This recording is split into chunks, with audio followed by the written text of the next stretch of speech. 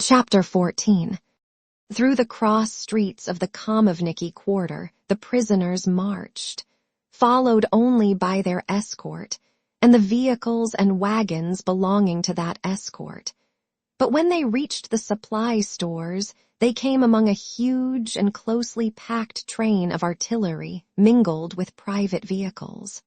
At the bridge they all halted, waiting for those in front to get across. From the bridge they had a view of endless lines of moving baggage trains before and behind them. To the right, where the Kaluga road turns near Neskuchny, endless rows of troops and carts stretched away into the distance.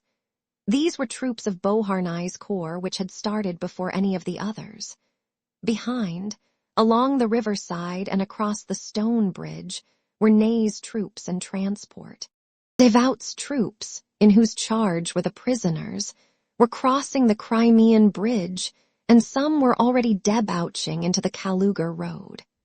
But the baggage trains stretched out so that the last of Beauharnais' train had not yet got out of Moscow and reached the Kaluga road, when the vanguard of Ney's army was already emerging from the great Ordinka street. When they had crossed the Crimean bridge, the prisoners moved a few steps forward, halted, and again moved on, and from all sides vehicles and men crowded closer and closer together. They advanced the few hundred paces that separated the bridge from the Kaluga road, taking more than an hour to do so, and came out upon the square where the streets of the Transmoskva ward and the Kaluga road converge, and the prisoners, jammed close together, had to stand for some hours at that crossway. From all sides, like the roar of the sea, were heard the rattle of wheels, the tramp of feet, and incessant shouts of anger and abuse. Pierre stood pressed against the wall of a charred house, listening to that noise which mingled in his imagination with the roll of the drumis. To get a better view, several officer prisoners climbed onto the wall of the half-burned house against which Pierre was leaning. What crowds, just look at the crowds. They've loaded goods even on the cannon. Look there, those are furs, they exclaimed. Just see what the blackguards have looted. There, see what that one has behind in the cart. Why, those are settings taken from some icons, by heaven. Oh, the rascals. See how that fellow has loaded himself up, he can hardly walk. Good Lord, they've even grabbed those chaises. See that fellow there sitting on the trunks. Heavens, they're fighting. That's right, hit him on the snout, on his snout. Like this we shan't get away before evening. Look there. Why, that must be Napoleon's own, see what horses, and the monograms with a crown, it's like a portable house. That fellow's dropped his sack and doesn't see it. Fighting again. A woman with a baby and not bad-looking either. Yes, I dare say that's the way they'll let you pass. Just look, there's no end to it. Russian wenches, by heaven, so they are. In carriages. See how comfortably they've settled themselves. Again, as at the church in Komovniki, a wave of general curiosity bore all the prisoners forward onto the road, and Pierre, thanks to his stature, saw over the heads of the others what so attracted their curiosity. In 3 carriages involved among the munition carts, closely squeezed together, sat women with rouged faces, dressed in glaring colors, who were shouting something in shrill voices. From the moment Pierre had recognized the appearance of the mysterious force, nothing had seemed to him strange or dreadful. Neither the corpse smeared with soot for fun, nor these women hurrying away, nor the burned ruins of Moscow. All that he now witnessed scarcely made an impression on him, as if his soul, making ready for a hard struggle, refused to receive impressions that might weaken it. The women's vehicles drove by. Behind them came more carts, soldiers, wagons, soldiers, gun carriages, soldiers, ammunition carts, more soldiers, and now and then women. Pierre did not see the people as individuals, but saw their movement. All these people and horses seemed driven forward by some invisible power. During the hour Pierre watched them, they all came flowing from the different streets with one and the same desire to get on quickly. They all jostled one another, began to grow angry and to fight. White teeth gleamed, brows frowned. Ever the same words of abuse flew from side to side, and all the faces bore the same swaggeringly resolute and coldly cruel expression that had struck Pierre that morning on the corporal's face when the drums were beating. It was not till nearly evening that the officer commanding the escort collected his men, and with shouts and quarrels forced his way in among the baggage trains. And the prisoners, hemmed in on all sides, emerged onto the Kaluga road. They marched very quickly, without resting, and halted only when the sun began to set. The baggage carts drew up close together, and the men began to prepare for their night's rest. They all appeared angry and dissatisfied. For a long time, oaths, angry shouts, and fighting could be heard from all sides. A carriage that followed the escort ran into one of the carts and knocked a hole in it with its pole. Several soldiers ran toward the cart from different sides. Some beat the carriage horses on their heads, turning them aside. Others fought among themselves, and Pierre saw that one German was badly wounded on the head by a sword.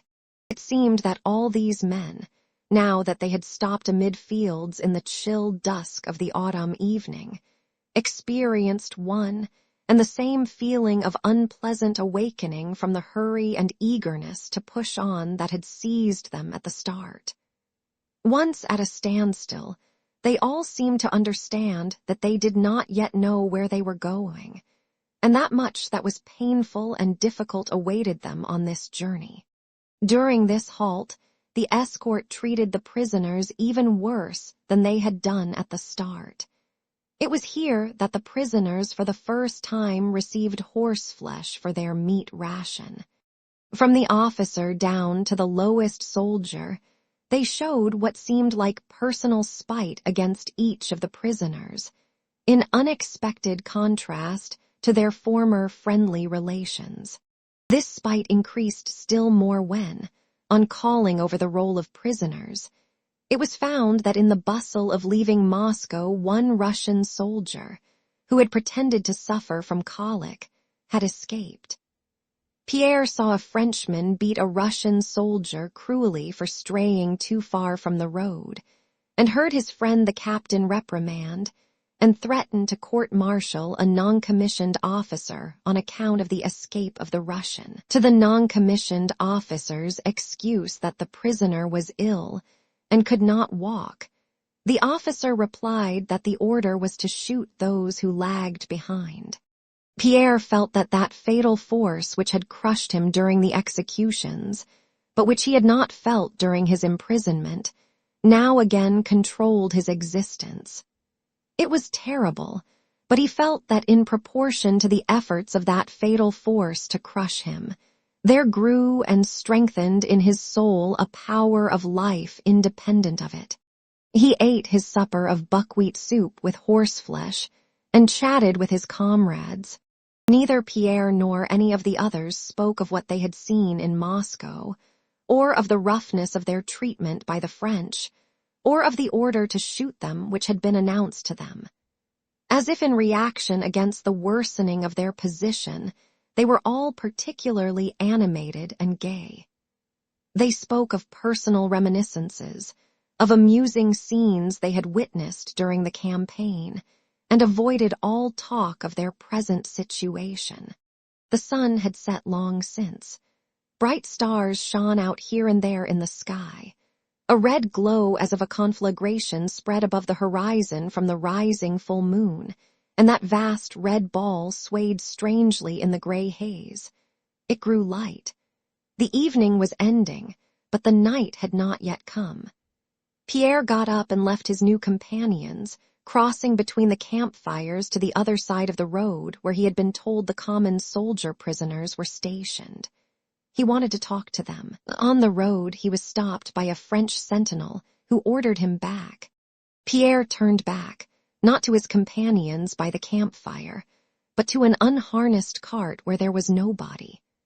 Tucking his legs under him and dropping his head, he sat down on the cold ground by the wheel of the cart and remained motionless a long while sunk in thought. Suddenly he burst out into a fit of his broad, good-natured laughter, so loud that men from various sides turned with surprise to see what this strange and evidently solitary laughter could mean. "Ha ha ha," laughed Pierre, and he said aloud to himself, "The soldier did not let me pass. They took me and shut me up. They hold me captive. What me, my immortal soul, ha ha ha ha ha ha." And he laughed till tears started to his eyes. A man got up and came to see what this queer big fellow was laughing at all by himself. Pierre stopped laughing, got up, went farther away from the inquisitive man, and looked around him. The huge, endless bivouac that had previously resounded with the crackling of campfires, and the voices of many men had grown quiet. The red campfires were growing paler and dying down. High up in the light sky hung the full moon. Forests and fields beyond the camp, unseen before, were now visible in the distance. And farther still, beyond those forests and fields, the bright, oscillating, limitless distance lured one to itself. Pierre glanced up at the sky and the twinkling stars in its far-away depths. "And all that is me, all that is within me, and it is all I," thought Pierre. "And they caught all that and put it into a shed boarded up with planks." He smiled and went and lay down to sleep beside his companions. Chapter 15. In the early days of October, another envoy came to Kutuzov with a letter from Napoleon proposing peace, and falsely dated from Moscow, though Napoleon was already not far from Kutuzov on the old Kaluga road. Kutuzov replied to this letter, as he had done to the one formerly brought by Lauriston, saying that there could be no question of peace. Soon after that a report was received from Dorokov's guerrilla detachment, operating to the left of Tarutino, that troops of Brausier's division had been seen at Forminsk, and that being separated from the rest of the French army, they might easily be destroyed. The soldiers and officers again demanded action. Generals on the staff, excited by the memory of the easy victory at Tarutino, urged Kutuzov to carry out Dorokov's suggestion. Kutuzov did not consider any offensive necessary. The result was a compromise which was inevitable. A small detachment was sent to Forminsk to attack Brausier. By a strange coincidence, this task, which turned out to be a most difficult and important one, was entrusted to Dokhtcharov. That same modest little Dokhtcharov whom no one had described to us as drawing up plans of battles, dashing about in front of regiments, showering crosses on batteries, and so on, and who was thought to be, and was spoken of as undecided and undiscerning, but whom we find commanding wherever the position was most difficult all through the Russo-French wars from Austerlitz to the year 1813. At Austerlitz he remained last at the Odgez Dam, rallying the regiments, saving what was possible when all were flying and perishing, and not a single general was left in the rear guard. Ill with fever, he went to Smolensk with 20,000 men to defend the town against Napoleon's whole army. In Smolensk, at the Malakhov Gate, he had hardly dozed off in a paroxysm of fever before he was awakened by the bombardment of the town, and Smolensk held out all day long. At the Battle of Borodino, when Bagration was killed and 9/10 of the men of our left flank had fallen, and the full force of the French artillery fire was directed against it, the man sent there was this same irresolute and undiscerning Dokhtcharov, Kutuzov hastening to rectify a mistake he had made by sending someone else there first. And the quiet little Dokhtcharov rode thither, and Borodino became the greatest glory of the Russian army. Many heroes have been described to us in verse and prose, but of Dokhcharov scarcely a word has been said. It was Dokhcharov again whom they sent to Forminsk, and from there to Malo Yaroslavets, the place where the last battle with the French was fought, and where the obvious disintegration of the French army began. And we are told of many geniuses and heroes of that period of the campaign, but of Dokhcharov nothing or very little is said, and that dubiously. And this silence about Dokhcharov is the clearest testimony to his merit. It is natural for a man who does not understand the workings of a machine to imagine that a shaving that has fallen into it by chance and is interfering with its action, and tossing about in it is its most important part. The man who does not understand the construction of the machine cannot conceive that the small connecting cogwheel which revolves quietly is one of the most essential parts of the machine, and not the shaving which merely harms and hinders the working. On the 10th of October, when Dokhcharov had gone halfway to Forminsk and stopped at the village of Aristovo, preparing faithfully to execute the orders he had received, the whole French army having, in its convulsive movement, reached Murat's position apparently in order to give battle, suddenly without any reason turned off to the left onto the new Kaluga road, and began to enter Forminsk, where only Broussier had been till then.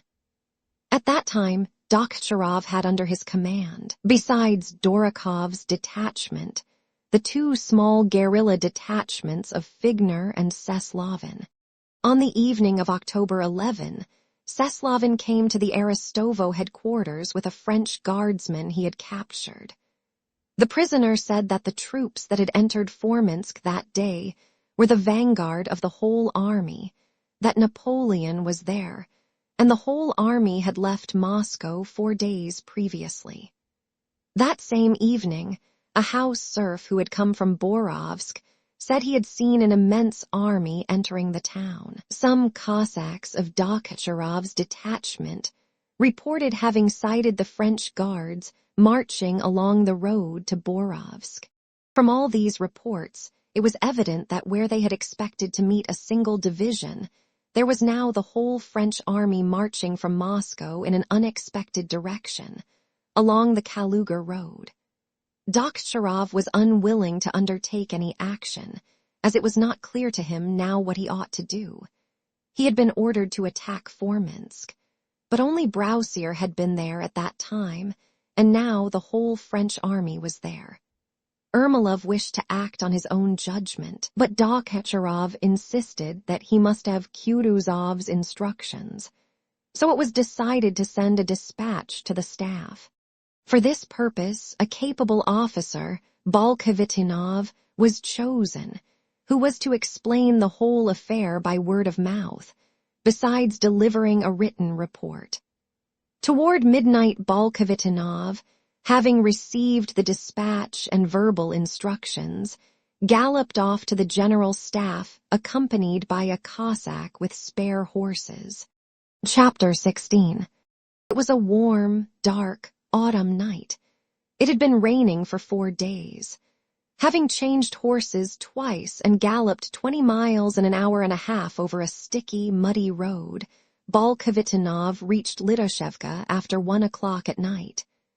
Dismounting at a cottage on whose wattle fence hung a signboard, General Staff, and throwing down his reins, he entered a dark passage.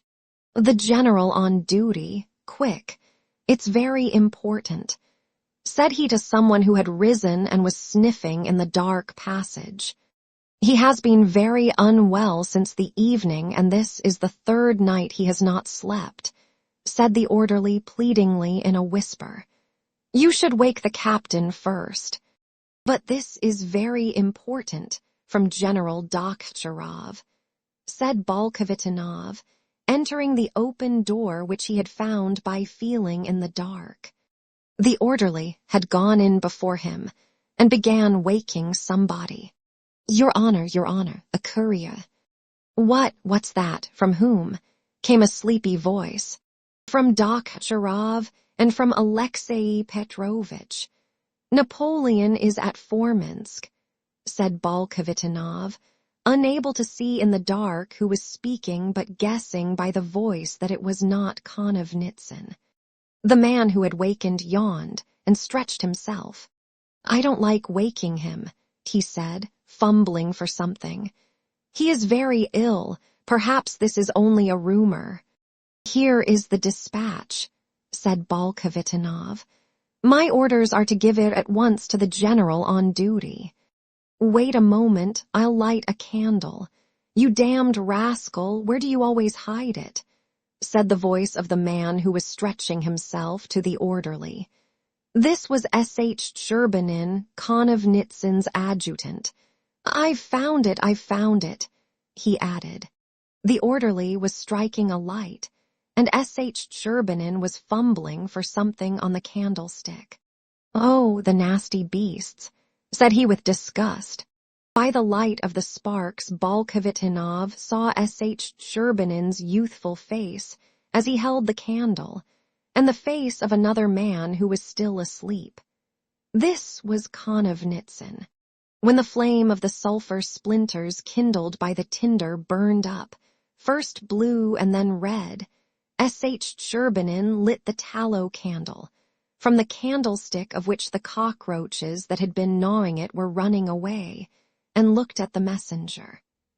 Bolkhovitinov was bespattered all over with mud, and had smeared his face by wiping it with his sleeve. Who gave the report? Inquired S.H. Cherbanin, taking the envelope. The news is reliable, said Bolkhovitinov. Prisoners, Cossacks, and the scouts all say the same thing. There's nothing to be done, we'll have to wake him, said S.H. Cherbanin, rising and going up to the man in the nightcap who lay covered by a greatcoat. Peter Petrovitch, said he. Konovnitsyn did not stir. To the general staff, he said with a smile, knowing that those words would be sure to arouse him. And in fact the head in the nightcap was lifted at once. On Konovnitsyn's handsome, resolute face with cheeks flushed by fever, there still remained for an instant a far-away, dreamy expression remote from present affairs. But then he suddenly started, and his face assumed its habitual calm and firm appearance. Well, what is it? From whom? He asked immediately but without hurry, blinking at the light. While listening to the officer's report, Konovnitsyn broke the seal and read the dispatch. Hardly had he done so before he lowered his legs in their woolen stockings to the earthen floor and began putting on his boots. Then he took off his nightcap, combed his hair over his temples, and donned his cap. Did you get here quickly? Let us go to His Highness. Konovnitsyn had understood at once that the news brought was of great importance, and that no time must be lost. He did not consider or ask himself whether the news was good or bad. That did not interest him. He regarded the whole business of the war not with his intelligence or his reason, but by something else. There was within him a deep, unexpressed conviction that all would be well, but that one must not trust to this and still less speak about it, but must only attend to one's own work. And he did his work, giving his whole strength to the task. Peter Petrovitch Konovnitsyn, like Dokhtcherov, seems to have been included merely for propriety's sake in the list of the so-called heroes of 1812. The Barclays, Raevskis, Ermolovs, Platovs, and Miloradoviches. Like Dokhtcherov, he had the reputation of being a man of very limited capacity and information, and like Dokhtcherov, he never made plans of battle, but was always found where the situation was most difficult. Since his appointment as general on duty, he had always slept with his door open, giving orders that every messenger should be allowed to wake him up. In battle he was always under fire, so that Kutuzov reproved him for it and feared to send him to the front. And like Dokhtcharov, he was one of those unnoticed cogwheels that, without clatter or noise, constitute the most essential part of the machine. Coming out of the hut into the damp, dark night, Konevnitsin frowned, partly from an increased pain in his head, and partly at the unpleasant thought that occurred to him, of how all that nest of influential men on the staff would be stirred up by this news, especially Bennigsen, who ever since Tarutino had been at daggers drawn with Kutuzov, and how they would make suggestions, quarrel, issue orders, and rescind them. And this premonition was disagreeable to him, though he knew it could not be helped. And in fact Toll, to whom he went to communicate the news, immediately began to expound his plans to a general sharing his quarters, until Konevnitsin, who listened in weary silence, reminded him that they must go to see His Highness. Chapter 17. Kutuzov, like all old people, did not sleep much at night. He often fell asleep unexpectedly in the daytime, but at night, lying on his bed without undressing, he generally remained awake thinking. So he lay now on his bed, supporting his large, heavy, scarred head on his plump hand, with his one eye open, meditating and peering into the darkness. Since Bennigsen, who corresponded with the Emperor and had more influence than anyone else on the staff, had begun to avoid him, Kutuzov was more at ease as to the possibility of himself and his troops being obliged to take part in useless aggressive movements. The lesson of the Tarutino battle and of the day before it, which Kutuzov remembered with pain, must, he thought, have some effect on others too. They must understand that we can only lose by taking the offensive. Patience and time are my warriors, my champions, thought Kutuzov. He knew that an apple should not be plucked while it is green. It will fall of itself when ripe, but if picked unripe the apple is spoiled, the tree is harmed, and your teeth are set on edge. Like an experienced sportsman, he knew that the beast was wounded, and wounded as only the whole strength of Russia could have wounded it. But whether it was mortally wounded or not was still an undecided question. Now, by the fact of Lauriston and Barthélemy having been sent, and by the reports of the guerrillas, Kutuzov was almost sure that the wound was mortal. But he needed further proofs, and it was necessary to wait. They want to run to see how they have wounded it. Wait and we shall see. Continual maneuvers, continual advances. Thought he. What for? Only to distinguish themselves, as if fighting were fun. They are like children from whom one can't get any sensible account of what has happened because they all want to show how well they can fight. But that's not what is needed now. And what ingenious maneuvers they all propose to me. It seems to them that when they have thought of 2 or 3 contingencies. He remembered the general plan sent him from Petersburg. They have foreseen everything. But the contingencies are endless.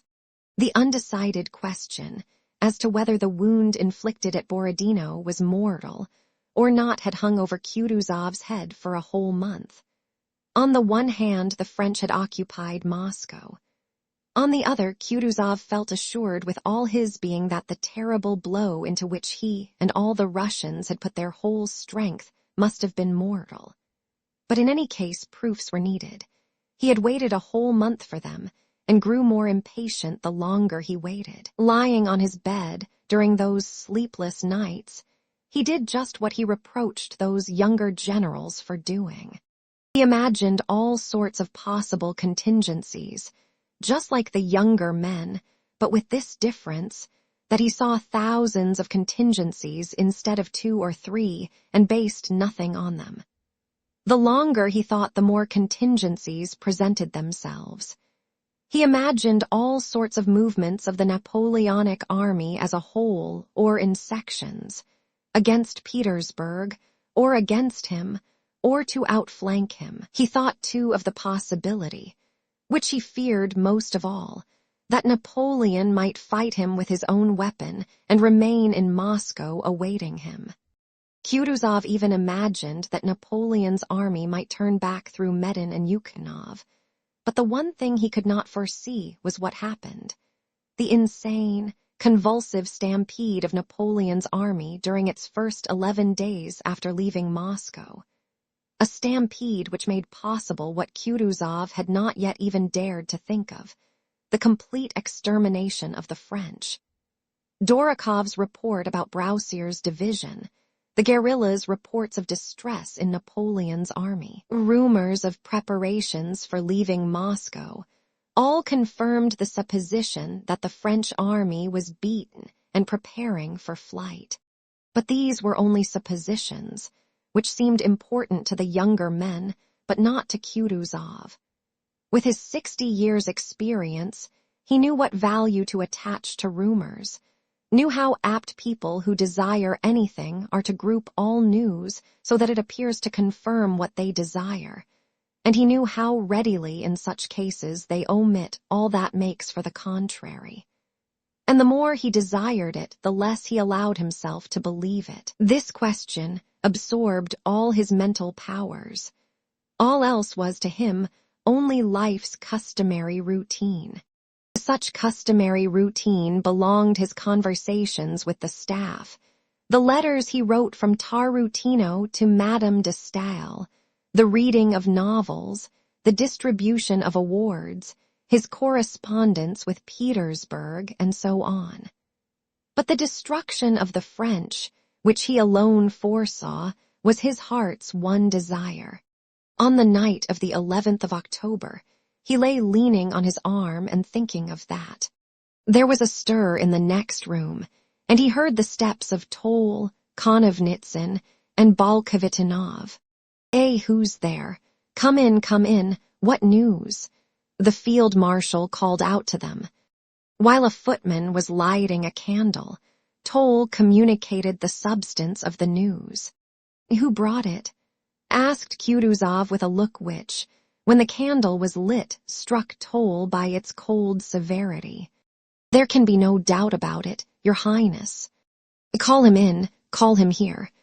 Kutuzov sat up with one leg hanging down from the bed, and his big paunch resting against the other, which was doubled under him.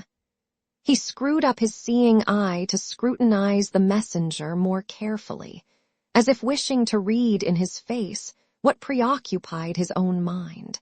Tell me, friend," said he to Balkavitinov in his low, aged voice, as he pulled together the shirt which gaped open on his chest. "Come nearer, nearer. What news have you brought me? That Napoleon has left Moscow. Are you sure? Balkavitinov gave a detailed account from the beginning of all he had been told to report. "Speak quicker, don't torture me." Kutuzov interrupted him. Balkavitinov told him everything and was then silent, awaiting instructions. Toll was beginning to say something, but Kutuzov checked him.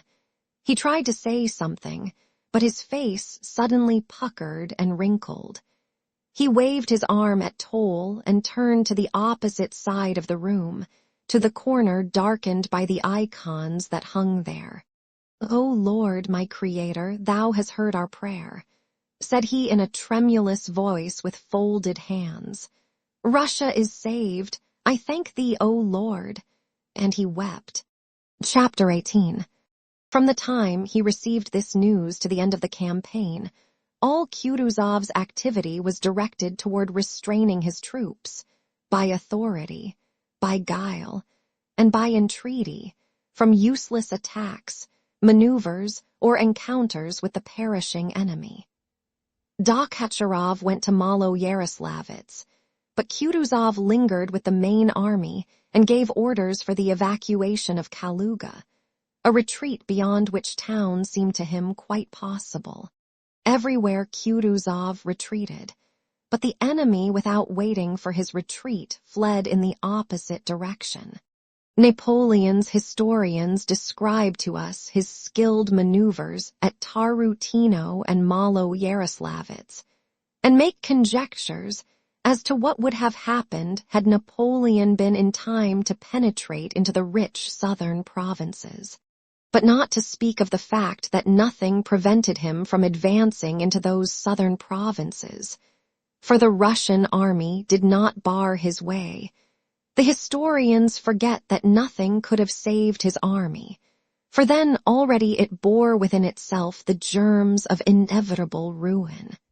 How could that army, which had found abundant supplies in Moscow and had trampled them underfoot instead of keeping them, and on arriving at Smolensk had looted provisions instead of storing them, how could that army recuperate in Kaluga province, which was inhabited by Russians such as those who lived in Moscow, and where fire had the same property of consuming what was set ablaze? That army could not recover anywhere. Since the Battle of Borodino and the pillage of Moscow, it had borne within itself, as it were, the chemical elements of dissolution. The members of what had once been an army, Napoleon himself and all his soldiers, fled without knowing whither, each concerned only to make his escape as quickly as possible from this position, of the hopelessness of which they were all more or less vaguely conscious. So it came about that at the council at Malo Yaroslavets, when the generals pretending to confer together expressed various opinions, all mouths were closed by the opinion uttered by the simple-minded soldier Mountain, who, speaking last, said what they all felt, that the one thing needful was to get away as quickly as possible, and no one, not even Napoleon, could say anything against that truth which they all recognized. But though they all realized that it was necessary to get away, there still remained a feeling of shame at admitting that they must flee. An external shock was needed to overcome that shame, and this shock came in due time. It was what the French called la aura de l'empereur.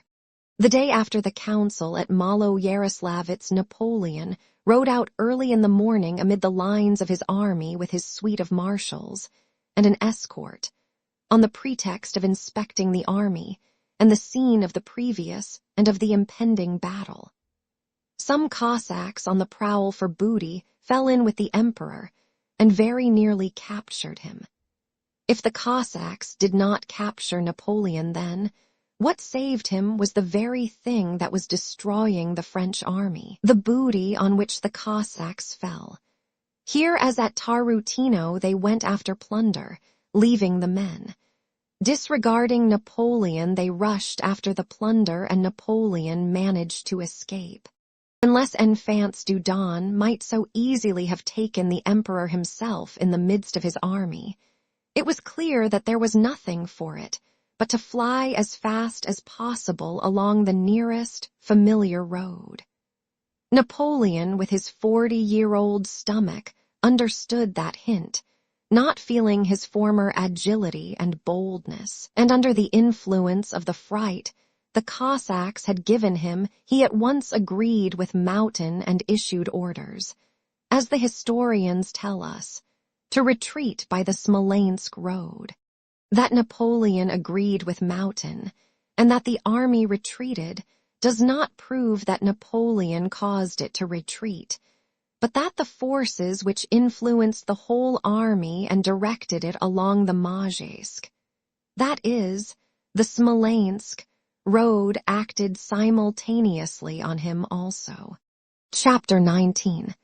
A man in motion always devises an aim for that motion. To be able to go 1,000 miles, he must imagine that something good awaits him at the end of those 1,000 miles. One must have the prospect of a promised land to have the strength to move. The promised land for the French during their advance had been Moscow. During their retreat, it was their native land. But that native land was too far off, and for a man going 1,000 miles, it is absolutely necessary to set aside his final goal and to say to himself, "Today, I shall get to a place 25 miles off where I shall rest and spend the night." And during the first day's journey, that resting place eclipses his ultimate goal and attracts all his hopes and desires. And the impulses felt by a single person are always magnified in a crowd. For the French retreating along the old Smolensk road, the final goal, their native land, was too remote, and their immediate goal was Smolensk, toward which all their desires and hopes, enormously intensified in the mass, urged them on. It was not that they knew that much food and fresh troops awaited them in Smolensk, nor that they were told so. On the contrary, their superior officers, and Napoleon himself, knew that provisions were scarce there, but because this alone could give them strength to move on and endure their present privations. So both those who knew and those who did not know deceived themselves and pushed on to Smolensk as to a promised land. Coming out onto the high road, the French fled with surprising energy and unheard-of rapidity toward the goal they had fixed on. Besides the common impulse which bound the whole crowd of French into one mass and supplied them with a certain energy, there was another cause binding them together, their great numbers. As with the physical law of gravity, their enormous mass drew the individual human atoms to itself. In their hundreds of thousands they moved like a whole nation. Each of them desired nothing more than to give himself up as a prisoner to escape from all this horror and misery. But on the one hand, the force of this common attraction to Smolensk, their goal, drew each of them in the same direction. On the other hand, an army corps could not surrender to a company, and though the French availed themselves of every convenient opportunity to detach themselves and to surrender on the slightest decent pretext, such pretexts did not always occur. Their very numbers and their crowded and swift movement deprived them of that possibility and rendered it not only difficult but impossible for the Russians to stop this movement, to which the French were directing all their energies. Beyond a certain limit, no mechanical disruption of the body could hasten the process of decomposition. A lump of snow cannot be melted instantaneously. There is a certain limit of time in less than which no amount of heat can melt the snow. On the contrary, the greater the heat, the more solidified the remaining snow becomes. Of the Russian commanders, Kutuzov alone understood this. When the flight of the French army along the Smolensk road became well defined, what Konovnitsyn had foreseen on the night of the 11th of October began to occur. The superior officers all wanted to distinguish themselves, to cut off, to seize, to capture, and to overthrow the French, and all clamored for action. Kutuzov alone used all his power, and such power is very limited in the case of any commander-in-chief to prevent an attack.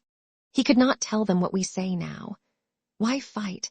Why block the road, losing our own men and inhumanly slaughtering unfortunate wretches? What is the use of that, when a third of their army has melted away on the road from Moscow to Vyazma without any battle? But drawing from his aged wisdom what they could understand, he told them of the Golden Bridge, and they laughed at and slandered him, flinging themselves on, rending and exulting over the dying beast. Ermolov, Miloradovich, Platov, and others in proximity to the French near Vyazma could not resist their desire to cut off and break up two French corps, and by way of reporting their intention to Kutuzov, they sent him a blank sheet of paper in an envelope. And try as Kutuzov might to restrain the troops, our men attacked, trying to bar the road. Infantry regiments, we are told, advanced to the attack with music and with drums beating, and killed and lost thousands of men.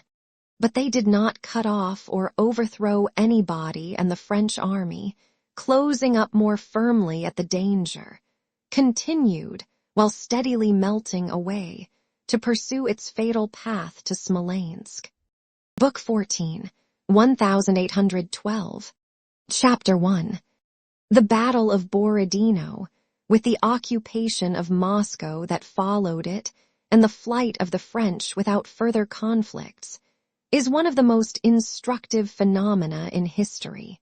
All historians agree that the external activity of states and nations in their conflicts with one another is expressed in wars, and that as a direct result of greater or less success in war, the political strength of states and nations increases or decreases.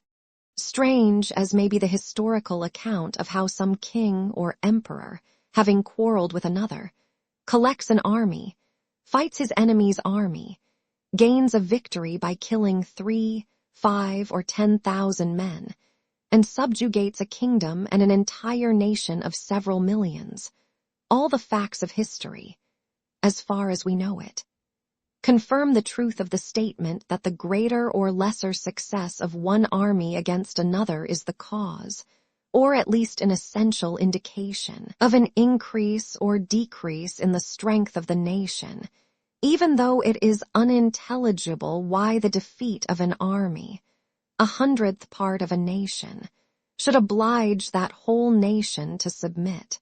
An army gains a victory, and at once the rights of the conquering nation have increased to the detriment of the defeated.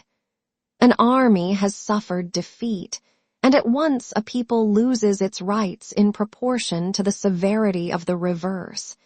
And if its army suffers a complete defeat, the nation is quite subjugated.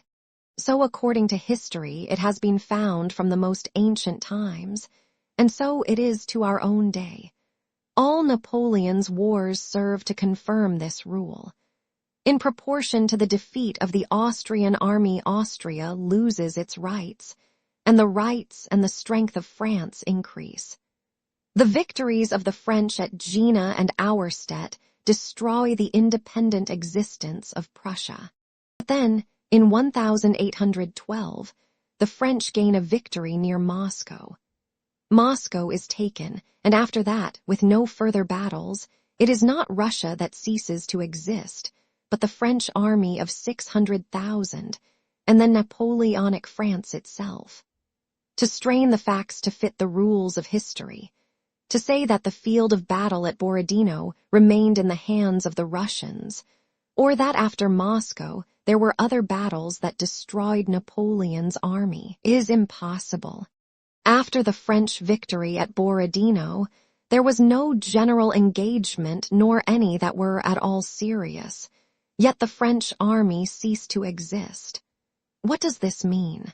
If it were an example taken from the history of China, we might say that it was not an historic phenomenon, which is the historian's usual expedient when anything does not fit their standards.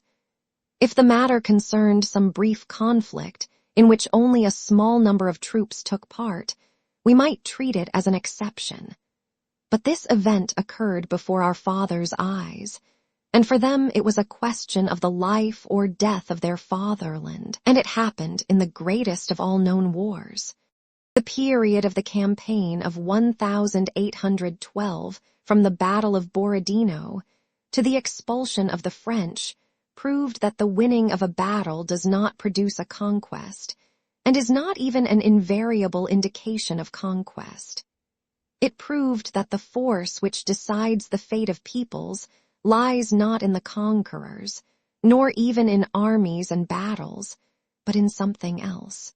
The French historians, describing the condition of the French army before it left Moscow, affirm that all was in order in the Grand Army, except the cavalry, the artillery, and the transport. There was no forage for the horses or the cattle. That was a misfortune no one could remedy, for the peasants of the district burned their hay rather than let the French have it. The victory gained did not bring the usual results because the peasants carp and vlas. who after the French had evacuated Moscow drove in their carts to pillage the town, and in general personally failed to manifest any heroic feelings, and the whole innumerable multitude of such peasants did not bring their hay to Moscow for the high price offered them, but burned it instead. Let us imagine two men who have come out to fight a duel with rapiers according to all the rules of the art of fencing. The fencing has gone on for some time. Suddenly, one of the combatants, feeling himself wounded and understanding that the matter is no joke but concerns his life, throws down his rapier, and seizing the first cudgel that comes to hand, begins to brandish it. Then let us imagine that the combatant, who so sensibly employed the best and simplest means to attain his end, was at the same time influenced by traditions of chivalry, and, desiring to conceal the facts of the case, insisted that he had gained his victory with the rapier according to all the rules of art. One can imagine what confusion and obscurity would result from such an account of the duel. The fencer who demanded a contest according to the rules of fencing was the French army. His opponent who threw away the rapier and snatched up the cudgel was the Russian people. Those who try to explain the matter according to the rules of fencing are the historians who have described the event. After the burning of Smolensk, a war began which did not follow any previous traditions of war. The burning of towns and villages, the retreats after battles, the blow dealt at Borodino and the renewed retreat, the burning of Moscow, the capture of marauders, the seizure of transports, and the guerrilla war were all departures from the rules.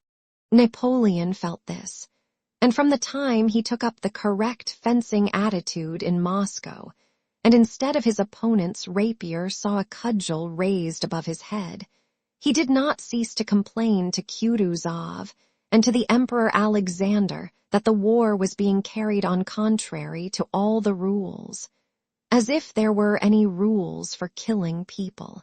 In spite of the complaints of the French as to the non-observance of the rules, in spite of the fact that to some highly placed Russians it seemed rather disgraceful to fight with a cudgel, and they wanted to assume a pose en quarte or en tierce according to all the rules, and to make an adroit thrust en prime, and so on.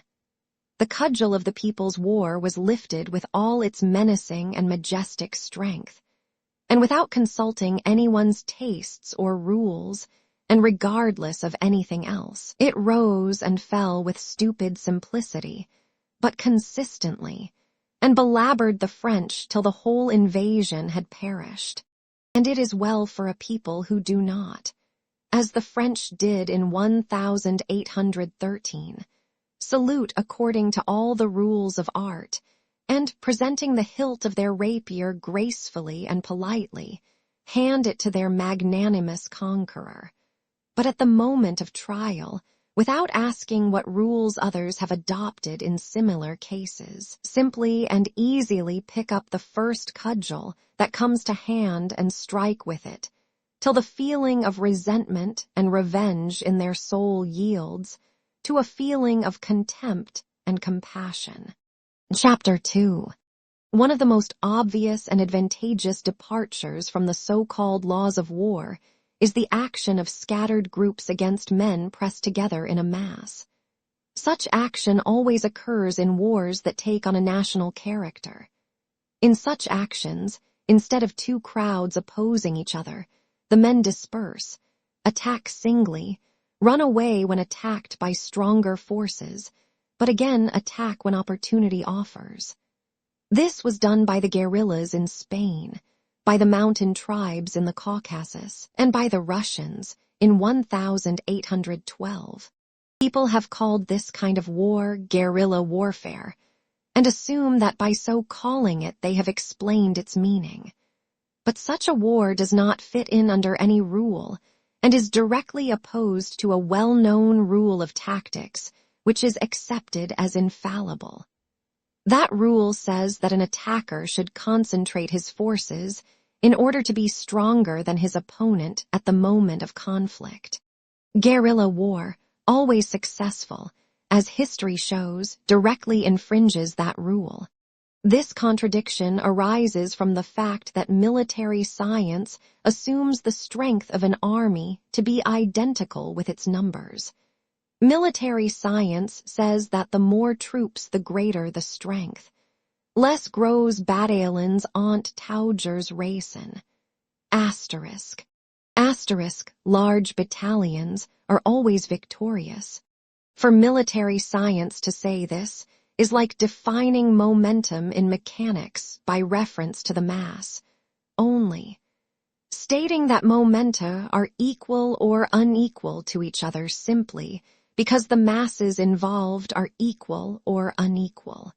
Momentum, quantity of motion, is the product of mass and velocity. In military affairs, the strength of an army is the product of its mass and some unknown x. Military science, seeing in history innumerable instances of the fact that the size of any army does not coincide with its strength, and that small detachments defeat larger ones, obscurely admits the existence of this unknown factor and tries to discover it. Now in a geometric formation, now in the equipment employed now, and most usually in the genius of the commanders. But the assignment of these various meanings to the factor does not yield results which accord with the historic facts. Yet it is only necessary to abandon the false view, adopted to gratify the heroes, of the efficacy of the directions issued in wartime by commanders, in order to find this unknown quantity. That unknown quantity is the spirit of the army. That is to say, the greater or lesser readiness to fight and face danger felt by all the men composing an army, quite independently of whether they are, or are not, fighting under the command of a genius, in 2- or 3-line formation, with cudgels or with rifles that repeat 30 times a minute. Men who want to fight will always put themselves in the most advantageous conditions for fighting. The spirit of an army is the factor which, multiplied by the mass, gives the resulting force. To define and express the significance of this unknown factor, the spirit of an army, is a problem for science. This problem is only solvable if we cease arbitrarily to substitute for the unknown X itself the conditions under which that force becomes apparent, such as the commands of the general, the equipment employed, and so on, mistaking these for the real significance of the factor. And if we recognize this unknown quantity in its entirety as being the greater or lesser desire to fight and to face danger, only then, expressing known historic facts by equations and comparing the relative significance of this factor, can we hope to define the unknown. 10 men, battalions, or divisions, fighting 15 men, battalions, or divisions, conquer, that is, kill or take captive, all the others, while themselves losing 4, so that on the one side 4 and on the other 15 were lost. Consequently, the 4 were equal to the 15, and therefore 4x equals 15y. Consequently, x/y equals 15/4. This equation does not give us the value of the unknown factor, but gives us a ratio between 2 unknowns. And by bringing variously selected historic units, battles, campaigns, periods of war, into such equations, a series of numbers could be obtained in which certain laws should exist and might be discovered. The tactical rule that an army should act in masses when attacking, and in smaller groups in retreat, unconsciously confirms the truth that the strength of an army depends on its spirit. To lead men forward under fire more discipline, obtainable only by movement in masses, is needed than is needed to resist attacks. But this rule, which leaves out of account the spirit of the army, continually proves incorrect, and is in particularly striking contrast to the facts when some strong rise or fall in the spirit of the troops occurs, as in all national wars. The French, retreating in 1812, though according to tactics they should have separated into detachments to defend themselves, congregated into a mass because the spirit of the army had so fallen that only the mass held the army together. The Russians, on the contrary, ought according to tactics to have attacked in mass, but in fact they split up into small units because their spirit had so risen that separate individuals, without orders, dealt blows at the French, without needing any compulsion to induce them to expose themselves to hardships and dangers. Chapter 3. The so-called partisan war began with the entry of the French into Smolensk. Before partisan warfare had been officially recognized by the government, thousands of enemy stragglers, marauders, and foragers had been destroyed by the Cossacks, and the peasants, who killed them off as instinctively as dogs worry a stray mad dog to death. Denis Davidov, with his Russian instinct, was the first to recognize the value of this terrible cudgel, which regardless of the rules of military science destroyed the French, and to him belongs the credit for taking the first step toward regularizing this method of warfare. On August 24, Davidov's first partisan detachment was formed, and then others were recognized. The further the campaign progressed, the more numerous these detachments became. The irregulars destroyed the great army piecemeal. They gathered the fallen leaves that dropped of themselves from that withered tree, the French army, and sometimes shook that tree itself. By October, when the French were fleeing toward Smolensk, there were hundreds of such companies of various sizes and characters. There were some that adopted all the army methods and had infantry, artillery, staffs, and the comforts of life. Others consisted solely of Cossack cavalry. There were also small scratch groups of foot and horse, and groups of peasants and landowners that remained unknown. A sacristan commanded one party which captured several hundred prisoners in the course of a month. And there was Vasilissa, the wife of a village elder, who slew hundreds of the French. The partisan warfare flamed up most fiercely in the latter days of October. Its first period had passed, when the partisans themselves, amazed at their own boldness, feared every minute to be surrounded and captured by the French, and hid in the forests without unsaddling, hardly daring to dismount and always expecting to be pursued. By the end of October, this kind of warfare had taken definite shape. It had become clear to all what could be ventured against the French and what could not. Now only the commanders of detachments with staffs, and moving according to rules at a distance from the French, still regarded many things as impossible. The small bands that had started their activities long before and had already observed the French closely considered things possible which the commanders of the big detachments did not dare to contemplate. The Cossacks and peasants who crept in among the French now considered everything possible.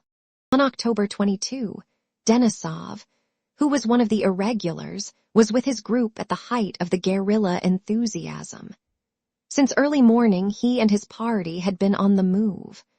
All day long he had been watching from the forest that skirted the highroad a large French convoy of cavalry baggage and Russian prisoners separated from the rest of the army, which, as was learned from spies and prisoners, was moving under a strong escort to Smolensk. Besides Denisov and Dolokhov, who also led a small party and moved in Denisov's vicinity, the commanders of some large divisions with staffs also knew of this convoy, and, as Denisov expressed it, were sharpening their teeth for it. Two of the commanders of large parties, one a Pole and the other a German, sent invitations to Denisov almost simultaneously, requesting him to join up with their divisions to attack the convoy.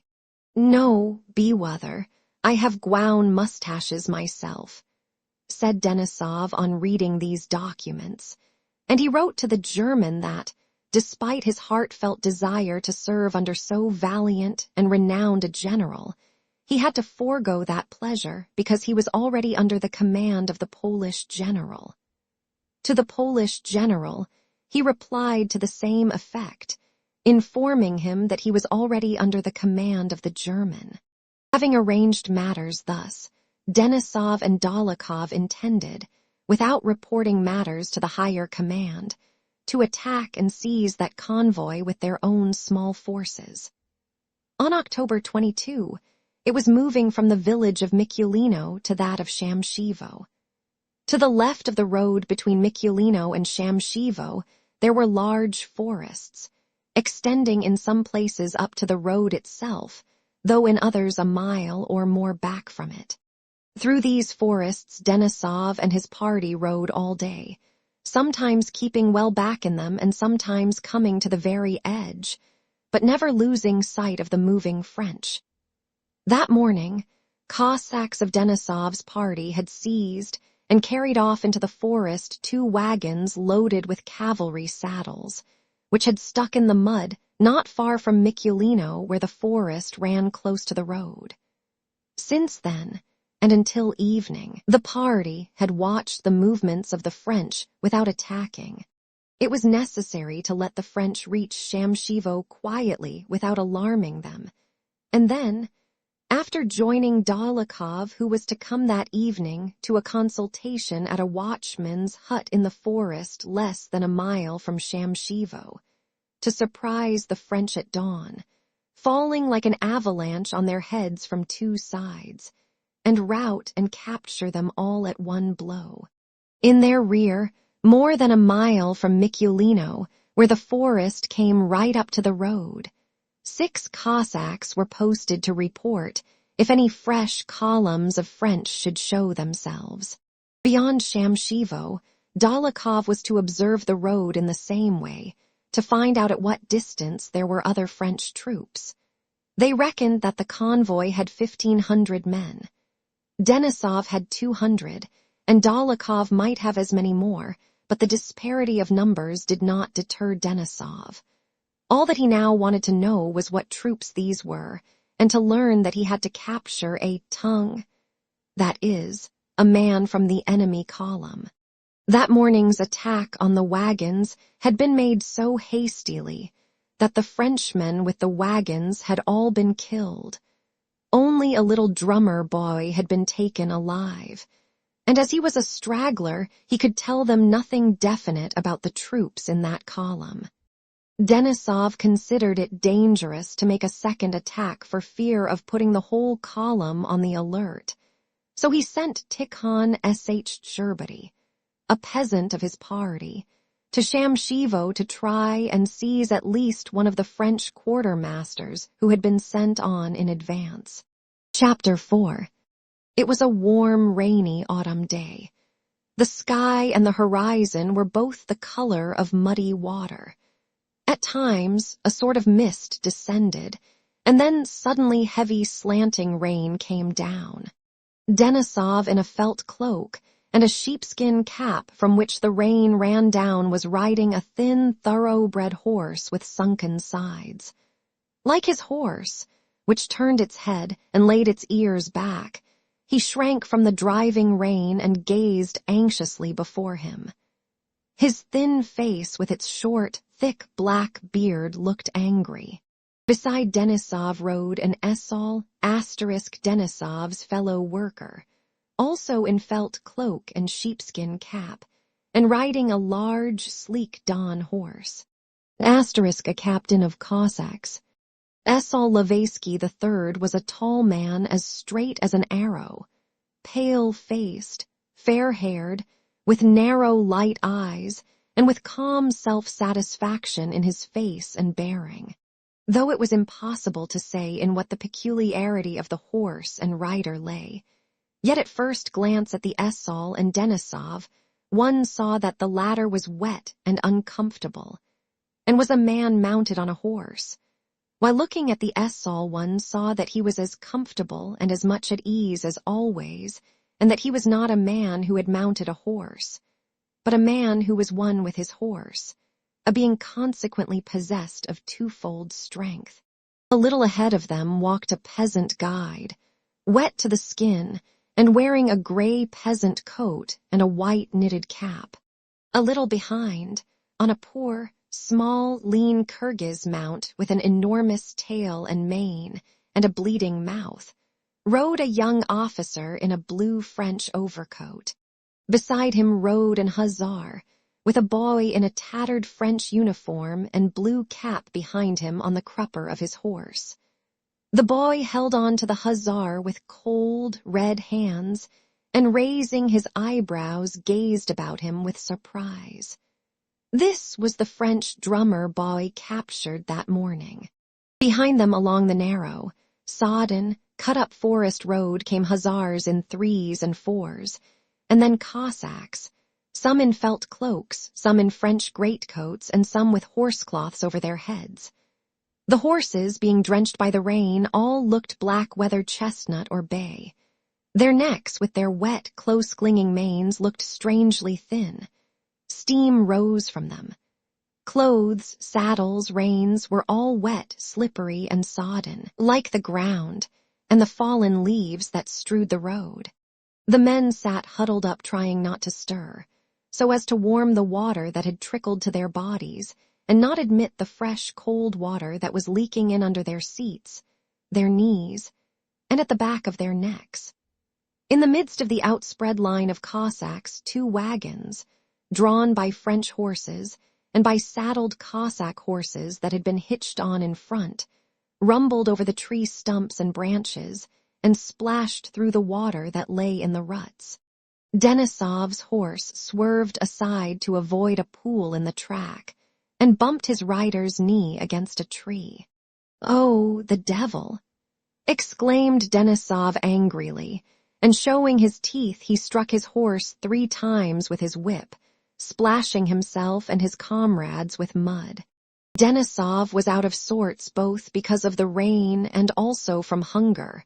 None of them had eaten anything since morning, and yet more because he still had no news from Dolokhov, and the man sent to capture a tongue had not returned.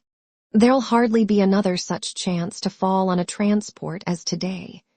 It's too risky to attack them by oneself, and if we put it off till another day, one of the big guerrilla detachments will snatch the prey from under our noses, thought Denisov, continually peering forward, hoping to see a messenger from Dolokhov. On coming to a path in the forest along which he could see far to the right, Denisov stopped. "There's someone coming," said he. The Esaul looked in the direction Denisov indicated. "There are 2, an officer and a Cossack, but it is not presupposable that it is the lieutenant colonel himself," said the Esaul, who was fond of using words the Cossacks did not know. The approaching riders, having descended a decline, were no longer visible, but they reappeared a few minutes later. In front, at a weary gallop and using his leather whip, rode an officer, disheveled and drenched, whose trousers had worked up to above his knees. Behind him, standing in the stirrups, trotted a Cossack. The officer, a very young lad with a broad rosy face and keen merry eyes, galloped up to Denisov and handed him a sodden envelope. "From the general," said the officer. "Please excuse its not being quite dry." Denisov, frowning, took the envelope and opened it. "There they kept telling us, it's dangerous, said the officer, addressing the Esaul while Denisov was reading the dispatch. "But Komarov and I," he pointed to the Cossack, "were prepared. We have each of us 2 pistols. But what's this?" he asked, noticing the French drummer boy. "A prisoner, you've already been in action, may I speak to him?" "Wostov, Peria," exclaimed Denisov, having run through the dispatch. "Why didn't you say who you were?" And turning with a smile, he held out his hand to the lad. The officer was Peria Rostov. All the way, Peria had been preparing himself to behave with Denisov as befitted a grown-up man and an officer, without hinting at their previous acquaintance. But as soon as Denisov smiled at him, Peria brightened up, blushed with pleasure, forgot the official manner he had been rehearsing, and began telling him how he had already been in a battle near Vyazma and how a certain hussar had distinguished himself there. "Well, I am glad to see you," Denisov interrupted him, and his face again assumed its anxious expression. "Michael Fikletich," said he to the esaul, "this is again Efwam, that German, you know. He indicated Peria, is serving under him." And Denisov told the esaul that the dispatch just delivered was a repetition of the German general's demand that he should join forces with him for an attack on the transport. "If we don't take it tomorrow, he'll snatch it Efwam under our noses," he added. While Denisov was talking to the esaul, Peria, abashed by Denisov's cold tone and supposing that it was due to the condition of his trousers, furtively tried to pull them down under his greatcoat so that no one should notice it, while maintaining as martial an air as possible. "Will there be any orders, Your Honor?" he asked Denisov, holding his hand at the salute and resuming the game of adjutant and general for which he had prepared himself. "Or shall I remain with Your Honor?" "Orders," Denisov repeated thoughtfully. "But can you stay till tomorrow?" "Oh, please, may I stay with you?" cried Peria. "But just what did the general tell you? To Wern at once?" asked Denisov. Peria blushed. "He gave me no instructions. I think I could," he returned inquiringly. "Well, all right," said Denisov. And turning to his men, he directed a party to go on to the halting place arranged near the watchman's hut in the forest, and told the officer on the Kyrgyz horse, who performed the duties of an adjutant, to go and find out where Dolokhov was and whether he would come that evening. Denisov himself intended going with the esaul and Peria to the edge of the forest where it reached out to Shamshivo, to have a look at the part of the French bivouac they were to attack next day. "Well, old fellow," said he to the peasant guide, "lead us to Shamshivo." Denisov, Peria, and the esaul, accompanied by some Cossacks and the hussar who had the prisoner, rode to the left across a ravine to the edge of the forest. Chapter 5. The rain had stopped, and only the mist was falling in drops from the trees. Denisov, the esaul, and Peria rode silently, following the peasant in the knitted kapu, stepping lightly with out-turned toes and moving noiselessly in his bast shoes over the roots and wet leaves, silently led them to the edge of the forest. He ascended an incline, stopped, looked about him, and advanced to where the screen of trees was less dense. On reaching a large oak tree that had not yet shed its leaves, he stopped and beckoned mysteriously to them with his hand. Denisov and Peria rode up to him. From the spot where the peasant was standing they could see the French. Immediately beyond the forest, on a downward slope, lay a field of spring rye. To the right, beyond a steep ravine, was a small village and a landowner's house with a broken roof. In the village, in the house, in the garden, by the well, by the pond, over all the rising ground, and all along the road uphill from the bridge leading to the village, not more than 500 yards away, crowds of men could be seen through the shimmering mist. Their un-Russian shouting at their horses which were straining uphill with the carts, and their calls to one another, could be clearly heard. "Bewing the prisoner here," said Denisov in a low voice, not taking his eyes off the French. A Cossack dismounted, lifted the boy down, and took him to Denisov. Pointing to the French troops, Denisov asked him what these and those of them were. The boy, thrusting his cold hands into his pockets and lifting his eyebrows, looked at Denisov in affright, but in spite of an evident desire to say all he knew, gave confused answers, merely assenting to everything Denisov asked him. Denisov turned away from him frowning and addressed the esaul, conveying his own conjectures to him.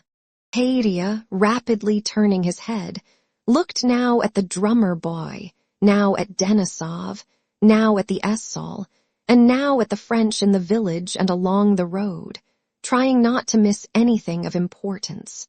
"Whether Dolokhov comes or not, we must seize it, eh?" said Denisov with a merry sparkle in his eyes. "It is a very suitable spot," said the esaul. "We'll send the infantry down by the swamps," Denisov continued. "They'll see weep up to the garden, you'll wide up Efwam there with the Cossacks." He pointed to a spot in the forest beyond the village. "And I with my hussars Efwam here, and at the signal shot."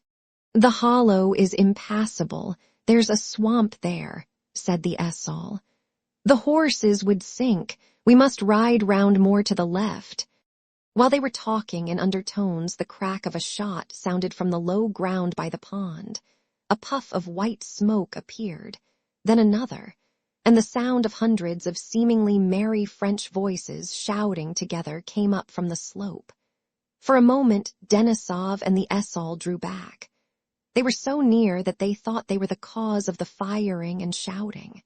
But the firing and shouting did not relate to them. Down below, a man wearing something red was running through the marsh. The French were evidently firing and shouting at him. "Why, that's our Tikhon," said the esaul. "So it is, it is." "The wascal," said Denisov. "He'll get away," said the esaul, screwing up his eyes. The man whom they called Tikhon, having run to the stream, plunged in so that the water splashed in the air, and having disappeared for an instant, scrambled out on all fours, all black with the wet, and ran on. The French who had been pursuing him stopped. "Smart that," said the esaul. "What a beast," said Denisov with his former look of vexation. "What has he been doing all this time?" "Who is he?" asked Peria. "He's our plastun. I sent him to capture a tongue." "Oh, yes," said Peria, nodding at the first words Denisov uttered as if he understood it all, though he really did not understand anything of it. Tikhon Sh. was one of the most indispensable men in their band. He was a peasant from Pokrovsk, near the river Zhizhat. When Denisov had come to Pokrovsk at the beginning of his operations, and had as usual summoned the village elder and asked him what he knew about the French, the elder, as though shielding himself, had replied, as all village elders did, that he had neither seen nor heard anything of them. But when Denisov explained that his purpose was to kill the French, and asked if no French had strayed that way, the elder replied that some more orderers had really been at their village, but that Tikhon Sh. was the only man who dealt with such matters. Denisov had Tikhon called, and having praised him for his activity, said a few words in the elder's presence about loyalty to the Tsar, and the country, and the hatred of the French that all sons of the fatherland should cherish. "We don't do the French any harm," said Tikhon, evidently frightened by Denisov's words. "We only fooled about with the lads for fun, you know. We killed a score or so of more orderers, but we did no harm else." Next day, when Denisov had left Pokrovsk, having quite forgotten about this peasant, it was reported to him that Tikhon had attached himself to their party and asked to be allowed to remain with it. Denisov gave orders to let him do so. Tikhon, who at first did rough work, laying campfires, fetching water, flaying dead horses, and so on, soon showed a great liking and aptitude for partisan warfare. At night, he would go out for booty and always brought back French clothing and weapons, and when told to would bring in French captives also. Denisov then relieved him from drudgery and began taking him with him when he went out on expeditions and had him enrolled among the Cossacks. Tikhon did not like riding and always went on foot, never lagging behind the cavalry. He was armed with a musketoon, which he carried rather as a joke, a pike and an axe, which latter he used as a wolf uses its teeth, with equal ease picking fleas out of its fur or crunching thick bones. Tikhon with equal accuracy would split logs with blows at arm's length, or holding the head of the axe would cut thin little pegs or carve spoons. In Denisov's party, he held a peculiar and exceptional position. When anything particularly difficult or nasty had to be done, to push a cart out of the mud with one's shoulders, pull a horse out of a swamp by its tail, skin it, slink in among the French, or walk more than 30 miles in a day, everybody pointed laughingly at Tikhon. "It won't hurt that devil, he's as strong as a horse," they said of him. Once a Frenchman Tikhon was trying to capture fired a pistol at him and shot him in the fleshy part of the back. That wound, which Tikhon treated only with internal and external applications of vodka, was the subject of the liveliest jokes by the whole detachment, jokes in which Tikhon readily joined. "Hallo, mate, never again," gave you a twist. The Cossacks would banter him, and Tikhon, purposely writhing and making faces, pretended to be angry and swore at the French with the funniest curses. The only effect of this incident on Tikhon was that after being wounded he seldom brought in prisoners. He was the bravest and most useful man in the party. No one found more opportunities for attacking, no one captured or killed more Frenchmen, and consequently he was made the buffoon of all the Cossacks and Hussars, and willingly accepted that role. Now he had been sent by Denisov overnight to Shamshivo to capture a tongue. But whether because he had not been content to take only one Frenchman, or because he had slept through the night, he had crept by day into some bushes right among the French, and, as Denisov had witnessed from above, had been detected by them. Chapter 6. After talking for some time with the Esaul about next day's attack, which now, seeing how near they were to the French, he seemed to have definitely decided on, Denisov turned his horse and rode back. "Now, my lad, we'll go and get Dwy," he said to Peria. As they approached the watch-house, Denisov stopped, peering into the forest. Among the trees a man with long legs and long, swinging arms, wearing a short jacket, bast shoes, and a Kazan hat, was approaching with long, light steps. He had a musketoon over his shoulder and an axe stuck in his girdle. When he espied Denisov, he hastily threw something into the bushes, removed his sodden hat by its floppy brim, and approached his commander. It was Tikhon. His wrinkled and pock-marked face and narrow little eyes beamed with self-satisfied merriment. He lifted his head high and gazed at Denisov as if repressing a laugh. "Well, where did you disappear to?" inquired Denisov. "Where did I disappear to? I went to get Frenchmen," answered Tikhon boldly and hurriedly in a husky but melodious bass voice. "Why did you push yourself in there by daylight? You ass. Well, why haven't you taken one?" "Oh, I took one all right," said Tikhon. "Where is he?" "You see, I took him first thing at dawn," Tikhon continued, spreading out his flat feet with out-turned toes in their bast shoes. "I took him into the forest. Then I see he's no good and think I'll go and fetch a likelier one. You see, what a wog, it's just as I thought, said Denisov to the esaul. Why didn't you B-wing that one? What was the good of bringing him? Tikhon interrupted hastily and angrily. That one wouldn't have done for you, as if I don't know what sort you want. What a B-woot you are. Well, I went for another one, Tikhon continued, and I crept like this through the wood and lay down. He suddenly lay down on his stomach with a supple movement to show how he had done it. One turned up and I grabbed him like this. He jumped up quickly and lightly. Come along to the colonel, I said. He starts yelling and suddenly there were 4 of them. They rushed at me with their little swords, so I went for them with my axe this way. What are you up to, says I. Christ be with you, shouted Tikhon, waving his arms with an angry scowl and throwing out his chest. Yes, we saw from the hill how you took to your heels through the puddles, said the esaul, screwing up his glittering eyes.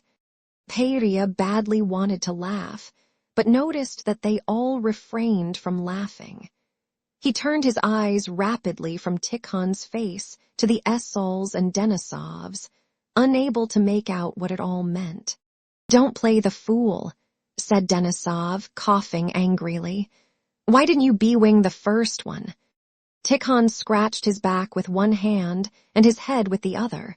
Then suddenly his whole face expanded into a beaming, foolish grin, disclosing a gap where he had lost a tooth. That was why he was called S.H. Cherbety, the gap-toothed.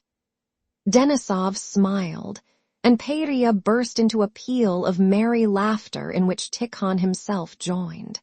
Oh, but he was a regular good-for-nothing, said Tikhon. The clothes on him, poor stuff, how could I bring him? And so rude, your honor. Why, he says, I'm a general's son myself, I won't go, he says. You are a B-woot, said Denisov. I wanted to question. But I questioned him, said Tikhon. He said he didn't know much. There are a lot of us, he says, but all poor stuff, only soldiers in name, he says. Shout loud at them, he says, and you'll take them all. Tikhon concluded, looking cheerfully and resolutely into Denisov's eyes. I'll give you 100 sharp lashes. That'll teach you to play the fool, said Denisov severely. But why are you angry? Remonstrated Tikhon, just as if I'd never seen your Frenchmen. Only wait till it gets dark and I'll fetch you any of them you want, 3 if you like. Well, let's go, said Denisov, and rode all the way to the watch-house in silence and frowning angrily. Tikhon followed behind, and Peria heard the Cossacks laughing with him, and at him, about some pair of boots he had thrown into the bushes. When the fit of laughter that had seized him at Tikhon's words and smile had passed, and Peria realized for a moment that this Tikhon had killed a man, he felt uneasy. He looked round at the captive drummer boy and felt a pang in his heart. But this uneasiness lasted only a moment. He felt it necessary to hold his head higher, to brace himself, and to question the esaul with an air of importance about tomorrow's undertaking, that he might not be unworthy of the company in which he found himself. The officer who had been sent to inquire met Denisov on the way with the news that Dolokhov was soon coming, and that all was well with him. Denisov at once cheered up and calling Peria to him, said, Well, tell me about yourself. Chapter 7. Peria, having left his people after their departure from Moscow, joined his regiment and was soon taken as orderly by a general commanding a large guerrilla detachment. From the time he received his commission, and especially since he had joined the active army and taken part in the Battle of Vyazma, Peria had been in a constant state of blissful excitement at being grown up, and in a perpetual ecstatic hurry not to miss any chance to do something really heroic. He was highly delighted with what he saw and experienced in the army, but at the same time It always seemed to him that the really heroic exploits were being performed just where he did not happen to be. And he was always in a hurry to get where he was not. When on the 21st of October his general expressed a wish to send somebody to Denisov's detachment, Peria begged so piteously to be sent that the general could not refuse. But when dispatching him, he recalled Peria's mad action at the Battle of Vyazma, where instead of riding by the road to the place to which he had been sent, he had galloped to the advanced line under the fire of the French, and had there twice fired his pistol. So now the general explicitly forbade his taking part in any action whatever of Denisov's. That was why Peria had blushed and grown confused when Denisov asked him whether he could stay. Before they had ridden to the outskirts of the forest, Peria had considered he must carry out his instructions strictly and return at once. But when he saw the French and saw Tikhon, and learned that there would certainly be an attack that night, he decided, with the rapidity with which young people change their views, that the general, whom he had greatly respected till then, was a rubbishy German, that Denisov was a hero, the Essol a hero, and Tikhon a hero too, and that it would be shameful for him to leave them at a moment of difficulty. It was already growing dusk when Denisov, Peria, and the Essol rode up to the watch-house. In the twilight saddled horses could be seen, and Cossacks and Hussars who had rigged up rough shelters in the glade and were kindling glowing fires in a hollow of the forest where the French could not see the smoke. In the passage of the small watch-house, a Cossack with sleeves rolled up was chopping some mutton.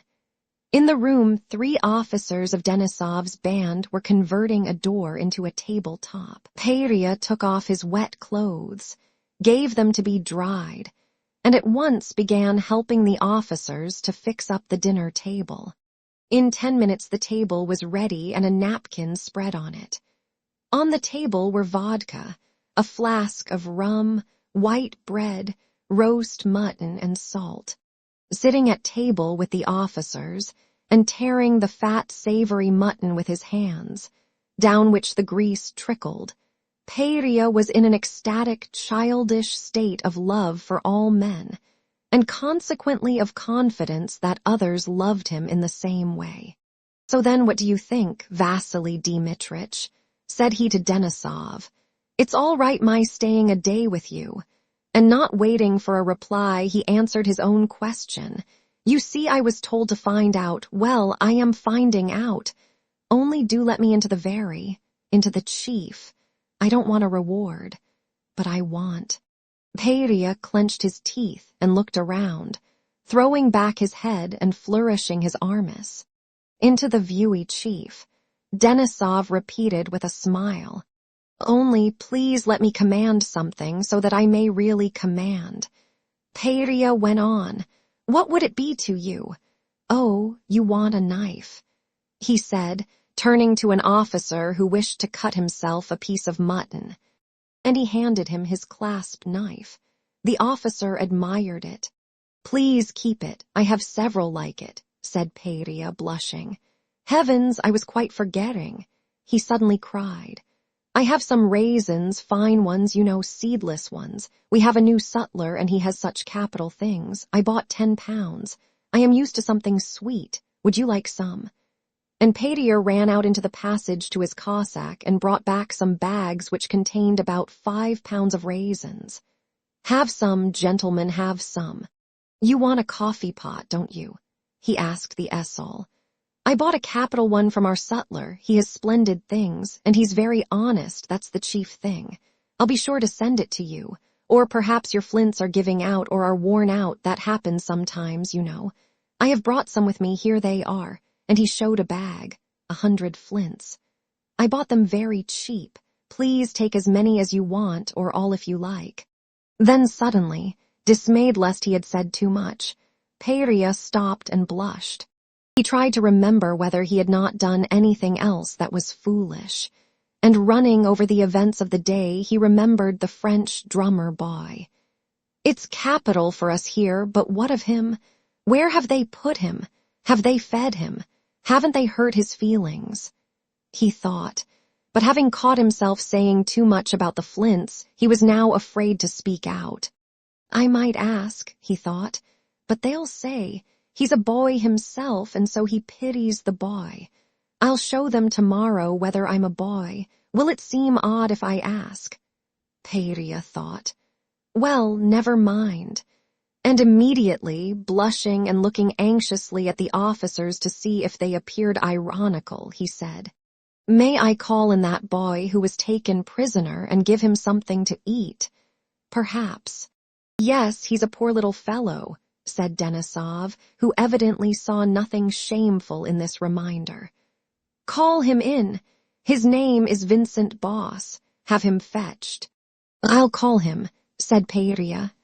Yes, call him." "A poor little fellow," Denisov repeated. Peria was standing at the door when Denisov said this. He slipped in between the officers, came close to Denisov, and said, "Let me kiss you, dear old fellow. Oh, how fine, how splendid." And having kissed Denisov, he ran out of the hut. "Boss, Vincent," Peria cried, stopping outside the door. "Who do you want, sir?" asked a voice in the darkness. Peria replied that he wanted the French lad who had been captured that day. "Ah, Viseni," said a Cossack. Vincent, the boy's name, had already been changed by the Cossacks into Veseni, Vernal, and into Vesenia by the peasants and soldiers. In both these adaptations, the reference to spring, Vesna, matched the impression made by the young lad. He is warming himself there by the bonfire.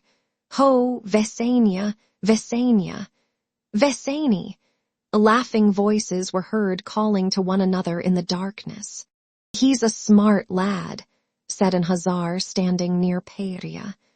"We gave him something to eat a while ago. He was awfully hungry." The sound of bare feet splashing through the mud was heard in the darkness, and the drummer boy came to the door. "Ah, c'est vous," said Peria. "Voulez-vous manger? N'ayez pas peur en ni vous faire pas de mal," asterisk he added shyly and affectionately, touching the boy's hand. "Entrez, entrez." Asterisk. Asterisk, "Ah, it's you. Do you want something to eat? Don't be afraid, they won't hurt you." Asterisk, "Come in, come in." "Merci, monsieur." Asterisk, said the drummer boy in a trembling, almost childish voice, and he began scraping his dirty feet on the threshold. Asterisk, "Thank you, sir." There were many things Peria wanted to say to the drummer boy, but did not dare to. He stood irresolutely beside him in the passage. Then in the darkness, he took the boy's hand and pressed it. Come in," he repeated in a gentle whisper. "Oh, what can I do for him?" he thought, and opening the door, he let the boy pass in first. When the boy had entered the hut, Peria sat down at a distance from him, considering it beneath his dignity to pay attention to him. But he fingered the money in his pocket and wondered whether it would seem ridiculous to give some to the drummer boy. Chapter 8. The arrival of Dolokhov diverted Peria's attention from the drummer boy, to whom Denisov had had some mutton and vodka given, and whom he had dressed in a Russian coat, so that he might be kept with their band and not sent away with the other prisoners. Peria had heard in the army many stories of Dolokhov's extraordinary bravery and of his cruelty to the French, so from the moment he entered the hut Peria did not take his eyes from him, but braced himself up more and more and held his head high, that he might not be unworthy even of such company. Dolokhov's appearance amazed Peria by its simplicity. Denisov wore a Cossack coat, had a beard, had an icon of Nicholas the Wonder Worker on his breast, and his way of speaking and everything he did indicated his unusual position. But Dolokhov, who in Moscow had worn a Persian costume, had now the appearance of a most correct officer of the guards. He was clean-shaven and wore a guardsman's padded coat with an Order of St. George at his buttonhole and a plain forage cap set straight on his head. He took off his wet felt cloak in a corner of the room, and without greeting, anyone went up to Denisov and began questioning him about the matter in hand. Denisov told him of the designs the large detachments had on the transport, of the message Peria had brought, and his own replies to both generals. Then he told him all he knew of the French detachment. "That's so, but we must know what troops they are and their numbers," said Dolokhov. "It will be necessary to go there. We can't start the affair without knowing for certain how many there are. I like to work accurately. Here now, wouldn't one of these gentlemen like to ride over to the French camp with me? I have brought a spare uniform." Aye, I'll go with you," cried Peria. "There's no need for you to go at all," said Denisov, addressing Dolokhov. "And as for him, I won't let him go on any account." "I like that," exclaimed Peria. "Why shouldn't I go?" "Because it's useless." "Well, you must excuse me because I shall go and that's all. You'll take me, won't you?" he said, turning to Dolokhov. "Why not?" Dolokhov answered absently, scrutinizing the face of the French drummer boy. "Have you had that youngster with you long?" he asked Denisov. "He was taken today, but he knows nothing. I'm keeping him with me." "Yes, and where do you put the others?" inquired Dolokhov. "Where? I send them away and take a weseat for them," shouted Denisov, suddenly flushing. "And I say boldly that I have not a single man's life on my conscience. Would it be difficult for you to send 30 or 300 men to town under escort instead of staining? I speak bluntly, staining the honor of a soldier. That kind of amiable talk would be suitable from this young count of 16, said Dolokhov with cold irony. But it's time for you to drop it. Why, I've not said anything. I only say that I'll certainly go with you, said Peria shyly.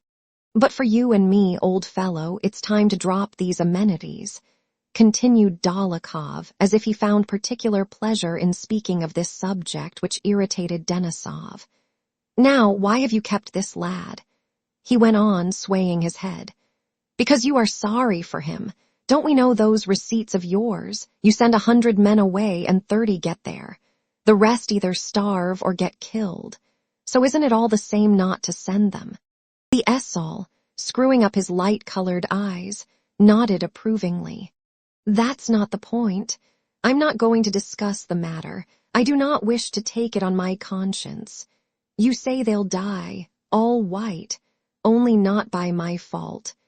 Dolokhov began laughing. Who has told them not to capture me these 20 times over? But if they did catch me, they'd string me up to an aspen tree, and with all your chivalry just the same.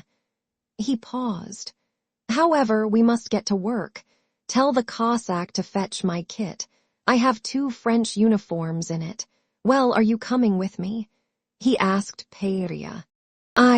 Yes, certainly, cried Peria, blushing almost to tears and glancing at Denisov. While Dolokhov had been disputing with Denisov what should be done with prisoners, Peria had once more felt awkward and restless. But again, he had no time to grasp fully what they were talking about.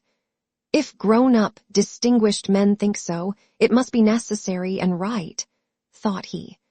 But above all, Denisov must not dare to imagine that I'll obey him and that he can order me about. I will certainly go to the French camp with Dolokhov. If he can, so can I. And to all Denisov's persuasions, Peria replied that he too was accustomed to do everything accurately and not just anyhow, and that he never considered personal danger. For you'll admit that if we don't know for sure how many of them there are, hundreds of lives may depend on it, while there are only 2 of us. Besides, I want to go very much and certainly will go, so don't hinder me, said he. It will only make things worse. Chapter 9. Having put on French greatcoats and shakos, Péria and Dólokhov rode to the clearing from which Denisov had reconnoitered the French camp, and emerging from the forest in pitch darkness, they descended into the hollow. On reaching the bottom, Dólokhov told the Cossacks accompanying him to await him there, and rode on at a quick trot along the road to the bridge. Péria, his heart in his mouth with excitement, rode by his side. If we're caught, I won't be taken alive.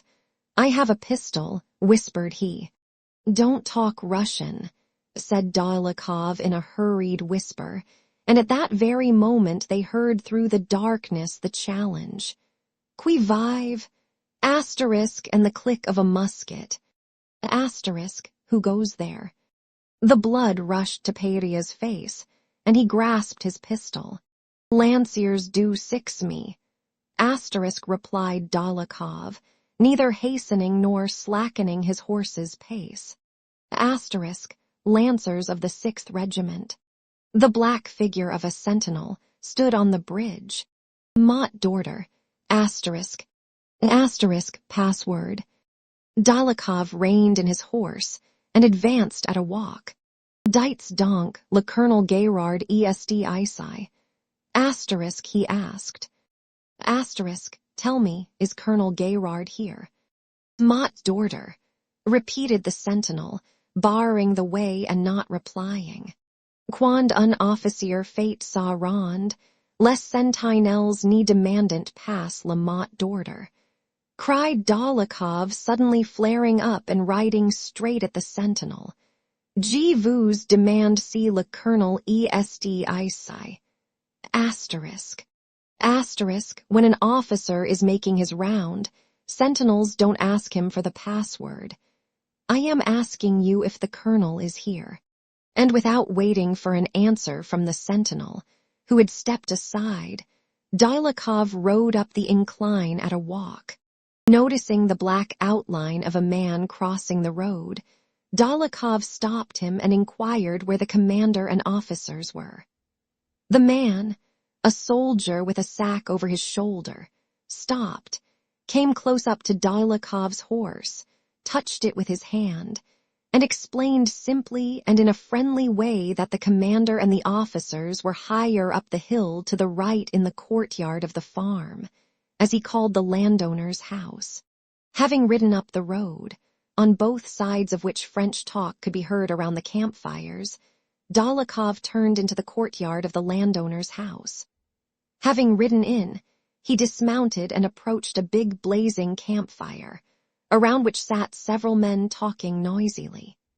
Something was boiling in a small cauldron at the edge of the fire, and a soldier in a peaked cap and blue overcoat, lit up by the fire, was kneeling beside it stirring its contents with a ramrod. "Oh, he's a hard nut to crack," said one of the officers who was sitting in the shadow at the other side of the fire. "He'll make them get a move on, those fellows," said another, laughing. Both fell silent, peering out through the darkness at the sound of Dólokhov's and Péria's steps, as they advanced to the fire leading their horses. "Bonjour, messieurs," asterisk said Dólokhov loudly and clearly. Asterisk, good day, gentlemen. There was a stir among the officers in the shadow beyond the fire, and one tall, long-necked officer, walking round the fire, came up to Dólokhov. "Is that you, Claimant?" he asked. "Where the devil?" But noticing his mistake, he broke off short and with a frown greeted Dólokhov as a stranger, asking what he could do for him. Dólokhov said that he and his companion were trying to overtake their regiment, and addressing the company in general asked whether they knew anything of the 6th Regiment. None of them knew anything, and Peria thought the officers were beginning to look at him and Dólokhov with hostility and suspicion. For some seconds all were silent. "If you were counting on the evening soup, you have come too late," said a voice from behind the fire with a repressed laugh. Dólokhov replied that they were not hungry and must push on farther that night. He handed the horses over to the soldier who was stirring the pot and squatted down on his heels by the fire beside the officer with the long neck. That officer did not take his eyes from Dólokhov and again asked to what regiment he belonged. Dólokhov, as if he had not heard the question, did not reply, but lighting a short French pipe which he took from his pocket, began asking the officer in how far the road before them was safe from Cossacks. "Those brigands are everywhere," replied an officer from behind the fire. Dólokhov remarked that the Cossacks were a danger only to stragglers such as his companion and himself, but probably they would not dare to attack large detachments. He added inquiringly. No one replied. "Well, now he'll come away," Peria thought every moment as he stood by the campfire listening to the talk. Dólokhov restarted the conversation, which had dropped, and began putting direct questions as to how many men there were in the battalion, how many battalions, and how many prisoners. Asking about the Russian prisoners with that detachment, Dólokhov said, "A horrid business dragging these corpses about with one. It would be better to shoot such rabble," and burst into loud laughter, so strange that Peria thought the French would immediately detect their disguise, and involuntarily took a step back from the campfire.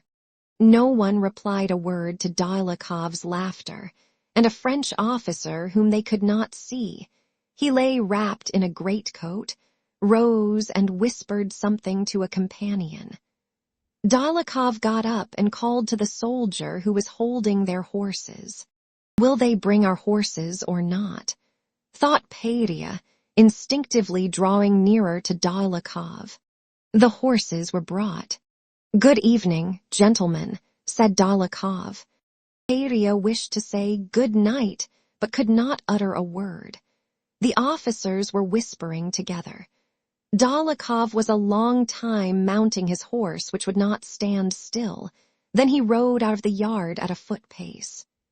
Peria rode beside him, longing to look round to see whether or not the French were running after them, but not daring to. Coming out onto the road, Dólokhov did not ride back across the open country, but through the village. At one spot he stopped and listened. "Do you hear?" he asked. Peria recognized the sound of Russian voices and saw the dark figures of Russian prisoners round their campfires. When they had descended to the bridge, Peria and Dólokhov rode past the sentinel, who without saying a word paced morosely up and down it. Then they descended into the hollow, where the Cossacks awaited them. "Well now, goodbye. Tell Denisov at the first shot at daybreak," said Dólokhov, and was about to ride away, but Peria seized hold of him. "Really," he cried, "you are such a hero. Oh, how fine, how splendid, how I love you." All right," said Dólokhov, but Peria did not let go of him, and Dólokhov saw through the gloom that Peria was bending toward him and wanted to kiss him. Dólokhov kissed him, laughed, turned his horse, and vanished into the darkness. Chapter 10. Having returned to the watchman's hut, Peria found Denisov in the passage. He was awaiting Peria's return in a state of agitation, anxiety, and self-reproach for having let him go. "Thank God," he exclaimed. "Yes, thank God," he repeated, listening to Peria's rapturous account. "But devil take you, I haven't slept because of you. Well, thank God, now lie down. We can still get a nap before morning." "But no," said Peria, "I don't want to sleep yet. Besides, I know myself if I fall asleep it's finished, and then I am used to not sleeping before a battle." He sat a while in the hut, joyfully recalling the details of his expedition and vividly picturing to himself what would happen next day. Then, noticing that Denisov was asleep, he rose and went out of doors. It was still quite dark outside. The rain was over, but drops were still falling from the trees. Near the watchman's hut, the black shapes of the Cossacks' shanties and of horses tethered together could be seen. Behind the hut, the dark shapes of the 2 wagons with their horses beside them were discernible, and in the hollow the dying campfire gleamed red. Not all the Cossacks and Hussars were asleep. Here and there, amid the sounds of falling drops and the munching of the horses nearby, could be heard low voices, which seemed to be whispering. Peria came out, peered into the darkness, and went up to the wagons. Someone was snoring under them, and around them stood saddled horses munching their oats. In the dark, Peria recognized his own horse, which he called Karabakh, though it was of Ukrainian breed, and went up to it. "Well, Karabakh, we'll do some service tomorrow," said he, sniffing its nostrils and kissing it. "Why aren't you asleep, sir?" said a Cossack who was sitting under a wagon. "No, Likhachev, isn't that your name? Do you know I have only just come back? We've been into the French camp."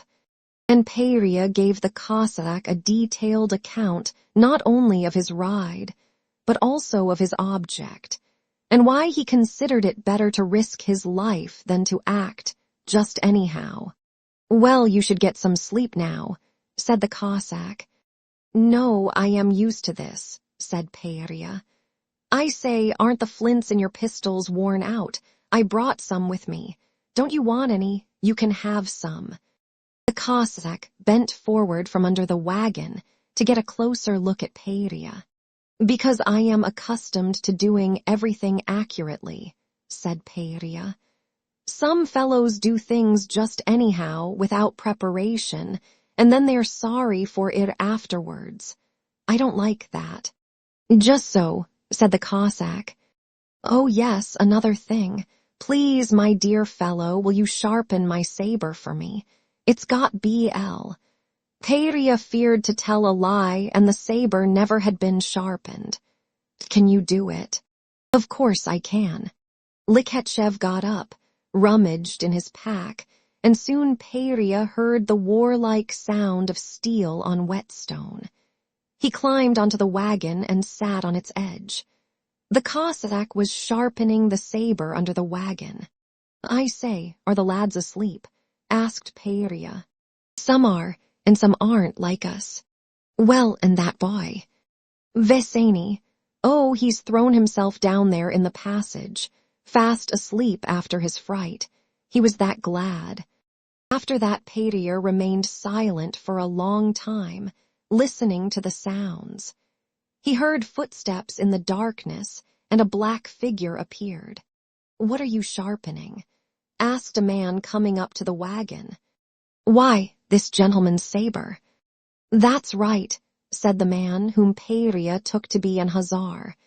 "Was the cup left here?" "There, by the wheel." The Hussar took the cup. "It must be daylight soon," said he, yawning, and went away. Peria ought to have known that he was in a forest with Denisov's guerrilla band, less than a mile from the road, sitting on a wagon captured from the French beside which horses were tethered, that under it Likhachev was sitting sharpening a saber for him, that the big dark blotch to the right was the watchman's hut, and the red blotch below to the left was the dying embers of a campfire, that the man who had come for the cup was an Hussar who wanted a drink, but he neither knew nor waited to know anything of all this. He was in a fairy kingdom where nothing resembled reality. The big dark blotch might really be the watchman's hut, or it might be a cavern leading to the very depths of the earth.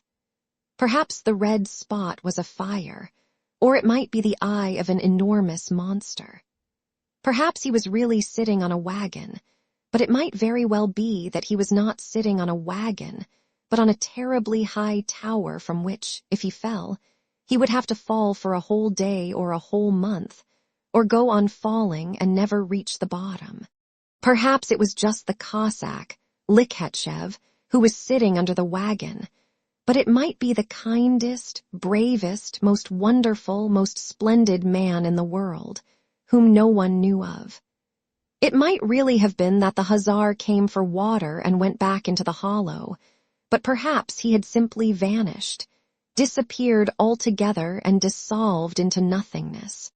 Nothing Peria could have seen now would have surprised him. He was in a fairy kingdom where everything was possible. He looked up at the sky, and the sky was a fairy realm like the earth.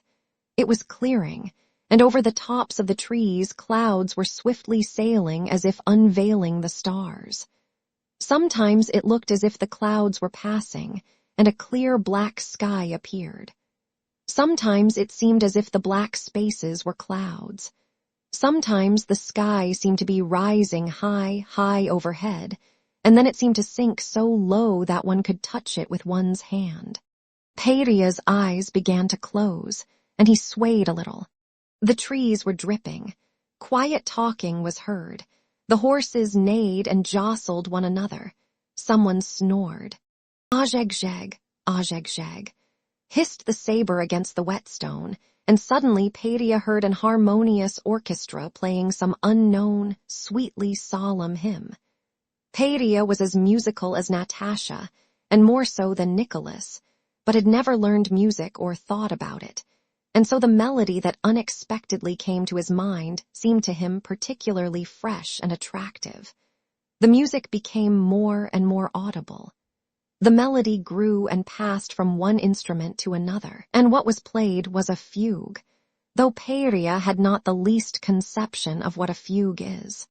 Each instrument, now resembling a violin and now a horn, but better and clearer than violin or horn, played its own part, and before it had finished the melody merged with another instrument that began almost the same air, and then with a third and a fourth, and they all blended into one and again became separate and again blended, now into solemn church music, now into something dazzlingly brilliant and triumphant.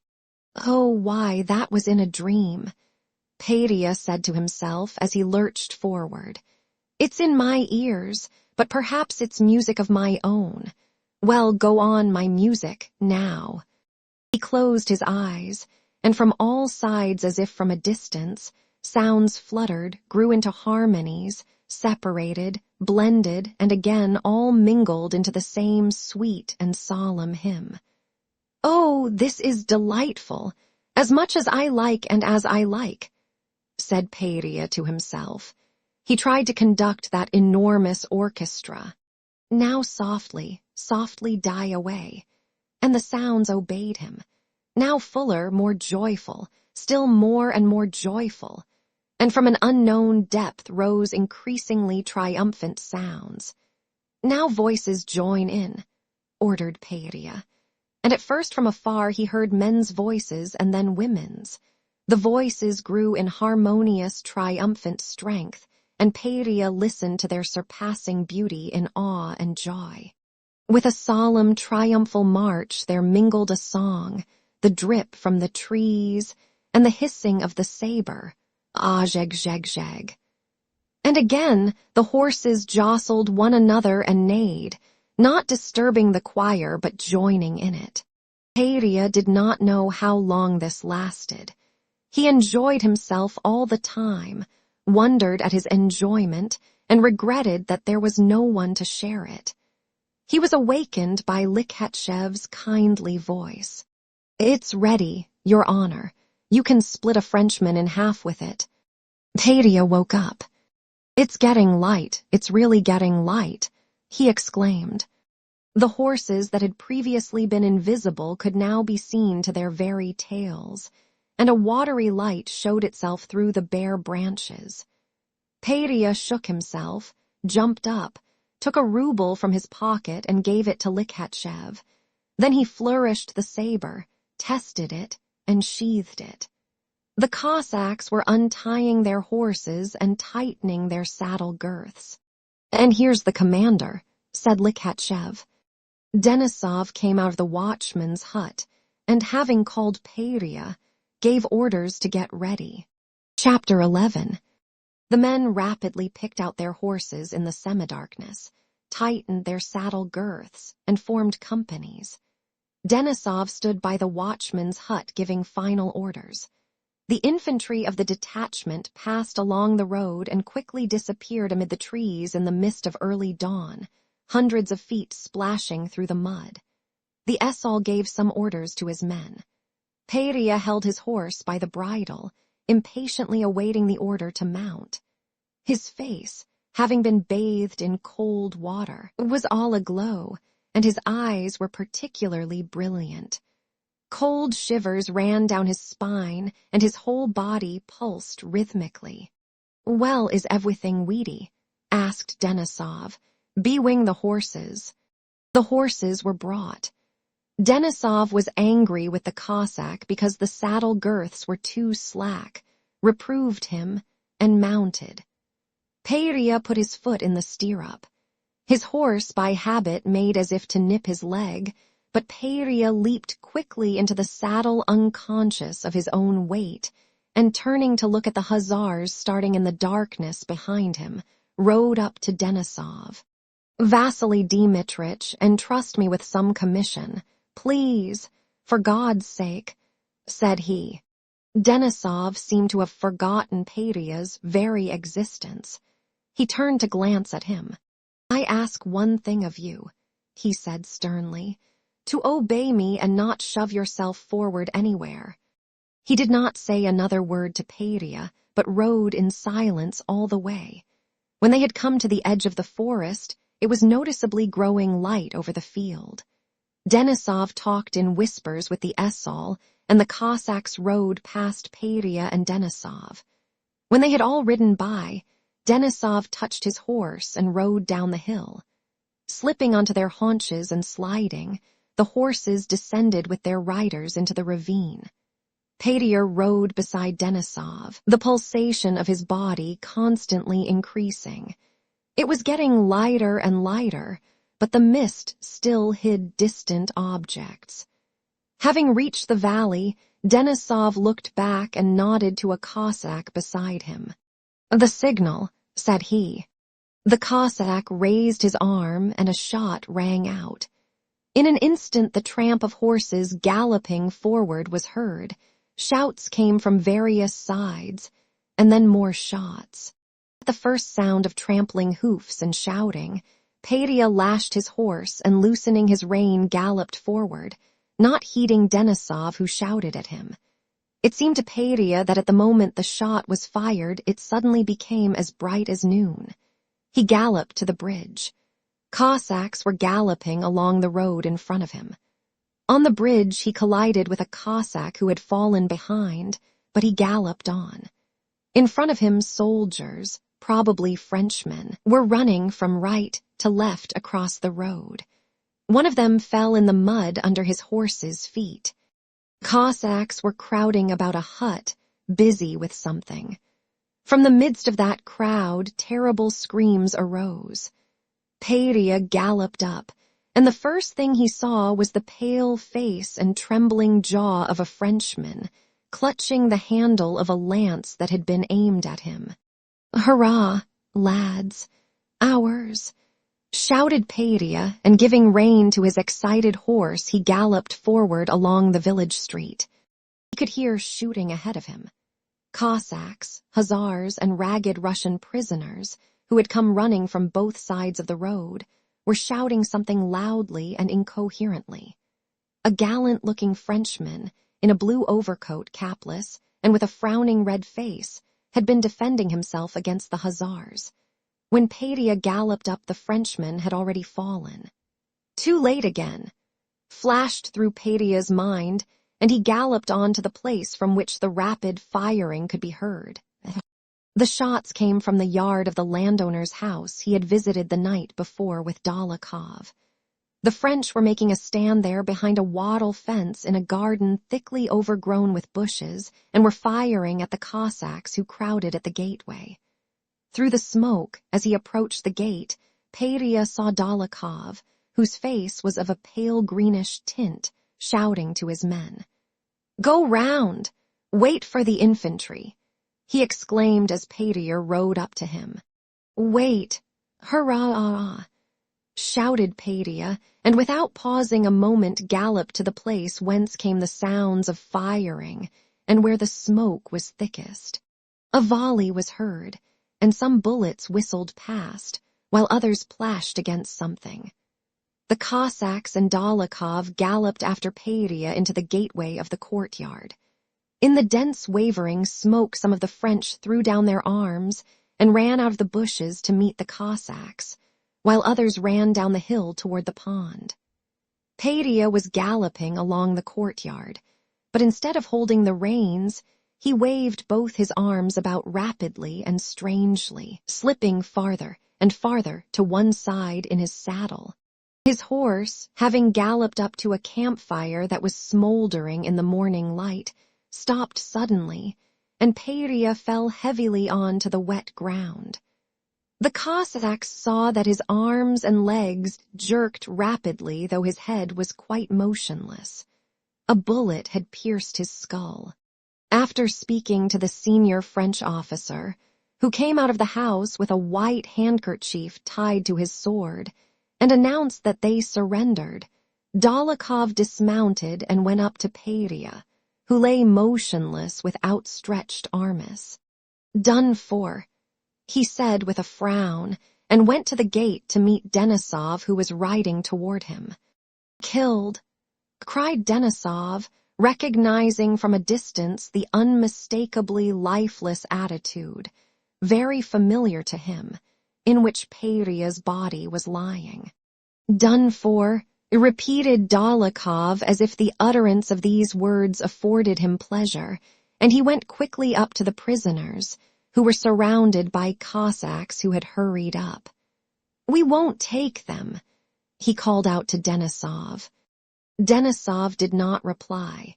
He rode up to Peria, dismounted, and with trembling hands turned toward himself the blood-stained, mud-bespattered face which had already gone white. "I am used to something sweet. Raisins, fine ones, take them all."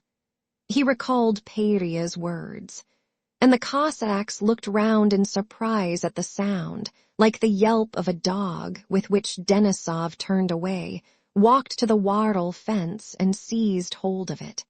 Among the Russian prisoners rescued by Denisov and Dólokhov was Pierre Bezukhov. Chapter 12. During the whole of their march from Moscow, no fresh orders had been issued by the French authorities concerning the party of prisoners among whom was Pierre. On the 22nd of October, that party was no longer with the same troops and baggage trains with which it had left Moscow. Half the wagons laden with hardtack that had traveled the first stages with them had been captured by Cossacks. The other half had gone on ahead. Not one of those dismounted cavalrymen who had marched in front of the prisoners was left. They had all disappeared.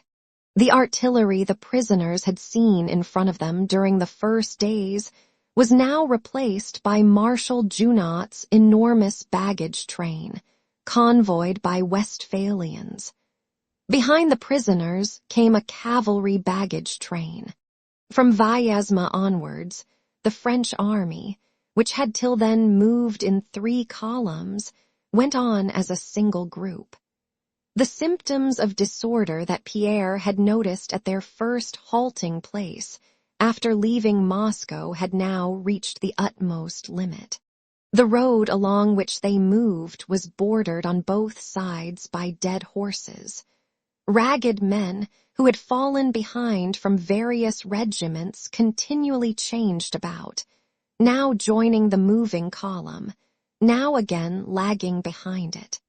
Several times during the march false alarms had been given, and the soldiers of the escort had raised their muskets, fired, and run headlong, crushing one another, but had afterwards reassembled and abused each other for their causeless panic.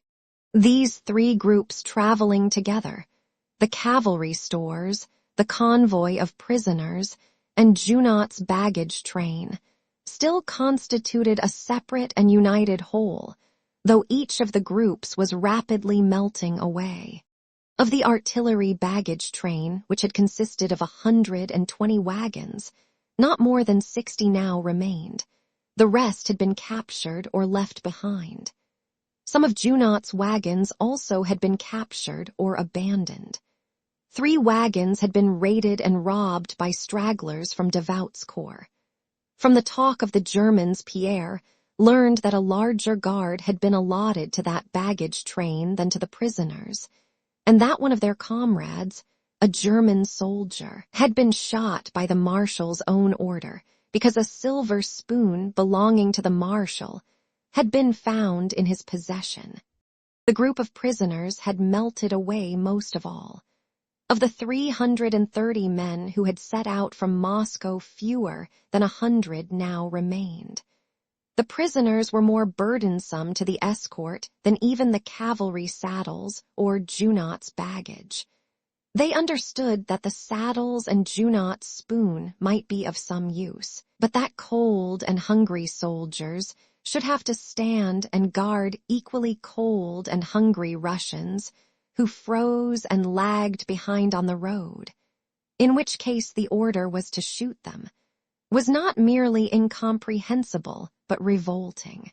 And the escort, as if afraid, in the grievous condition they themselves were in, of giving way to the pity they felt for the prisoners, and so rendering their own plight still worse, treated them with particular moroseness and severity. At Dorogobaj, while the soldiers of the convoy, after locking the prisoners in a stable, had gone off to pillage their own stores, several of the soldier prisoners tunneled under the wall and ran away, but were recaptured by the French and shot. The arrangement adopted when they started, that the officer prisoners should be kept separate from the rest, had long since been abandoned. All who could walk went together, and after the third stage, Pierre had rejoined Karative and the gray-blue bandy-legged dog that had chosen Karative for its master. On the third day after leaving Moscow, Karative again fell ill with the fever he had suffered from in the hospital in Moscow, and as he grew gradually weaker, Pierre kept away from him. Pierre did not know why, but since Karative had begun to grow weaker, it had cost him an effort to go near him. When he did so, and heard the subdued moaning with which Karative generally lay down at the halting places, and when he smelled the odor emanating from him, which was now stronger than before, Pierre moved farther away and did not think about him. While imprisoned in the shed, Pierre had learned not with his intellect, but with his whole being, by life itself, that man is created for happiness, that happiness is within him, in the satisfaction of simple human needs, and that all unhappiness arises not from privation but from superfluity. And now, during these last 3 weeks of the march, he had learned still another new, consolatory truth, that nothing in this world is terrible. He had learned that, as there is no condition in which man can be happy and entirely free, so there is no condition in which he need be unhappy and lack freedom. He learned that suffering and freedom have their limits, and that those limits are very near together, that the person in a bed of roses with one crumpled petal suffered as keenly as he now, sleeping on the bare damp earth with one side growing chilled while the other was warming, and that when he had put on tight dancing shoes he had suffered just as he did now when he walked with bare feet that were covered with sores, his footgear having long since fallen to pieces. He discovered that when he had married his wife, of his own free will as it had seemed to him, he had been no more free than now when they locked him up at night in a stable. of all that he himself subsequently termed his sufferings, but which at the time he scarcely felt, the worst was the state of his bare, raw, and scab-covered feet. The horseflesh was appetizing and nourishing. The saltpeter flavor of the gunpowder they used instead of salt was even pleasant. There was no great cold. It was always warm walking in the daytime, and at night there were the campfires. The lice that devoured him warmed his body. The one thing that was at first hard to bear was his feet. After the second day's march, Pierre, having examined his feet by the campfire, thought it would be impossible to walk on them. But when everybody got up, he went along, limping, and when he had warmed up, walked without feeling the pain, though at night his feet were more terrible to look at than before. However, he did not look at them now, but thought of other things. Only now did Pierre realize the full strength of life in man, and the saving power he has of transferring his attention from one thing to another, which is like the safety valve of a boiler that allows superfluous steam to blow off when the pressure exceeds a certain limit. He did not see and did not hear how they shot the prisoners who lagged behind, though more than 100 perished in that way. He did not think of Karative, who grew weaker every day and evidently would soon have to share that fate. Still less did Pierre think about himself. The harder his position became, and the more terrible the future, the more independent of that position in which he found himself were the joyful and comforting thoughts, memories, and imaginings that came to him. Chapter 13. At midday on the 22nd of October, Pierre was going uphill along the muddy, slippery road, looking at his feet and at the roughness of the way. Occasionally he glanced at the familiar crowd around him, and then again at his feet. The former and the latter were alike familiar and his own.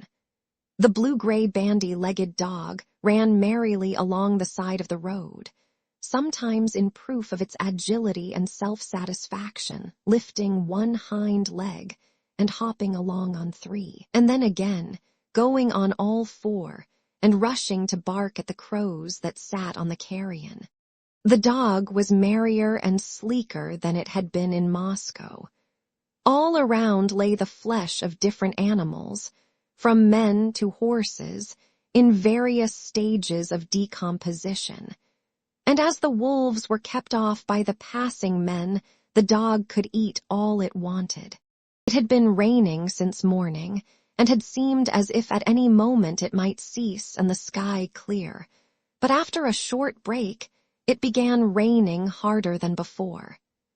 The saturated road no longer absorbed the water, which ran along the ruts in streams. Pierre walked along, looking from side to side, counting his steps in 3s and reckoning them off on his fingers. Mentally addressing the rain, he repeated, now then, go on, pelt harder." It seemed to him that he was thinking of nothing, but far down and deep within him, his soul was occupied with something important and comforting. This something was a most subtle spiritual deduction from a conversation with Karative the day before. At their yesterday's halting place, feeling chilly by a dying campfire, Pierre had got up and gone to the next one, which was burning better. Their Platon Karative was sitting covered up, head and all, with his greatcoat as if it were a vestment, telling the soldiers in his effective and pleasant though now feeble voice a story Pierre knew. It was already past midnight, the hour when Karative was usually free of his fever and particularly lively. When Pierre reached the fire and heard Platon's voice enfeebled by illness, and saw his pathetic face brightly lit up by the blaze, he felt a painful prick at his heart. His feeling of pity for this man frightened him, and he wished to go away, but there was no other fire, and Pierre sat down, trying not to look at Platon. "Well, how are you?" he asked. "How am I? "If we grumble at sickness, God won't grant us death," replied Platon, and at once resumed the story he had begun. "And so, brother," he continued, with a smile on his pale, emaciated face and a particularly happy light in his eyes, "you see, brother." Pierre had long been familiar with that story. Karateev had told it to him alone some half-dozen times, and always with a specially joyful emotion. But well as he knew it, Pierre now listened to that tale as to something new, and the quiet rapture Karateev evidently felt as he told it communicated itself also to Pierre. The story was of an old merchant who lived a good and God-fearing life with his family, and who went once to the Nizhny Fair with a companion, a rich merchant. Having put up at an inn, they both went to sleep, and next morning his companion was found robbed and with his throat cut. A blood-stained knife was found under the old merchant's pillow. He was tried, knouted, and his nostrils having been torn off, all in due form, as Karateev put it, he was sent to hard labor in Siberia. And so, brother, it was at this point that Pierre came up. 10 years or more passed by. The old man was living as a convict, submitting as he should and doing no wrong. Only he prayed to God for death. Well, one night the convicts were gathered just as we are, with the old man among them, and they began telling what each was suffering for and how they had sinned against God. One told how he had taken a life, another had taken 2, a third had set a house on fire, while another had simply been a vagrant and had done nothing. So they asked the old man, "What are you being punished for, Daddy?" "I, my dear brothers," said he, "am being punished for my own and other men's sins. But I have not killed anyone or taken anything that was not mine, but have only helped my poorer brothers. I was a merchant, my dear brothers, and had much property." And he went on to tell them all about it in due order. "I don't grieve for myself," he says, "God, it seems, has chastened me. Only I am sorry for my old wife and the children." And the old man began to weep. Now it happened that in the group was the very man who had killed the other merchant. "Where did it happen, Daddy?" he said. "When, and in what month?" He asked all about it, and his heart began to ache. So he comes up to the old man like this and falls down at his feet. "You are perishing because of me, Daddy," he says. "It's quite true, lads, that this man," he says, "is being tortured innocently and for nothing. I," he says, "did that deed, and I put the knife under your head while you were asleep. Forgive me, Daddy," he says, "for Christ's sake." Karateev paused, smiling joyously as he gazed into the fire, and he drew the logs together. And the old man said, "God will forgive you, we are all sinners in his sight. I suffer for my own sins," and he wept bitter tears. "Well, and what do you think, dear friends?" Karateev continued, his face brightening more and more with a rapturous smile, as if what he now had to tell contained the chief charm and the whole meaning of his story. "What do you think, dear fellows? That murderer confessed to the authorities. I have taken 6 lives, he says. He was a great sinner. But what I am most sorry for is this old man. Don't let him suffer because of me." So he confessed, and it was all written down and the papers sent off in due form. The place was a long way off, and while they were judging, what with one thing and another, filling in the papers all in due form, the authorities, time passed. The affair reached the Tsar. After a while, the Tsar's decree came, to set the merchant free and give him a compensation that had been awarded. The paper arrived, and they began to look for the old man. Where is the old man who has been suffering innocently, and in vain? A paper has come from the Tsar, so they began looking for him. Here Karateev's lower jaw trembled, but God had already forgiven him. He was dead. That's how it was, dear fellows. Karateev concluded and sat for a long time silent, gazing before him with a smile. And Pierre's soul was dimly but joyfully filled not by the story itself, but by its mysterious significance. by the rapturous joy that lit up Karatiev's face as he told it, and the mystic significance of that joy. Chapter 14. Vos places. Asterisk suddenly cried a voice. Asterisk to your places. A pleasant feeling of excitement and an expectation of something joyful and solemn was aroused among the soldiers of the convoy and the prisoners. From all sides came shouts of command, and from the left came smartly dressed cavalrymen on good horses, passing the prisoners at a trot. The expression on all faces showed the tension people feel at the approach of those in authority. The prisoners thronged together and were pushed off the road. The convoy formed up. The emperor, the marshal, the duke. And hardly had the sleek cavalry passed before a carriage drawn by 6 gray horses rattled by. Pierre caught a glimpse of a man in a 3-cornered hat with a tranquil look on his handsome, plump, white face. It was one of the marshals. His eye fell on Pierre's large and striking figure, and in the expression with which he frowned and looked away, Pierre thought he detected sympathy and a desire to conceal that sympathy. The general in charge of the stores galloped after the carriage with a red and frightened face, whipping up his skinny horse. Several officers formed a group, and some soldiers crowded round them. Their faces all looked excited and worried. "What did he say? What did he say?" Pierre heard them ask. While the marshal was passing, the prisoners had huddled together in a crowd, and Pierre saw Karatiev, whom he had not yet seen that morning. He sat in his short overcoat leaning against a birch tree.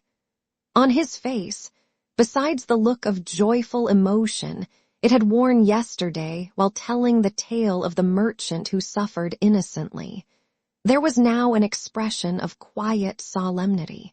Karatiev looked at Pierre with his kindly round eyes now filled with tears, evidently wishing him to come near that he might say something to him. But Pierre was not sufficiently sure of himself. He made as if he did not notice that look and moved hastily away. When the prisoners again went forward, Pierre looked round. Karatiev was still sitting at the side of the road under the birch tree, and 2 Frenchmen were talking over his head. Pierre did not look round again, but went limping up the hill. From behind, where Karatiev had been sitting, came the sound of a shot. Pierre heard it plainly, but at that moment he remembered that he had not yet finished reckoning up how many stages still remained to Smolensk, a calculation he had begun before the marshal went by. And he again started reckoning. 2 French soldiers ran past Pierre, one of whom carried a lowered and smoking gun. They both looked pale, and in the expression on their faces, one of them glanced timidly at Pierre. There was something resembling what he had seen on the face of the young soldier at the execution. Pierre looked at the soldier and remembered that, 2 days before, that man had burned his shirt while drying it at the fire, and how they had laughed at him. Behind him, where Karatiev had been sitting, the dog began to howl. "What a stupid beast! Why is it howling?" thought Pierre.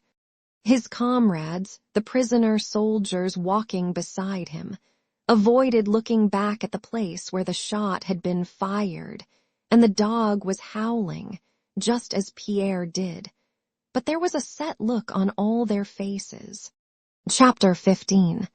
The stores, the prisoners, and the marshal's baggage train stopped at the village of Shamshivo. The men crowded together round the campfires.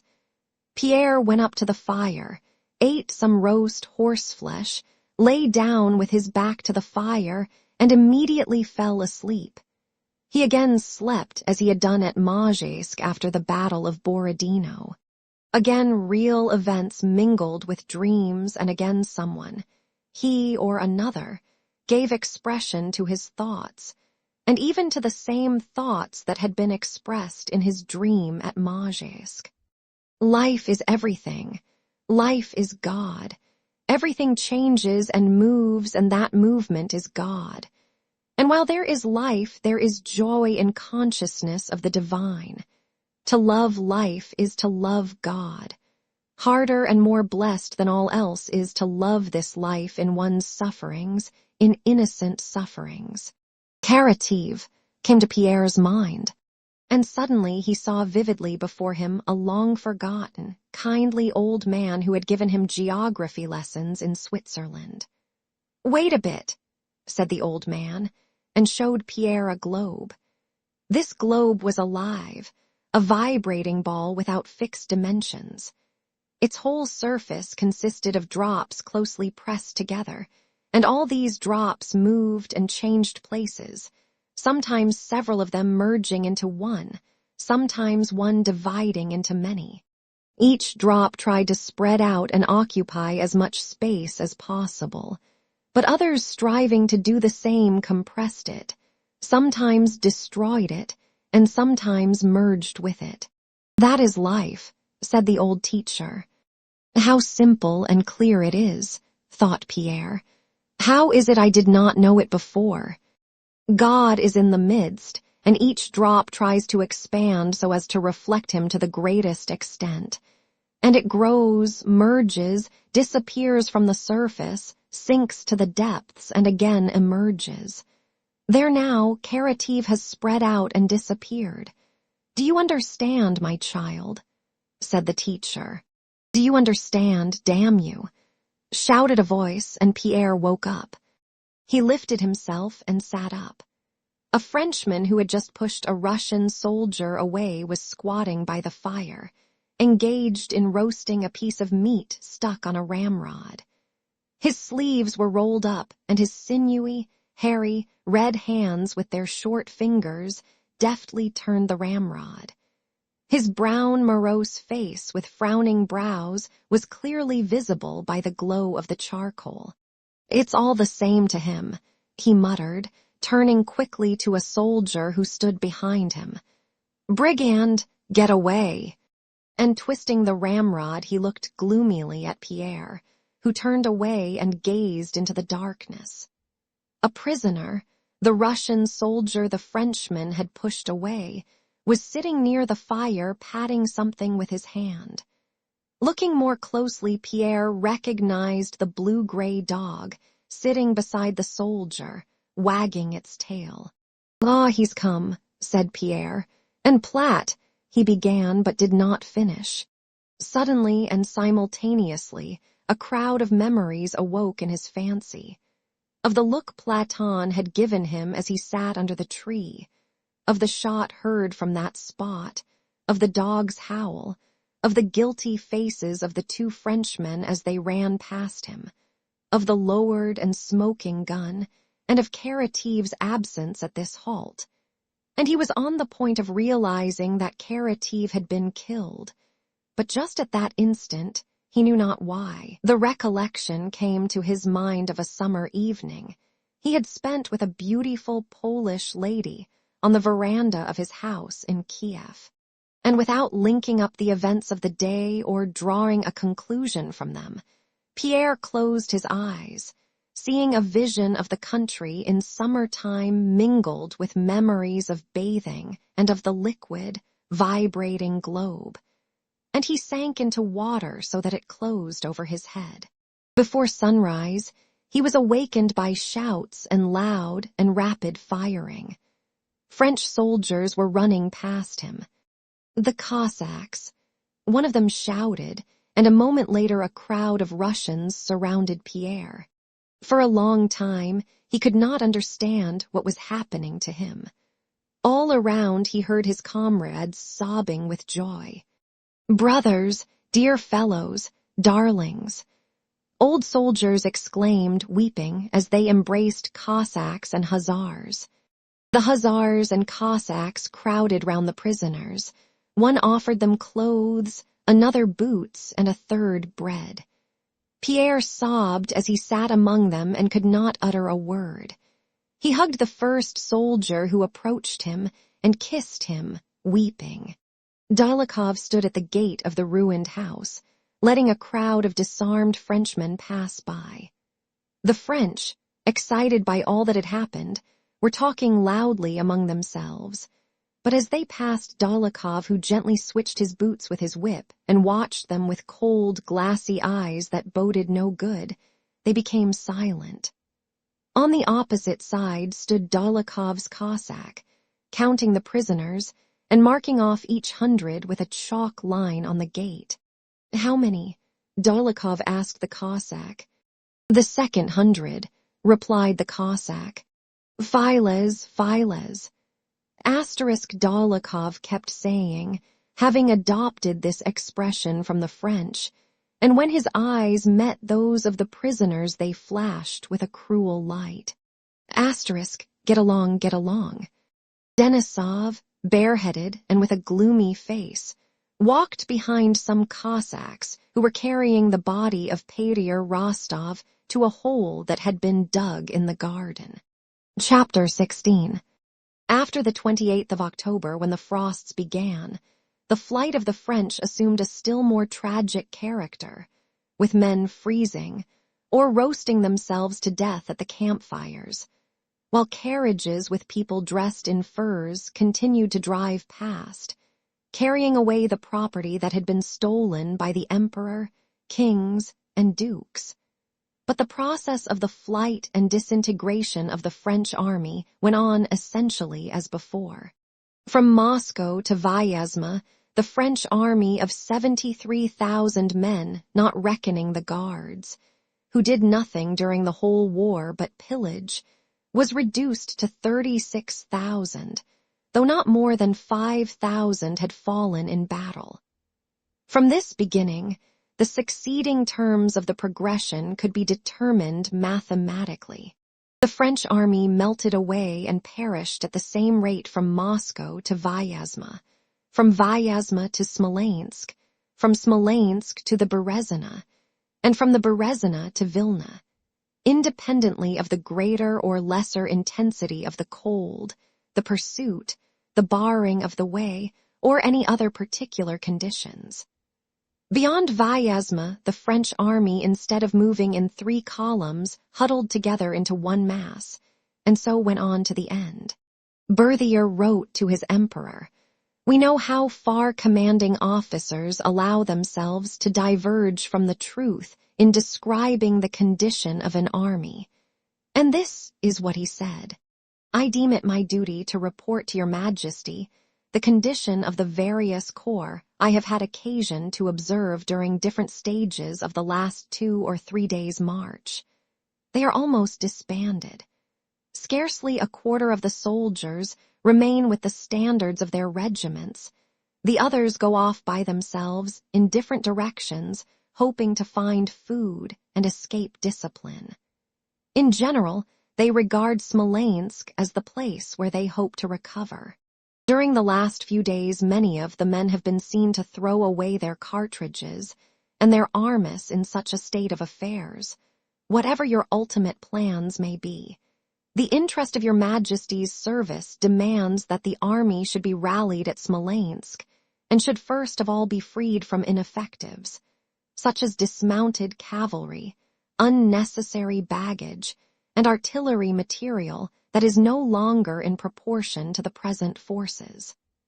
The soldiers, who are worn out with hunger and fatigue, need these supplies as well as a few days' rest. Many have died these last days on the road or at the bivouacs. This state of things is continually becoming worse and makes one fear that unless a prompt remedy is applied, the troops will no longer be under control in case of an engagement. November 9, 20 miles from Smolensk.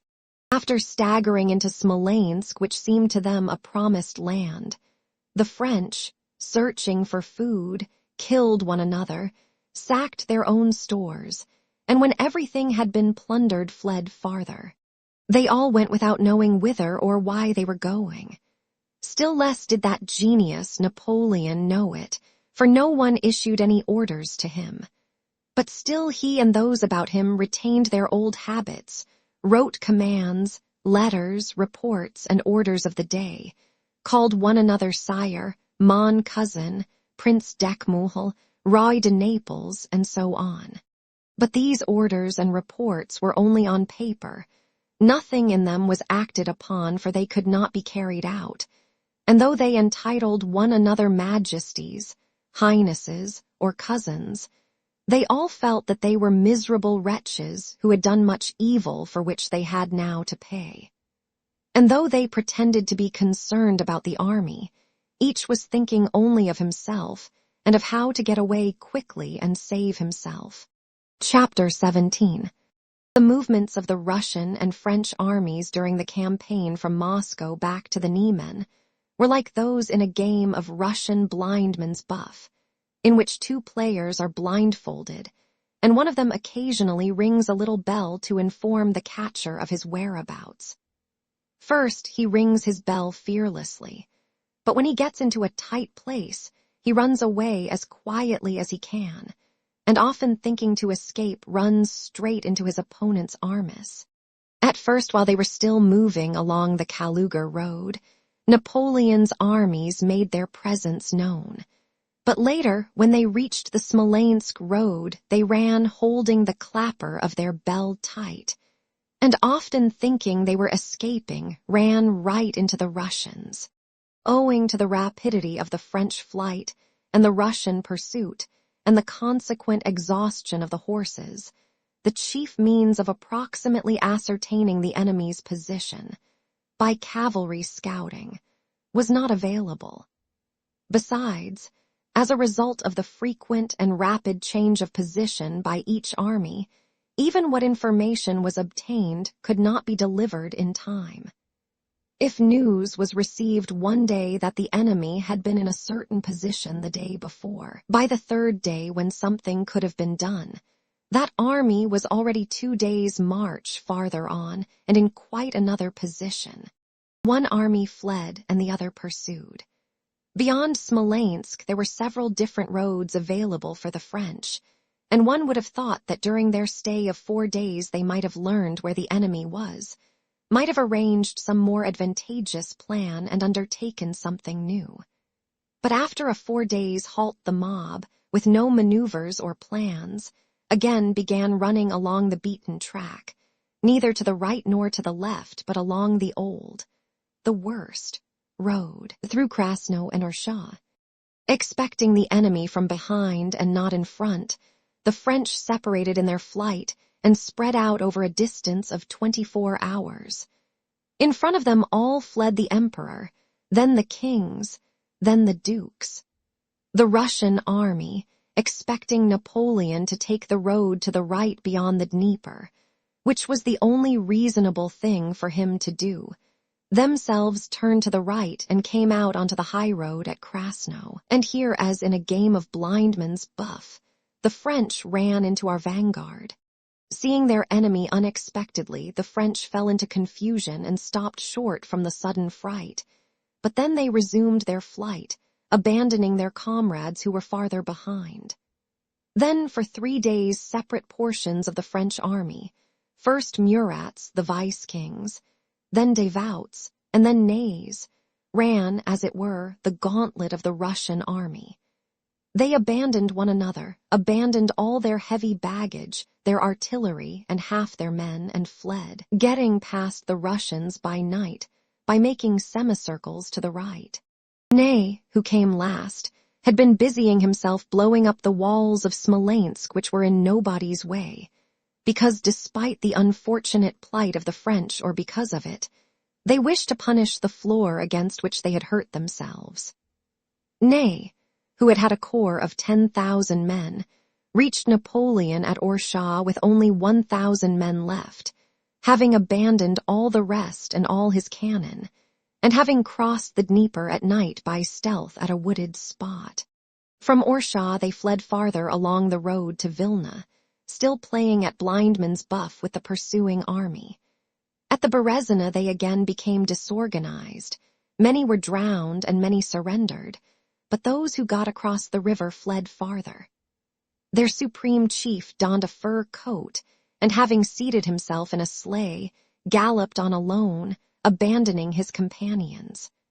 The others who could do so drove away too, leaving those who could not to surrender or die. Chapter 18. This campaign consisted in a flight of the French during which they did all they could to destroy themselves. From the time they turned onto the Kaluga road to the day their leader fled from the army, none of the movements of the crowd had any sense. So one might have thought that regarding this period of the campaign, the historians, who attributed the actions of the mass to the will of one man, would have found it impossible to make the story of the retreat fit their theory. But no. Mountains of books have been written by the historians about this campaign, and everywhere are described Napoleon's arrangements, the maneuvers, and his profound plans which guided the army, as well as the military genius shown by his marshals. The retreat from Malo-Yaroslavets, when he had a free road into a well-supplied district, and the parallel road was open to him along which Kutuzov afterwards pursued him. This unnecessary retreat along a devastated road is explained to us as being due to profound considerations. Similarly, profound considerations are given for his retreat from Smolensk to Orsha. Then his heroism at Krasno is described, where he is reported to have been prepared to accept battle and take personal command, and to have walked about with a birch stick and said, J.I. assays fate l'empereur, il est temps de faire le général, asterisk, but nevertheless immediately ran away again, abandoning to its fate the scattered fragments of the army he left behind. Asterisk, I have acted the emperor long enough. It is time to act the general. Then we are told of the greatness of soul of the marshals, especially of Ney. A greatness of soul consisting in this, that he made his way by night around through the forest and across the Dnieper and escaped to Orsha, abandoning standards, artillery, and 9/10 of his men. And lastly, the final departure of the great emperor from his heroic army is presented to us by the historians as something great and characteristic of genius. Even that final running away, described in ordinary language as the lowest depth of baseness, which every child is taught to be ashamed of, even that act finds justification in the historian's language. When it is impossible to stretch the very elastic threads of historical ratiocination any farther, when actions are clearly contrary to all that humanity calls right or even just, the historians produce a saving conception of greatness. Greatness, it seems, excludes the standards of right and wrong. For the great man nothing is wrong. There is no atrocity for which a great man can be blamed. Say grand. Asterisk say the historians, and there no longer exists either good or evil, but only grand, and not grand. Grand is good, not grand is bad. Grand is the characteristic in their conception of some special animals called heroes. And Napoleon, escaping home in a warm fur coat and leaving to perish those who were not merely his comrades but were, in his opinion, men he had brought there, feels quasi grand, asterisk, and his soul is tranquil. Asterisk, it is great. Asterisk, that it is great. Du sublime, he saw something sublime in himself. O ridicule il ni a quan pass, asterisk, said he. And the whole world for 50 years has been repeating, sublime, grand, Napoleon le Grand. Du sublime au ridicule il ni a quan pass. Asterisk, from the sublime to the ridiculous is but a step. And it occurs to no one that to admit a greatness not commensurable with the standard of right and wrong is merely to admit one's own nothingness and immeasurable meanness. For us, with the standard of good and evil given us by Christ, no human actions are incommensurable, and there is no greatness where simplicity, goodness, and truth are absent. Chapter 19. What Russian, reading the account of the last part of the campaign of 1812, has not experienced an uncomfortable feeling of regret, dissatisfaction, and perplexity? Who has not asked himself how it is that the French were not all captured or destroyed when our 3 armies surrounded them in superior numbers? When the disordered French, hungry and freezing, surrendered in crowds, and when, as the historians relate, the aim of the Russians was to stop the French, to cut them off and capture them all. How was it that the Russian army, which when numerically weaker than the French had given battle at Borodino, did not achieve its purpose when it had surrounded the French on 3 sides, and when its aim was to capture them? Can the French be so enormously superior to us that, when we had surrounded them with superior forces, we could not beat them? How could that happen? History, or what is called by that name, replying to these questions, says that this occurred because Kutuzov and Tormasov and Chichagov, and this man and that man, did not execute such and such maneuvers. But why did they not execute those maneuvers? And why, if they were guilty of not carrying out a prearranged plan, were they not tried and punished? But even if we admitted that Kutuzov, Chichagov, and others were the cause of the Russian failures, it is still incomprehensible why, the position of the Russian army being what it was at Krasno and at the Berezina. In both cases we had superior forces. The French army with its marshals, kings, and emperor was not captured, if that was what the Russians aimed at. The explanation of this strange fact given by Russian military historians, to the effect that Kutuzov hindered an attack, is unfounded, for we know that he could not restrain the troops from attacking at Vyazma and Tarutino. Why was the Russian army, which with inferior forces had withstood the enemy in full strength at Borodino, defeated at Krasno and the Berezina by the disorganized crowds of the French when it was numerically superior? If the aim of the Russians consisted in cutting off and capturing Napoleon and his marshals, and that aim was not merely frustrated, but all attempts to attain it were most shamefully baffled, then this last period of the campaign is quite rightly considered by the French to be a series of victories, and quite wrongly considered victorious by Russian historians. The Russian military historians, in so far as they submit to claims of logic, must admit that conclusion, and in spite of their lyrical rhapsodies about valor, devotion, and so forth, must reluctantly admit that the French retreat from Moscow was a series of victories for Napoleon and defeats for Kutuzov.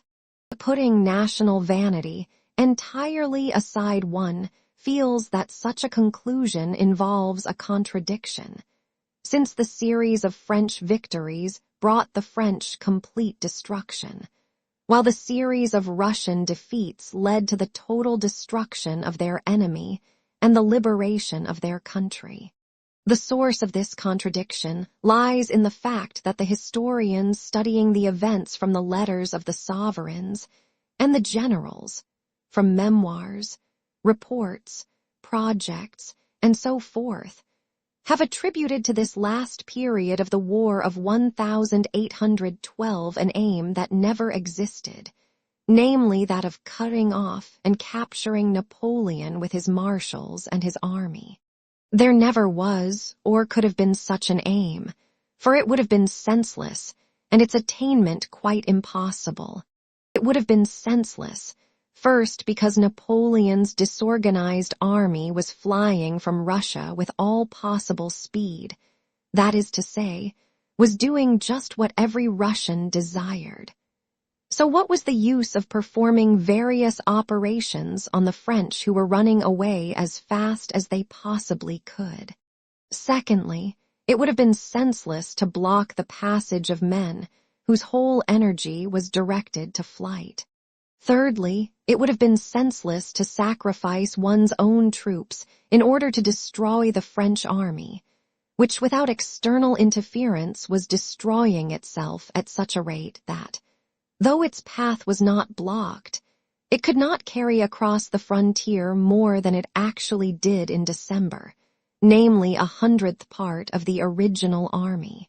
Fourthly, it would have been senseless to wish to take captive the emperor, kings, and dukes, whose capture would have been in the highest degree embarrassing for the Russians, as the most adroit diplomatists of the time, Joseph de Maistre and others, recognized. Still more senseless would have been the wish to capture army corps of the French, when our own army had melted away to half, before reaching Krasno, and a whole division would have been needed to convoy the corps of prisoners, and when our men were not always getting full rations, and the prisoners already taken were perishing of hunger. All the profound plans about cutting off and capturing Napoleon and his army were like the plan of a market gardener who, when driving out of his garden a cow that had trampled down the beds he had planted, should run to the gate and hit the cow on the head. The only thing to be said in excuse of that gardener would be that he was very angry.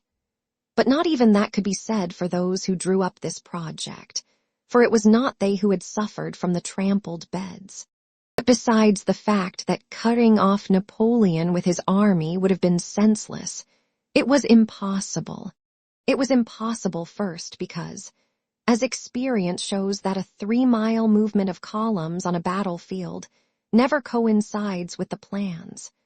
The probability of Chichagov, Kutuzov, and Wittgenstein effecting a junction on time at an appointed place was so remote as to be tantamount to impossibility, as in fact thought Kutuzov, who when he received the plan remarked that diversions planned over great distances do not yield the desired results.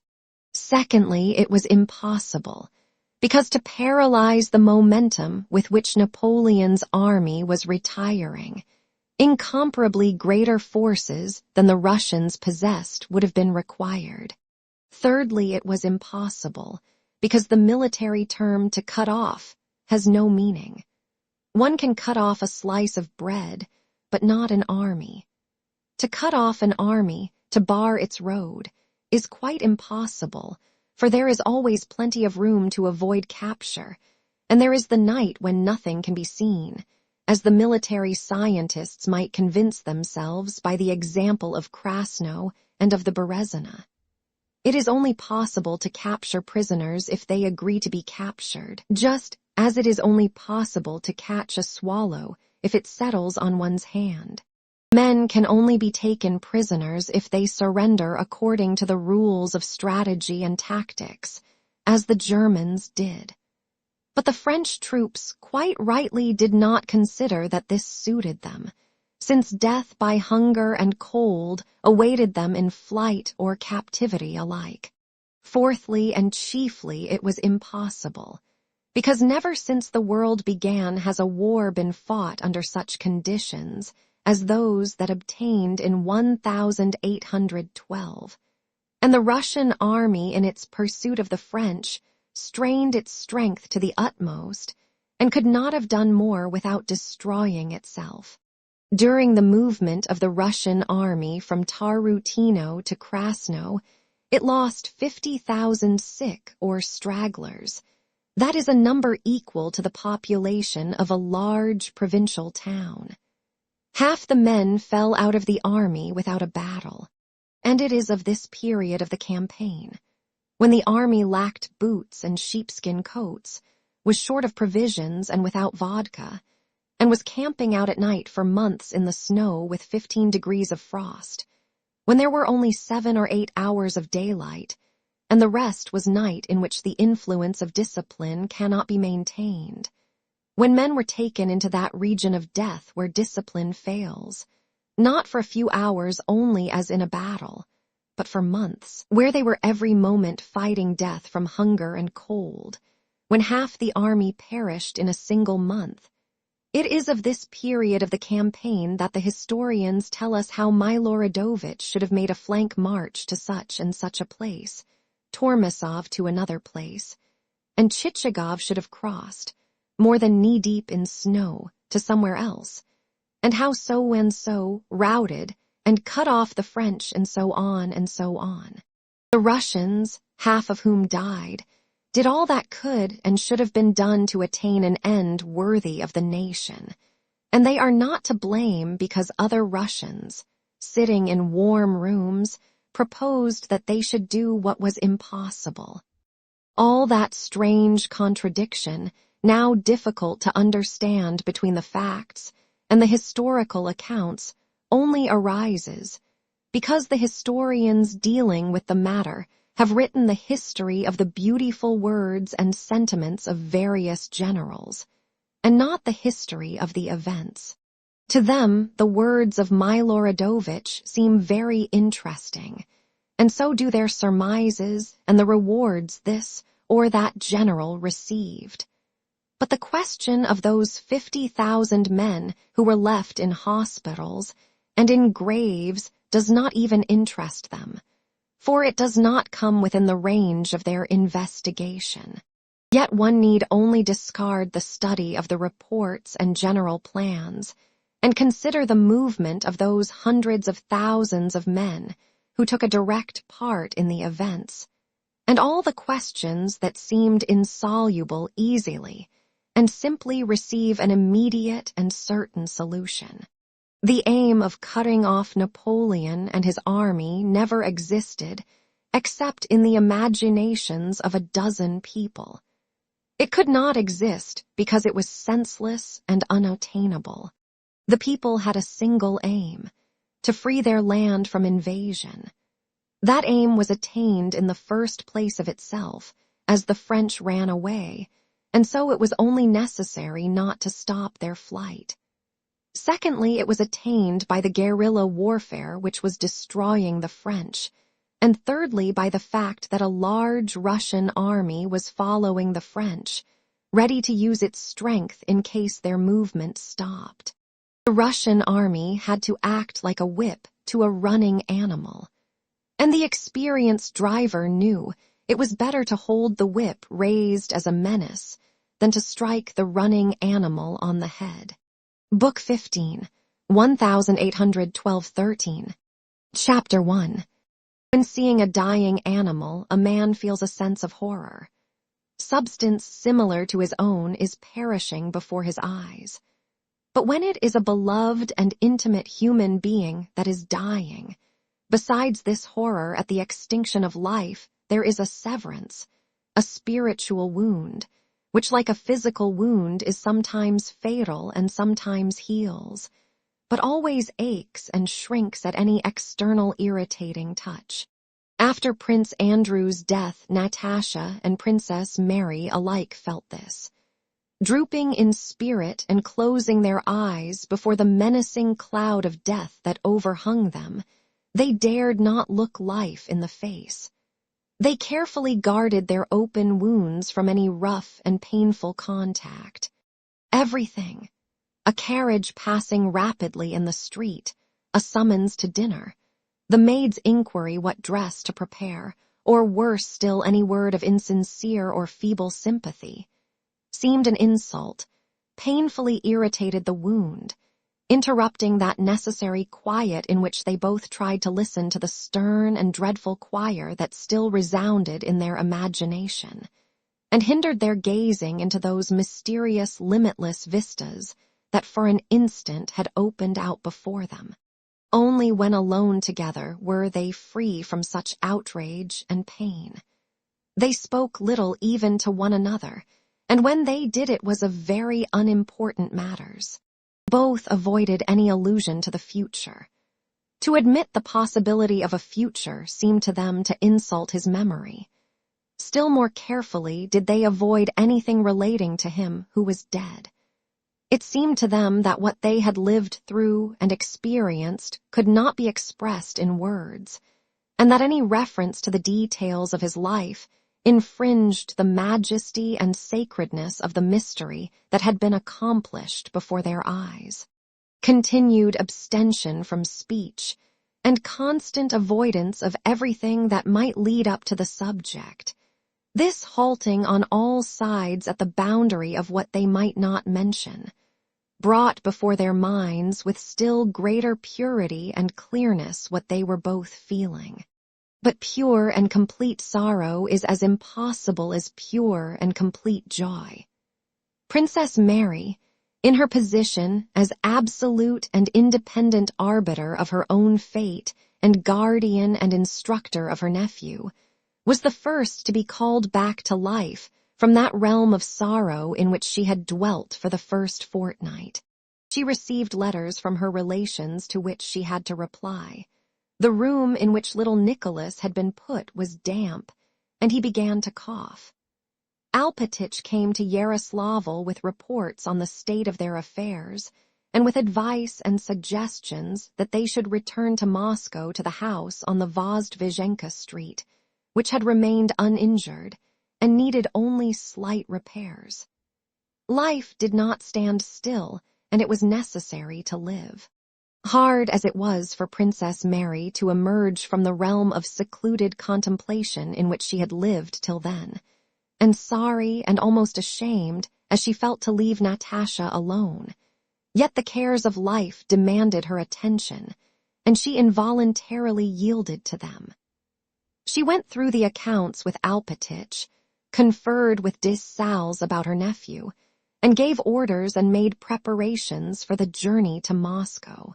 Natasha remained alone, and from the time Princess Mary began making preparations for departure, held aloof from her too.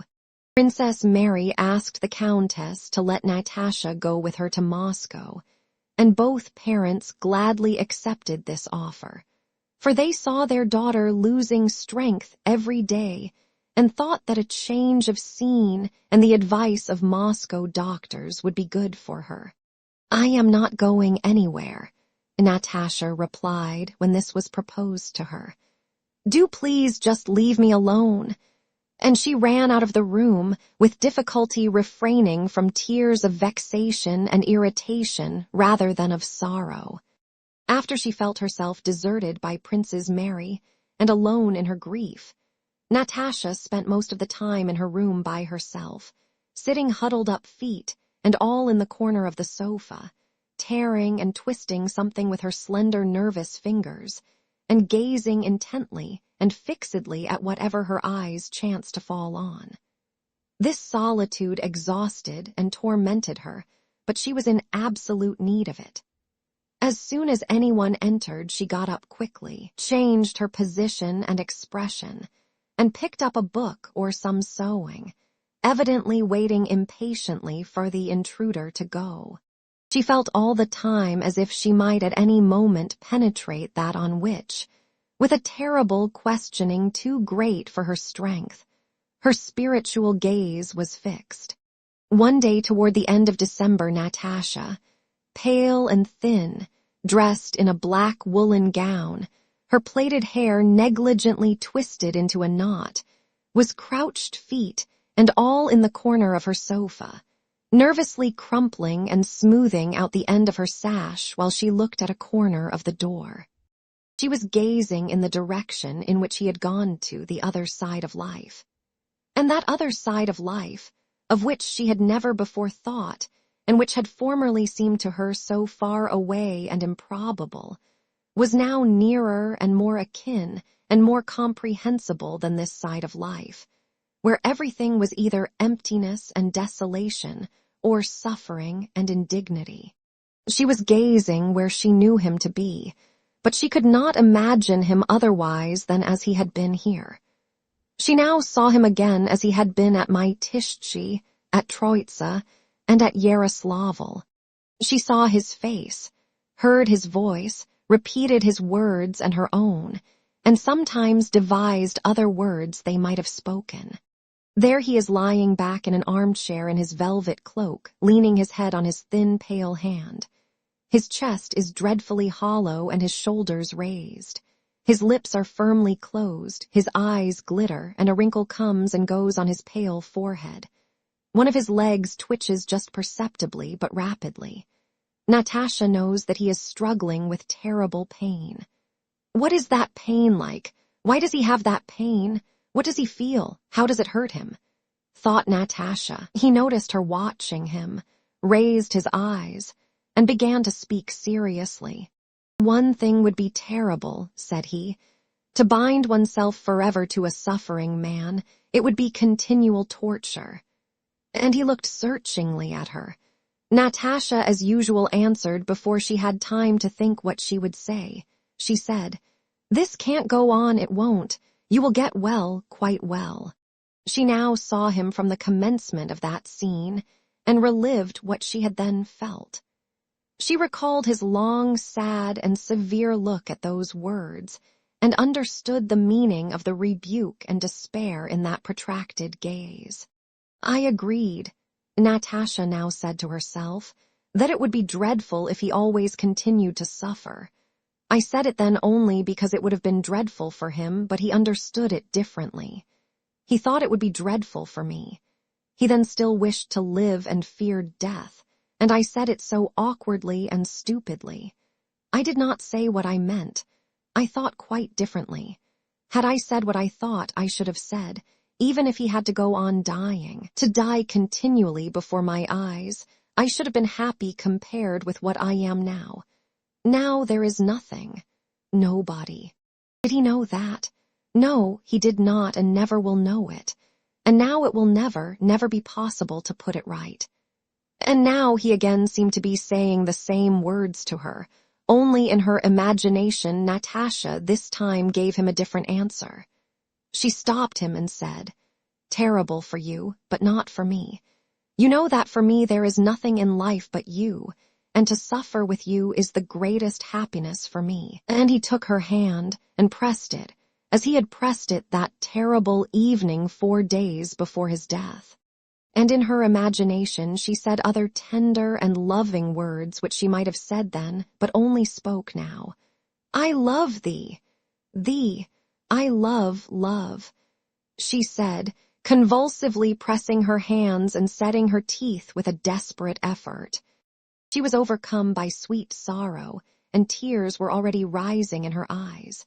Then she suddenly asked herself to whom she was saying this. Again, everything was shrouded in hard, dry perplexity, and again with a strained frown she peered toward the world where he was. And now it seemed to her she was penetrating the mystery. But at the instant when it seemed that the incomprehensible was revealing itself to her, a loud rattle of the door handle struck painfully on her ears. Dunyasha, her maid, entered the room quickly and abruptly with a frightened look on her face, and showing no concern for her mistress. "Come to your papa at once, please," said she with a strange, excited look. "A misfortune about Peter Ilyich. A letter," she finished with a sob. Chapter 2. Besides a feeling of aloofness from everybody, Natasha was feeling a special estrangement from the members of her own family. All of them, her father, mother, and Sonia, were so near to her, so familiar, so commonplace, that all their words and feelings seemed an insult to the world in which she had been living of late, and she felt not merely indifferent to them, but regarded them with hostility. She heard Dunyasha's words about Peter Ilyich and a misfortune, but did not grasp them. What misfortune? What misfortune can happen to them? They just live their own old, quiet, and commonplace life, thought Natasha. As she entered the ballroom, her father was hurriedly coming out of her mother's room. His face was puckered up and wet with tears. He had evidently run out of that room to give vent to the sobs that were choking him.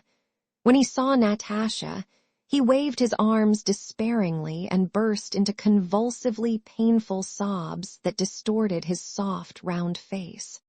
Peria, go, she is calling. And weeping like a child and quickly shuffling on his feeble legs to a chair, he almost fell into it, covering his face with his hands.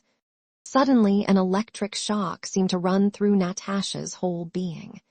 Terrible anguish struck her heart. She felt a dreadful ache as if something was being torn inside her, and she were dying. but the pain was immediately followed by a feeling of release from the oppressive constraint that had prevented her taking part in life.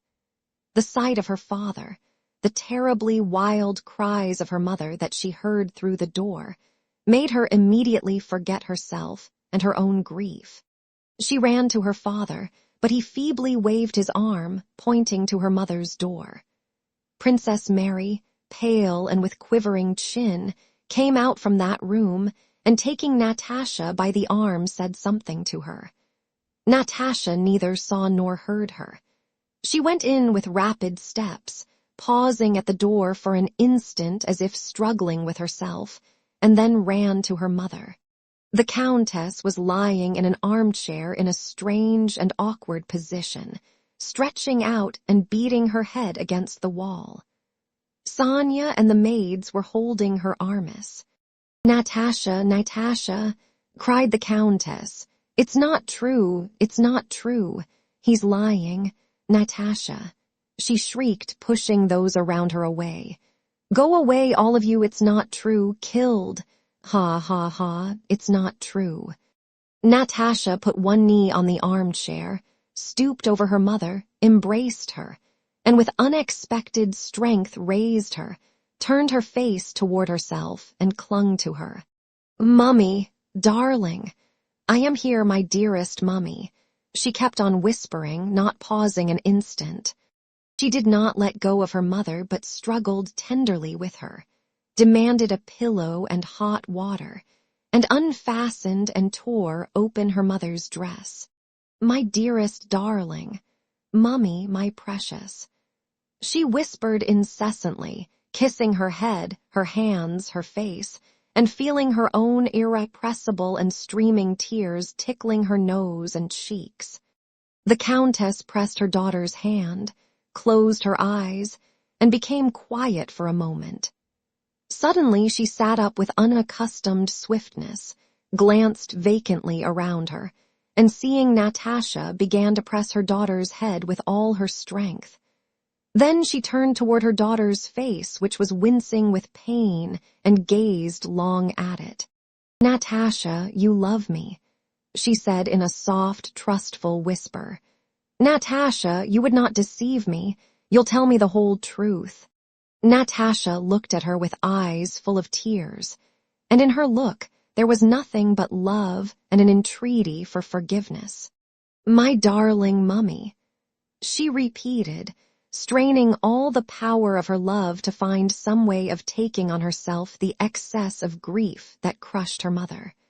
And again, in a futile struggle with reality, her mother, refusing to believe that she could live when her beloved boy was killed in the bloom of life, escaped from reality into a world of delirium. Natasha did not remember how that day passed, nor that night, nor the next day and night. She did not sleep and did not leave her mother. Her persevering and patient love seemed completely to surround the Countess every moment, not explaining or consoling, but recalling her to life.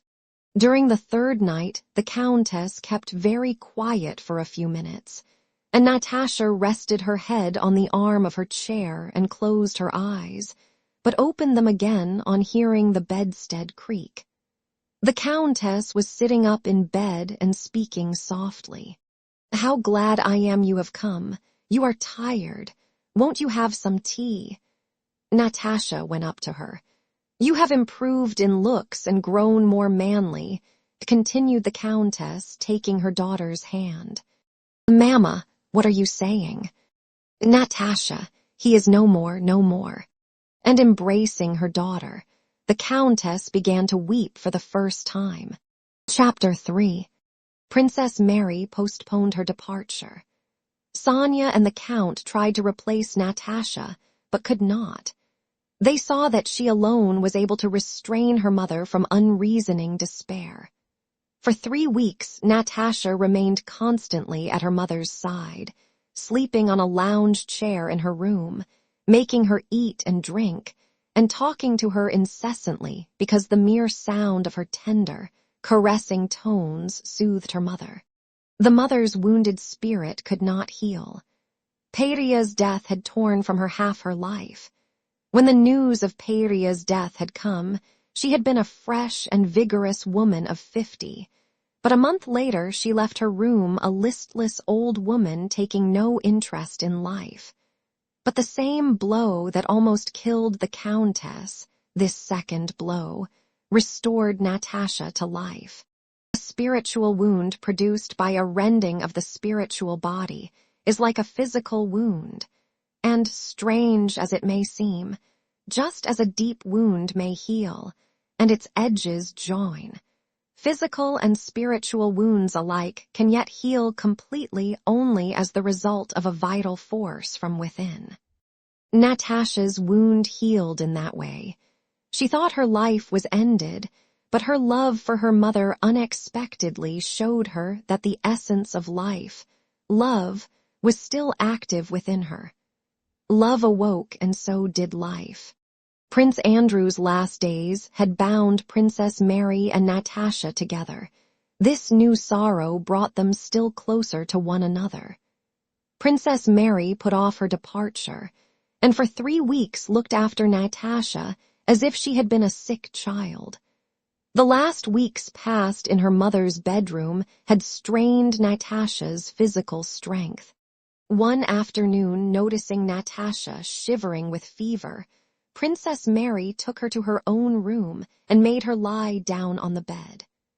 Natasha lay down, but when Princess Mary had drawn the blinds and was going away, she called her back. "I don't want to sleep, Mary. Sit by me a little."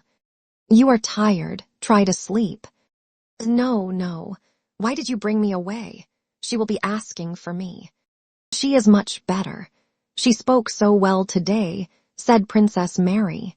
Natasha lay on the bed, and in the semi-darkness of the room scanned Princess Mary's face. "Is she like him?" thought Natasha. "Yes, like and yet not like, but she is quite original, strange, new, and unknown, and she loves me. What is in her heart, all that is good. But how, what is her mind like? What does she think about me? Yes, she is splendid." "Mary," she said timidly, drawing Princess Mary's hand to herself. "Mary, you mustn't think me wicked. No, Mary darling, how I love you. Let us be quite friends." And Natasha, embracing her, began kissing her face and hands, making Princess Mary feel shy but happy by this demonstration of her feelings. From that day, a tender and passionate friendship such as exists only between women was established between Princess Mary and Natasha. They were continually kissing and saying tender things to one another and spent most of their time together. When one went out, the other became restless and hastened to rejoin her. Together, they felt more in harmony with one another than either of them felt with herself when alone. A feeling stronger than friendship sprang up between them, an exclusive feeling of life being possible only in each other's presence. Sometimes they were silent for hours. Sometimes after they were already in bed, they would begin talking and go on till morning. They spoke most of what was long past. Princess Mary spoke of her childhood, of her mother, her father, and her daydreams. And Natasha, who with a passive lack of understanding had formerly turned away from that life of devotion, submission, and the poetry of Christian self-sacrifice, now feeling herself bound to Princess Mary by affection, learned to love her past too, and to understand a side of life previously incomprehensible to her. She did not think of applying submission and self-abnegation to her own life, for she was accustomed to seek other joys, but she understood and loved in another those previously incomprehensible virtues. For Princess Mary, listening to Natasha's tales of childhood and early youth, there also opened out a new and hitherto uncomprehended side of life, belief in life and its enjoyment. Just as before, they never mentioned him so as not to lower, as they thought, their exalted feelings by words. But this silence about him had the effect of making them gradually begin to forget him without being conscious of it. Natasha had grown thin and pale and physically so weak that they all talked about her health, and this pleased her. But sometimes she was suddenly overcome by fear not only of death, but of sickness, weakness, and loss of good looks, and involuntarily she examined her bare arm carefully, surprised at its thinness, and in the morning noticed her drawn and, as it seemed to her, piteous face in her glass. It seemed to her that things must be so, and yet it was dreadfully sad. One day she went quickly upstairs and found herself out of breath. Unconsciously, she immediately invented a reason for going down, and then, testing her strength, ran upstairs again, observing the result.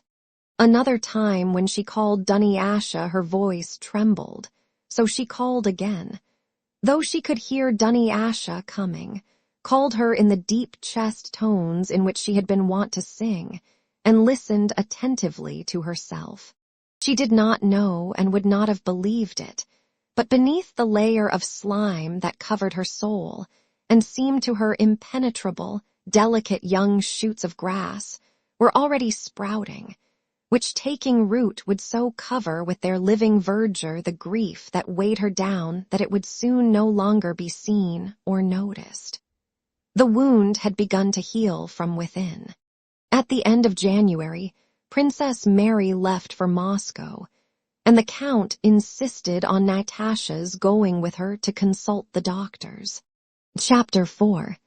After the encounter at Vyazma, where Kutuzov had been unable to hold back his troops in their anxiety to overwhelm and cut off the enemy and so on, the farther movement of the fleeing French, and of the Russians who pursued them, continued as far as Krasno without a battle.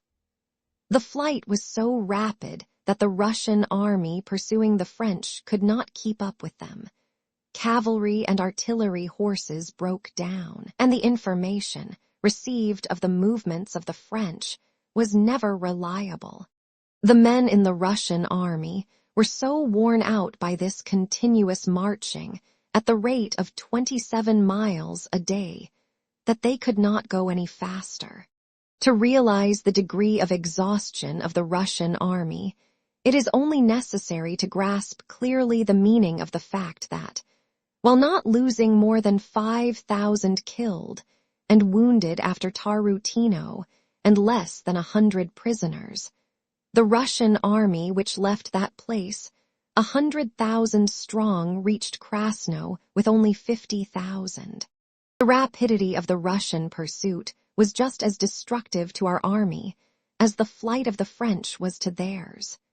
The only difference was that the Russian army moved voluntarily, with no such threat of destruction as hung over the French, and that the sick Frenchmen were left behind in enemy hands, while the sick Russians left behind were among their own people. The chief cause of the wastage of Napoleon's army was the rapidity of its movement, and a convincing proof of this is the corresponding decrease of the Russian army. Kutuzov, as far as was in his power, instead of trying to check the movement of the French as was desired in Petersburg, and by the Russian army generals, directed his whole activity here, as he had done at Tarutino and Vyazma, to hastening it on while easing the movement of our army.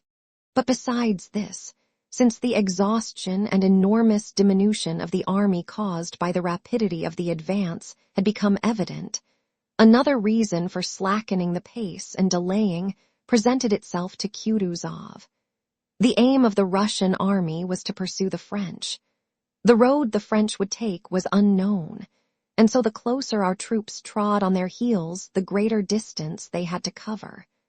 Only by following at some distance could one cut across the zigzag path of the French.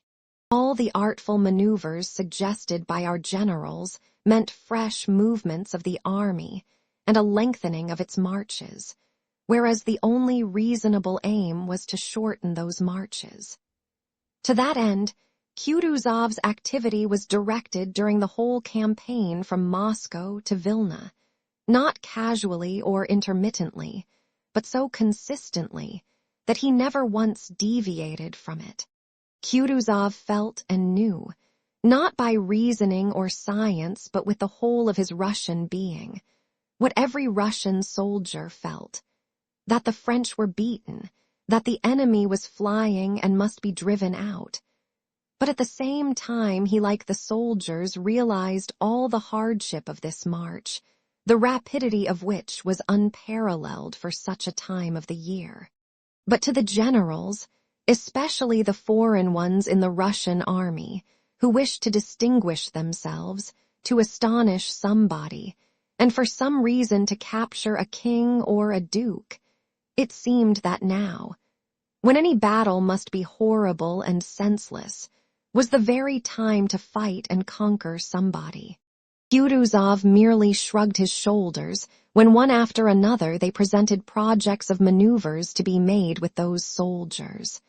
Ill-shod, insufficiently clad, and half-starved, who within a month, and without fighting a battle, had dwindled to half their number, and who at the best, if the flight continued, would have to go a greater distance than they had already traversed before they reached the frontier.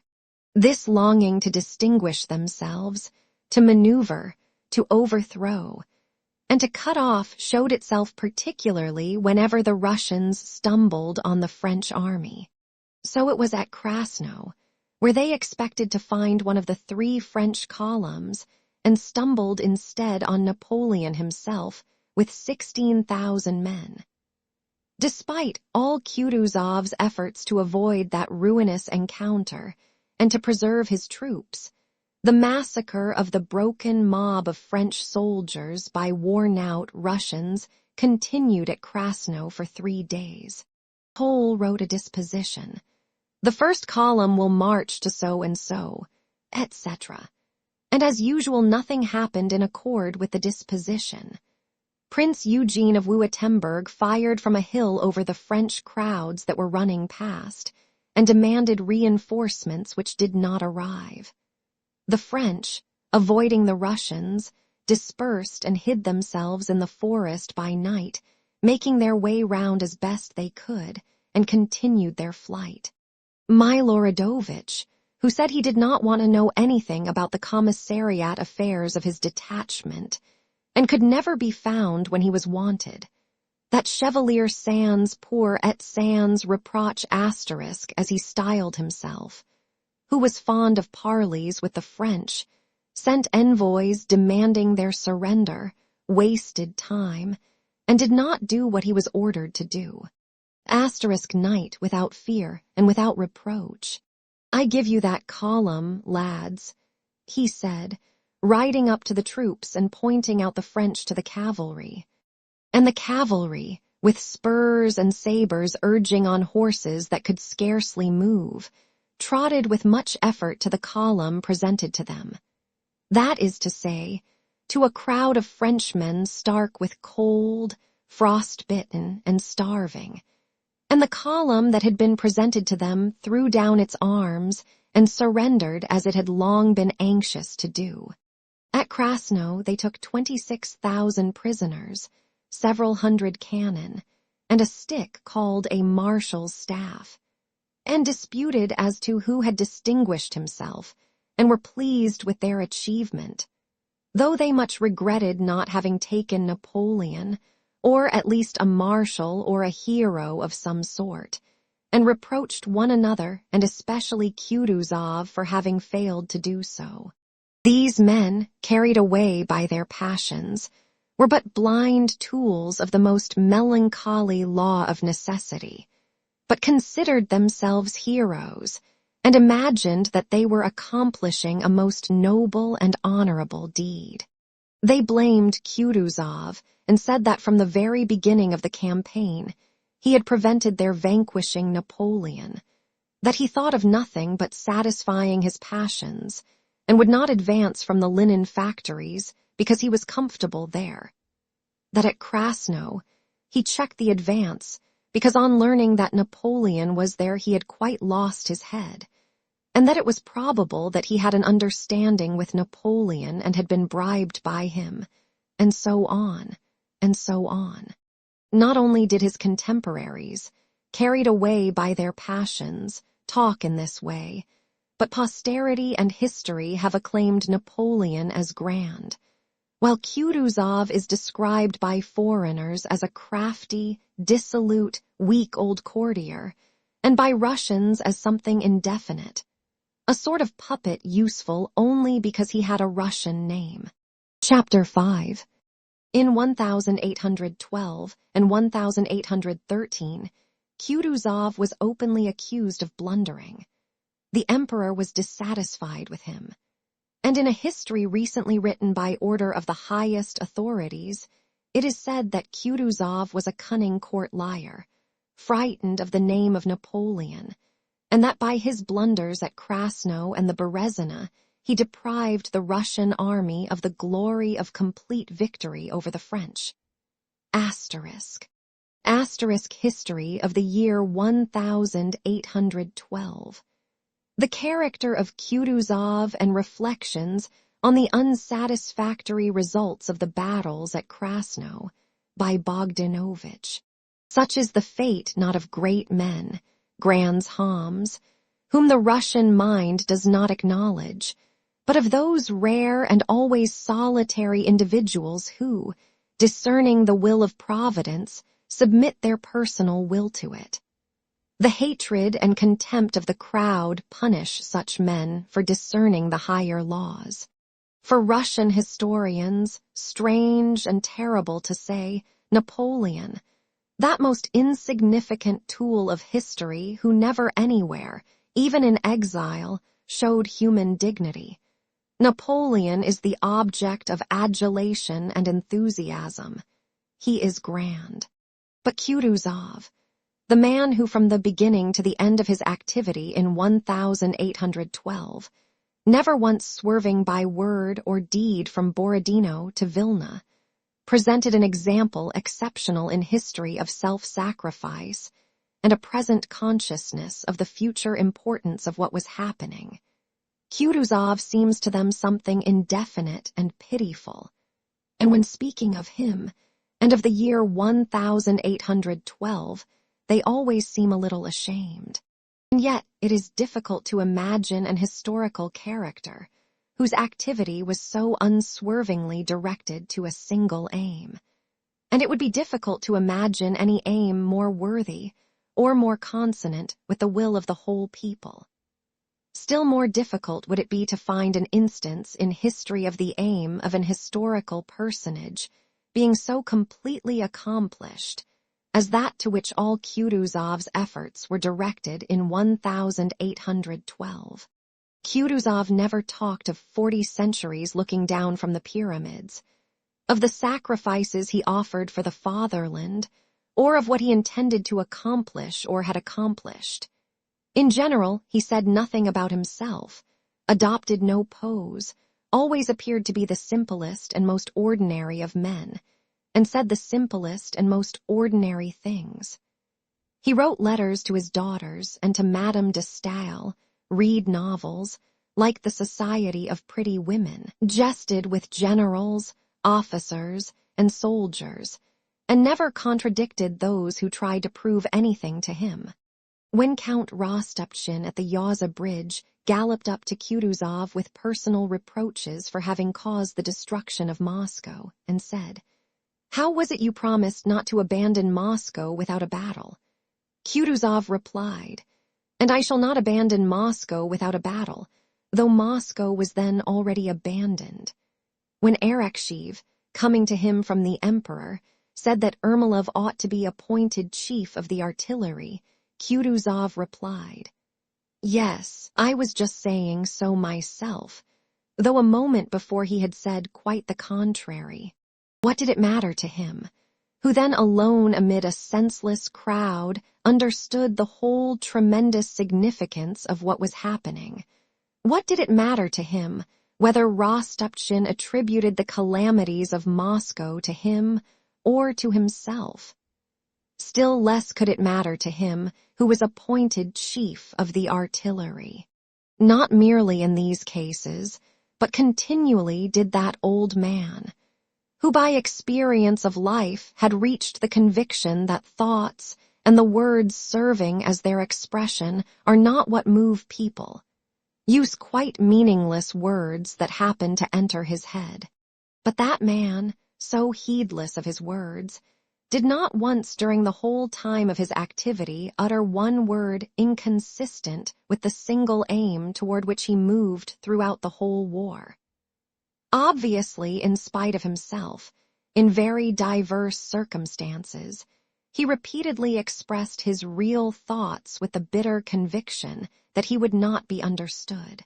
Beginning with the Battle of Borodino, from which time his disagreement with those about him began, he alone said that the Battle of Borodino was a victory, and repeated this both verbally and in his dispatches and reports up to the time of his death.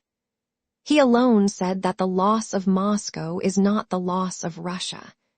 In reply to Lauriston's proposal of peace, he said, "There can be no peace, for such is the people's will." He alone, during the retreat of the French, said that all our maneuvers are useless. Everything is being accomplished of itself better than we could desire. That the enemy must be offered a golden bridge. That neither the Tarutino, the Vyazma, nor the Krasno battles were necessary. That we must keep some force to reach the frontier with, and that he would not sacrifice a single Russian for 10 Frenchmen. And this courtier, as he is described to us, who lies to Arakshiv to please the emperor, he alone, incurring thereby the emperor's displeasure, said in Vilna that to carry the war beyond the frontier is useless and harmful. Nor do words alone prove that only he understood the meaning of the events.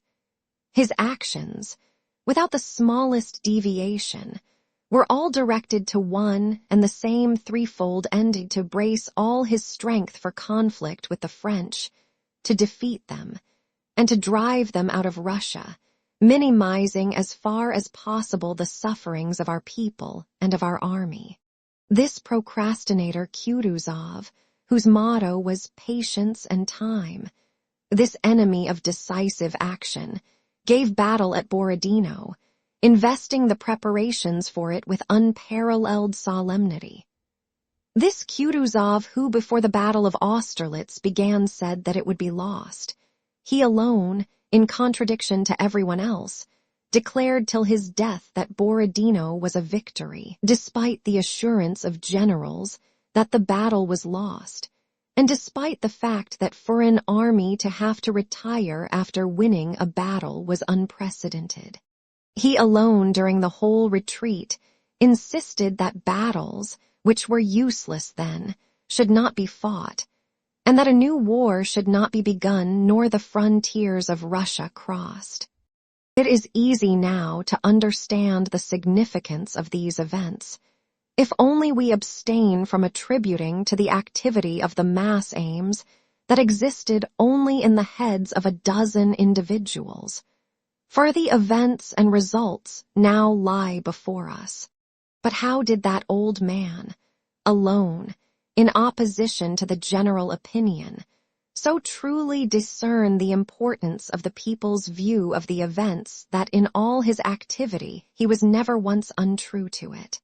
The source of that extraordinary power of penetrating the meaning of the events then occurring lay in the national feeling, which he possessed in full purity and strength. Only the recognition of the fact that he possessed this feeling caused the people in so strange a manner, contrary to the Tsar's wish, to select him, an old man in disfavor, to be their representative in the national war. And only that feeling placed him on that highest human pedestal from which he, the commander-in-chief, devoted all his powers not to slaying and destroying men, but to saving and showing pity on them. That simple, modest, and therefore truly great figure could not be cast in the false mold of a European hero, the supposed ruler of men, that history has invented. To a lackey, No man can be great, for a lackey has his own conception of greatness. Chapter 6. The 5th of November was the first day of what is called the Battle of Krasno.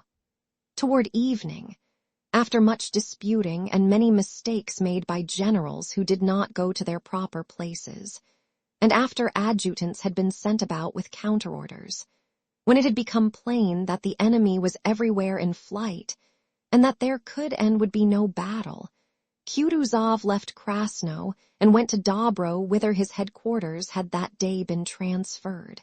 The day was clear and frosty. Kutuzov rode to Dobro on his plump little white horse, followed by an enormous suite of discontented generals who whispered among themselves behind his back. All along the road groups of French prisoners captured that day, there were 7,000 of them, were crowding to warm themselves at campfires. Near Dobro, an immense crowd of tattered prisoners, buzzing with talk and wrapped and bandaged in anything they had been able to get hold of, were standing in the road beside a long row of unharnessed French guns. At the approach of the commander-in-chief, the buzz of talk ceased, and all eyes were fixed on Kutuzov who, wearing a white cap with a red band and a padded overcoat that bulged on his round shoulders, moved slowly along the road on his white horse. One of the generals was reporting to him where the guns and prisoners had been captured. Kutuzov seemed preoccupied and did not listen to what the general was saying. He screwed up his eyes with a dissatisfied look as he gazed attentively and fixedly at these prisoners, who presented a specially wretched appearance. Most of them were disfigured by frost-bitten noses and cheeks, and nearly all had red, swollen and festering eyes. One group of the French stood close to the road, and two of them, one of whom had his face covered with sores, were tearing a piece of raw flesh with their hands. There was something horrible and bestial in the fleeting glance they threw at the riders, and in the malevolent expression with which, after a glance at Kutuzov, the soldier with the sores immediately turned away and went on with what he was doing.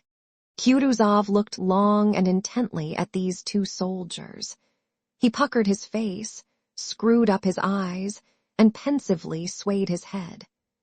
At another spot he noticed a Russian soldier laughingly patting a Frenchman on the shoulder, saying something to him in a friendly manner, and Kutuzov, with the same expression on his face, again swayed his head.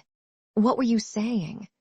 he asked the general, who, continuing his report, directed the commander-in-chief's attention to some standards captured from the French and standing in front of the Preobrazhensk regiment. "Ah, the standards," said Kutuzov, evidently detaching himself with difficulty from the thoughts that preoccupied him. He looked about him absently. Thousands of eyes were looking at him from all sides, awaiting a word from him. He stopped in front of the Preobrazhensk regiment, sighed deeply, and closed his eyes. One of his suite beckoned to the soldiers carrying the standards to advance and surround the commander-in-chief with them. Kutuzov was silent for a few seconds and then, submitting with evident reluctance to the duty imposed by his position, raised his head and began to speak. A throng of officers surrounded him. He looked attentively around at the circle of officers, recognizing several of them. "I thank you all," he said, addressing the soldiers and then again the officers. In the stillness around him, his slowly uttered words were distinctly heard. "I thank you all for your hard and faithful service. The victory is complete and Russia will not forget you. Honor to you forever." He paused and looked around. "Lower its head, lower it," he said to a soldier who had accidentally lowered the French eagle he was holding before the Preobrazhensk standards. "Lower, lower, that's it.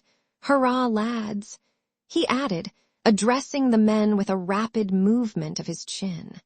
"Hurrah-rah," roared thousands of voices. While the soldiers were shouting, Kutuzov leaned forward in his saddle and bowed his head, and his eye lit up with a mild and apparently ironic gleam. "You see, brothers," said he when the shouts had ceased, and all at once his voice and the expression of his face changed. It was no longer the commander-in-chief speaking, but an ordinary old man who wanted to tell his comrades something very important. There was a stir among the throng of officers and in the ranks of the soldiers, who moved that they might hear better what he was going to say. "You see, brothers, I know it's hard for you, but it can't be helped. Bear up, it won't be for long now. We'll see our visitors off and then we'll rest. The Tsar won't forget your service. It is hard for you, but still you are at home while you see what they have come to," said he, pointing to the prisoners. "Worse off than our poorest beggars. While they were strong, we didn't spare ourselves, but now we may even pity them.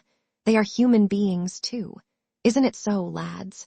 He looked around, and in the direct, respectful, wondering gaze fixed upon him, he read sympathy with what he had said. His face grew brighter and brighter with an old man's mild smile, which drew the corners of his lips and eyes into a cluster of wrinkles. He ceased speaking and bowed his head as if in perplexity. "But after all, who ask them here? Serves them right, the bloody bastards," he cried, suddenly lifting his head. And flourishing his whip, he rode off at a gallop for the first time during the whole campaign, and left the broken ranks of the soldiers laughing joyfully and shouting, "Hurrah!" Kutuzov's words were hardly understood by the troops. No one could have repeated the field marshal's address, begun solemnly, and then changing into an old man's simply-hearted talk. But the hearty sincerity of that speech, the feeling of majestic triumph combined with pity for the foe and consciousness of the justice of our cause, exactly expressed by that old man's good-natured expletives, was not merely understood, but lay in the soul of every soldier, and found expression in their joyous and long-sustained shouts. Afterwards, when one of the generals addressed Kutuzov asking whether he wished his kalech to be sent for, Kutuzov in answering unexpectedly gave a sob, being evidently greatly moved. Chapter 7. When the troops reached their night's halting place on the 8th of November, the last day of the Krasno battles, it was already growing dusk. All day it had been calm and frosty with occasional lightly falling snow, and toward evening it began to clear. Through the falling snow a purple, black, and starry sky showed itself, and the frost grew keener. An infantry regiment which had left Tarutino 3,000 strong, but now numbered only 900, was one of the first to arrive that night at its halting place, a village on the high road. The quartermasters who met the regiment announced that all the huts were full of sick and dead Frenchmen, cavalrymen, and members of the staff. There was only one hut available for the regimental commander. The commander rode up to his hut. The regiment passed through the village and stacked its arms in front of the last huts. Like some huge, many-limbed animal, the regiment began to prepare its lair and its food. One part of it dispersed and waded knee-deep through the snow into a birch forest to the right of the village, and immediately the sound of axes and swords, the crashing of branches, and merry voices could be heard from there. Another section amid the regimental wagons and horses which were standing in a group was busy getting out cauldrons and rye biscuit and feeding the horses. A third section scattered through the village arranging quarters for the staff officers, carrying out the French corpses that were in the huts, and dragging away boards, dry wood, and thatch from the roofs for the campfires or wattle fences to serve for shelter. Some 15 men with merry shouts were shaking down the high wattle wall of a shed, the roof of which had already been removed. "Now then, all together, shove." cried the voices, and the huge surface of the wall, sprinkled with snow and creaking with frost, was seen swaying in the gloom of the night. The lower stakes cracked more and more, and at last the wall fell, and with it the men who had been pushing it. Loud, coarse laughter and joyous shouts ensued. "Now then, catch hold in twos. Hand up the lever, that's it. Where are you shoving to?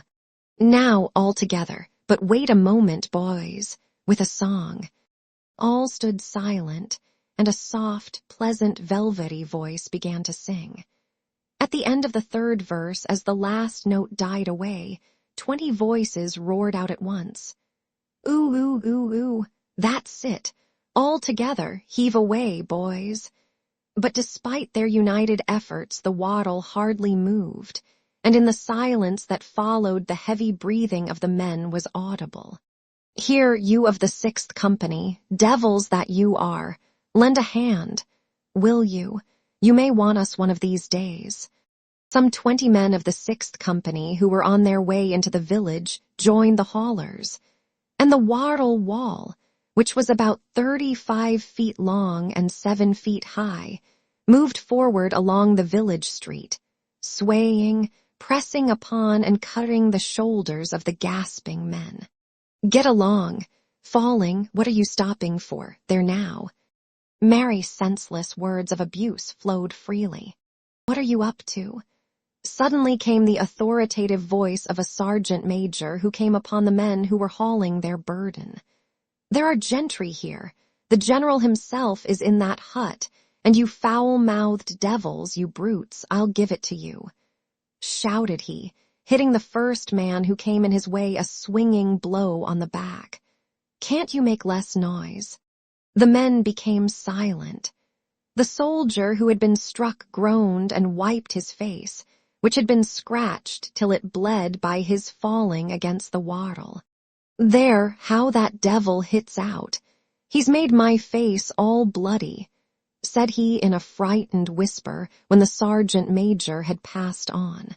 "Don't you like it?" said a laughing voice, and moderating their tones, the men moved forward. When they were out of the village, they began talking again as loud as before, interlarding their talk with the same aimless expletives. In the hut which the men had passed, the chief officers had gathered and were in animated talk over their tea about the events of the day and the maneuvers suggested for tomorrow. It was proposed to make a flank march to the left, cut off the vice-king Murat, and capture him. By the time the soldiers had dragged the wattle fence to its place, the campfires were blazing on all sides ready for cooking. The wood crackled, the snow was melting, and black shadows of soldiers flitted to and fro all over the occupied space where the snow had been trodden down. Axes and choppers were plied all around. Everything was done without any orders being given. Stores of wood were brought for the night, shelters were rigged up for the officers, cauldrons were being boiled, and muskets and accoutrements put in order. The wattle wall the men had brought was set up in a semicircle by the 8th Company as a shelter from the north, propped up by musket rests, and a campfire was built before it. They beat the tattoo, called the roll, had supper, and settled down round the fires for the night, some repairing their footgear, some smoking pipes, and some stripping themselves naked to steam the lice out of their shirts. Chapter 8. One would have thought that under the almost incredibly wretched conditions the Russian soldiers were in at that time, lacking warm boots and sheepskin coats, without a roof over their heads, in the snow with 18 degrees of frost, and without even full rations, the commissariat did not always keep up with the troops. They would have presented a very sad and depressing spectacle. On the contrary, the army had never under the best material conditions presented a more cheerful and animated aspect. This was because all who began to grow depressed or who lost strength were sifted out of the army day by day. All the physically or morally weak had long since been left behind, and only the flower of the army, physically and mentally, remained. More men collected behind the wattle fence of the 8th Company than anywhere else. 2 sergeants major were sitting with them, and their campfire blazed brighter than others. For leave to sit by their wattle, they demanded contributions of fuel. Macheeve, what has become of you, you son of a bitch? Are you lost, or have the wolves eaten you? Fetch some more wood," shouted a red-haired and red-faced man, screwing up his eyes and blinking because of the smoke but not moving back from the fire. "And you, jackdaw, go and fetch some wood," said he to another soldier. This red-haired man was neither a sergeant nor a corporal, but being robust he ordered about those weaker than himself. The soldier they called Jackdaw, a thin little fellow with a sharp nose, rose obediently and was about to go, but at that instant there came into the light of the fire the slender, handsome figure of a young soldier carrying a load of wood. "Bring it here, that's fine."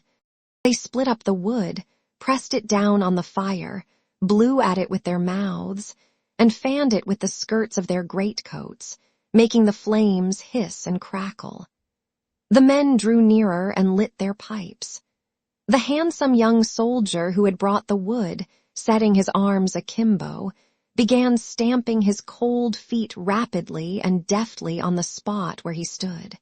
"Mother, the dew is cold but clear. It's well that I'm a musketeer," he sang, pretending to hiccup after each syllable. "Look out, your souls will fly off," shouted the red-haired man, noticing that the sole of the dancer's boot was hanging loose. "What a fellow you are for dancing." The dancer stopped, pulled off the loose piece of leather, and threw it on the fire. "Right enough, friend," said he, and having sat down, took out of his knapsack a scrap of blue French cloth and wrapped it round his foot.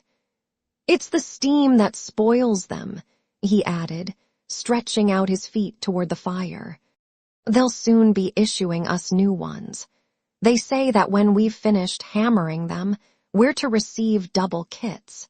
And that son of a bitch Petrov has lagged behind after all, it seems," said one sergeant major.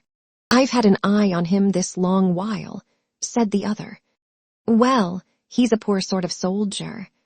But in the 3rd Company, they say 9 men were missing yesterday." "Yes, it's all very well, but when a man's feet are frozen, how can he walk?" Don't talk nonsense," said a sergeant major. "Do you want to be doing the same?"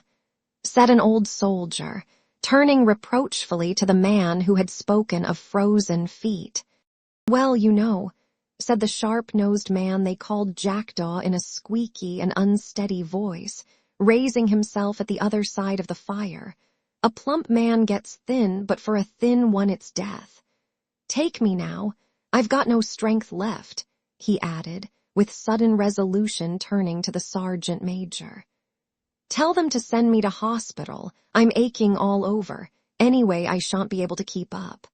That'll do," replied the sergeant major quietly. The soldier said no more, and the talk went on.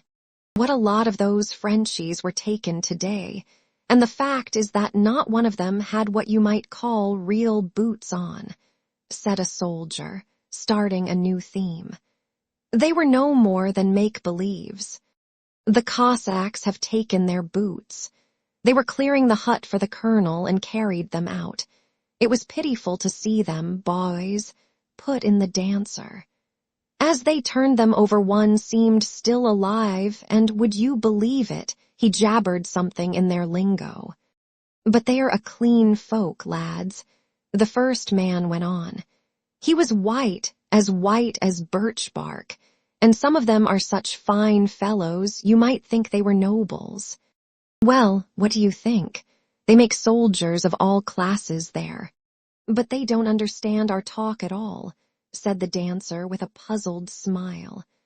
"I asked him whose subject he was, and he jabbered in his own way. A queer lot. But it's strange, friends," continued the man who had wondered at their whiteness. "The peasants at Majesk were saying that when they began burying the dead, where the battle was, well, those dead had been lying there for nearly a month, and says the peasant, they lie as white as paper, clean, and not as much smell as a puff of powder smoke." "Was it from the cold?" asked someone. "You're a clever fellow. From the cold indeed.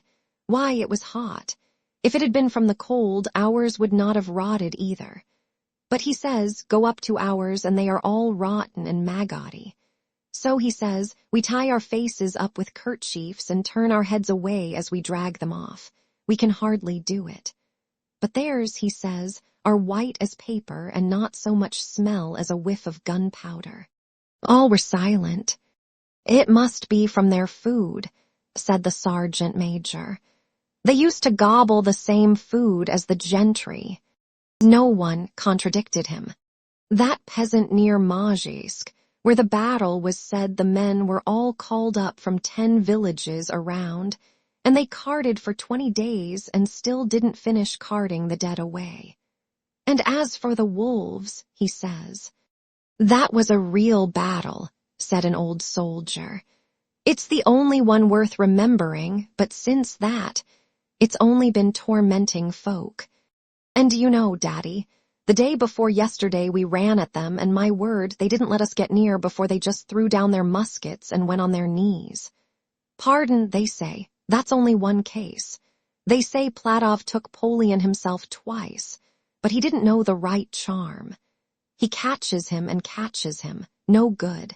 He turns into a bird in his hands and flies away, and there's no way of killing him either. You're a first-class liar, Kislev, when I come to look at you. A liar indeed, it's the real truth. If he fell into my hands, when I'd caught him, I'd bury him in the ground with an aspen stake to fix him down. What a lot of men he's ruined. Well, anyhow, we're going to end it. He won't come here again," remarked the old soldier, yawning. The conversation flagged, and the soldiers began settling down to sleep. "Look at the stars. It's wonderful how they shine. You would think the women had spread out their linen," said one of the men, gazing with admiration at the Milky Way. "That's a sign of a good harvest next year. We shall want some more wood. You warm your back and your belly gets frozen. That's queer. Oh, Lord. What are you pushing for? Is the fire only for you? Look how he's sprawling." In the silence that ensued, the snoring of those who had fallen asleep could be heard. Others turned over and warmed themselves, now and again exchanging a few words. From a campfire 100 paces off came a sound of general, merry laughter. "Hark at them roaring there in the 5th Company," said one of the soldiers, "and what a lot of them there are." One of the men got up and went over to the 5th Company. "They're having such fun," said he, coming back. "2 Frenchies have turned up. One's quite frozen and the other's an awful swaggerer. He's singing songs. Oh, I'll go across and have a look." And several of the men went over to the 5th Company. Chapter 9. The 5th Company was bivouacking at the very edge of the forest. A huge campfire was blazing brightly in the midst of the snow, lighting up the branches of trees heavy with hoarfrost. About midnight, they heard the sound of steps in the snow of the forest, and the crackling of dry branches. "A bear, lads," said one of the men. They all raised their heads to listen, and out of the forest into the bright firelight stepped 2 strangely clad human figures clinging to one another. These were 2 Frenchmen who had been hiding in the forest. They came up to the fire, hoarsely uttering something in a language our soldiers did not understand. One was taller than the other. He wore an officer's hat and seemed quite exhausted. On approaching the fire, he had been going to sit down, but fell.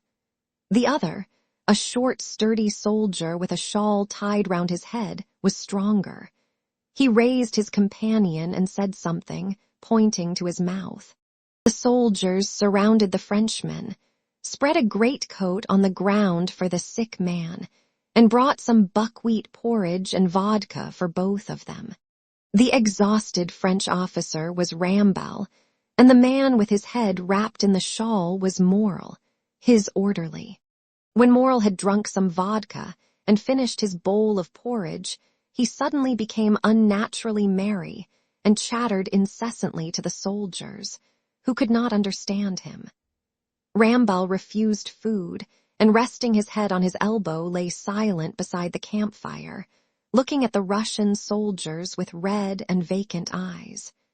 Occasionally he emitted a long-drawn groan and then again became silent. Morel, pointing to his shoulders, tried to impress on the soldiers the fact that Rambal was an officer and ought to be warmed. A Russian officer who had come up to the fire sent to ask his colonel whether he would not take a French officer into his hut to warm him, and when the messenger returned and said that the colonel wished the officer to be brought to him, Rambal was told to go. He rose and tried to walk, but staggered and would have fallen had not a soldier standing by held him up. "You won't do it again, eh?" said one of the soldiers, winking and turning mockingly to Rambal. "Oh, you fool, why talk rubbish, lout that you are, a real peasant?" came rebukes from all sides addressed to the jesting soldier. They surrounded Rambal, lifted him on the crossed arms of two soldiers, and carried him to the hut. Rambal put his arms around their necks while they carried him and began wailing plaintively. "Oh, you fine fellows, my kind, kind friends. These are men. Oh, my brave, kind friends." And he leaned his head against the shoulder of one of the men like a child. Meanwhile, Morel was sitting in the best place by the fire, surrounded by the soldiers. Morel, a short, sturdy Frenchman with inflamed and streaming eyes, was wearing a woman's cloak and had a shawl-tied woman fashion round his head over his cap. He was evidently tipsy, and was singing a French song in a hoarse, broken voice, with an arm thrown round the nearest soldier. The soldiers simply held their sides as they watched him.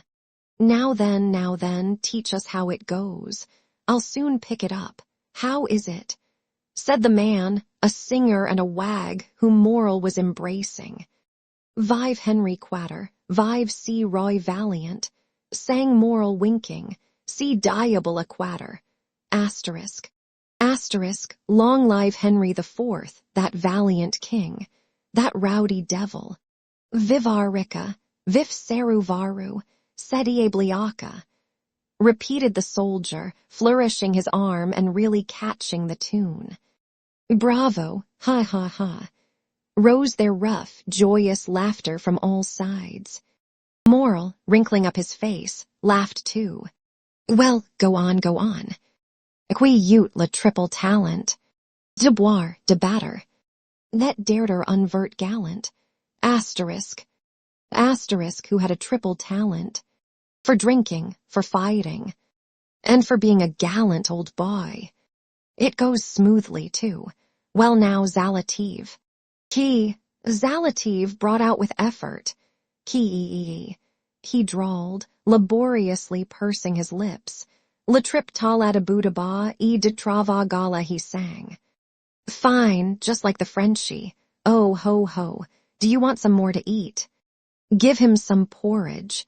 It takes a long time to get filled up after starving." They gave him some more porridge, and Morel with a laugh set to work on his third bowl.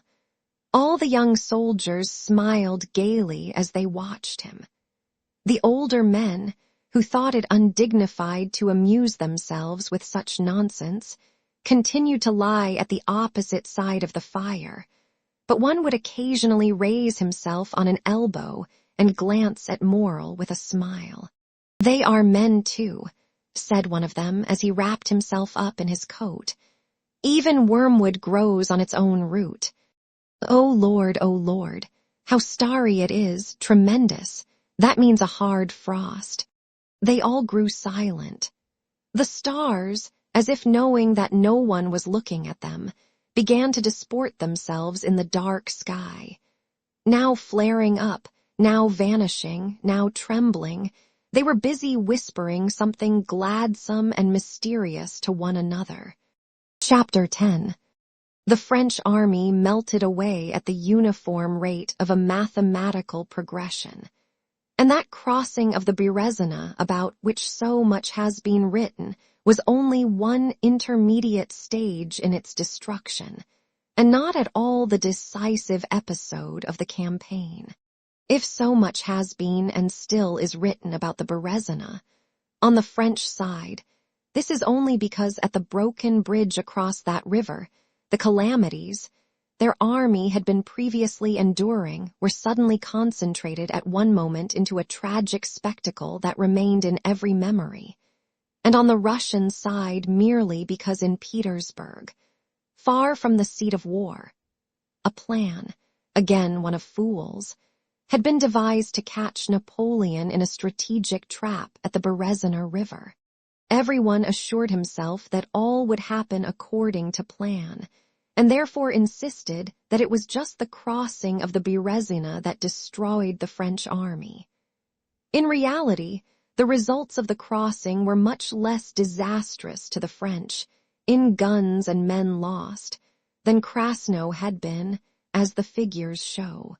The sole importance of the crossing of the Berezina lies in the fact that it plainly and indubitably proved the fallacy of all the plans for cutting off the enemy's retreat, and the soundness of the only possible line of action, the one Kutuzov and the general mass of the army demanded, namely, simply to follow the enemy up. The French crowd fled at a continually increasing speed, and all its energy was directed to reaching its goal. It fled like a wounded animal, and it was impossible to block its path. This was shown not so much by the arrangements it made for crossing as by what took place at the bridges. When the bridges broke down, unarmed soldiers, people from Moscow and women with children who were with the French transport, all, carried on by vis inertiae, pressed forward into boats and into the ice-covered water and did not surrender. That impulse was reasonable. The condition of fugitives and of pursuers was equally bad. As long as they remained with their own people, each might hope for help from his fellows and the definite place he held among them. But those who surrendered, while remaining in the same pitiful plight, would be on a lower level to claim a share in the necessities of life. The French did not need to be informed of the fact that half the prisoners, with whom the Russians did not know what to do, perished of cold and hunger despite their captors' desire to save them. They felt that it could not be otherwise. The most compassionate Russian commanders, those favorable to the French, and even the Frenchmen in the Russian service, could do nothing for the prisoners. The French perished from the conditions to which the Russian army was itself exposed. It was impossible to take bread and clothes from our hungry and indispensable soldiers to give to the French who, though not harmful or hated or guilty, were simply unnecessary. Some Russians even did that, but they were exceptions.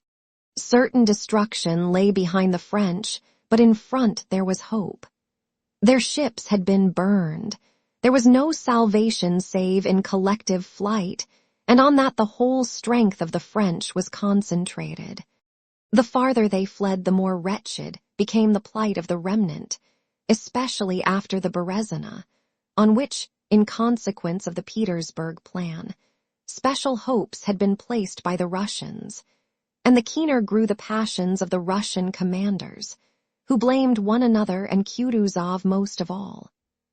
Anticipation that the failure of the Petersburg-Berezina plan would be attributed to Kutuzov led to dissatisfaction, contempt, and ridicule, more and more strongly expressed. The ridicule and contempt were, of course, expressed in a respectful form, making it impossible for him to ask wherein he was to blame. They did not talk seriously to him. When reporting to him or asking for his sanction, they appeared to be fulfilling a regrettable formality, but they winked behind his back and tried to mislead him at every turn. Because they could not understand him, all these people assumed that it was useless to talk to the old man, that he would never grasp the profundity of their plans, that he would answer with his phrases, which they thought were mere phrases, about a golden bridge, about the impossibility of crossing the frontier with a crowd of tatterdemalions, and so forth. They had heard all that before, and all he said, that it was necessary to await provisions, or that the men had no boots, was so simple, while what they proposed was so complicated and clever, that it was evident that he was old and stupid, and that they, though not in power, were commanders of genius. After the junction with the army of the brilliant admiral and Petersburg hero Wittgenstein, this mood and the gossip of the staff reached their maximum. Kutuzov saw this and merely sighed and shrugged his shoulders. Only once, after the affair of the Berezina, did he get angry and write to Bennigsen, who reported separately to the emperor the following letter.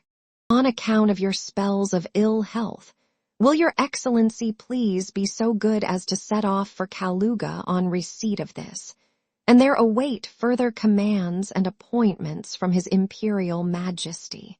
But after Bennigsen's departure, the Grand Duke Tsarevich Konstantin Pavlovich joined the army. He had taken part in the beginning of the campaign, but had subsequently been removed from the army by Kutuzov. Now, having come to the army, he informed Kutuzov of the emperor's displeasure at the poor success of our forces and the slowness of their advance. The emperor intended to join the army personally in a few days' time. The old man, experienced in court as well as in military affairs, this same Kutuzov who in August had been chosen commander-in-chief against the sovereign's wishes, and who had removed the Grand Duke and heir apparent from the army, who on his own authority and contrary to the emperor's, Will had decided on the abandonment of Moscow, now realized at once that his day was over, that his part was played, and that the power he was supposed to hold was no longer his. And he understood this not merely from the attitude of the court. He saw on the one hand that the military business in which he had played his part was ended, and felt that his mission was accomplished. And at the same time, he began to be conscious of the physical weariness of his aged body and of the necessity of physical rest. On the 29th of November, Kutuzov entered Vilna, his dear Vilna, as he called it. Twice during his career, Kutuzov had been governor of Vilna. In that wealthy town, which had not been injured, he found old friends and associations, besides the comforts of life of which he had so long been deprived. And he suddenly turned from the cares of army and state, and as far as the passions that seethed around him allowed, immersed himself in the quiet life to which he had formerly been accustomed, as if all that was taking place, and all that had still to be done in the realm of history, did not concern him at all. Chichagov, one of the most zealous cutters off and breakers up, who had first wanted to effect a diversion in Greece, and then in Warsaw, but never wished to go where he was sent. Chichagov, noted for the boldness with which he spoke to the emperor, and who considered Kutuzov to be under an obligation to him, because when he was sent to make peace with Turkey in 1811, independently of Kutuzov, and found that peace had already been concluded. He admitted to the emperor that the merit of securing that peace was really Kutuzov's. This Chichagov was the first to meet Kutuzov at the castle, where the latter was to stay. In undress naval uniform, with a dirk, and holding his cap under his arm, he handed Kutuzov a garrison report and the keys of the town. The contemptuously respectful attitude of the younger men to the old man in his dotage was expressed in the highest degree by the behavior of Chichagov, who knew of the accusations that were being directed against Kutuzov. When speaking to Chichagov, Kutuzov incidentally mentioned that the vehicles packed with china that had been captured from him at Borisov had been recovered and would be restored to him. "You mean to imply that I have nothing to eat out of?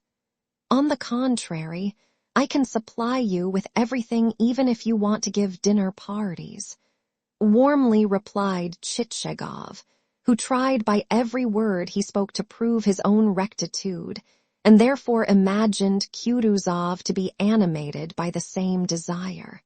Kutuzov, shrugging his shoulders, replied with his subtle, penetrating smile, "I meant merely to say what I said." Contrary to the emperor's wish, Kutuzov detained the greater part of the army at Vilna. Those about him said that he became extraordinarily slack and physically feeble during his stay in that town.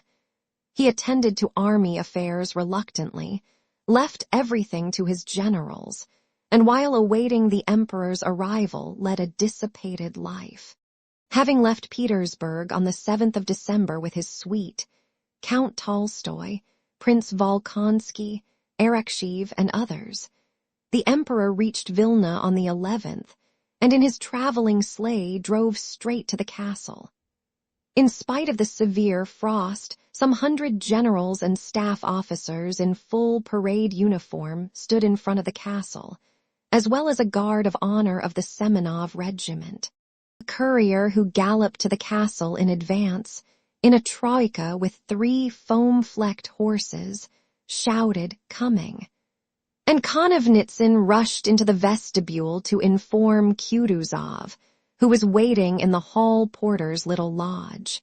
A minute later, the old man's large, stout figure in full-dress uniform, his chest covered with orders and a scarf drawn round his stomach, waddled out into the porch.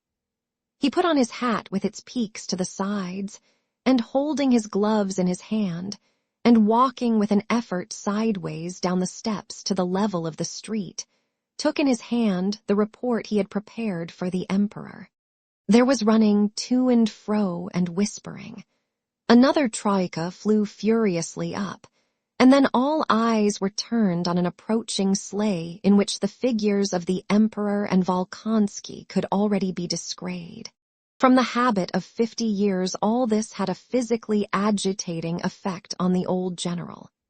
He carefully and hastily felt himself all over, readjusted his hat, and pulling himself together drew himself up, and at the very moment when the emperor, having alighted from the sleigh, lifted his eyes to him, handed him the report, and began speaking in his smooth, ingratiating voice. The emperor, with a rapid glance, scanned Kutuzov from head to foot, frowned for an instant, but immediately mastering himself went up to the old man, extended his arms and embraced him.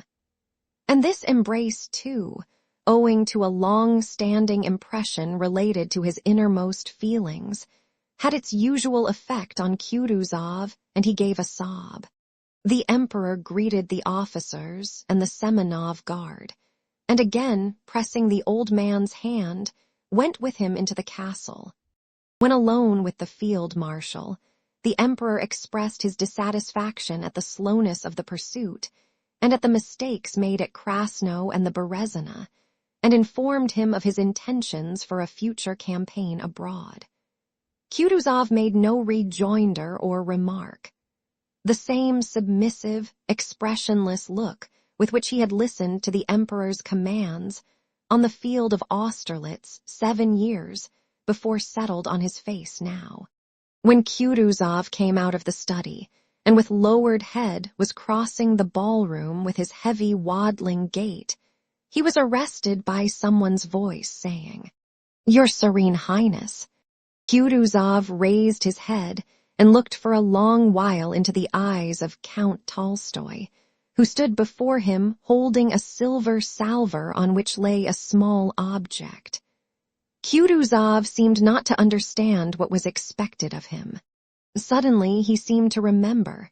A scarcely perceptible smile flashed across his puffy face, and bowing low and respectfully, he took the object that lay on the salver. It was the Order of St. George of the First Class. Chapter 11. Next day the field marshal gave a dinner and ball which the emperor honored by his presence. Kutuzov had received the Order of St. George of the First Class, and the emperor showed him the highest honors, but everyone knew of the imperial dissatisfaction with him. The proprieties were observed, and the emperor was the first to set that example, but everybody understood that the old man was blameworthy and good for nothing. When Kutuzov, conforming to a custom of Catherine's day, ordered the standards that had been captured to be lowered at the emperor's feet on his entering the ballroom, the emperor made a wry face and muttered something in which some people caught the words, "The old comedian." The emperor's displeasure with Kutuzov was specially increased at Vilna by the fact that Kutuzov evidently could not or would not understand the importance of the coming campaign. When on the following morning the emperor said to the officers assembled about him, "You have not only saved Russia, you have saved Europe," they all understood that the war was not ended. Kutuzov alone would not see this, and openly expressed his opinion that no fresh war could improve the position or add to the glory of Russia, but could only spoil and lower the glorious position that Russia had gained. He tried to prove to the emperor the impossibility of levying fresh troops, spoke of the hardships already endured by the people, of the possibility of failure, and so forth. This being the field marshal's frame of mind, he was naturally regarded as merely a hindrance and obstacle to the impending war. To avoid unpleasant encounters with the old man, the natural method was to do what had been done with him at Austerlitz and with Barclay at the beginning of the Russian campaign, to transfer the authority to the emperor himself, thus cutting the ground from under the commander-in-chief's feet without upsetting the old man by informing him of the change. With this object, his staff was gradually reconstructed and its real strength removed and transferred to the emperor. Toll, Konovnitsyn, and Ermolov received fresh appointments. Everyone spoke loudly of the field marshal's great weakness and failing health. His health had to be bad for his place to be taken away and given to another, and in fact his health was poor. So naturally, simply, and gradually, just as he had come from Turkey to the treasury in Petersburg to recruit the militia, and then to the army when he was needed there. Now, when his part was played out, Kutuzov's place was taken by a new and necessary performer. The War of 1812, besides its national significance dear to every Russian heart, was now to assume another, a European, significance. The movement of peoples from west to east was to be succeeded by a movement of peoples from east to west. And for this fresh war another leader was necessary, having qualities and views differing from Kutuzov's and animated by different motives. Alexander I was as necessary for the movement of the peoples from east to west, and for the refixing of national frontiers, as Kutuzov had been for the salvation and glory of Russia. Kutuzov did not understand what Europe, the balance of power, or Napoleon meant. He could not understand it. For the representative of the Russian people, after the enemy had been destroyed and Russia had been liberated and raised to the summit of her glory, there was nothing left to do as a Russian. Nothing remained for the representative of the national war but to die, and Kutuzov died. Chapter 12. As generally happens, Pierre did not feel the full effects of the physical privation and strain he had suffered as prisoner until after they were over. After his liberation, he reached Orel, and on the third day there, when preparing to go to Kiev, he fell ill and was laid up for 3 months. He had what the doctors termed bilious fever.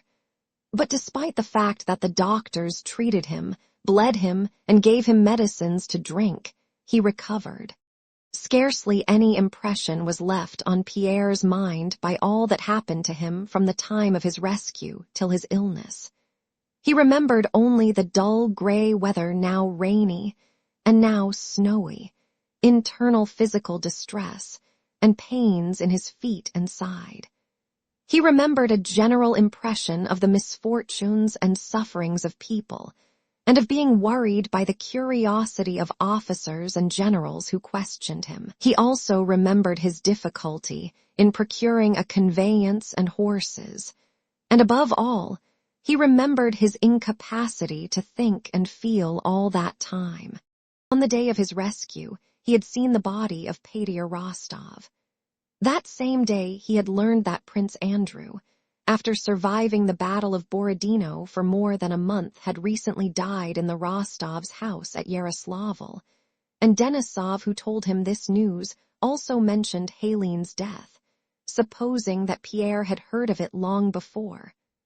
All this at the time seemed merely strange to Pierre.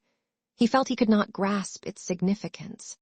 Just then he was only anxious to get away as quickly as possible from places where people were killing one another, to some peaceful refuge where he could recover himself, rest, and think over all the strange new facts he had learned. But on reaching Orel, he immediately fell ill. When he came to himself after his illness, he saw in attendance on him 2 of his servants, Terenty and Vaska, who had come from Moscow, and also his cousin, the eldest princess, who had been living on his estate at Elates, and hearing of his rescue and illness, had come to look after him.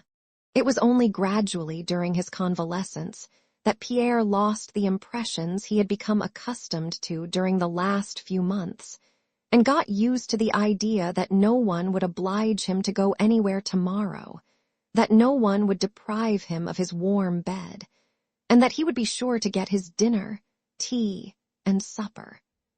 But for a long time in his dreams, he still saw himself in the conditions of captivity. In the same way, little by little, he came to understand the news he had been told after his rescue, about the death of Prince Andrew, the death of his wife, and the destruction of the French. A joyous feeling of freedom, that complete inalienable freedom natural to man, which he had first experienced at the first halt outside Moscow, filled Pierre's soul during his convalescence. He was surprised to find that this inner freedom, which was independent of external conditions, now had as it were an additional setting of external liberty. He was alone in a strange town, without acquaintances. No one demanded anything of him or sent him anywhere. He had all he wanted. The thought of his wife, which had been a continual torment to him, was no longer there, since she was no more. Oh, how good, how splendid, said he to himself when a cleanly laid table was moved up to him with savory beef tea, or when he lay down for the night on a soft, clean bed, or when he remembered that the French had gone and that his wife was no more. Oh, how good, how splendid. And by old habit he asked himself the question, well, and what then? What am I going to do? And he immediately gave himself the answer, well, I shall live. Ah, how splendid. The very question that had formerly tormented him, the thing he had continually sought to find, the aim of life, no longer existed for him now. That search for the aim of life had not merely disappeared temporarily. He felt that it no longer existed for him and could not present itself again. And this very absence of an aim gave him the complete, joyous sense of freedom which constituted his happiness at this time. He could not see an aim, for he now had faith, not faith in any kind of rule or words or ideas, but faith in an ever-living, ever-manifest God. Formerly he had sought him in aims he set himself. That search for an aim had been simply a search for God, and suddenly in his captivity he had learned not by words or reasoning, but by direct feeling what his nurse had told him long ago, that God is here and everywhere. In his captivity, he had learned that incarative God was greater, more infinite and unfathomable than in the architect of the universe recognized by the Freemasons. He felt like a man who, after straining his eyes to see into the far distance, finds what he sought at his very feet. All his life he had looked over the heads of the men around him, when he should have merely looked in front of him without straining his eyes. In the past, he had never been able to find that great, inscrutable, infinite something. He had only felt that it must exist somewhere and had looked for it. In everything near and comprehensible, he had seen only what was limited, petty, commonplace, and senseless. He had equipped himself with a mental telescope and looked into remote space, where petty worldliness hiding itself in misty distance had seemed to him great and infinite merely because it was not clearly seen. And such had European life, politics, Freemasonry, philosophy, and philanthropy seemed to him. But even then, at moments of weakness as he had accounted them, his mind had penetrated to those distances, and he had there seen the same pettiness, worldliness, and senselessness. Now, however, he had learned to see the great, eternal, and infinite in everything, and therefore, to see it and enjoy its contemplation. He naturally threw away the telescope through which he had till now gazed over men's heads, and gladly regarded the ever-changing, eternally great, unfathomable, and infinite life around him. And the closer he looked, the more tranquil and happy he became. That dreadful question, "What for?" which had formerly destroyed all his mental edifices, no longer existed for him. To that question, "What for?" a simple answer was now always ready in his soul.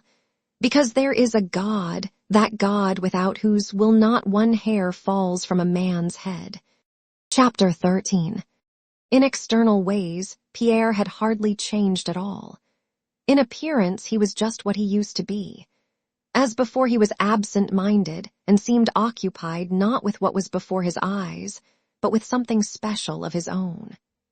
The difference between his former and present self was that formerly, when he did not grasp what lay before him or was said to him, he had puckered his forehead painfully, as if vainly seeking to distinguish something at a distance. At present he still forgot what was said to him, and still did not see what was before his eyes. But he now looked with a scarcely perceptible and seemingly ironic smile at what was before him, and listened to what was said, though evidently seeing and hearing something quite different. Formerly he had appeared to be a kind-hearted but unhappy man, and so people had been inclined to avoid him.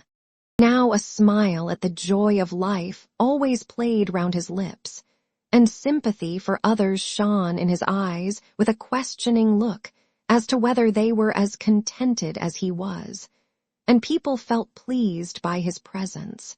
Previously he had talked a great deal, grew excited when he talked, and seldom listened.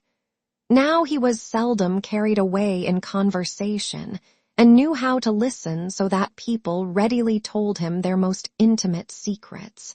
The princess, who had never liked Pierre and had been particularly hostile to him since she had felt herself under obligations to him after the old count's death, now after staying a short time in Orel, where she had come intending to show Pierre that in spite of his ingratitude, she considered it her duty to nurse him, felt to her surprise and vexation that she had become fond of him.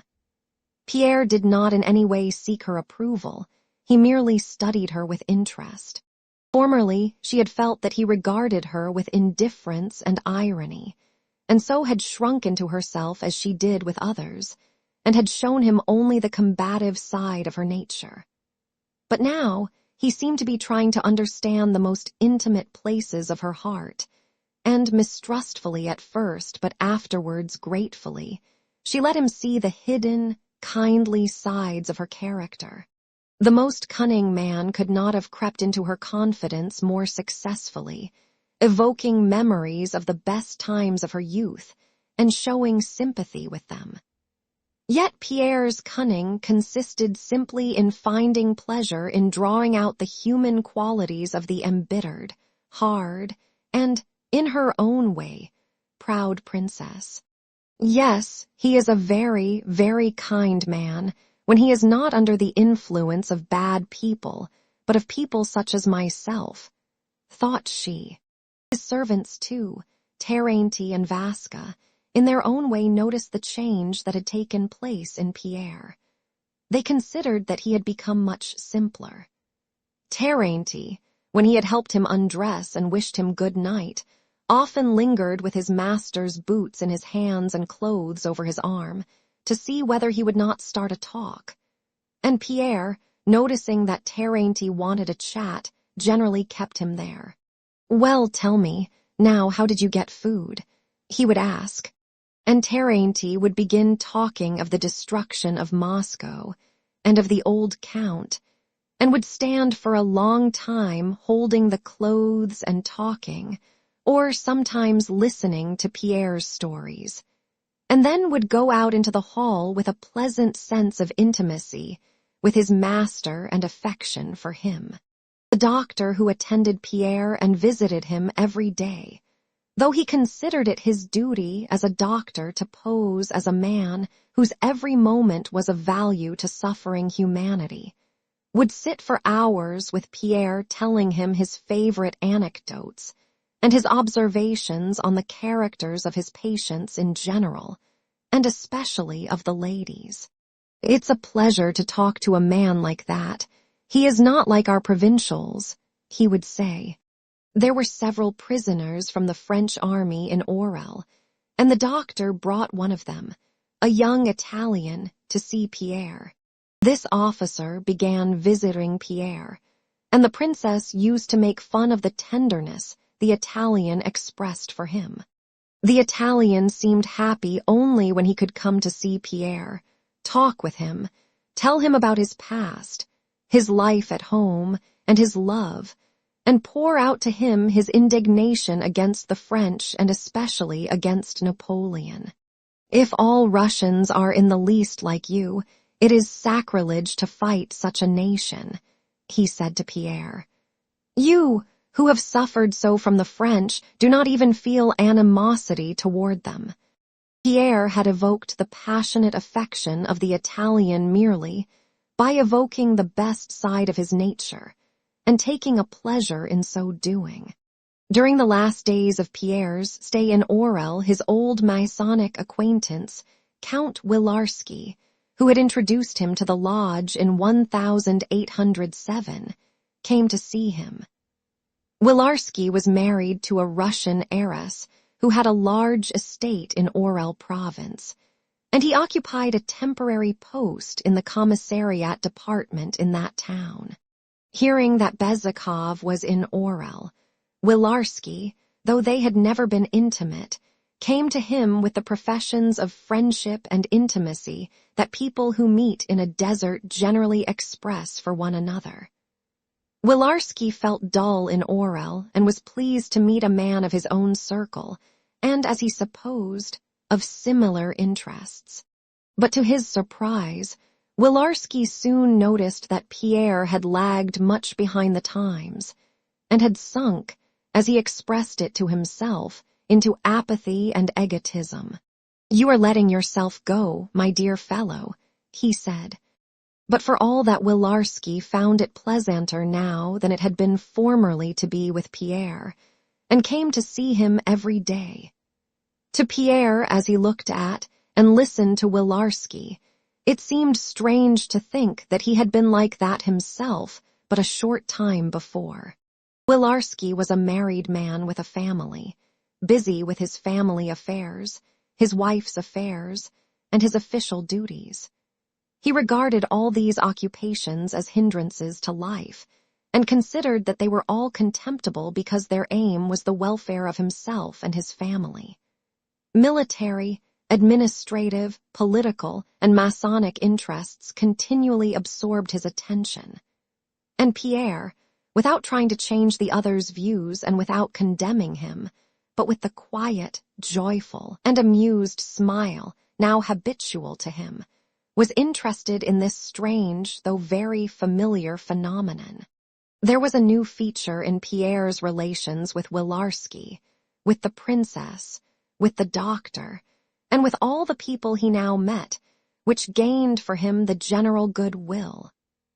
This was his acknowledgment of the impossibility of changing a man's convictions by words, and his recognition of the possibility of everyone thinking, feeling, and seeing things each from his own point of view. This legitimate peculiarity of each individual, which used to excite and irritate Pierre, now became a basis of the sympathy he felt for, and the interest he took in other people. The difference, and sometimes complete contradiction, between men's opinions and their lives, and between one man and another, pleased him and drew from him an amused and gentle smile. In practical matters, Pierre unexpectedly felt within himself a center of gravity he had previously lacked. Formerly, all pecuniary questions, especially requests for money to which, as an extremely wealthy man, he was very exposed, produced in him a state of hopeless agitation and perplexity. To give or not to give, he had asked himself. I have it and he needs it, but someone else needs it still more. Who needs it most? And perhaps they are both impostors. In the old days, he had been unable to find a way out of all these surmises, and had given to all who asked as long as he had anything to give. Formerly, he had been in a similar state of perplexity with regard to every question concerning his property, when one person advised one thing and another something else. Now, to his surprise, he found that he no longer felt either doubt or perplexity about these questions. There was now within him a judge who by some rule unknown to him decided what should or should not be done. He was as indifferent as heretofore to money matters, but now he felt certain of what ought and what ought not to be done. The first time he had recourse to his new judge was when a French prisoner, a colonel, came to him, and after talking a great deal about his exploits, concluded by making what amounted to a demand that Pierre should give him 4,000 francs to send to his wife and children. Pierre refused without the least difficulty or effort, and was afterwards surprised how simple and easy had been what used to appear so insurmountably difficult. At the same time that he refused the colonel's demand, he made up his mind that he must have recourse to artifice when leaving Orel, to induce the Italian officer to accept some money of which he was evidently in need. A further proof to Pierre of his own more settled outlook on practical matters was furnished by his decision with regard to his wife's debts and to the rebuilding of his houses in and near Moscow. His head steward came to him at Orel, and Pierre reckoned up with him his diminished income. The burning of Moscow had cost him, according to the head steward's calculation, about 2 million rubles. To console Pierre for these losses, the head steward gave him an estimate showing that despite these losses, his income would not be diminished, but would even be increased if he refused to pay his wife's debts which he was under no obligation to meet, and did not rebuild his Moscow house and the country house on his Moscow estate, which had cost him 80,000 rubles a year and brought in nothing. "Yes, of course, that's true," said Pierre with a cheerful smile. "I don't need all that at all. By being ruined, I have become much richer." But in January, Savelich came from Moscow and gave him an account of the state of things there, and spoke of the estimate an architect had made of the cost of rebuilding the town and country houses, speaking of this as of a settled matter. About the same time, he received letters from Prince Vasily and other Petersburg acquaintances speaking of his wife's debts, and Pierre decided that the steward's proposals which had so pleased him were wrong, and that he must go to Petersburg and settle his wife's affairs, and must rebuild in Moscow. Why this was necessary he did not know, but he knew for certain that it was necessary. His income would be reduced by 3/4, but he felt it must be done. Wilarski was going to Moscow, and they agreed to travel together. During the whole time of his convalescence in Orel, Pierre had experienced a feeling of joy, freedom, and life. But when during his journey he found himself in the open world and saw hundreds of new faces, that feeling was intensified. Throughout his journey he felt like a schoolboy on holiday. Everyone, the stagecoach driver, the post-house overseers, the peasants on the roads and in the villages, had a new significance for him. The presence and remarks of Wilarski, who continually deplored the ignorance and poverty of Russia, and its backwardness compared with Europe, only heightened Pierre's pleasure. Where Wilarski saw deadness, Pierre saw an extraordinary strength and vitality. The strength which in that vast space amid the snows maintained the life of this original, peculiar, and unique people. He did not contradict Wilarski, and even seemed to agree with him, an apparent agreement being the simplest way to avoid discussions that could lead to nothing, and he smiled joyfully as he listened to him. Chapter 14. It would be difficult to explain why and whither ants whose heap has been destroyed are hurrying. Some from the heap dragging bits of rubbish, larvae, and corpses, others back to the heap, or why they jostle, overtake one another, and fight, and it would be equally difficult to explain what caused the Russians after the departure of the French to throng to the place that had formerly been Moscow. But when we watch the ants round their ruined heap, the tenacity, energy, and immense number of the delving insects prove that despite the destruction of the heap, something indestructible, which though intangible is the real strength of the colony, still exists. And similarly, though in Moscow in the month of October there was no government and no churches, shrines, riches, or houses, it was still the Moscow it had been in August. All was destroyed, except something intangible, yet powerful and indestructible. The motives of those who thronged from all sides to Moscow after it had been cleared of the enemy were most diverse and personal, and at first for the most part savage and brutal. One motive only they all had in common, a desire to get to the place that had been called Moscow, to apply their activities there. Within a week, Moscow already had 15,000 inhabitants, in a fortnight 25,000, and so on. By the autumn of 1813, the number, ever increasing and increasing, exceeded what it had been in 1812. The first Russians to enter Moscow were the Cossacks of Winsingorod's detachment, peasants from the adjacent villages, and residents who had fled from Moscow and had been hiding in its vicinity. The Russians who entered Moscow, finding it plundered it in their turn. They continued what the French had begun. Trains of peasant carts came to Moscow to carry off to the villages what had been abandoned in the ruined houses and the streets. The Cossacks carried off what they could to their camps, and the householders seized all they could find in other houses and moved it to their own, pretending that it was their property.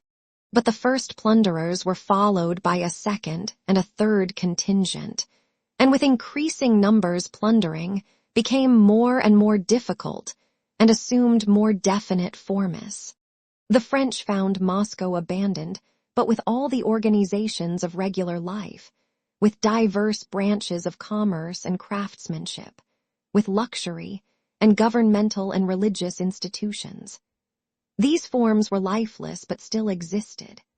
There were bazaars, shops, warehouses, market stalls, granaries, for the most part still stocked with goods, and there were factories and workshops, palaces and wealthy houses filled with luxuries, hospitals, prisons, government offices, churches, and cathedrals.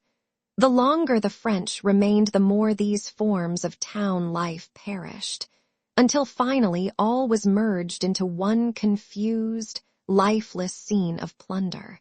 The more the plundering by the French continued, the more both the wealth of Moscow and the strength of its plunderers was destroyed. But plundering by the Russians, with which the reoccupation of the city began, had an opposite effect. The longer it continued, and the greater the number of people taking part in it, the more rapidly was the wealth of the city and its regular life restored. Besides the plunderers, very various people, some drawn by curiosity, some by official duties, some by self-interest, house owners, clergy, officials of all kinds, tradesmen, artisans, and peasants, streamed into Moscow as blood flows to the heart. Within a week, the peasants who came with empty carts to carry off plunder were stopped by the authorities and made to cart the corpses out of the town.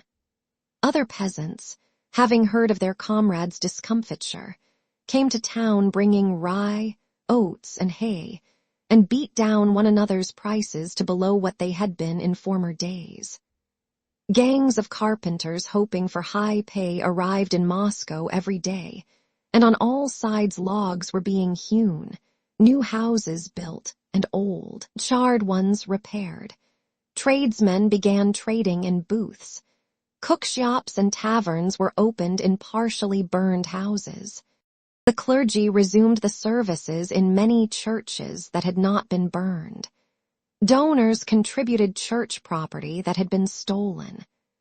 Government clerks set up their baize-covered tables and their pigeonholes of documents in small rooms the higher authorities, and the police organized the distribution of goods left behind by the French. The owners of houses in which much property had been left, brought there from other houses, complained of the injustice of taking everything to the faceted palace in the Kremlin. Others insisted that, as the French had gathered things from different houses into this or that house, it would be unfair to allow its owner to keep all that was found there.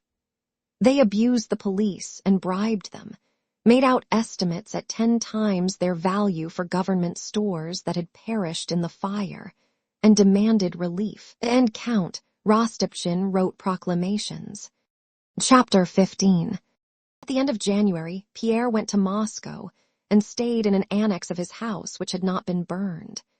He called on Count Rostopchin and on some acquaintances who were back in Moscow, and he intended to leave for Petersburg 2 days later. Everybody was celebrating the victory. Everything was bubbling with life in the ruined but reviving city. Everyone was pleased to see Pierre, everyone wished to meet him, and everyone questioned him about what he had seen. Pierre felt particularly well disposed toward them all, but was now instinctively on his guard for fear of binding himself in any way.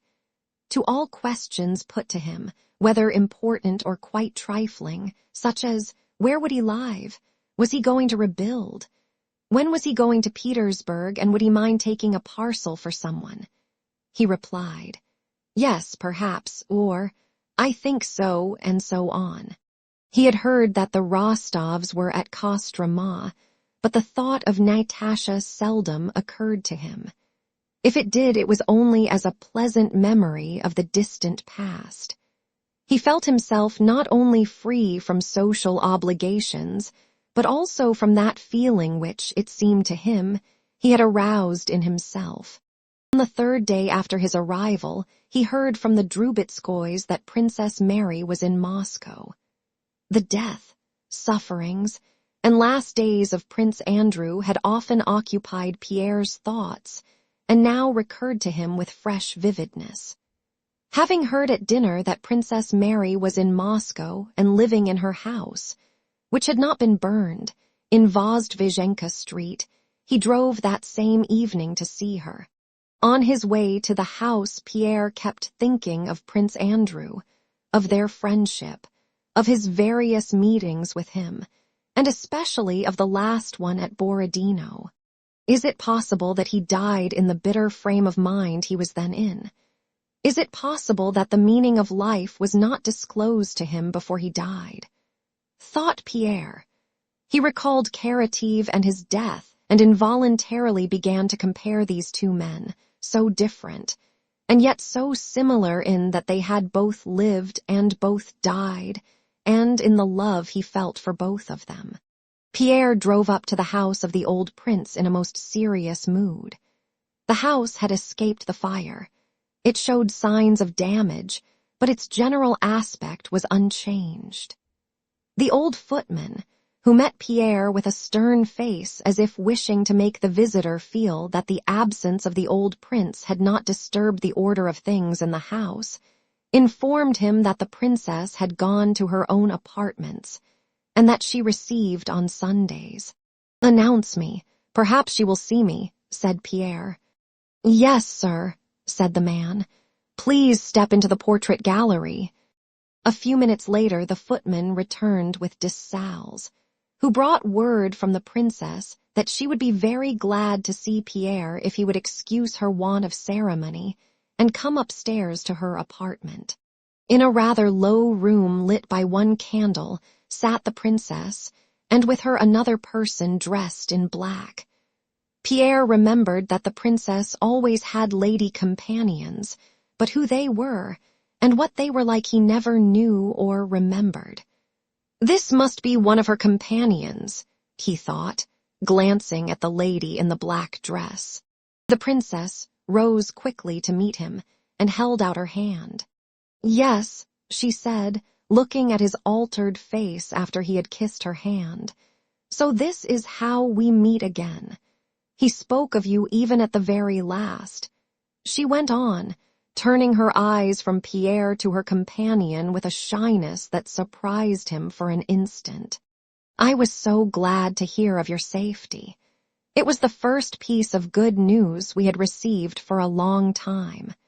Again the princess glanced round at her companion with even more uneasiness in her manner, and was about to add something, but Pierre interrupted her. "Just imagine I knew nothing about him," said he. "I thought he had been killed.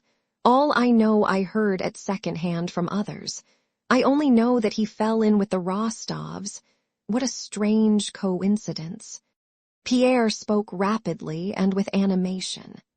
He glanced once at the companion's face, saw her attentive and kindly gaze fixed on him, and, as often happens when one is talking, felt somehow that this companion in the black dress was a good, kind, excellent creature, who would not hinder his conversing freely with Princess Mary. But when he mentioned the Rostovs, Princess Mary's face expressed still greater embarrassment. She again glanced rapidly from Pierre's face to that of the lady in the black dress and said, "Do you really not recognize her?"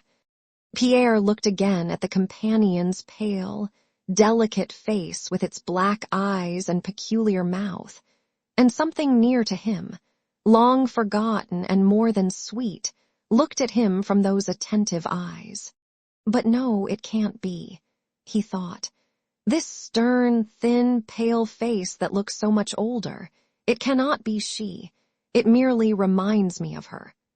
But at that moment Princess Mary said, "Natasha," and with difficulty, effort, and stress, like the opening of a door grown rusty on its hinges, a smile appeared on the face with the attentive eyes, and from that opening door came a breath of fragrance which suffused Pierre with a happiness he had long forgotten and of which he had not even been thinking, especially at that moment.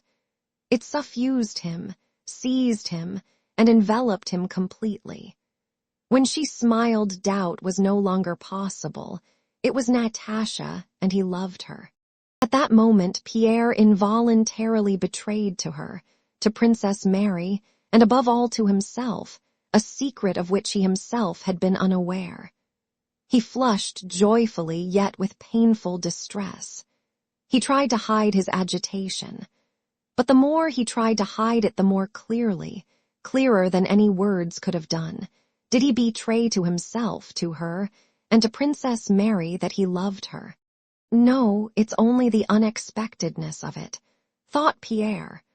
But as soon as he tried to continue the conversation he had begun with Princess Mary, he again glanced at Natasha, and a still deeper flush suffused his face, and a still stronger agitation of mingled joy and fear seized his soul.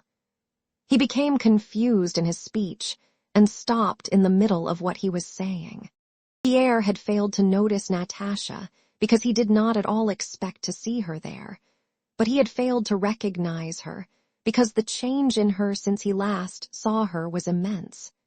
She had grown thin and pale, but that was not what made her unrecognizable.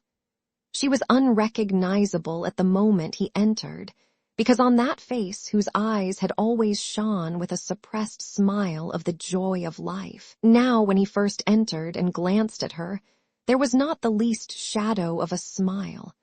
Only her eyes were kindly attentive and sadly interrogative. Pierre's confusion was not reflected by any confusion on Natasha's part, but only by the pleasure that just perceptibly lit up her whole face. Chapter 16. "She has come to stay with me," said Princess Mary. "The Count and Countess will be here in a few days. The Countess is in a dreadful state, but it was necessary for Natasha herself to see a doctor. They insisted on her coming with me." "Yes, is there a family free from sorrow now?" said Pierre, addressing Natasha. "You know it happened the very day we were rescued. I saw him. What a delightful boy he was." Natasha looked at him, and by way of answer to his words, her eyes widened and lit up. "What can one say or think of as a consolation?" said Pierre. "Nothing. Why had such a splendid boy, so full of life, to die?" "Yes, in these days it would be hard to live without faith," remarked Princess Mary. Yes, that is really true," Pierre hastily interrupted her. "Why is it true?" Natasha asked, looking attentively into Pierre's eyes. "How can you ask why?" said Princess Mary. "The thought alone of what awaits." Natasha, without waiting for Princess Mary to finish again, looked inquiringly at Pierre. "And because," Pierre continued, "only one who believes that there is a God ruling us can bear a loss such as hers and yours." Natasha had already opened her mouth to speak, but suddenly stopped. Pierre hurriedly turned away from her and again addressed Princess Mary, asking about his friend's last days. Pierre's confusion had now almost vanished, but at the same time he felt that his freedom had also completely gone. He felt that there was now a judge of his every word and action, whose judgment mattered more to him than that of all the rest of the world. As he spoke now, he was considering what impression his words would make on Natasha. He did not purposely say things to please her, but whatever he was saying he regarded from her standpoint. Princess Mary, reluctantly as is usual in such cases, began telling of the condition in which she had found Prince Andrew.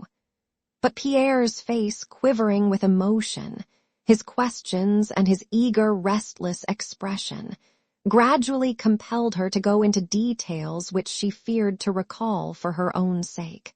Yes, yes, and so. Pierre kept saying as he leaned toward her with his whole body and eagerly listened to her story. Yes, yes.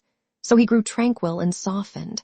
With all his soul he had always sought one thing, to be perfectly good, so he could not be afraid of death. The faults he had, if he had any, were not of his making, so he did soften.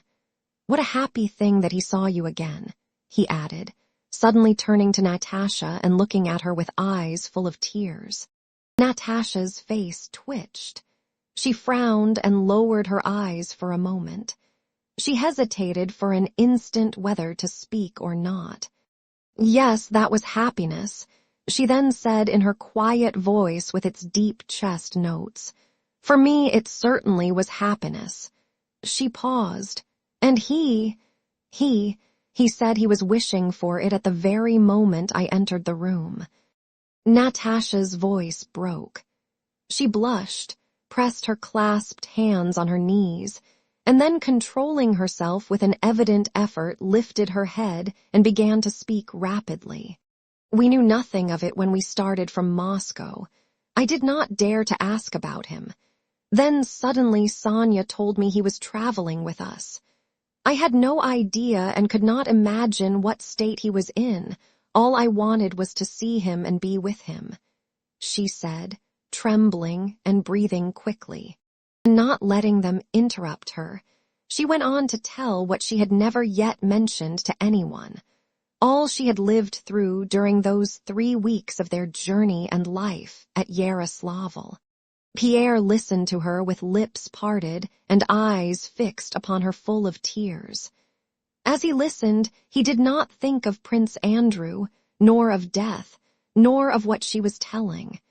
He listened to her and felt only pity for her, for what she was suffering now while she was speaking. Princess Mary, frowning in her effort to hold back her tears, sat beside Natasha and heard for the first time the story of those last days of her brother's and Natasha's love. Evidently, Natasha needed to tell that painful, yet joyful tale. She spoke, mingling most trifling details with the intimate secrets of her soul, and it seemed as if she could never finish. Several times she repeated the same thing twice. Dissal's voice was heard outside the door, asking whether little Nicholas might come in to say good night. Well, that's all, everything, said Natasha. She got up quickly just as Nicholas entered, almost ran to the door which was hidden by curtains, struck her head against it, and rushed from the room with a moan either of pain or sorrow. Pierre gazed at the door through which she had disappeared, and did not understand why he suddenly felt all alone in the world. Princess Mary roused him from his abstraction by drawing his attention to her nephew, who had entered the room. At that moment of emotional tenderness, young Nicholas' face, which resembled his father's, affected Pierre so much that when he had kissed the boy he got up quickly, took out his handkerchief, and went to the window. He wished to take leave of Princess Mary, but she would not let him go. No, Natasha and I sometimes don't go to sleep till after 2, so please don't go. I will order supper. Go downstairs, we will come immediately. Before Pierre left the room, Princess Mary told him. This is the first time she has talked of him like that. Chapter 17. Pierre was shown into the large, brightly lit dining room. A few minutes later he heard footsteps and Princess Mary entered with Natasha. Natasha was calm, though a severe and grave expression had again settled on her face. They all 3 of them now experienced that feeling of awkwardness which usually follows after a serious and heartfelt talk. It is impossible to go back to the same conversation. To talk of trifles is awkward, and yet the desire to speak is there, and silence seems like affectation. They went silently to table. The footman drew back the chairs and pushed them up again. Pierre unfolded his cold table napkin and, resolving to break the silence, looked at Natasha and at Princess Mary. They had evidently both formed the same resolution. The eyes of both shone with satisfaction and a confession that besides sorrow, life also has joy. "Do you take vodka, Count?"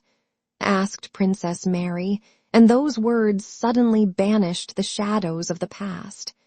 "Now tell us about yourself," said she. "One hears such improbable wonders about you." "Yes," replied Pierre with the smile of mild irony now habitual to him. "They even tell me wonders I myself never dreamed of. Mary Abramovna invited me to her house and kept telling me what had happened, or ought to have happened to me. Stepan Stepanich also instructed me how I ought to tell of my experiences. In general, I have noticed that it is very easy to be an interesting man. I am an interesting man now. People invite me out and tell me all about myself." Natasha smiled and was on the point of speaking. "We have been told," Princess Mary interrupted her, "that you lost 2 millions in Moscow. Is that true?" "But I am 3 times as rich as before," returned Pierre. Though the position was now altered by his decision to pay his wife's debts and to rebuild his houses, Pierre still maintained that he had become 3 times as rich as before.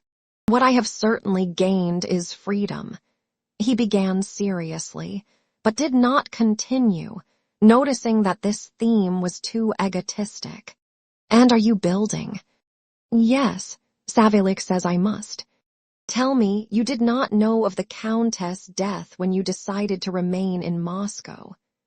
asked Princess Mary, and immediately blushed, noticing that her question, following his mention of freedom, ascribed to his words a meaning he had perhaps not intended. "No," answered Pierre, evidently not considering awkward the meaning Princess Mary had given to his words. "I heard of it in Orel, and you cannot imagine how it shocked me. We were not an exemplary couple," he added quickly, glancing at Natasha and noticing on her face curiosity as to how he would speak of his wife. "But her death shocked me terribly. When 2 people quarrel, they are always both in fault, and one's own guilt suddenly becomes terribly serious when the other is no longer alive. And then such a death, without friends and without consolation. I am very, very sorry for her," he concluded, and was pleased to notice a look of glad approval on Natasha's face. "Yes, and so you are once more an eligible bachelor," said Princess Mary. Pierre suddenly flushed crimson, and for a long time tried not to look at Natasha. When he ventured to glance her way again, her face was cold, stern, and he fancied even contemptuous. "And did you really see and speak to Napoleon, as we have been told?" said Princess Mary. Pierre laughed. "No, not once. Everybody seems to imagine that being taken prisoner means being Napoleon's guest.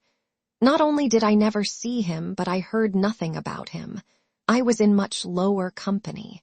Supper was over, and Pierre, who at first declined to speak about his captivity, was gradually led on to do so. "But it's true that you remained in Moscow to kill Napoleon?" Natasha asked with a slight smile.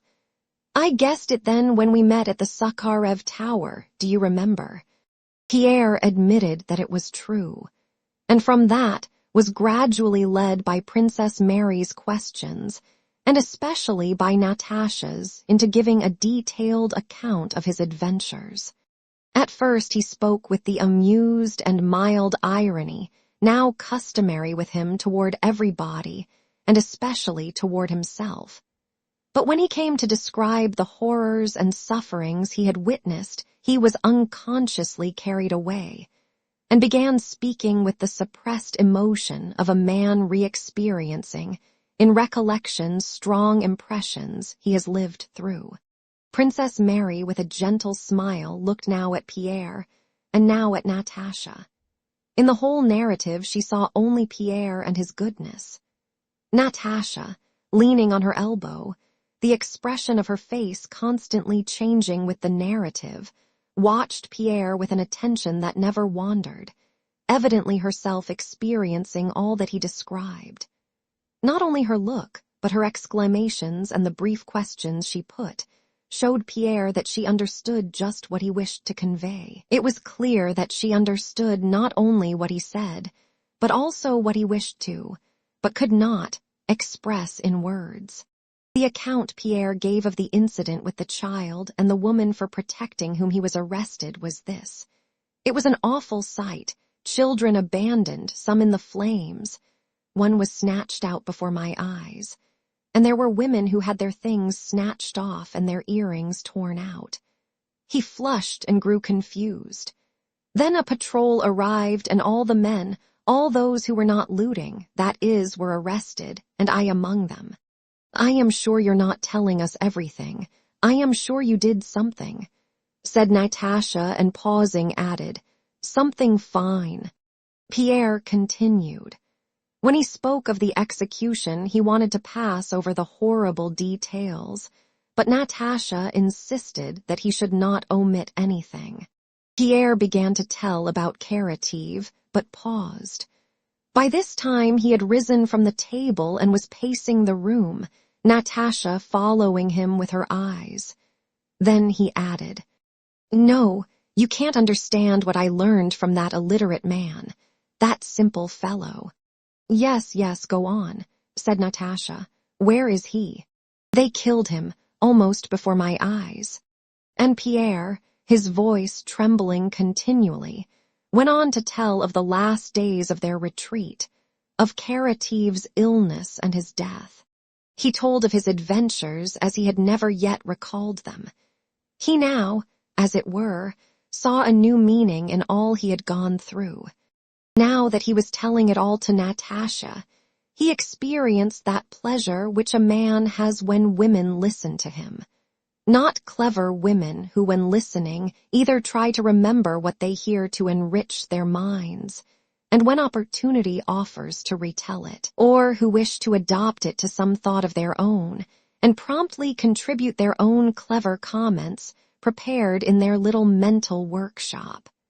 But the pleasure given by real women, gifted with a capacity to select and absorb the very best a man shows of himself. Natasha, without knowing it, was all attention. She did not lose a word, no single quiver in Pierre's voice, no look, no twitch of a muscle in his face, nor a single gesture. She caught the unfinished word in its flight and took it straight into her open heart, divining the secret meaning of all Pierre's mental travail. Princess Mary understood his story and sympathized with him, but she now saw something else that absorbed all her attention. She saw the possibility of love and happiness between Natasha and Pierre, and the first thought of this filled her heart with gladness. It was 3 o'clock in the morning. The footmen came in with sad and stern faces to change the candles, but no one noticed them. Pierre finished his story. Natasha continued to look at him intently with bright, attentive, and animated eyes, as if trying to understand something more which he had perhaps left untold. Pierre, in shamefaced and happy confusion, glanced occasionally at her, and tried to think what to say next to introduce a fresh subject. Princess Mary was silent. It occurred to none of them that it was 3 o'clock and time to go to bed. People speak of misfortunes and sufferings, remarked Pierre, but if at this moment I were asked, would you rather be what you were before you were taken prisoner or go through all this again? Then, for heaven's sake, let me again have captivity and horseflesh. We imagine that when we are thrown out of our usual ruts all is lost, but it is only then that what is new and good begins. While there is life, there is happiness. There is much, much before us. I say this to you, he added, turning to Natasha. Yes, yes, she said, answering something quite different. I too should wish nothing but to relive it all from the beginning. Pierre looked intently at her. Yes, and nothing more, said Natasha. It's not true, cried Pierre. I am not to blame for being alive and wishing to live, nor you either. Suddenly, Natasha bent her head, covered her face with her hands, and began to cry. What is it, Natasha? Said Princess Mary. Nothing. She smiled at Pierre through her tears. Good night, it is time for bed. Pierre rose and took his leave. Princess Mary and Natasha met as usual in the bedroom. They talked of what Pierre had told them. Princess Mary did not express her opinion of Pierre, nor did Natasha speak of him. Well, good night, Mary, said Natasha. Do you know, I am often afraid that by not speaking of him, she meant Prince Andrew, for fear of not doing justice to our feelings, we forget him. Princess Mary sighed deeply, and thereby acknowledged the justice of Natasha's remark, but she did not express agreement in words. Is it possible to forget? Said she. It did me so much good to tell all about it today. It was hard and painful, but good, very good, said Natasha. I am sure he really loved him. That is why I told him. Was it all right? She added, suddenly blushing. To tell Pierre, oh yes, what a splendid man he is, said Princess Mary. Do you know, Mary? Natasha suddenly said with a mischievous smile such as Princess Mary had not seen on her face for a long time. He has somehow grown so clean, smooth, and fresh, as if he had just come out of a Russian bath. Do you understand? Out of a moral bath. Isn't it true? Yes, replied Princess Mary. He has greatly improved. With a short coat and his hair cropped, just as if he had come straight from the bath. Papa used to. I understand why he, Prince Andrew, liked no one so much as him, said Princess Mary.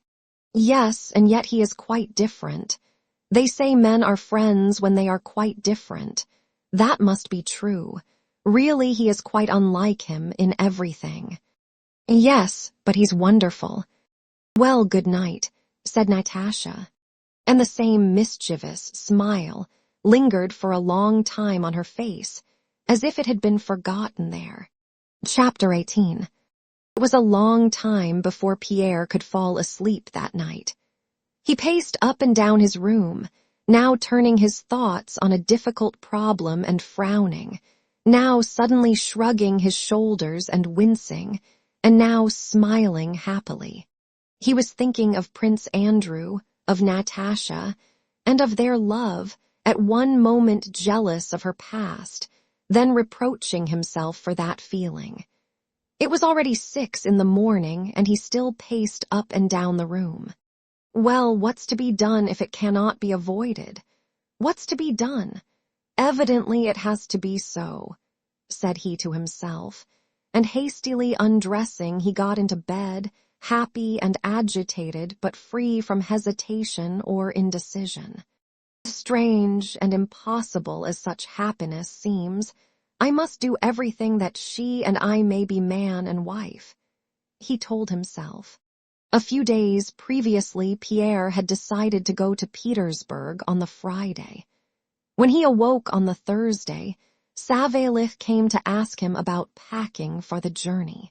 What to Petersburg? What is Petersburg? Who is there in Petersburg? He asked involuntarily, though only to himself. Oh, yes, long ago before this happened, I did for some reason mean to go to Petersburg, he reflected. Why? But perhaps I shall go. What a good fellow he is, and how attentive, and how he remembers everything, he thought, looking at Savélich's old face, and what a pleasant smile he has. Well, Savélich, do you still not wish to accept your freedom? Pierre asked him. What's the good of freedom to me, your excellency? We lived under the late Count. the kingdom of heaven be his. And we have lived under you too, without ever being wronged. And your children. The children will live just the same. With such masters one can live. But what about my heirs? Said Pierre. Supposing I suddenly marry, it might happen, he added with an involuntary smile. If I may take the liberty, Your Excellency, it would be a good thing. How easy he thinks it, thought Pierre. He doesn't know how terrible it is and how dangerous, too soon or too late. It is terrible. So what are your orders? Are you starting tomorrow? Asked Savélich. No, I'll put it off for a bit. I'll tell you later. You must forgive the trouble I have put you to, said Pierre, and seeing Savélich smile, he thought. But how strange it is that he should not know that now there is no Petersburg for me, and that must be settled first of all. But probably he knows it well enough and is only pretending. Shall I have a talk with him and see what he thinks? Pierre reflected. No, another time. At breakfast, Pierre told the princess, his cousin, that he had been to see Princess Mary the day before and had there met. Whom do you think? Natasha Rostova. The princess seemed to see nothing more extraordinary in that than if he had seen Anna Semenovna. Do you know her? Asked Pierre. I have seen the princess, she replied. I heard that they were arranging a match for her with young Rostov. It would be a very good thing for the Rostovs. They are said to be utterly ruined. No, I mean, do you know Natasha Rostova? I heard about that affair of hers at the time. It was a great pity. No, she either doesn't understand or is pretending, thought Pierre. Better not say anything to her either. The princess, too, had prepared provisions for Pierre's journey. How kind they all are, thought Pierre. What is surprising is that they should trouble about these things now when it can no longer be of interest to them, and all for me. On the same day, the chief of police came to Pierre, inviting him to send a representative to the faceted palace to recover things that were to be returned to their owners that day. And this man, too, thought Pierre, looking into the face of the chief of police. What a fine, good-looking officer, and how kind. Fancy bothering about such trifles now, and they actually say he is not honest and takes bribes. What nonsense. Besides, why shouldn't he take bribes? That's the way he was brought up, and everybody does it. But what a kind, pleasant face, and how he smiles as he looks at me. Pierre went to Princess Mary's to dinner. As he drove through the streets past the houses that had been burned down, he was surprised by the beauty of those ruins. The picturesqueness of the chimney stacks and tumble-down walls of the burned-out quarters of the town, stretching out and concealing one another, reminded him of the Rhine and the Colosseum. The cabmen he met and their passengers, the carpenters cutting the timber for new houses with axes, the women hawkers, and the shopkeepers all looked at him with cheerful, beaming eyes that seemed to say, "Ah, there he is. Let's see what will come of it." At the entrance to Princess Mary's house, Pierre felt doubtful whether he had really been there the night before and really seen Natasha and talked to her. Perhaps I imagined it. Perhaps I shall go in and find no one there. But he had hardly entered the room before he felt her presence with his whole being by the loss of his sense of freedom. She was in the same black dress with soft folds, and her hair was done the same way as the day before, yet she was quite different. Had she been like this, when he entered the day before he could not for a moment have failed to recognize her? She was as he had known her almost as a child, and later on as Prince Andrew's fiancée. A bright, questioning light shone in her eyes, and on her face was a friendly and strangely roguish expression. Pierre dined with them and would have spent the whole evening there, but Princess Mary was going to vespers, and Pierre left the house with her. Next day he came early, dined, and stayed the whole evening. though Princess Mary and Natasha were evidently glad to see their visitor, and though all Pierre's interest was now centered in that house. By the evening they had talked over everything, and the conversation passed from one trivial topic to another and repeatedly broke off. He stayed so long that Princess Mary and Natasha exchanged glances, evidently wondering when he would go. Pierre noticed this but could not go. He felt uneasy and embarrassed, but sat on because he simply could not get up and take his leave. Princess Mary, foreseeing no end to this, rose first, and complaining of a headache began to say good night. "So you are going to Petersburg tomorrow?" she asked. "No, I am not going," Pierre replied hastily in a surprised tone and as though offended. "Yes, no, to Petersburg. Tomorrow, but I won't say goodbye yet. I will call round in case you have any commissions for me," said he, standing before Princess Mary and turning red, but not taking his departure. Natasha gave him her hand and went out.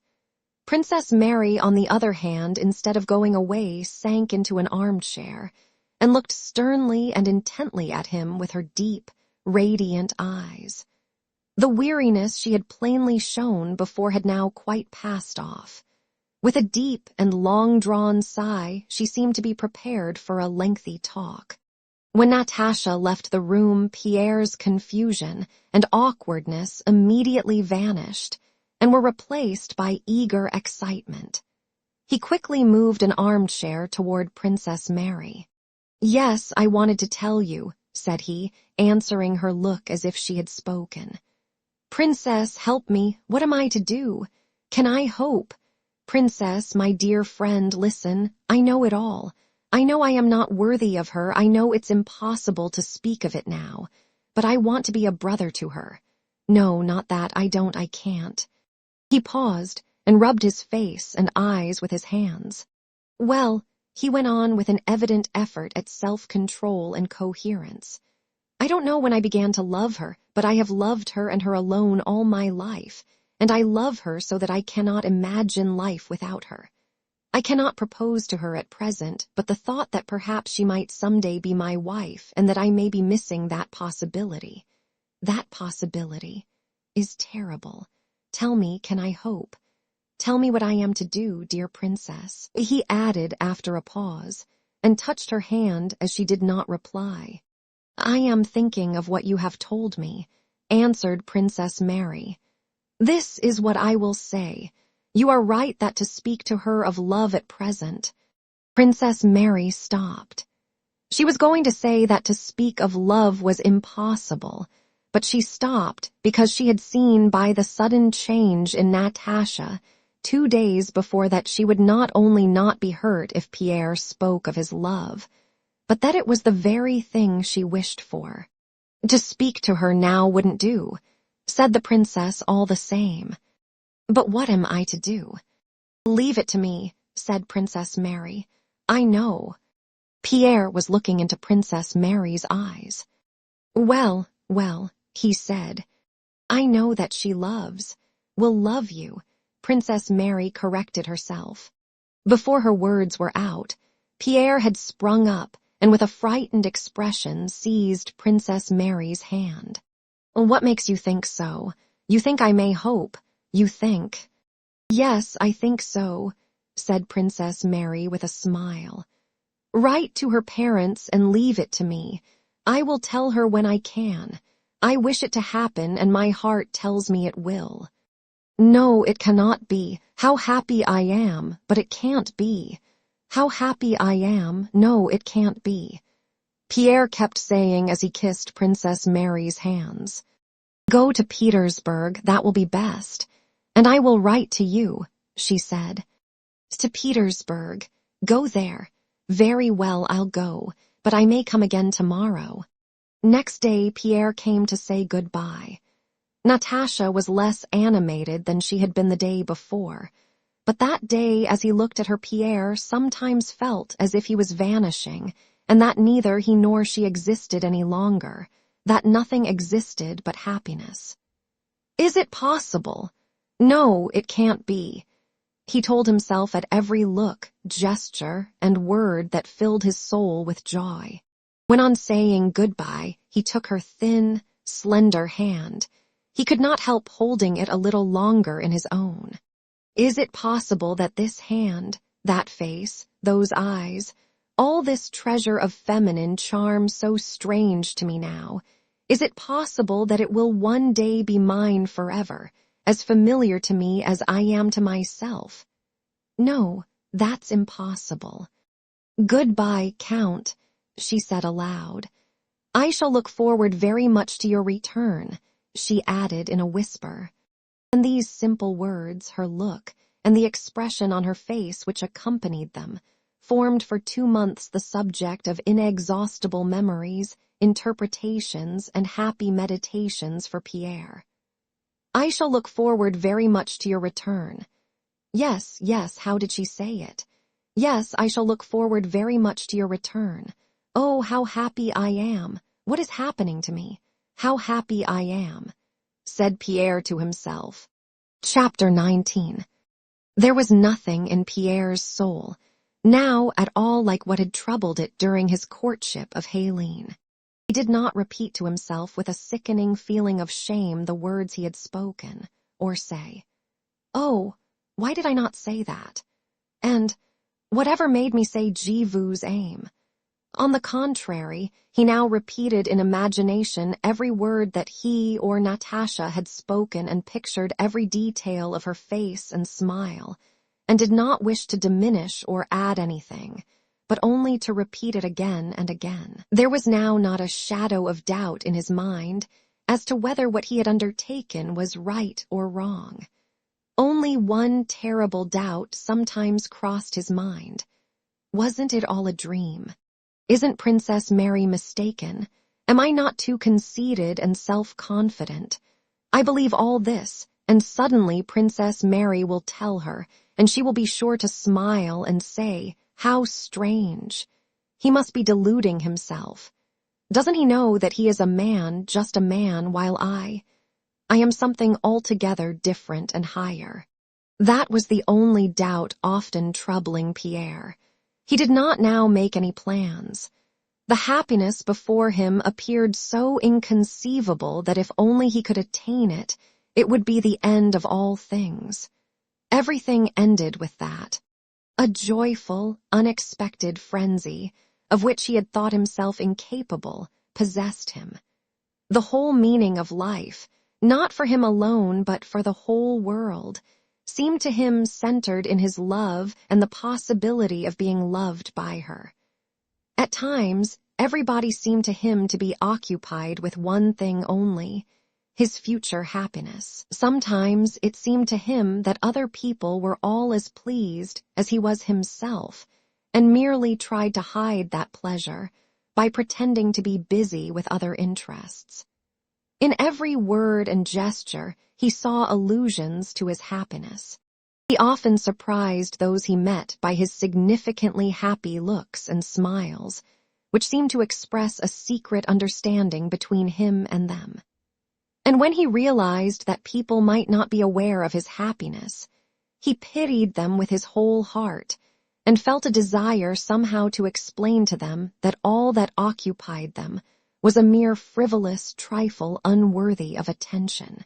When it was suggested to him that he should enter the civil service, or when the war or any general political affairs were discussed on the assumption that everybody's welfare depended on this or that issue of events, he would listen with a mild and pitying smile and surprise people by his strange comments. But at this time he saw everybody, both those who, as he imagined, understood the real meaning of life, that is, what he was feeling, and those unfortunates who evidently did not understand it, in the bright light of the emotion that shone within himself, and at once without any effort saw in everyone he met everything that was good and worthy of being loved. When dealing with the affairs and papers of his dead wife, her memory aroused in him no feeling but pity that she had not known the bliss he now knew.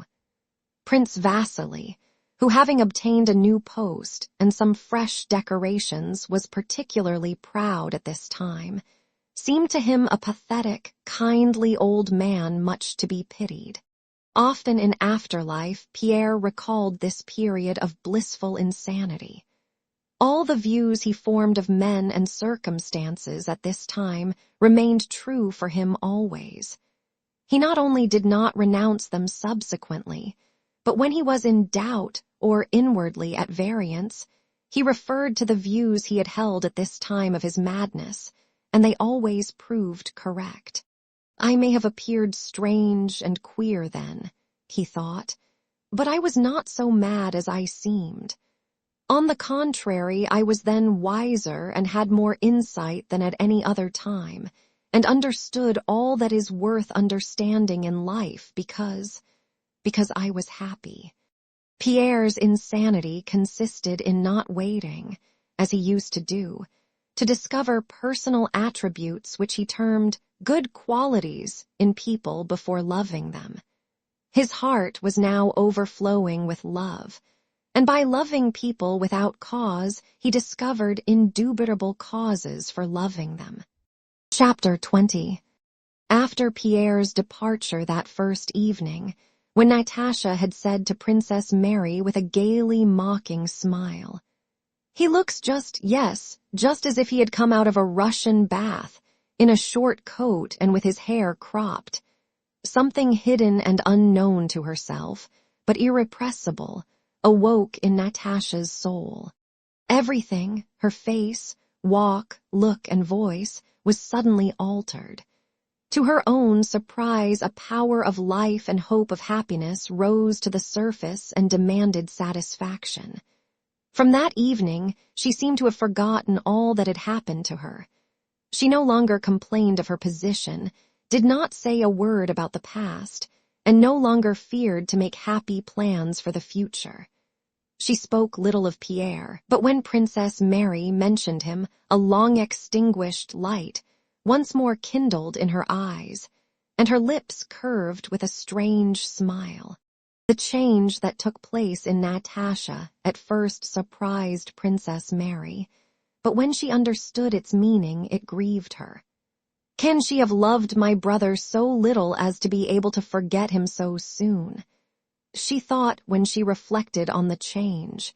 But when she was with Natasha, she was not vexed with her and did not reproach her. The reawakened power of life that had seized Natasha was so evidently irrepressible and unexpected by her, that in her presence, Princess Mary felt that she had no right to reproach her even in her heart. Natasha gave herself up so fully and frankly to this new feeling that she did not try to hide the fact that she was no longer sad, but bright and cheerful. When Princess Mary returned to her room after her nocturnal talk with Pierre, Natasha met her on the threshold.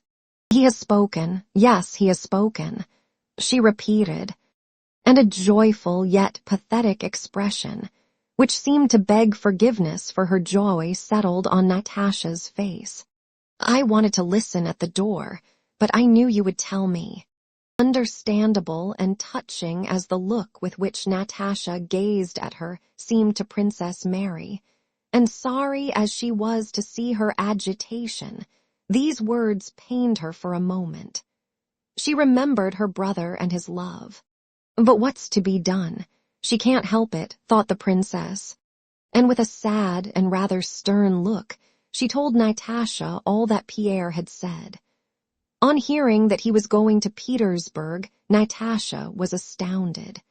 "To Petersburg," she repeated as if unable to understand. But noticing the grieved expression on Princess Mary's face, she guessed the reason of that sadness, and suddenly began to cry. "Mary," said she, "tell me what I should do. I am afraid of being bad. Whatever you tell me, I will do. Tell me." "You love him." "Yes," whispered Natasha. "Then why are you crying?" "I am happy for your sake," said Princess Mary, who because of those tears quite forgave Natasha's joy. "It won't be just yet. someday. Think what fun it will be when I am his wife and you marry Nicholas. Natasha, I have asked you not to speak of that. Let us talk about you. They were silent a while. But why go to Petersburg? Natasha suddenly asked, and hastily replied to her own question. But no, he must. Yes, Mary, he must. First Epilogue, 1813-20. Chapter 1. 7 years had passed. The storm-tossed sea of European history had subsided within its shores and seemed to have become calm. But the mysterious forces that move humanity, mysterious because the laws of their motion are unknown to us, continued to operate. Though the surface of the sea of history seemed motionless, the movement of humanity went on as unceasingly as the flow of time. Various groups of people formed and dissolved. The coming formation and dissolution of kingdoms and displacement of peoples was in course of preparation. The sea of history was not driven spasmodically from shore to shore as previously. It was seething in its depths. Historic figures were not borne by the waves from one shore to another as before. They now seemed to rotate on one spot. The historical figures at the head of armies, who formerly reflected the movement of the masses by ordering wars, campaigns, and battles, now reflected the restless movement by political and diplomatic combinations, laws, and treaties. The historians call this activity of the historical figures the reaction. In dealing with this period, they sternly condemn the historical personages who, in their opinion, caused what they describe as the reaction. All the well-known people of that period, from Alexander and Napoleon to Madame de Staël, Photius, Schelling, Fichte, Chateaubriand, and the rest, pass before their stern judgment seat and are acquitted or condemned according to whether they conduced to progress or to reaction. According to their accounts, a reaction took place at that time in Russia also, and the chief culprit was Alexander I, the same man who, according to them, was the chief cause of the liberal movement at the commencement of his reign, being the savior of Russia. There is no one in Russian literature now, from schoolboy essayist to learned historian, who does not throw his little stone at Alexander for things he did wrong at this period of his reign. He ought to have acted in this way and in that way. In this case he did well and in that case badly. He behaved admirably at the beginning of his reign and during 1812, but acted badly by giving a constitution to Poland, forming the Holy Alliance, entrusting power to Arakchev, favoring Galitzin and mysticism, and afterwards Shishkov and Photius. He also acted badly by concerning himself with the active army and disbanding the Semenov regiment. It would take a dozen pages to enumerate all the reproaches the historians address to him, based on their knowledge of what is good for humanity. What do these reproaches mean? Do not the very actions for which the historians praise Alexander I, the liberal attempts at the beginning of his reign, his struggle with Napoleon, the firmness he displayed in 1812, and the campaign of 1813, flow from the same sources? The circumstances of his birth, education, and life, that made his personality what it was, and from which the actions for which they blame him, the Holy Alliance, the restoration of Poland, and the reaction of 1820 and later, also flowed. In what does the substance of those reproaches lie? It lies in the fact that an historic character like Alexander I, standing on the highest possible pinnacle of human power, with the blinding light of history focused upon him, a character exposed to those strongest of all influences, the intrigues, flattery, and self-deception inseparable from power. A character who at every moment of his life felt a responsibility for all that was happening in Europe, and not a fictitious, but a live character who, like every man, had his personal habits, passions, and impulses toward goodness, beauty, and truth. That this character, though not lacking in virtue, the historians do not accuse him of that, had not the same conception of the welfare of humanity 50 years ago as a present-day professor who from his youth upwards has been occupied with learning. That is, with books and lectures, and with taking notes from them. But even if we assume that 50 years ago I was mistaken in his view of what was good for the people, we must inevitably assume that the historian who judges Alexander will also, after the lapse of some time, turn out to be mistaken in his view of what is good for humanity. This assumption is all the more natural and inevitable because, watching the movement of history, we see that every year and with each new writer, opinion as to what is good for mankind changes, so that what once seemed good, 10 years later seems bad, and vice versa. And what is more, we find at one and the same time quite contradictory views as to what is bad and what is good in history. Some people regard giving a constitution to Poland and forming the Holy Alliance as praiseworthy in Alexander, while others regard it as blameworthy. The activity of Alexander or of Napoleon cannot be called useful or harmful, for it is impossible to say for what it was useful or harmful. If that activity displeases somebody, this is only because it does not agree with his limited understanding of what is good. Whether the preservation of my father's house in Moscow, or the glory of the Russian arms, or the prosperity of the Petersburg and other universities, or the freedom of Poland or the greatness of Russia, or the balance of power in Europe, or a certain kind of European culture called progress, appear to me to be good or bad, I must admit that besides these things the action of every historic character has other more general purposes inaccessible to me. But let us assume that what is called science can harmonize all contradictions, and possesses an unchanging standard of good and bad by which to try historic characters and events. Let us say that Alexander could have done everything differently.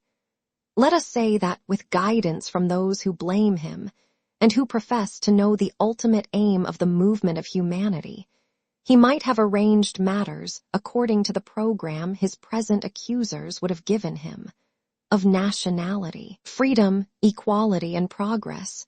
These, I think, cover the ground.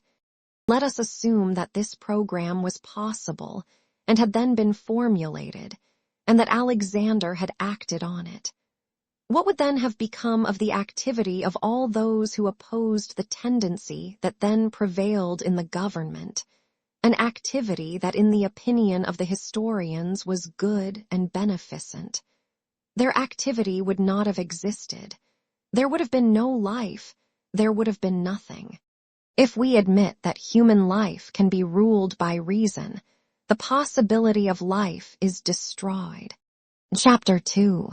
If we assume, as the historians do, that great men lead humanity to the attainment of certain ends, the greatness of Russia or of France, the balance of power in Europe, the diffusion of the ideas of the revolution, general progress, or anything else, then it is impossible to explain the facts of history without introducing the conceptions of chance and genius. If the aim of the European wars at the beginning of the 19th century had been the aggrandizement of Russia, that aim might have been accomplished without all the preceding wars and without the invasion. If the aim was the aggrandizement of France, that might have been attained without the revolution and without the empire. If the aim was the dissemination of ideas, the printing press could have accomplished that much better than warfare. If the aim was the progress of civilization, it is easy to see that there are other ways of diffusing civilization more expedient than by the destruction of wealth and of human lives. Why did it happen in this, and not in some other way? Because it happened so.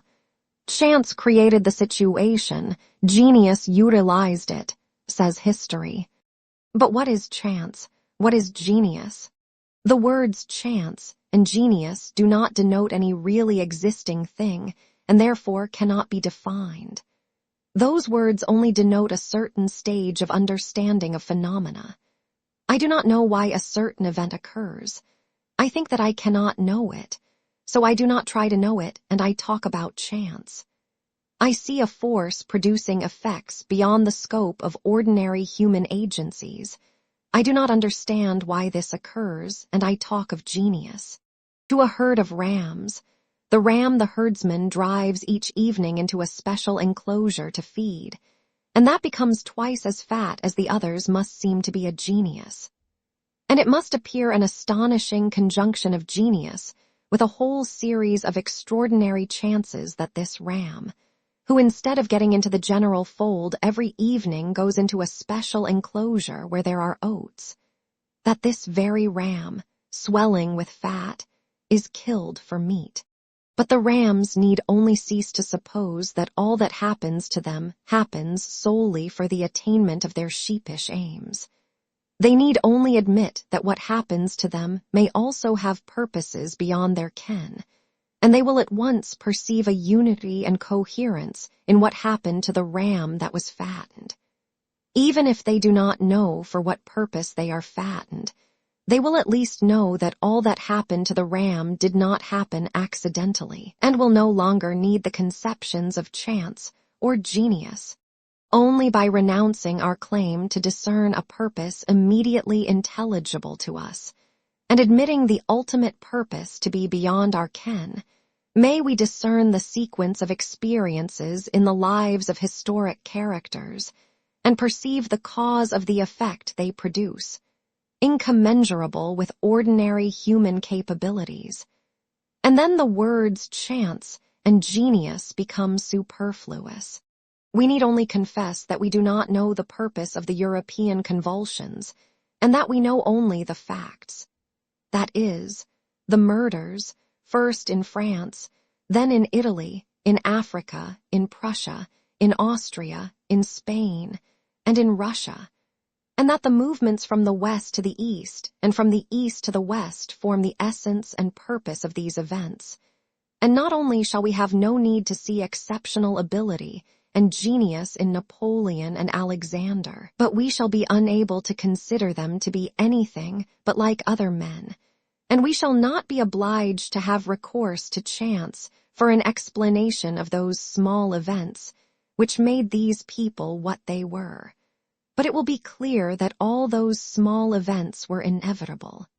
By discarding a claim to knowledge of the ultimate purpose, we shall clearly perceive that just as one cannot imagine a blossom or seed for any single plant better suited to it than those it produces, so it is impossible to imagine any two people more completely adapted down to the smallest detail for the purpose they had to fulfill than Napoleon and Alexander with all their antecedents. Chapter 3.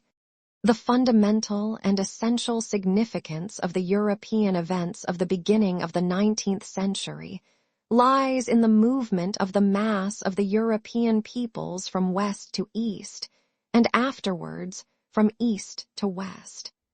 The commencement of that movement was the movement from west to east. For the peoples of the west to be able to make their warlike movement to Moscow, it was necessary that they should form themselves into a military group of a size able to endure a collision with the warlike military group of the East, that they should abandon all established traditions and customs, and that during their military movement they should have at their head a man who could justify to himself, and to them the deceptions, robberies, and murders which would have to be committed during that movement. And beginning with the French Revolution, the old inadequately large group was destroyed, as well as the old habits and traditions, and step by step, a group was formed of larger dimensions with new customs and traditions, and a man was produced who would stand at the head of the coming movement and bear the responsibility for all that had to be done. A man without convictions, without habits, without traditions, without a name, and not even a Frenchman, emerges, by what seem the strangest chances, from among all the seething French parties, and without joining any one of them is borne forward to a prominent position. The ignorance of his colleagues, the weakness and insignificance of his opponents, the frankness of his falsehoods, and the dazzling and self-confident limitations of this man raise him to the head of the army. The brilliant qualities of the soldiers of the army sent to Italy, his opponent's reluctance to fight, and his own childish audacity and self-confidence secure him military fame. Innumerable so-called chances accompany him everywhere. The disfavor into which he falls with the rulers of France turns to his advantage. His attempts to avoid his predestined path are unsuccessful. He is not received into the Russian service, and the appointment he seeks in Turkey comes to nothing. During the war in Italy, he is several times on the verge of destruction, and each time is saved in an unexpected manner. Owing to various diplomatic considerations, the Russian armies, just those which might have destroyed his prestige, do not appear upon the scene till he is no longer there. On his return from Italy, he finds the government in Paris in a process of dissolution in which all those who are in it are inevitably wiped out and destroyed. And by chance, an escape from this dangerous position presents itself in the form of an aimless and senseless expedition to Africa. Again, so-called chance accompanies him. Impregnable Malta surrenders without a shot. His most reckless schemes are crowned with success. The enemy's fleet, which subsequently did not let a single boat pass, allows his entire army to elude it. In Africa, a whole series of outrages are committed against the almost unarmed inhabitants. And the men who commit these crimes, especially their leader, assure themselves that this is admirable, this is glory. It resembles Caesar and Alexander the Great and is therefore good. This ideal of glory and grandeur, which consists not merely in considering nothing wrong that one does, but in priding oneself on every crime one commits, ascribing to it an incomprehensible supernatural significance. That ideal, destined to guide this man and his associates, had scope for its development in Africa. Whatever he does succeeds. The plague does not touch him. The cruelty of murdering prisoners is not imputed to him as a fault. His childishly rash, uncalled for, and ignoble departure from Africa, leaving his comrades in distress, is set down to his credit, and again the enemy's fleet twice lets him slip past. When, intoxicated by the crimes he has committed so successfully, he reaches Paris, the dissolution of the Republican government, which a year earlier might have ruined him, has reached its extreme limit, and his presence there, now as a newcomer free from party entanglements, can only serve to exalt him. And though he himself has no plan, he is quite ready for his new role. He had no plan. He was afraid of everything, but the parties snatched at him and demanded his participation. He alone, with his ideal of glory and grandeur developed in Italy and Egypt, his insane self-adulation, his boldness in crime and frankness in lying, he alone could justify what had to be done. He is needed for the place that awaits him, and so almost apart from his will and despite his indecision, his lack of a plan, and all his mistakes, he is drawn into a conspiracy that aims at seizing power, and the conspiracy is crowned with success. He is pushed into a meeting of the legislature. In alarm, he wishes to flee, considering himself lost. He pretends to fall into a swoon and says senseless things that should have ruined him. But the once proud and shrewd rulers of France, feeling that their part is played out, are even more bewildered than he, and do not say the words they should have said to destroy him and retain their power. Chance, millions of chances, give him power, and all men as if by agreement cooperate to confirm that power. Chance forms the characters of the rulers of France, who submit to him. Chance forms the character of Paul I of Russia, who recognizes his government. Chance contrives a plot against him which not only fails to harm him, but confirms his power. Chance puts the duc d'Enghien in his hands and unexpectedly causes him to kill him, thereby convincing the mob more forcibly than in any other way that he had the right, since he had the might.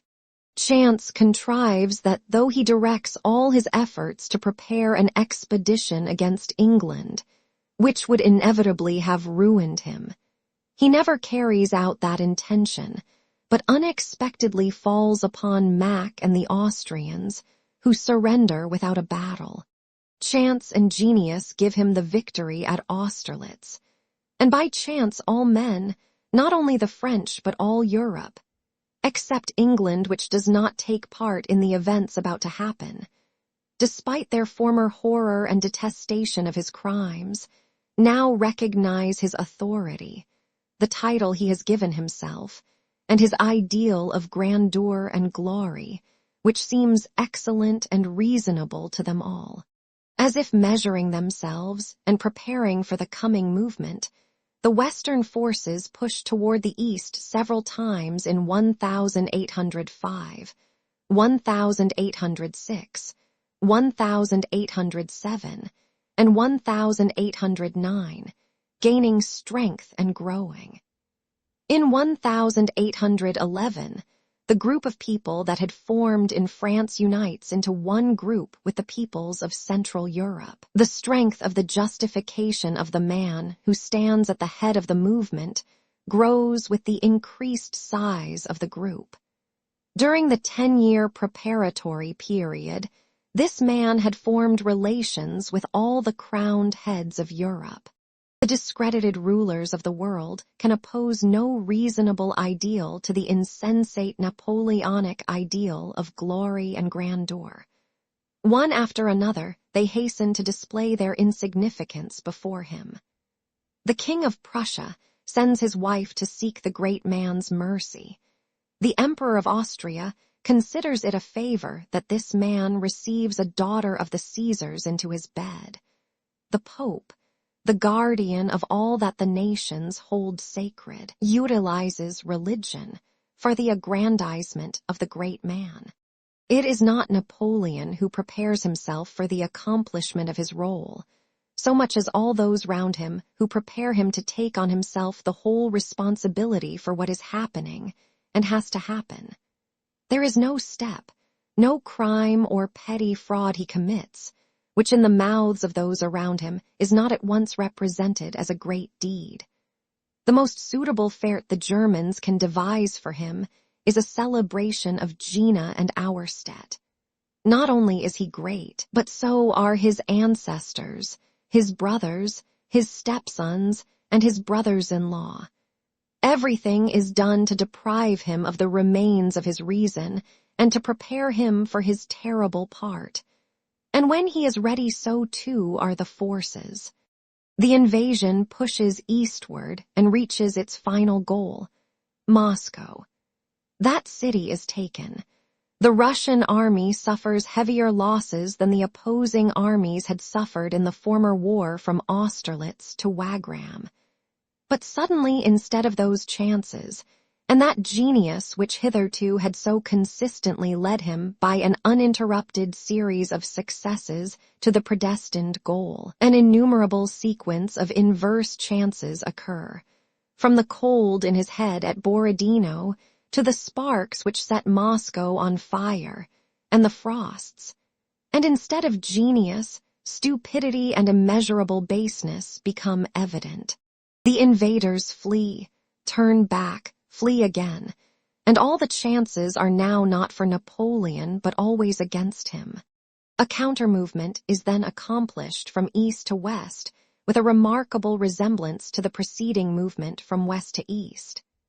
Attempted drives from east to west, similar to the contrary movements of 1805, 1807, and 1809, precede the great westward movement. There is the same coalescence into a group of enormous dimensions, the same adhesion of the people of Central Europe to the movement, the same hesitation midway, and the same increasing rapidity as the goal is approached. Paris, the ultimate goal, is reached. The Napoleonic government and army are destroyed. Napoleon himself is no longer of any account. All his actions are evidently pitiful and mean, but again an inexplicable chance occurs. The Allies detest Napoleon, whom they regard as the cause of their sufferings. Deprived of power and authority, his crimes and his craft exposed, he should have appeared to them what he appeared 10 years previously and 1 year later, an outlawed brigand. But by some strange chance, no one perceives this. His part is not yet ended. The man who 10 years before and a year later was considered an outlawed brigand is sent to an island 2 days' sail from France, which for some reason is presented to him as his dominion, and guards are given to him, and millions of money are paid him. Chapter 4. The flood of nations begins to subside into its normal channels. The waves of the great movement abate, and on the calm surface eddies are formed in which float the diplomatists, who imagine that they have caused the floods to abate. But the smooth sea again suddenly becomes disturbed. The diplomatists think that their disagreements are the cause of this fresh pressure of natural forces. They anticipate war between their sovereigns. The position seems to them insoluble. But the wave they feel to be rising does not come from the quarter they expect. It rises again from the same point as before, Paris. The last backwash of the movement from the west occurs. A backwash which serves to solve the apparently insuperable diplomatic difficulties and ends the military movement of that period of history. The man who had devastated France returns to France alone, without any conspiracy and without soldiers. Any guard might arrest him, but by strange chance no one does so, and all rapturously greet the man they cursed the day before and will curse again a month later. This man is still needed to justify the final collective act. That act is performed. The last role is played. The actor is bidden to disrobe and wash off his powder and paint. He will not be wanted any more. And some years pass during which he plays a pitiful comedy to himself in solitude on his island, justifying his actions by intrigues and lies when the justification is no longer needed, and displaying to the whole world what it was that people had mistaken for strength as long as an unseen hand directed his actions. The manager, having brought the drama to a close and stripped the actor, shows him to us. See what you believed in. This is he. Do you now see that it was not he but I who moved you? But dazed by the force of the movement, it was long before people understood this. Still greater coherence and inevitability is seen in the life of Alexander I, the man who stood at the head of the counter-movement from east to west. What was needed for him who, overshadowing others, stood at the head of that movement from east to west? What was needed was a sense of justice and a sympathy with European affairs, but a remote sympathy not dulled by petty interests. a moral superiority over those sovereigns of the day who cooperated with him, a mild and attractive personality, and a personal grievance against Napoleon. And all this was found in Alexander I. All this had been prepared by innumerable so-called chances in his life, his education, his early liberalism, the advisers who surrounded him, and by Austerlitz and Tilsit and Erfurt. During the national war, he was inactive because he was not needed. But as soon as the necessity for a general European war presented itself, he appeared in his place at the given moment, and uniting the nations of Europe, led them to the goal. The goal is reached. After the final war of 1815, Alexander possesses all possible power. How does he use it? Alexander I, the pacifier of Europe, the man who from his early years had striven only for his people's welfare, the originator of the liberal innovations in his fatherland, now that he seemed to possess the utmost power, and therefore to have the possibility of bringing about the welfare of his peoples. At the time when Napoleon in exile was drawing up childish and mendacious plans of how he would have made mankind happy had he retained power, Alexander I, having fulfilled his mission and feeling the hand of God upon him, suddenly recognizes the insignificance of that supposed power, turns away from it, and gives it into the hands of contemptible men whom he despises, saying only, not unto us, but unto thy name. I too am a man like the rest of you. Let me live like a man and think of my soul and of God. As the sun and each atom of ether is a sphere complete in itself, and yet at the same time only a part of a whole too immense for man to comprehend. So each individual has within himself his own aims, and yet has them to serve a general purpose incomprehensible to man. A bee settling on a flower has stung a child, and the child is afraid of bees and declares that bees exist to sting people. A poet admires the bee sucking from the chalice of a flower and says it exists to suck the fragrance of flowers.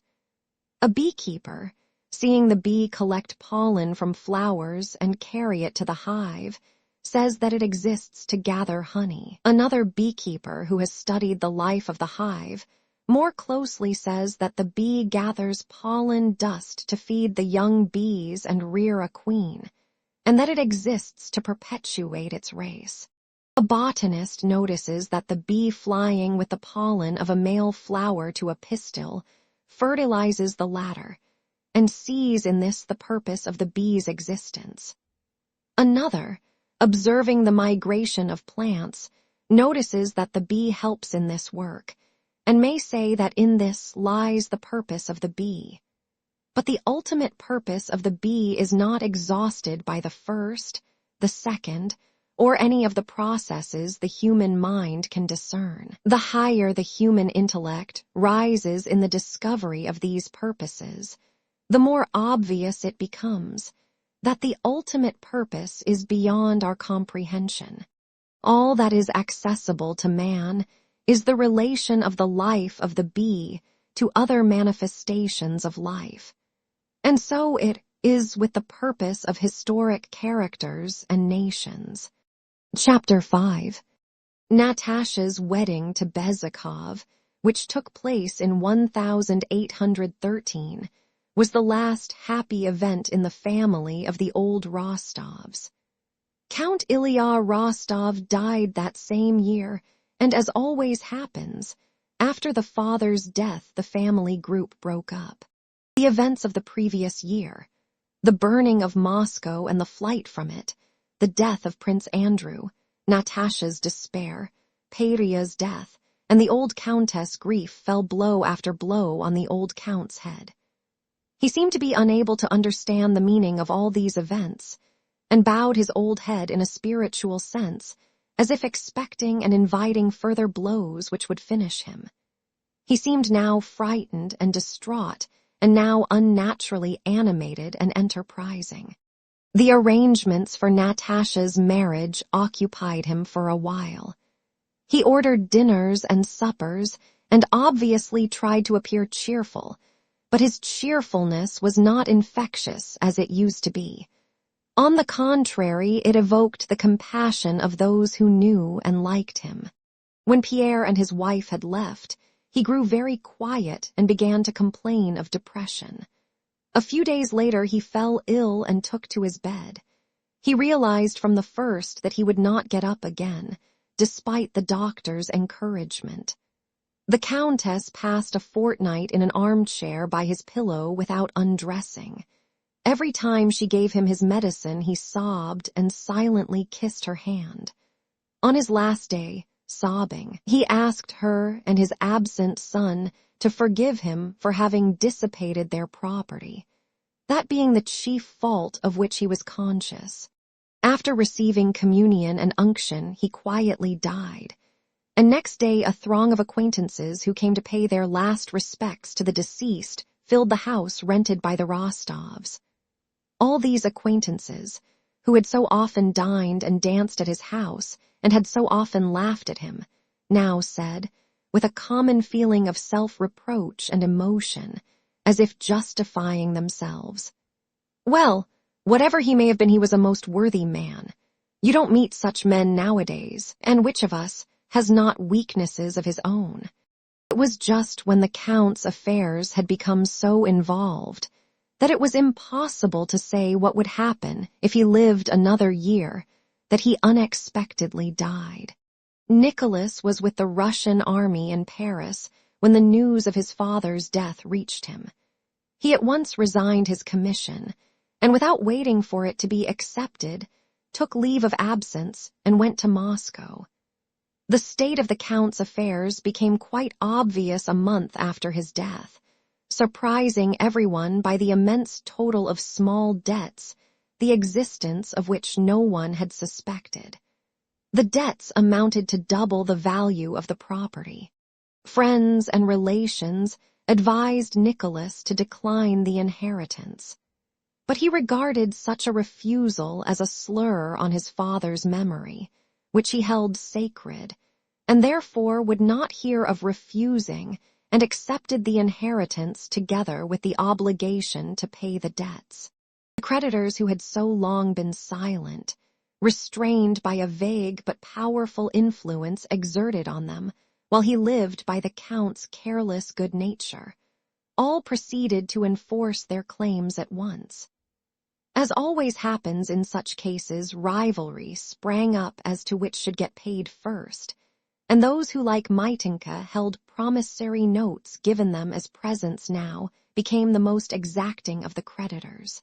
Nicholas was allowed no respite and no peace, and those who had seemed to pity the old man, the cause of their losses, if they were losses, now remorselessly pursued the young heir who had voluntarily undertaken the debts and was obviously not guilty of contracting them. Not one of the plans Nicholas tried succeeded. The estate was sold by auction for half its value, and half the debts still remained unpaid. Nicholas accepted 30,000 rubles offered him by his brother-in-law Bezakov to pay off debts he regarded as genuinely due for value received. And to avoid being imprisoned for the remainder, as the creditors threatened, he re-entered the government service. He could not rejoin the army, where he would have been made colonel at the next vacancy, for his mother now clung to him as her one hold on life. And so, despite his reluctance to remain in Moscow among people who had known him before, and despite his abhorrence of the civil service, he accepted a post in Moscow in that service, doffed the uniform of which he was so fond, and moved with his mother and Sonia to a small house on the Sivtsev Vrajok. Natasha and Pierre were living in Petersburg at the time and had no clear idea of Nicholas' circumstances. Having borrowed money from his brother-in-law, Nicholas tried to hide his wretched condition from him. His position was the more difficult because with his salary of 1,200 rubles, He had not only to keep himself, his mother, and Sonia, but had to shield his mother from knowledge of their poverty. The Countess could not conceive of life without the luxurious conditions she had been used to from childhood, and, unable to realize how hard it was for her son, kept demanding now a carriage, which they did not keep, to send for a friend, now some expensive article of food for herself, or wine for her son, or money to buy a present as a surprise for Natasha or Sonia, or for Nicholas himself. Sonia kept house, attended on her aunt, read to her, put up with her whims and secret ill will, and helped Nicholas to conceal their poverty from the old Countess. Nicholas felt himself irredeemably indebted to Sonia for all she was doing for his mother, and greatly admired her patience and devotion, but tried to keep aloof from her. He seemed in his heart to reproach her for being too perfect, and because there was nothing to reproach her with. She had all that people are valued for, but little that could have made him love her. He felt that the more he valued her, the less he loved her. He had taken her at her word when she wrote giving him his freedom, and now behaved as if all that had passed between them had been long forgotten and could never in any case be renewed. Nicholas' position became worse and worse. The idea of putting something aside out of his salary proved a dream. Not only did he not save anything, but to comply with his mother's demands, he even incurred some small debts. He could see no way out of this situation. The idea of marrying some rich woman, which was suggested to him by his female relations, was repugnant to him. The other way out, his mother's death, never entered his head. He wished for nothing and hoped for nothing, and deep in his heart experienced a gloomy and stern satisfaction in an uncomplaining endurance of his position. He tried to avoid his old acquaintances with their commiseration and offensive offers of assistance. He avoided all distraction and recreation, and even at home, did nothing but play cards with his mother, pace silently up and down the room, and smoke one pipe after another. He seemed carefully to cherish within himself the gloomy mood, which alone enabled him to endure his position. Chapter 6. At the beginning of winter, Princess Mary came to Moscow. From reports current in town, she learned how the Rostovs were situated, and how the son has sacrificed himself for his mother, as people were saying. "I never expected anything else of him," said Princess Mary to herself, feeling a joyous sense of her love for him. Remembering her friendly relations with all the Rostovs, which had made her almost a member of the family, she thought it her duty to go to see them. But remembering her relations with Nicholas in Voronezh, she was shy about doing so. Making a great effort, she did, however, go to call on them a few weeks after her arrival in Moscow. Nicholas was the first to meet her, as the Countess' room could only be reached through his. But instead of being greeted with pleasure as she had expected, at his first glance at her, his face assumed a cold, stiff, proud expression she had not seen on it before. He inquired about her health, led the way to his mother, and having sat there for 5 minutes left the room. When the princess came out of the Countess' room, Nicholas met her again, and with marked solemnity and stiffness accompanied her to the anteroom. To her remarks about his mother's health, he made no reply. "What's that to you? Leave me in peace," his looks seemed to say. "Why does she come prowling here? What does she want? I can't bear these ladies and all these civilities," said he aloud in Sonia's presence, evidently unable to repress his vexation after the princess' carriage had disappeared. "Oh, Nicholas, how can you talk like that?" cried Sonia, hardly able to conceal her delight. "She is so kind and Mamma is so fond of her." Nicholas did not reply and tried to avoid speaking of the princess any more. But after her visit, the old countess spoke of her several times a day. She sang her praises, insisted that her son must call on her, expressed a wish to see her often, but yet always became ill-humored when she began to talk about her. Nicholas tried to keep silence when his mother spoke of the princess, but his silence irritated her. "She is a very admirable and excellent young woman," said she, "and you must go and call on her. You would at least be seeing somebody, and I think it must be dull for you only seeing us." "But I don't in the least want to, Mama." "You used to want to, and now you don't. Really, I don't understand you, my dear. One day you are dull, and the next you refuse to see anyone." "But I never said I was dull." "Why, you said yourself you don't want even to see her. She is a very admirable young woman, and you always liked her, but now suddenly you have got some notion or other in your head. You hide everything from me." "Not at all, Mama. If I were asking you to do something disagreeable now, but I only ask you to return a call. One would think mere politeness required it. Well, I have asked you, and now I won't interfere any more since you have secrets from your mother." "Well then, I'll go if you wish it." "It doesn't matter to me. I only wish it for your sake." Nicholas sighed, bit his mustache, and laid out the cards for a patience, trying to divert his mother's attention to another topic. The same conversation was repeated next day and the day after, and the day after that. After her visit to the Rostovs and her unexpectedly chilly reception by Nicholas, Princess Mary confessed to herself that she had been right in not wishing to be the first to call. "I expected nothing else," she told herself, calling her pride to her aid.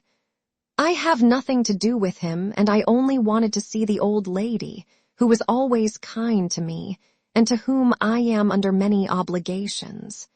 But she could not pacify herself with these reflections. A feeling akin to remorse troubled her when she thought of her visit. Though she had firmly resolved not to call on the Rostovs again and to forget the whole matter, she felt herself all the time in an awkward position. And when she asked herself what distressed her, she had to admit that it was her relation to Rostov. His cold, polite manner did not express his feeling for her, she knew that, but it concealed something, and until she could discover what that something was, she felt that she could not be at ease.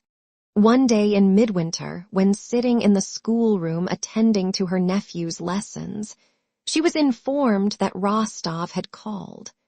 With a firm resolution not to betray herself and not show her agitation, she sent for Mademoiselle Bourienne and went with her to the drawing-room.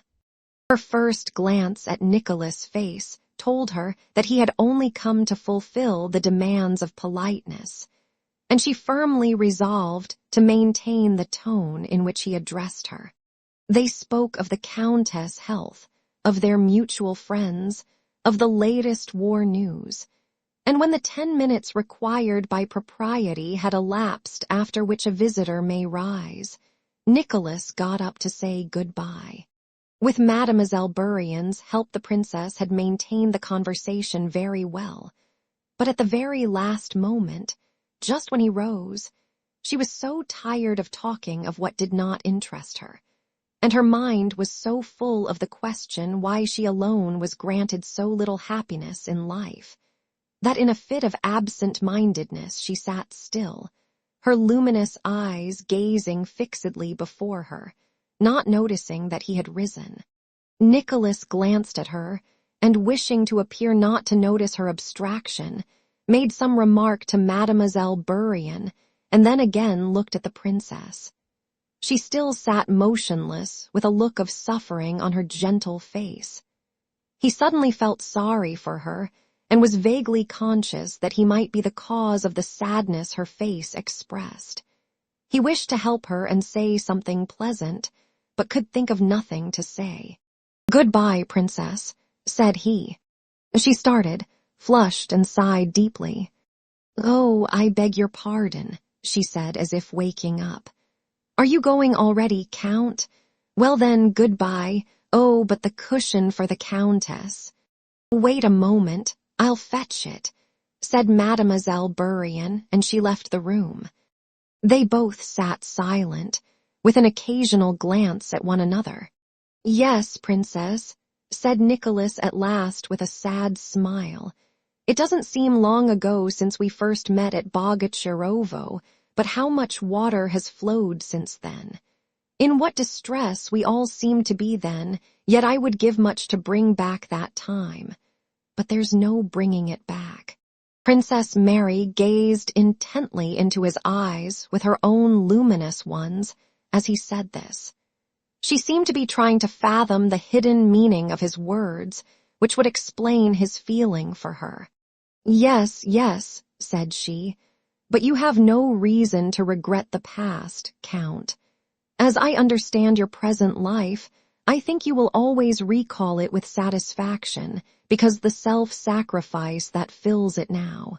"I cannot accept your praise," he interrupted her hurriedly. "On the contrary, I continually reproach myself, but this is not at all an interesting or cheerful subject." His face again resumed its former stiff and cold expression. But the princess had caught a glimpse of the man she had known and loved, and it was to him that she now spoke. "I thought you would allow me to tell you this," she said. "I had come so near to you, and to all your family, that I thought you would not consider my sympathy misplaced, but I was mistaken." And suddenly her voice trembled. "I don't know why," she continued, recovering herself, "but you used to be different, and there are 1,000 reasons why," laying special emphasis on the why. "Thank you, Princess," he added softly. "Sometimes it is hard. So that's why, that's why." A voice whispered in Princess Mary's soul. "No, it was not only that gay, kind, and frank look, not only that handsome exterior that I loved in him. I divined his noble, resolute, self-sacrificing spirit too," she said to herself. "Yes, he is poor now and I am rich. Yes, that's the only reason. Yes, were it not for that." And remembering his former tenderness and looking now at his kind, sorrowful face, she suddenly understood the cause of his coldness. "But why, Count, why?" she almost cried, unconsciously moving closer to him. "Why? Tell me, you must tell me." He was silent. "I don't understand your why, Count," she continued, "but it's hard for me. I confess it. For some reason you wish to deprive me of our former friendship, and that hurts me." There were tears in her eyes and in her voice. "I have had so little happiness in life that every loss is hard for me to bear. Excuse me, goodbye." And suddenly she began to cry and was hurrying from the room. "Princess, for God's sake," he exclaimed, trying to stop her. "Princess." She turned round. For a few seconds they gazed silently into one another's eyes, and what had seemed impossible and remote suddenly became possible, inevitable, and very near. Chapter 7. In the winter of 1813, Nicholas married Princess Mary and moved to Bald Hills with his wife, his mother, and Sonia. Within 4 years, he had paid off all his remaining debts without selling any of his wife's property, and having received a small inheritance on the death of a cousin, he paid his debt to Pierre as well. In another 3 years, by 1820, he had so managed his affairs that he was able to buy a small estate adjoining Bald Hills and was negotiating to buy back Otrádnoe, that being his pet dream. Having started farming from necessity, he soon grew so devoted to it that it became his favorite and almost his sole occupation. Nicholas was a plain farmer. He did not like innovations, especially the English ones then coming into vogue. He laughed at theoretical treatises on estate management, disliked factories, the raising of expensive products, and the buying of expensive seed corn, and did not make a hobby of any particular part of the work on his estate. He always had before his mind's eye the estate as a whole, and not any particular part of it. The chief thing in his eyes was not the nitrogen in the soil, nor the oxygen in the air, nor manures, nor special plows, but that most important agent by which nitrogen, oxygen, manure, and plow were made effective, the peasant laborer. When Nicholas first began farming and began to understand its different branches, it was the serf who especially attracted his attention. The peasant seemed to him not merely a tool, but also a judge of farming and an end in himself. At first he watched the serfs, trying to understand their aims and what they considered good and bad, and only pretended to direct them and give orders while in reality learning from them their methods, their manner of speech, and their judgment of what was good and bad. Only when he had understood the peasants' tastes and aspirations, had learned to talk their language, to grasp the hidden meaning of their words, and felt akin to them did he begin boldly to manage his serfs, that is, to perform toward them the duties demanded of him. And Nicholas' management produced very brilliant results.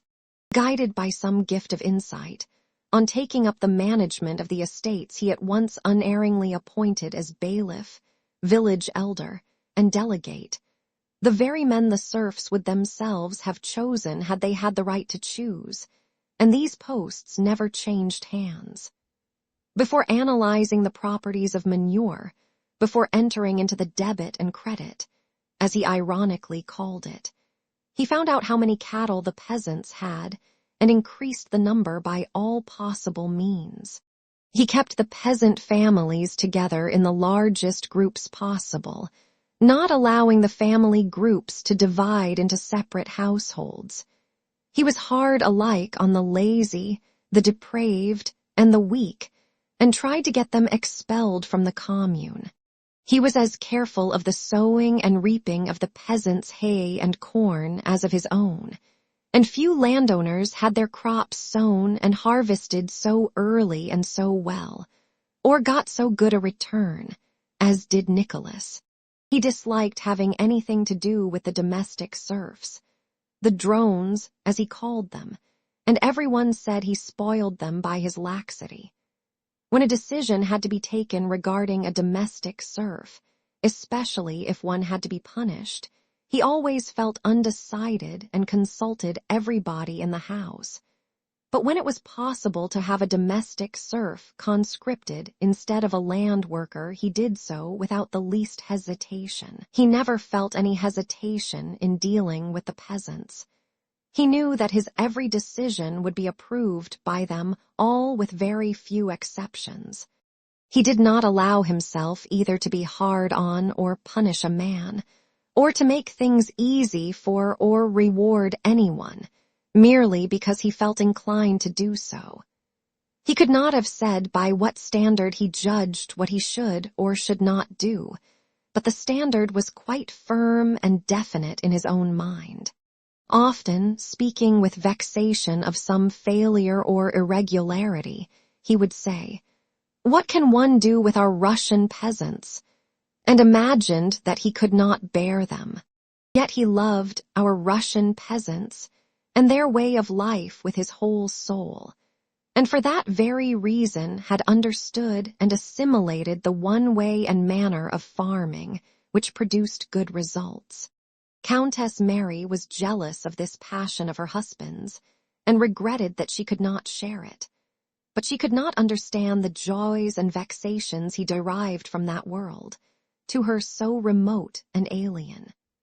She could not understand why he was so particularly animated and happy when, after getting up at daybreak, and spending the whole morning in the fields or on the threshing floor, he returned from the sowing or mowing or reaping to have tea with her.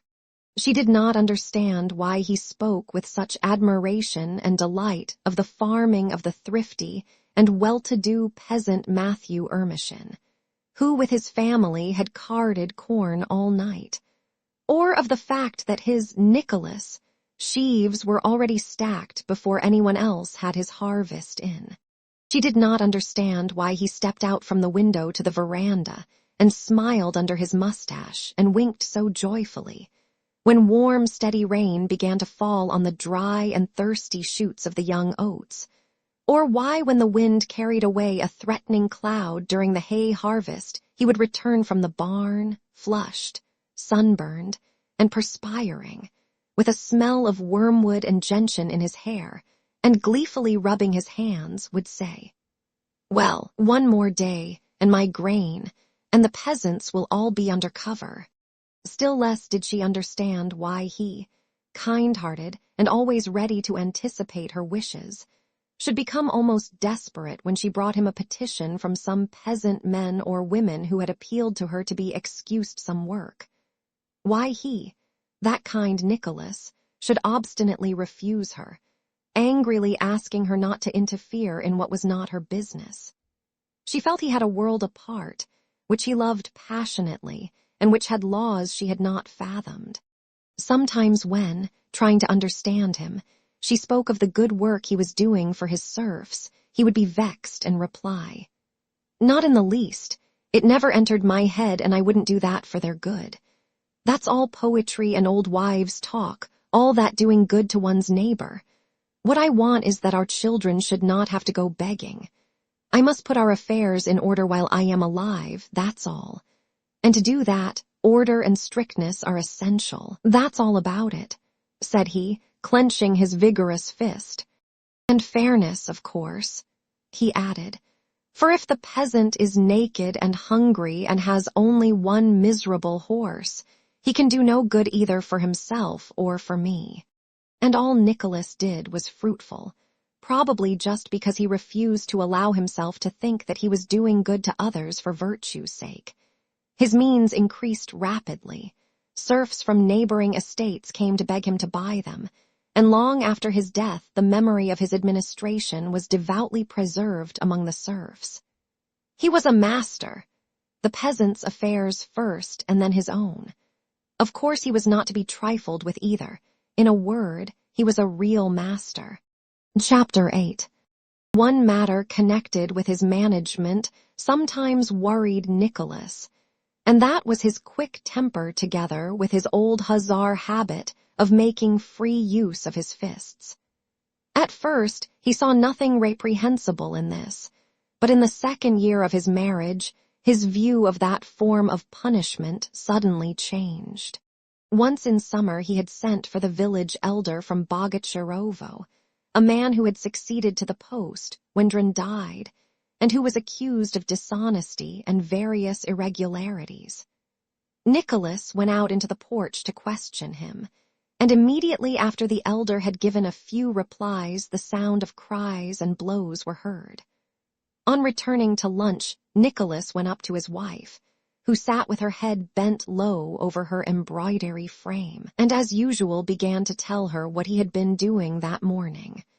Among other things, he spoke of the Bogacharovo elder. Countess Mary turned red and then pale, but continued to sit with head bowed and lips compressed, and gave her husband no reply. "Such an insolent scoundrel!" he cried, growing hot again at the mere recollection of him. "If he had told me he was drunk and did not see. But what is the matter with you, Mary?" he suddenly asked. Countess Mary raised her head and tried to speak, but hastily looked down again and her lips puckered. "Why, whatever is the matter, my dearest?" The looks of the plain Countess Mary always improved when she was in tears. She never cried from pain or vexation, but always from sorrow or pity, and when she wept her radiant eyes acquired an irresistible charm. The moment Nicholas took her hand, she could no longer restrain herself, and began to cry. "Nicholas, I saw it. He was to blame, but why do you? Nicholas." And she covered her face with her hands. Nicholas said nothing. He flushed crimson, left her side, and paced up and down the room. He understood what she was weeping about, but could not in his heart at once agree with her that what he had regarded from childhood as quite an everyday event was wrong. Is it just sentimentality, old wives' tales, or is she right? He asked himself. Before he had solved that point, he glanced again at her face filled with love and pain, and he suddenly realized that she was right, and that he had long been sinning against himself. "Mary," he said softly, going up to her, "it will never happen again, I give you my word." "Never," he repeated in a trembling voice like a boy asking for forgiveness. The tears flowed faster still from the Countess' eyes. She took his hand and kissed it. "Nicholas, when did you break your cameo?" She asked to change the subject, looking at his finger on which he wore a ring with a cameo of Leah Carn's head. "Today it was the same affair. Oh, Mary, don't remind me of it." And again he flushed.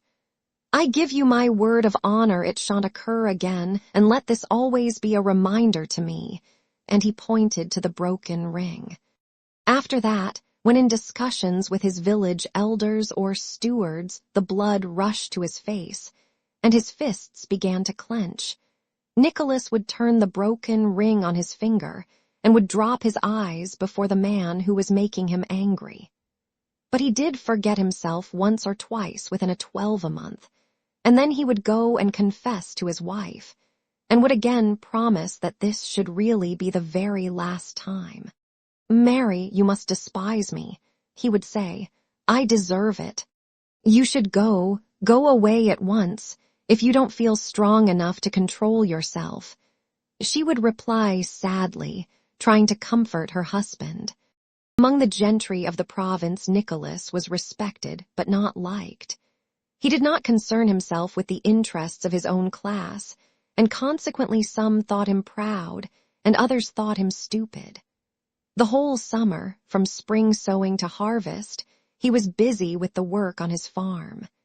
In autumn, he gave himself up to hunting with the same business-like seriousness, leaving home for a month, or even 2, with his hunt. In winter, he visited his other villages, or spent his time reading. The books he read were chiefly historical, and on these he spent a certain sum every year. He was collecting, as he said, a serious library, and he made it a rule to read through all the books he bought. He would sit in his study with a grave air, reading, a task he first imposed upon himself as a duty, but which afterwards became a habit affording him a special kind of pleasure and a consciousness of being occupied with serious matters. In winter, except for business excursions, he spent most of his time at home, making himself one with his family, and entering into all the details of his children's relations with their mother. The harmony between him and his wife grew closer and closer, and he daily discovered fresh spiritual treasures in her. From the time of his marriage, Sonia had lived in his house. Before that, Nicholas had told his wife all that had passed between himself and Sonia, blaming himself and commending her. He had asked Princess Mary to be gentle and kind to his cousin. She thoroughly realized the wrong he had done Sonia, felt herself to blame toward her, and imagined that her wealth had influenced Nicholas' choice. She could not find fault with Sonia in any way and tried to be fond of her, but often felt ill will toward her, which she could not overcome. Once she had a talk with her friend Natasha about Sonia and about her own injustice toward her. "You know," said Natasha, "you have read the Gospels a great deal. There is a passage in them that just fits Sonia." "What?" asked Countess Mary, surprised. "To him that hath shall be given, and from him that hath not shall be taken away. You remember, she is one that hath not. Why, I don't know. Perhaps she lacks egotism, I don't know, but from her is taken away, and everything has been taken away. Sometimes I am dreadfully sorry for her. Formerly I very much wanted Nicholas to marry her, but I always had a sort of presentiment that it would not come off. she is a sterile flower. You know, like some strawberry blossomess, sometimes I am sorry for her, and sometimes I think she doesn't feel it as you or I would." Though Countess Mary told Natasha that those words in the Gospel must be understood differently, yet looking at Sonia, she agreed with Natasha's explanation. It really seemed that Sonia did not feel her position trying, and had grown quite reconciled to her lot as a sterile flower. She seemed to be fond not so much of individuals as of the family as a whole. Like a cat, she had attached herself not to the people, but to the home. She waited on the old countess, petted and spoiled the children, was always ready to render the small services for which she had a gift, and all this was unconsciously accepted from her with insufficient gratitude. The country seat at Bald Hills had been rebuilt, though not on the same scale as under the old prince. The buildings, begun under straitened circumstances, were more than simple. The immense house on the old stone foundations was of wood, plastered only inside. It had bare deal floors and was furnished with very simple hard sofas, armchairs, tables, and chairs made by their own serf carpenters out of their own birchwood. The house was spacious, and had rooms for the house serfs and apartments for visitors. Whole families of the Rostovs and Bolkonskys relations sometimes came to Bald Hills with 16 horses and dozens of servants, and stayed for months. Besides that, 4 times a year, on the name days and birthdays of the hosts, as many as 100 visitors would gather there for a day or two. The rest of the year life pursued its unbroken routine with its ordinary occupations, and its breakfasts, lunches, dinners, and suppers, provided out of the produce of the estate. Chapter 9. It was the eve of St. Nicholas, the 5th of December, 1820. Natasha had been staying at her brother's with her husband and children since early autumn. Pierre had gone to Petersburg on business of his own for 3 weeks, as he said, but had remained there nearly 7 weeks and was expected back every minute. Besides the Bezykhov family, Nicholas' old friend, the retired General Vasily Dmitrich Denisov, was staying with the Rostovs this 5th of December. On the 6th, which was his name day when the house would be full of visitors, Nicholas knew he would have to exchange his Tartar tunic for a tail coat and put on narrow boots with pointed toes and drive to the new church he had built, and then receive visitors who would come to congratulate him, offer them refreshments, and talk about the elections of the nobility. But he considered himself entitled to spend the eve of that day in his usual way.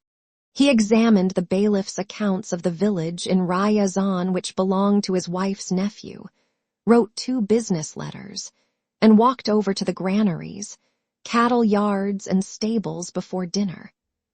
Having taken precautions against the general drunkenness to be expected on the morrow because it was a great saint's day, he returned to dinner, and without having time for a private talk with his wife, sat down at the long table laid for 20 persons, at which the whole household had assembled.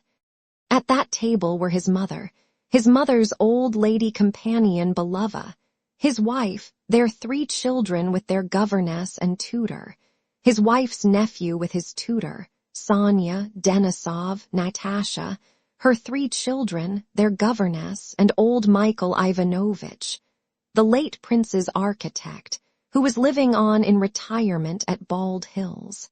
Countess Mary sat at the other end of the table. When her husband took his place, she concluded, from the rapid manner in which after taking up his table napkin, he pushed back the tumbler and wine-glass standing before him, that he was out of humor, as was sometimes the case when he came in to dinner straight from the farm, especially before the soup.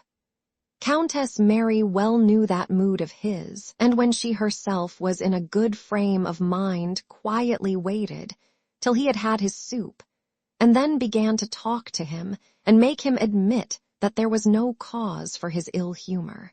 But today she quite forgot that and was hurt that he should be angry with her without any reason, and she felt unhappy.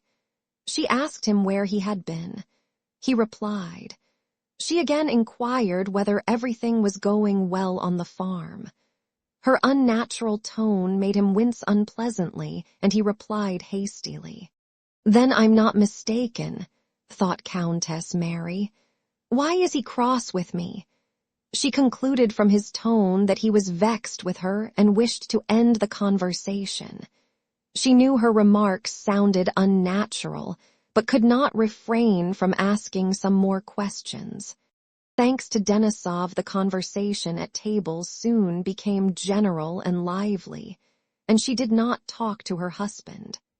When they left the table and went as usual to thank the old Countess, Countess Mary held out her hand and kissed her husband, and asked him why he was angry with her.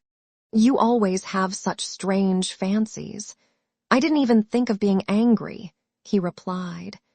But the word always seemed to her to imply, "Yes, I am angry, but I won't tell you why."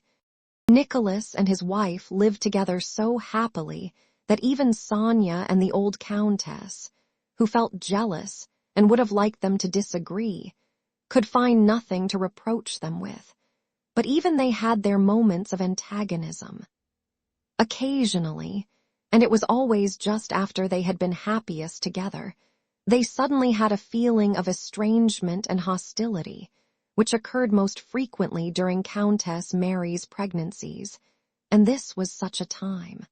"Well, Messieurs at Mesdames," said Nicholas loudly, and with apparent cheerfulness. It seemed to Countess Mary that he did it on purpose to vex her. "I have been on my feet since 6 this morning. Tomorrow I shall have to suffer, so today I'll go and rest."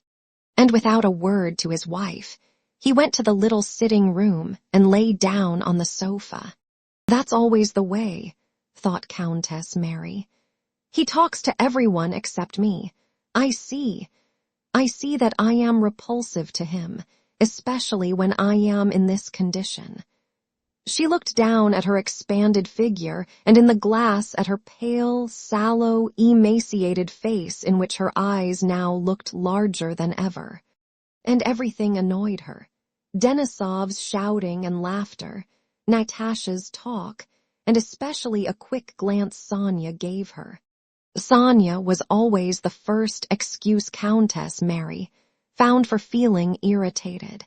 Having sat a while with her visitors without understanding anything of what they were saying, she softly left the room and went to the nursery. The children were playing at going to Moscow in a carriage made of chairs and invited her to go with them. She sat down and played with them a little, but the thought of her husband and his unreasonable crossness worried her. She got up and, walking on tiptoe with difficulty, went to the small sitting room. "Perhaps he is not asleep. I'll have an explanation with him," she said to herself. Little Andrew, her eldest boy, imitating his mother, followed her on tiptoe. She did not notice him.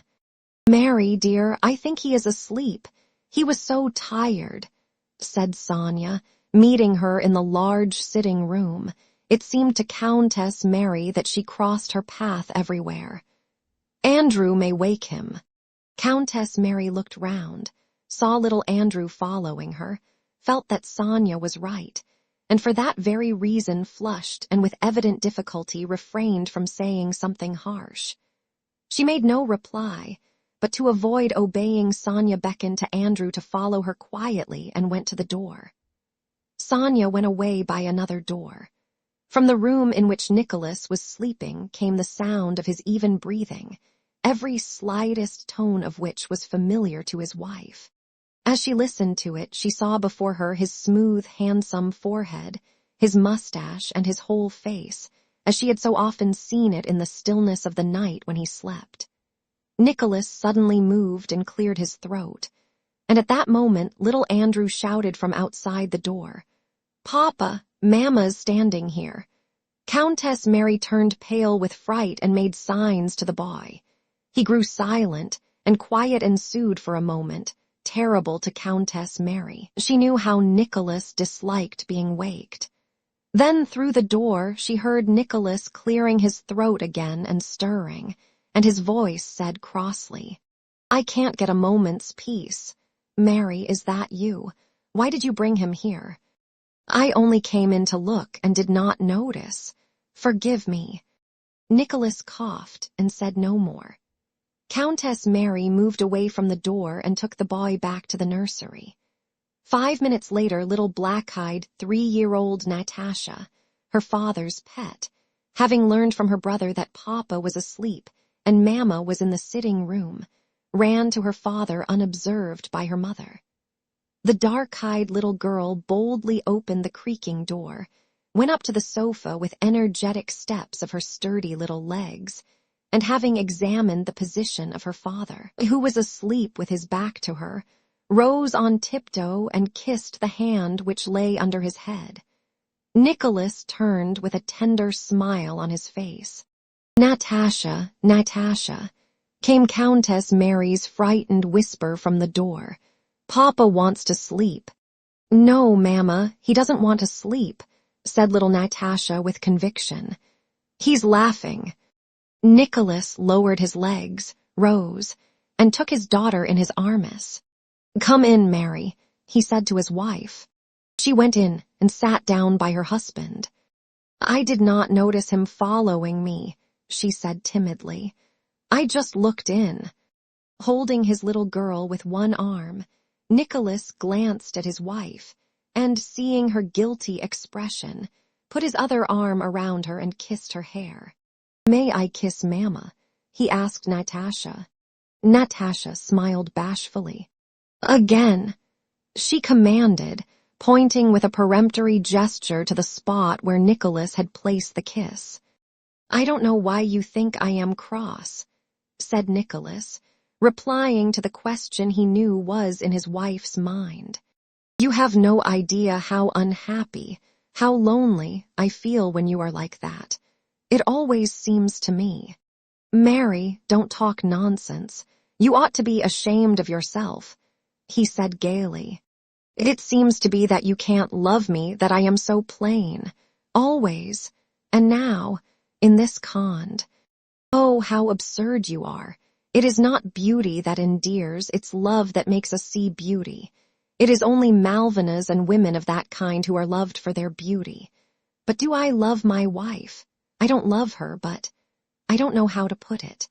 Without you, or when something comes between us like this, I seem lost and can't do anything. Now do I love my finger? I don't love it, but just try to cut it off. I'm not like that myself, but I understand. So you're not angry with me." "Awfully angry," he said, smiling and getting up, and smoothing his hair he began to pace the room. "Do you know, Mary, what I've been thinking?" He began, immediately thinking aloud in his wife's presence now that they had made it up. He did not ask if she was ready to listen to him. He did not care. A thought had occurred to him, and so it belonged to her also. And he told her of his intention to persuade Pierre to stay with them till spring. Countess Mary listened till he had finished, made some remark, and in her turn began thinking aloud. Her thoughts were about the children. "You can see the woman in her already," she said in French, pointing to little Natasha. "You reproach us women with being illogical. Here is our logic. I say, Papa wants to sleep, but she says no, he's laughing. And she was right," said Countess Mary with a happy smile. "Yes, yes." And Nicholas, taking his little daughter in his strong hand, lifted her high, placed her on his shoulder, held her by the legs, and paced the room with her. There was an expression of carefree happiness on the faces of both father and daughter. "But you know you may be unfair. You are too fond of this one," his wife whispered in French. Yes, but what am I to do? I try not to show. At that moment, they heard the sound of the door pulley and footsteps in the hall and anteroom, as if someone had arrived. Somebody has come. I am sure it is Pierre. I will go and see, said Countess Mary and left the room. In her absence, Nicholas allowed himself to give his little daughter a gallop round the room. Out of breath, he took the laughing child quickly from his shoulder and pressed her to his heart. His capers reminded him of dancing, and looking at the child's round happy little face, he thought of what she would be like when he was an old man, taking her into society and dancing the mazurka with her as his old father had danced Daniel Cooper with his daughter. It is he, Nicholas, said Countess Mary, re-entering the room a few minutes later. Now our Natasha has come to life. You should have seen her ecstasy and how he caught it for having stayed away so long. Well, come along now, quick, quick. It's time you two were parted, she added, looking smilingly at the little girl who clung to her father. Nicholas went out, holding the child by the hand. Countess Mary remained in the sitting room. I should never have believed that one could be so happy, she whispered to herself. A smile lit up her face, but at the same time she sighed, and her deep eyes expressed a quiet sadness as though she felt, through her happiness, that there is another sort of happiness unattainable in this life, and of which she involuntarily thought at that instant. Chapter 10. Natasha had married in the early spring of 1813, and in 1820 already had 3 daughters besides a son for whom she had longed and whom she was now nursing. She had grown stouter and broader, so that it was difficult to recognize in this robust, motherly woman the slim, lively Natasha of former days.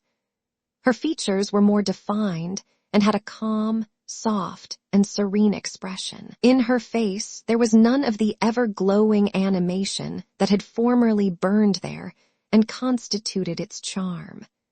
Now her face and body were often all that one saw, and her soul was not visible at all. All that struck the eye was a strong, handsome, and fertile woman. The old fire very rarely kindled in her face now. That happened only when, as was the case that day, her husband returned home, or a sick child was convalescent, or when she and Countess Mary spoke of Prince Andrew.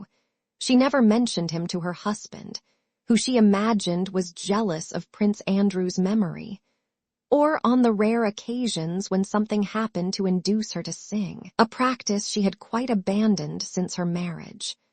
At the rare moments when the old fire did kindle in her handsome, fully developed body, she was even more attractive than in former days.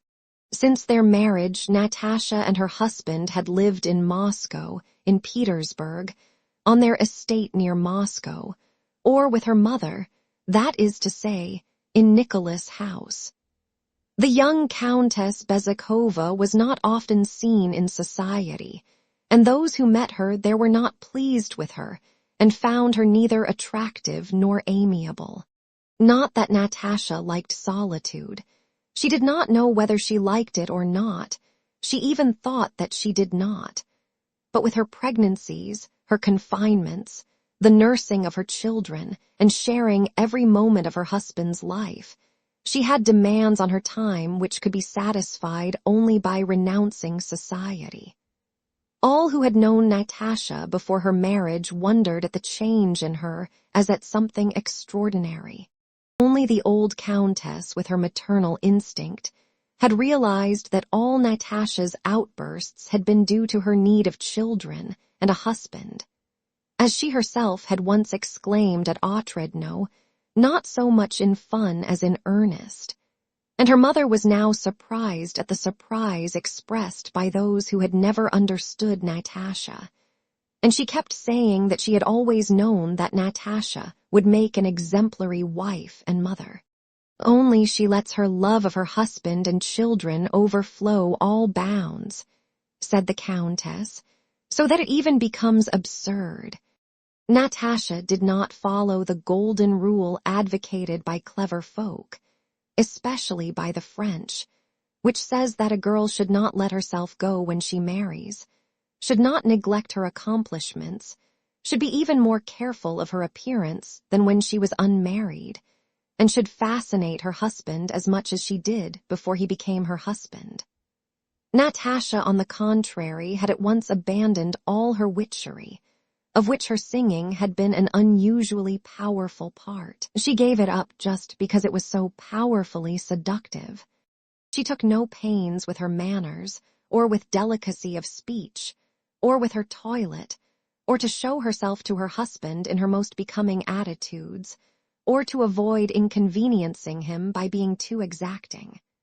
She acted in contradiction to all those rules. She felt that the allurements instinct had formerly taught her to use would now be merely ridiculous in the eyes of her husband, to whom she had from the first moment given herself up entirely. That is, with her whole soul, leaving no corner of it hidden from him. She felt that her unity with her husband was not maintained by the poetic feelings that had attracted him to her, but by something else, indefinite but firm as the bond between her own body and soul.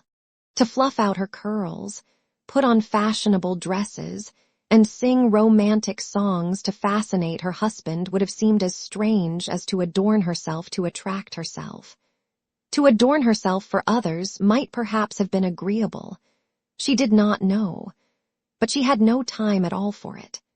The chief reason for devoting no time either to singing, to dress, or to choosing her words was that she really had no time to spare for these things.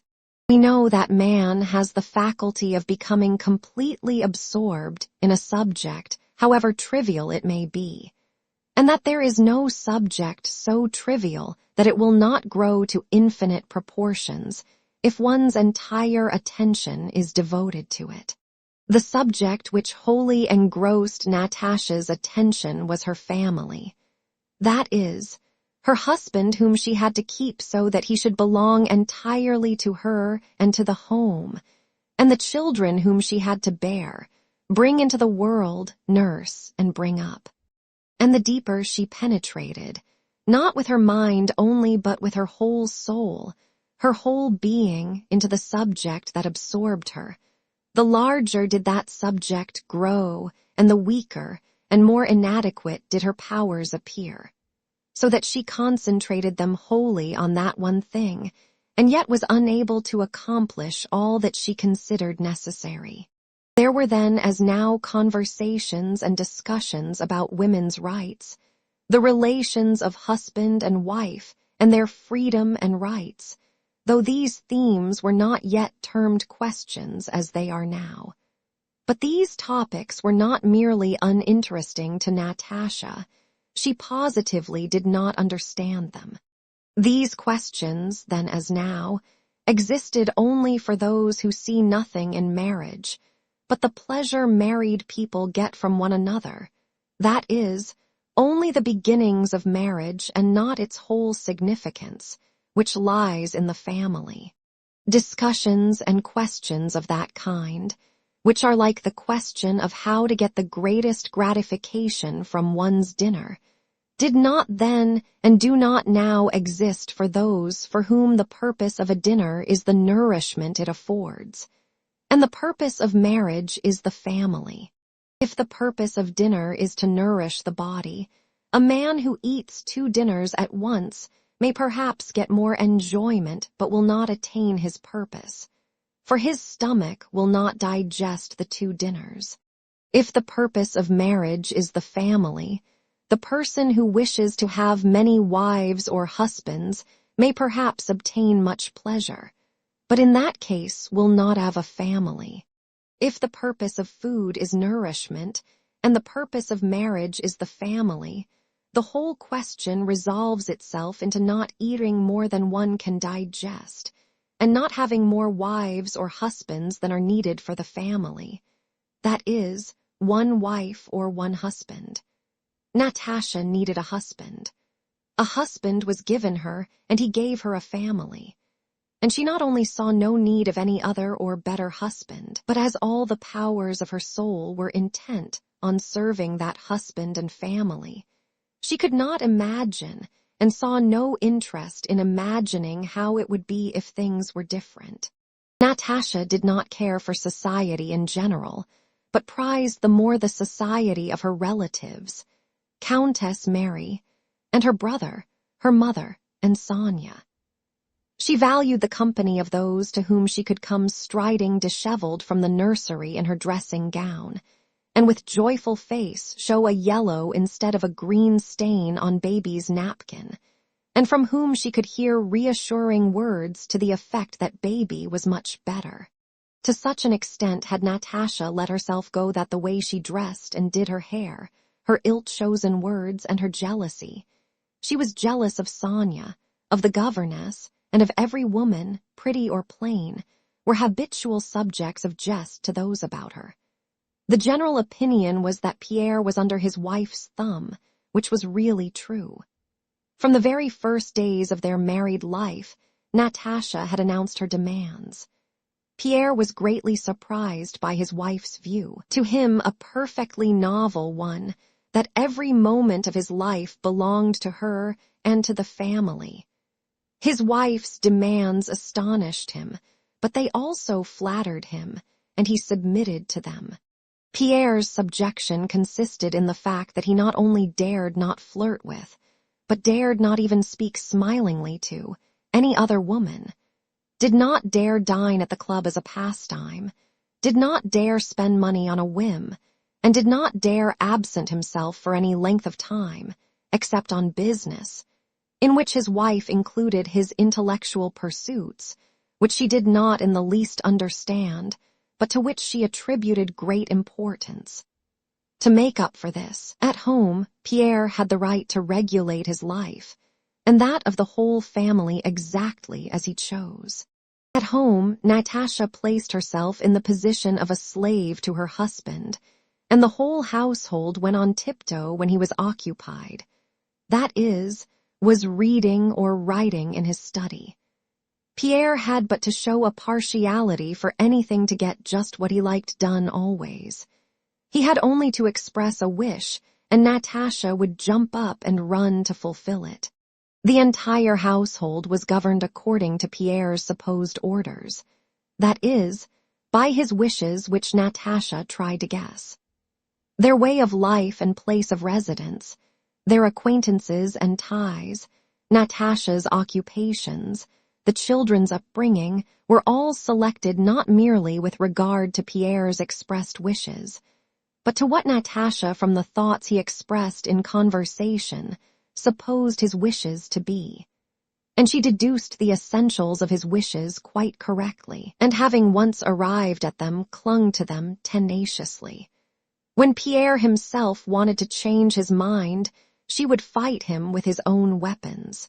Thus, in a time of trouble ever memorable to him after the birth of their first child who was delicate, when they had to change the wet nurse 3 times, and Natasha fell ill from despair, Pierre one day told her of Rousseau's view, with which he quite agreed, that to have a wet nurse is unnatural and harmful.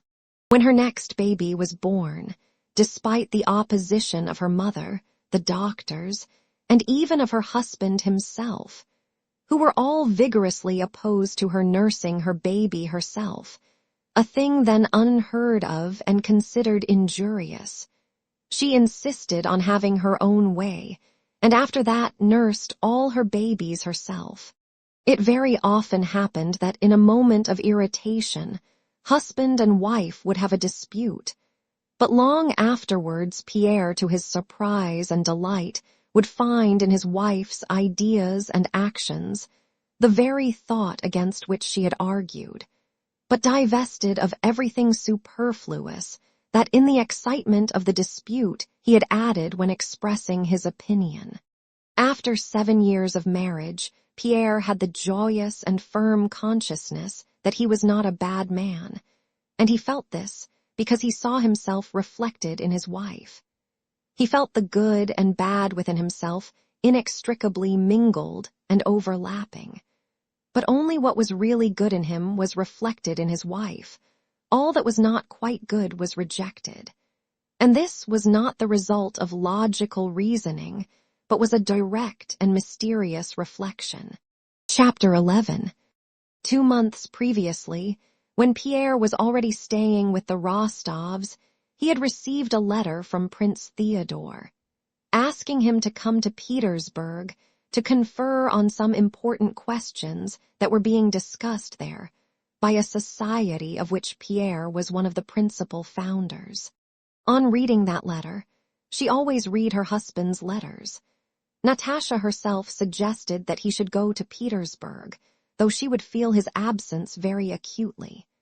She attributed immense importance to all her husband's intellectual and abstract interests, though she did not understand them, and she always dreaded being a hindrance to him in such matters. To Pierre's timid look of inquiry, after reading the letter, she replied by asking him to go, but to fix a definite date for his return. He was given 4 weeks' leave of absence.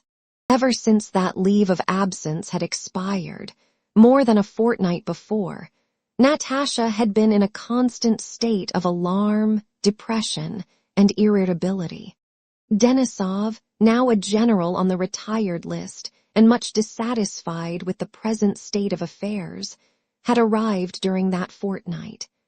He looked at Natasha with sorrow and surprise as at a bad likeness of a person once dear.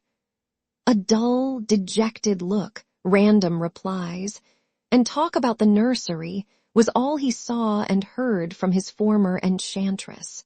Natasha was sad and irritable all that time, especially when her mother, her brother, Sonia or Countess Mary, in their efforts to console her, tried to excuse Pierre and suggested reasons for his delay in returning. "It's all nonsense, all rubbish. Those discussions which lead to nothing and all those idiotic societies." Natasha declared of the very affairs in the immense importance of which she firmly believed. And she would go to the nursery to nurse Padia, her only boy. No one else could tell her anything so comforting or so reasonable as this little 3-month-old creature when he lay at her breast, and she was conscious of the movement of his lips and the snuffling of his little nose.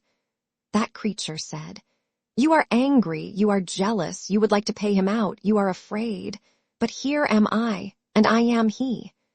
And that was unanswerable. It was more than true. During that fortnight of anxiety, Natasha resorted to the baby for comfort so often, and fussed over him so much, that she overworked him and he fell ill. She was terrified by his illness, and yet that was just what she needed. While attending to him, she bore the anxiety about her husband more easily. She was nursing her boy when the sound of Pierre's sleigh was heard at the front door, and the old nurse, knowing how to please her mistress, entered the room inaudibly but hurriedly and with a beaming face. "Has he come?" Natasha asked quickly in a whisper, afraid to move lest she should rouse the dozing baby. "He's come, ma'am," whispered the nurse. The blood rushed to Natasha's face and her feet involuntarily moved, but she could not jump up and run out. The baby again opened his eyes and looked at her.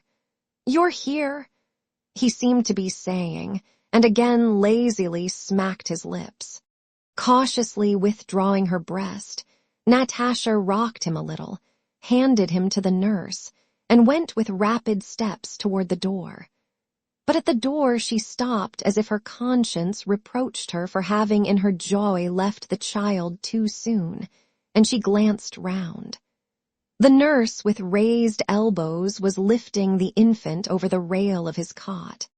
"Go, ma'am. Don't worry, go," she whispered, smiling, with the kind of familiarity that grows up between a nurse and her mistress. Natasha ran with light footsteps to the anteroom. Denisov, who had come out of the study into the dancing room with his pipe, now for the first time recognized the old Natasha. A flood of brilliant, joyful light poured from her transfigured face. "He's come," she exclaimed as she ran past, and Denisov felt that he too was delighted that Pierre, whom he did not much care for, had returned. On reaching the vestibule, Natasha saw a tall figure in a fur coat unwinding his scarf. "It's he! It's really he has come," she said to herself, and rushing at him embraced him, pressed his head to her breast, and then pushed him back and gazed at his ruddy, happy face, covered with hoarfrost. Yes, it is he, happy and contented. Then all at once she remembered the tortures of suspense she had experienced for the last fortnight, and the joy that had lit up her face vanished. She frowned and overwhelmed Pierre with a torrent of reproaches and angry words. "Yes, it's all very well for you. You are pleased you've had a good time. But what about me? You might at least have shown consideration for the children. I am nursing and my milk was spoiled. Peria was at death's door, but you were enjoying yourself." Yes, enjoying. Pierre knew he was not to blame, for he could not have come sooner. He knew this outburst was unseemly and would blow over in a minute or two. Above all, he knew that he himself was bright and happy. He wanted to smile, but dared not even think of doing so.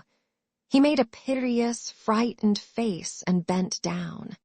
"I could not, on my honor. But how is Peria?" "All right now. Come along. I wonder you're not ashamed. If only you could see what I was like without you, how I suffered." "You are well." Come," she said, not letting go of his arm, and they went to their roomis. When Nicholas and his wife came to look for Pierre, he was in the nursery holding his baby son, who was again awake, on his huge right palm and dandling him. A blissful bright smile was fixed on the baby's broad face with its toothless open mouth. The storm was long since over, and there was bright, joyous sunshine on Natasha's face as she gazed tenderly at her husband and child. "And have you talked everything well over with Prince Theodore?" she asked. "Yes, capitally. You see, he holds it up." She meant the baby's head. "But how he did frighten me. You've seen the princess. Is it true she's in love with that?" "Yes, just fancy." At that moment, Nicholas and Countess Mary came in. Pierre, with the baby on his hand, stooped, kissed them, and replied to their inquiries. But in spite of much that was interesting and had to be discussed, the baby with the little cap on its unsteady head evidently absorbed all his attention.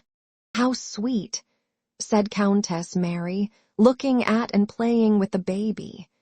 "Now, Nicholas," she added, turning to her husband, "I can't understand how it is you don't see the charm of these delicious marvels."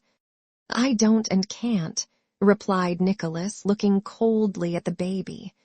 "A lump of flesh. Come along, Pierre." "And yet he's such an affectionate father," said Countess Mary, vindicating her husband, "but only after they are a year old or so." "Now Pierre nurses them splendidly," said Natasha. "He says his hand is just made for a baby's seat. Just look. Only not for this," Pierre suddenly exclaimed with a laugh, and shifting the baby he gave him to the nurse. Chapter 12.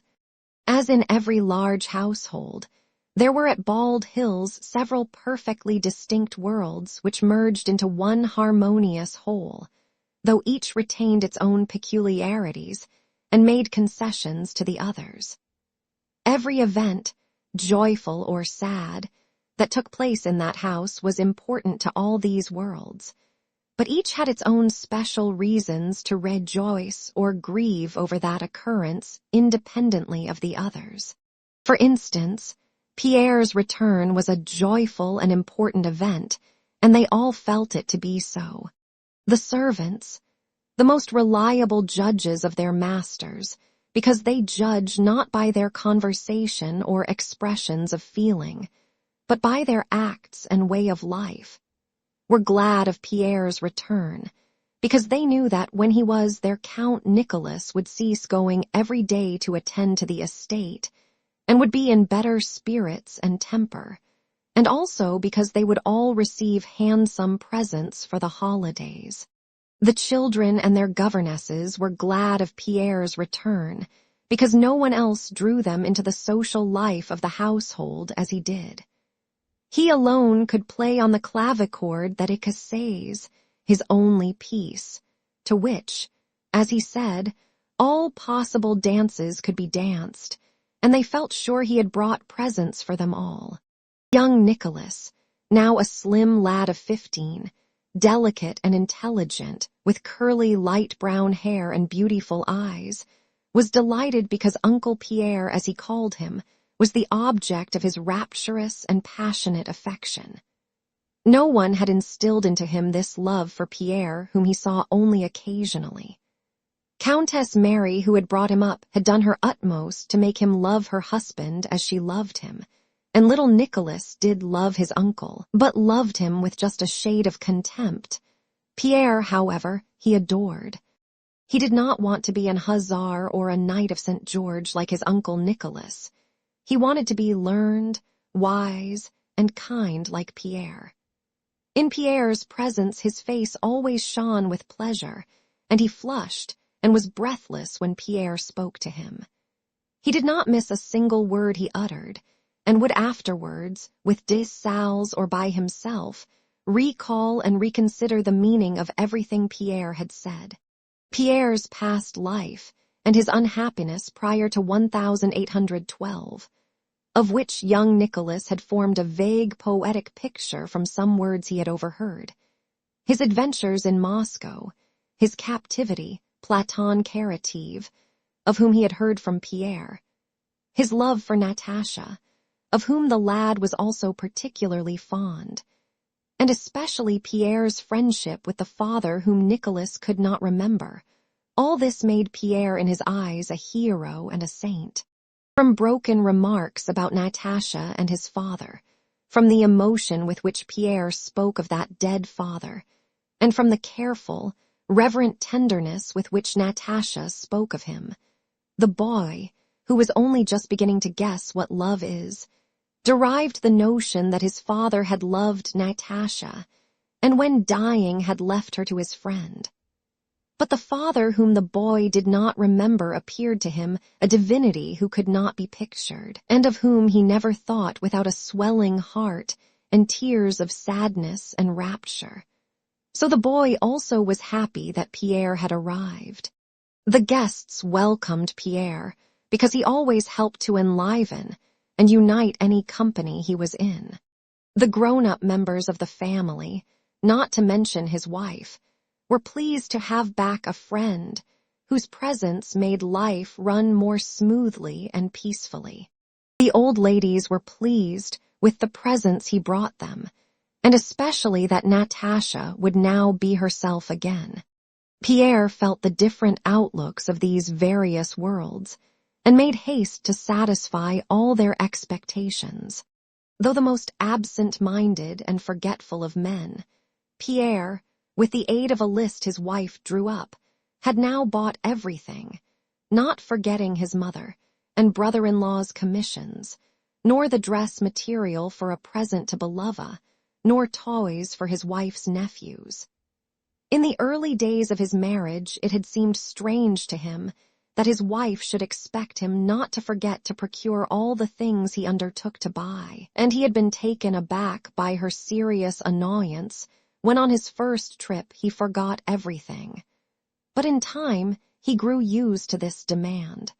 Knowing that Natasha asked nothing for herself, and gave him commissions for others only when he himself had offered to undertake them, he now found an unexpected and childlike pleasure in this purchase of presents for everyone in the house, and never forgot anything. If he now incurred Natasha's censure, it was only for buying too many and too expensive things. To her other defects, as most people thought them, but which to Pierre were qualities of untidiness and neglect of herself. She now added stinginess.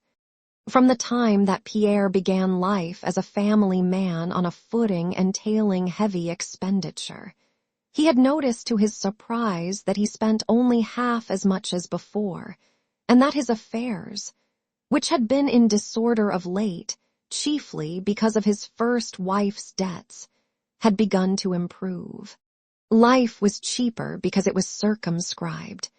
That most expensive luxury, the kind of life that can be changed at any moment, was no longer his, nor did he wish for it. He felt that his way of life had now been settled once for all till death, and that to change it was not in his power, and so that way of life proved economical. With a merry, smiling face, Pierre was sorting his purchases. "What do you think of this?" said he, unrolling a piece of stuff like a shopman. Natasha, who was sitting opposite to him with her eldest daughter on her lap, turned her sparkling eyes swiftly from her husband to the things he showed her. "That's for Belova. Excellent." She felt the quality of the material. It was a ruble an arshin, I suppose. Pierre told her the price. "Too dear," Natasha remarked. "How pleased the children will be, and Mamma too. Only you need not have bought me this," she added, unable to suppress a smile as she gazed admiringly at a gold comb set with pearls, of a kind then just coming into fashion. "Adele tempted me. She kept on telling me to buy it," returned Pierre. "When am I to wear it?"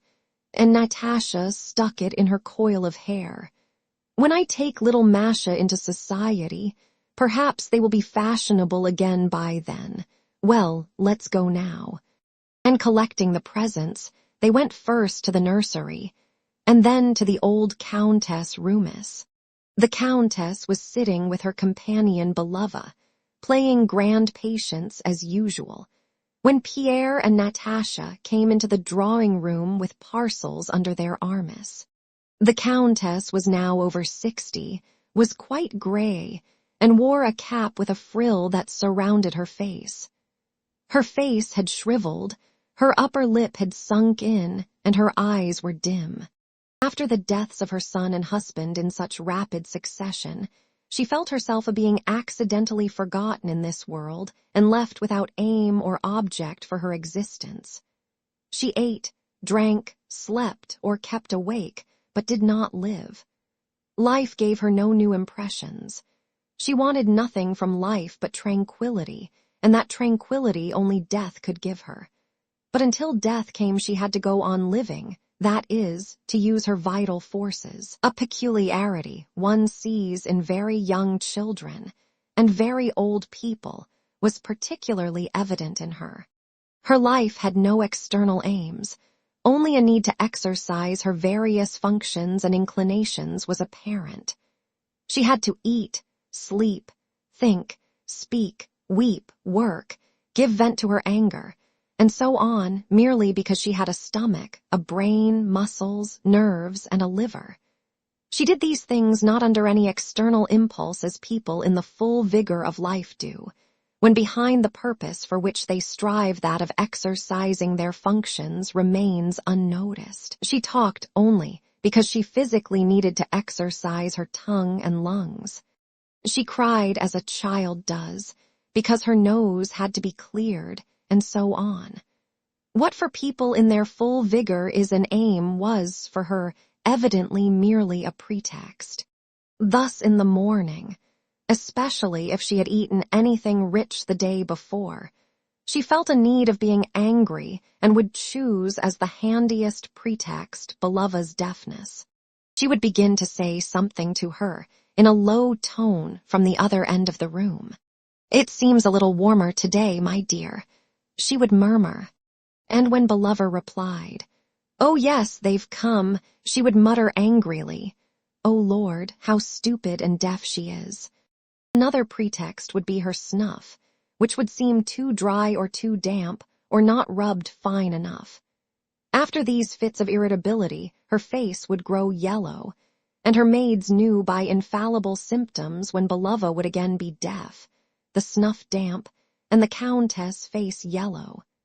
Just as she needed to work off her spleen, so she had sometimes to exercise her still-existing faculty of thinking, and the pretext for that was a game of patience.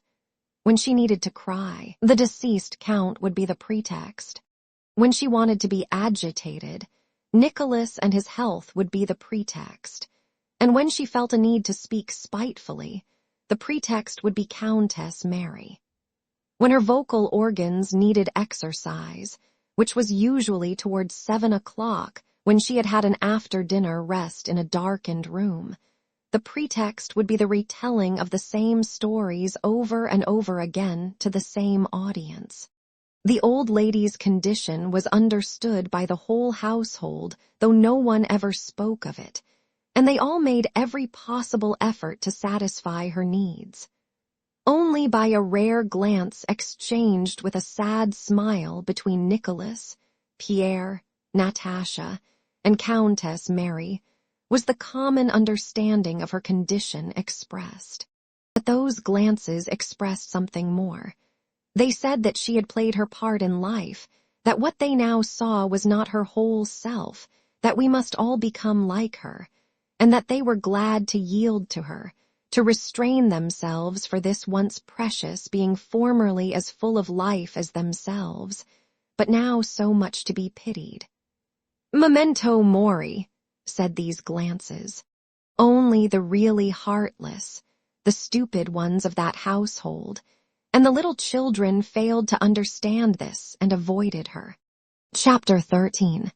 When Pierre and his wife entered the drawing-room, the Countess was in one of her customary states in which she needed the mental exertion of playing patience, and so, though by force of habit she greeted him with the words she always used when Pierre or her son returned after an absence. "High time, my dear, high time. We were all weary of waiting for you." "Well, thank God," and received her presence with another customary remark. "It's not the gift that's precious, my dear, but that you give it to me, an old woman." Yet it was evident that she was not pleased by Pierre's arrival at that moment, when it diverted her attention from the unfinished game. She finished her game of patience, and only then examined the presents. They consisted of a box for cards, of splendid workmanship, a bright blue Sevres teacup with shepherdesses depicted on it, and with a lid, and a gold snuff-box with the Count's portrait on the lid which Pierre had had done by a miniaturist in Petersburg. The Countess had long wished for such a box, but as she did not want to cry just then, she glanced indifferently at the portrait and gave her attention chiefly to the box for cards. "Thank you, my dear, you have cheered me up," said she as she always did. "But best of all, you have brought yourself back, for I never saw anything like it. You ought to give your wife a scolding. What are we to do with her? She is like a mad woman when you are away. Doesn't see anything, doesn't remember anything," she went on, repeating her usual phrases. "Look, Anna Timofeevna," she added to her companion, "see what a box for cards my son has brought us." Belova admired the presents, and was delighted with her dress material. Though Pierre, Natasha, Nicholas, Countess Mary, and Denisov had much to talk about that they could not discuss before the old Countess. Not that anything was hidden from her, but because she had dropped so far behindhand in many things that had they begun to converse in her presence, they would have had to answer inopportune questions, and to repeat what they had already told her many times. That so-and-so was dead and so-and-so was married, which she would again be unable to remember. Yet they sat at tea round the samovar in the drawing-room from habit, and Pierre answered the Countess questions as to whether Prince Vasily had aged, and whether Countess Mary Alexievna had sent greetings and still thought of them, and other matters that interested no one and to which she herself was indifferent. Conversation of this kind, interesting to no one yet unavoidable, continued all through tea time. All the grown-up members of the family were assembled near the round tea table, at which Sonia presided beside the samovar. The children with their tutors and governesses had had tea, and their voices were audible from the next room. At tea all sat in their accustomed places. Nicholas beside the stove at a small table where his tea was handed to him. Milka, the old grey Borzoi bitch, daughter of the first Milka, with a quite grey face and large black eyes that seemed more prominent than ever, lay on the armchair beside him. Denisov, whose curly hair, mustache, and whiskers had turned half grey, sat beside Countess Mary with his general's tunic unbuttoned. Pierre sat between his wife and the old countess. He spoke of what he knew might interest the old lady, and that she could understand. He told her of external social events, and of the people who had formed the circle of her contemporaries, and had once been a real, living, and distinct group, but who were now for the most part scattered about the world, and like herself were garnering the last ears of the harvests they had sown in earlier years. But to the old countess, those contemporaries of hers seemed to be the only serious and real society. Natasha saw by Pierre's animation that his visit had been interesting, and that he had much to tell them, but dare not say it before the old countess. Denisov, not being a member of the family, did not understand Pierre's caution and being, as a malcontent, much interested in what was occurring in Petersburg, kept urging Pierre to tell them about what had happened in the Semenovsk regiment, then about Arakchev, and then about the Bible Society. Once or twice, Pierre was carried away and began to speak of these things, but Nicholas and Natasha always brought him back to the health of Prince Ivan and Countess Mary Alexeyevna. Well, and all this idiocy, Gosner and Tadouinova? Denisov asked. Is that wheelie still going on? Going on, Pierre exclaimed. Why more than ever, the Bible Society is the whole government now. What is that, mon cher ami? Asked the Countess, who had finished her tea and evidently needed a pretext for being angry after her meal. What are you saying about the government? I don't understand. Well, you know, Mammon, Nicholas interposed, knowing how to translate things into his mother's language. Prince Alexander Golitsyn has founded a society and in consequence has great influence, they say.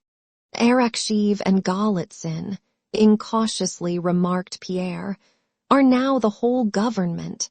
And what a government! They see treason everywhere and are afraid of everything. Well, and how is Prince Alexander to blame? He is a most estimable man. I used to meet him at Mary Antonovna's, said the Countess in an offended tone, and still more offended that they all remained silent, she went on. Nowadays everyone finds fault. A gospel society. Well, and what harm is there in that? And she rose, everybody else got up too, and with a severe expression sailed back to her table in the sitting room. The melancholy silence that followed was broken by the sounds of the children's voices and laughter from the next room. Evidently some jolly excitement was going on there. Finished, finished. Little Natasha's gleeful yell rose above them all. Pierre exchanged glances with Countess Mary and Nicholas. Natasha he never lost sight of, and smiled happily. That's delightful music, said he. It means that Anna Makarovna has finished her stocking, said Countess Mary. Oh, I'll go and see, said Pierre, jumping up. You know, he added, stopping at the door, why I'm especially fond of that music. It is always the first thing that tells me all is well. When I was driving here today, the nearer I got to the house, the more anxious I grew. As I entered the anteroom, I heard Andrusha's peals of laughter, and that meant that all was well. I know that feeling, said Nicholas. But I mustn't go there. Those stockings are to be a surprise for me. Pierre went to the children, and the shouting and laughter grew still louder. Come, Anna Makarovna, Pierre's voice was heard saying. Come here into the middle of the room, and at the word of command 1, 2, and when I say 3. You stand here, and you in my arms. Well now, 1, 2, said Pierre, and a silence followed. 3, and a rapturously breathless cry of children's voices filled the room. 2, 2, they shouted. This meant 2 stockings, which by a secret process known only to herself, Anna Makarovna used to knit at the same time on the same needles, and which, when they were ready, she always triumphantly drew, one out of the other, in the children's presence. Chapter 14. Soon after this, the children came in to say good night. They kissed everyone, the tutors and governesses made their bows, and they went out. Only young Nicholas and his tutor remained. Dessalles whispered to the boy to come downstairs. No, Monsieur Dessalles, I will ask my aunt to let me stay, replied Nicholas Bolkonsky also in a whisper. Ma tante, please let me stay, said he, going up to his aunt. His face expressed entreaty, agitation, and ecstasy. Countess Mary glanced at him and turned to Pierre. When you are here he can't tear himself away, she said. I will bring him to you directly, Monsieur Dessalles. Good night, said Pierre, giving his hand to the Swiss tutor, and he turned to young Nicholas with a smile. You and I haven't seen anything of one another yet. How like he is growing, Mary, he added, addressing Countess Mary. Like my father, asked the boy, flushing crimson and looking up at Pierre with bright, ecstatic eyes. Pierre nodded and went on with what he had been saying when the children had interrupted. Countess Mary sat down doing woolwork. Natasha did not take her eyes off her husband. Nicholas and Denisov rose, asked for their pipes, smoked, went to fetch more tea from Sonia, who sat weary but resolute at the samovar, and questioned Pierre. The curly-headed, delicate boy sat with shining eyes unnoticed in a corner, starting every now and then and muttering something to himself, and evidently experiencing a new and powerful emotion as he turned his curly head, with his thin neck exposed by his turn-down collar, toward the place where Pierre sat. The conversation turned on the contemporary gossip about those in power, in which most people see the chief interest of home politics. Denisov, dissatisfied with the government on account of his own disappointments in the service, heard with pleasure of the things done in Petersburg which seemed to him stupid, and made forcible and sharp comments on what Pierre told them. One used to have to be a German. Now one must dance with Tadouinova and Madame Krudener, and weed Ekatchausen and the Bewethwin. Oh, they should let that fine fellow Bonaparte loose. He'd knock all this nonsense out of them. Fancy giving the command of the Semenov regiment to a fellow like that Schwartz, he cried. Nicholas, though free from Denisov's readiness to find fault with everything, also thought that discussion of the government was a very serious and weighty matter, and the fact that I had been appointed minister of this and be governor-general of that, and that the emperor had said so and so, and this minister so and so, seemed to him very important. And so he thought it necessary to take an interest in these things and to question Pierre. The questions put by these two kept the conversation from changing its ordinary character of gossip about the higher government circles. But Natasha, knowing all her husband's ways and ideas, saw that he had long been wishing, but had been unable to divert the conversation to another channel, and express his own deeply felt idea for the sake of which he had gone to Petersburg, to consult with his new friend Prince Theodore, and she helped him by asking how his affairs with Prince Theodore had gone. "What was it about?" asked Nicholas. "Always the same thing," said Pierre, looking round at his listeners. "Everybody sees that things are going so badly that they cannot be allowed to go on so, and that it is the duty of all decent men to counteract it as far as they can." "What can decent men do?" Nicholas inquired, frowning slightly. "What can be done?" "Why, this." "Come into my study," said Nicholas. Natasha, who had long expected to be fetched to nurse her baby, now heard the nurse calling her and went to the nursery. Countess Mary followed her. The men went into the study, and little Nicholas Bolkonsky followed them unnoticed by his uncle and sat down at the writing table in a shady corner by the window. "Well, what would you do?" asked Denisov. "Always some fantastic schemes," said Nicholas. "Why this?" began Pierre, not sitting down but pacing the room, sometimes stopping short, gesticulating and lisping. "The position in Petersburg is this. The emperor does not look into anything. He has abandoned himself altogether to this mysticism." Pierre could not tolerate mysticism in anyone now. "He seeks only for peace, and only these people sans foi ni loi asterisk can give it him, people who recklessly hack at and strangle everything, Magnitsky, Arakchev, and Tutti Quanti.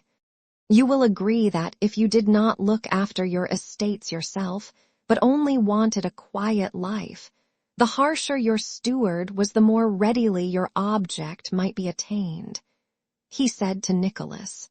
Asterisk without faith or law. "Well, what does that lead up to?" said Nicholas. "Well, everything is going to ruin. Robbery in the law courts, in the army nothing but flogging, drilling, and military settlements. The people are tortured. Enlightenment is suppressed. All that is young and honest is crushed. Everyone sees that this cannot go on. Everything is strained to such a degree that it will certainly break," said Pierre, as those who examine the actions of any government have always said since governments began.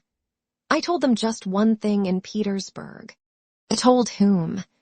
"Well, you know whom," said Pierre, with a meaning glance from under his brows. "Prince Theodore and all those. To encourage culture and philanthropy is all very well, of course. The aim is excellent, but in the present circumstances something else is needed." At that moment, Nicholas noticed the presence of his nephew. His face darkened, and he went up to the boy. "Why are you here?" "Why? Let him be," said Pierre, taking Nicholas by the arm and continuing. "That is not enough, I told them. Something else is needed. When you stand expecting the overstrained string to snap at any moment, when everyone is expecting the inevitable catastrophe, as many as possible must join hands as closely as they can to withstand the general calamity. Everything that is young and strong is being enticed away and depraved. One is lured by women, another by honors, a third by ambition or money, and they go over to that camp. No independent men, such as you or I, are left. What I say is widen the scope of our society. Let the mot d'ordre be not virtue alone, but independence and action as well." Nicholas, who had left his nephew, irritably pushed up an armchair, sat down in it, and listened to Pierre, coughing discontentedly and frowning more and more. "But action with what aim?" he cried. "And what position will you adopt toward the government?" "Why, the position of assistance. The society need not be secret if the government allows it. Not merely is it not hostile to government, but it is a society of true conservatives, a society of gentlemen in the full meaning of that word. It is only to prevent some Pugachev or other from killing my children and yours, and Arakchev from sending me off to some military settlement. We join hands only for the public welfare and the general safety." "Yes, but it's a secret society, and therefore a hostile and harmful one which can only cause harm. Why did the Tugendbund which saved Europe? They did not then venture to suggest that Russia had saved Europe. Do any harm? The Tugendbund is an alliance of virtue. It is love, mutual help. It is what Christ preached on the cross. Natasha, who had come in during the conversation, looked joyfully at her husband. It was not what he was saying that pleased her. That did not even interest her, for it seemed to her that was all extremely simple, and that she had known it a long time. It seemed so to her because she knew that it sprang from Pierre's whole soul. But it was his animated and enthusiastic appearance that made her glad. The boy with the thin neck stretching out from the turn-down collar, whom everyone had forgotten, gazed at Pierre with even greater and more rapturous joy. Every word of Pierre's burned into his heart, and with a nervous movement of his fingers, he unconsciously broke the sealing wax, and quill pens his hands came upon on his uncle's table. It is not at all what you suppose, but that is what the German Tugendbund was, and what I am proposing.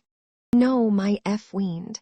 The Tugendbund is all viewy well for the sausage-eaters, but I don't understand it and can't even P1 it, interposed Denisov in a loud and resolute voice. I agree that everything here is rotten and horrible, but the Tugendbund I don't understand. If we're not satisfied, let us have a bunt of our own. That's all white. G. Suis vot ham. Asterisk. Asterisk, I'm your man. Pierre smiled. Natasha began to laugh, but Nicholas knitted his brows still more and began proving to Pierre that there was no prospect of any great change, and that all the danger he spoke of existed only in his imagination.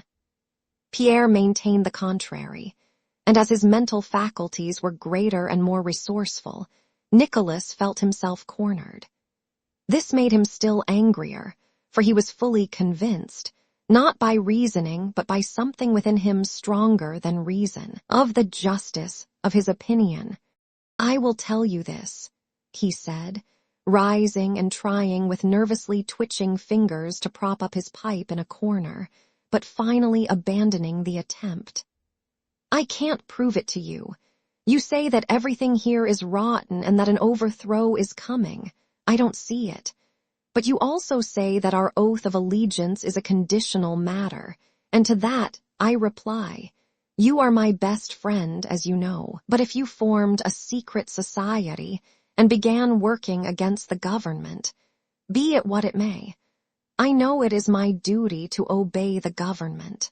And if Arakshiv ordered me to lead a squadron against you and cut you down, I should not hesitate an instant, but should do it. And you may argue about that as you like. An awkward silence followed these words.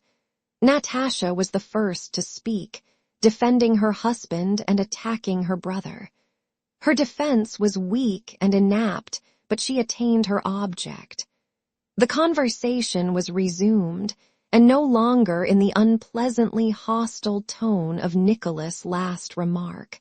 When they all got up to go into supper, little Nicholas Bolkonsky went up to Pierre, pale and with shining, radiant eyes. Uncle Pierre, you, no, if Papa were alive, would he agree with you? He asked. And Pierre suddenly realized what a special, independent, complex and powerful process of thought and feeling must have been going on in this boy during that conversation, and remembering all he had said, he regretted that the lad should have heard him.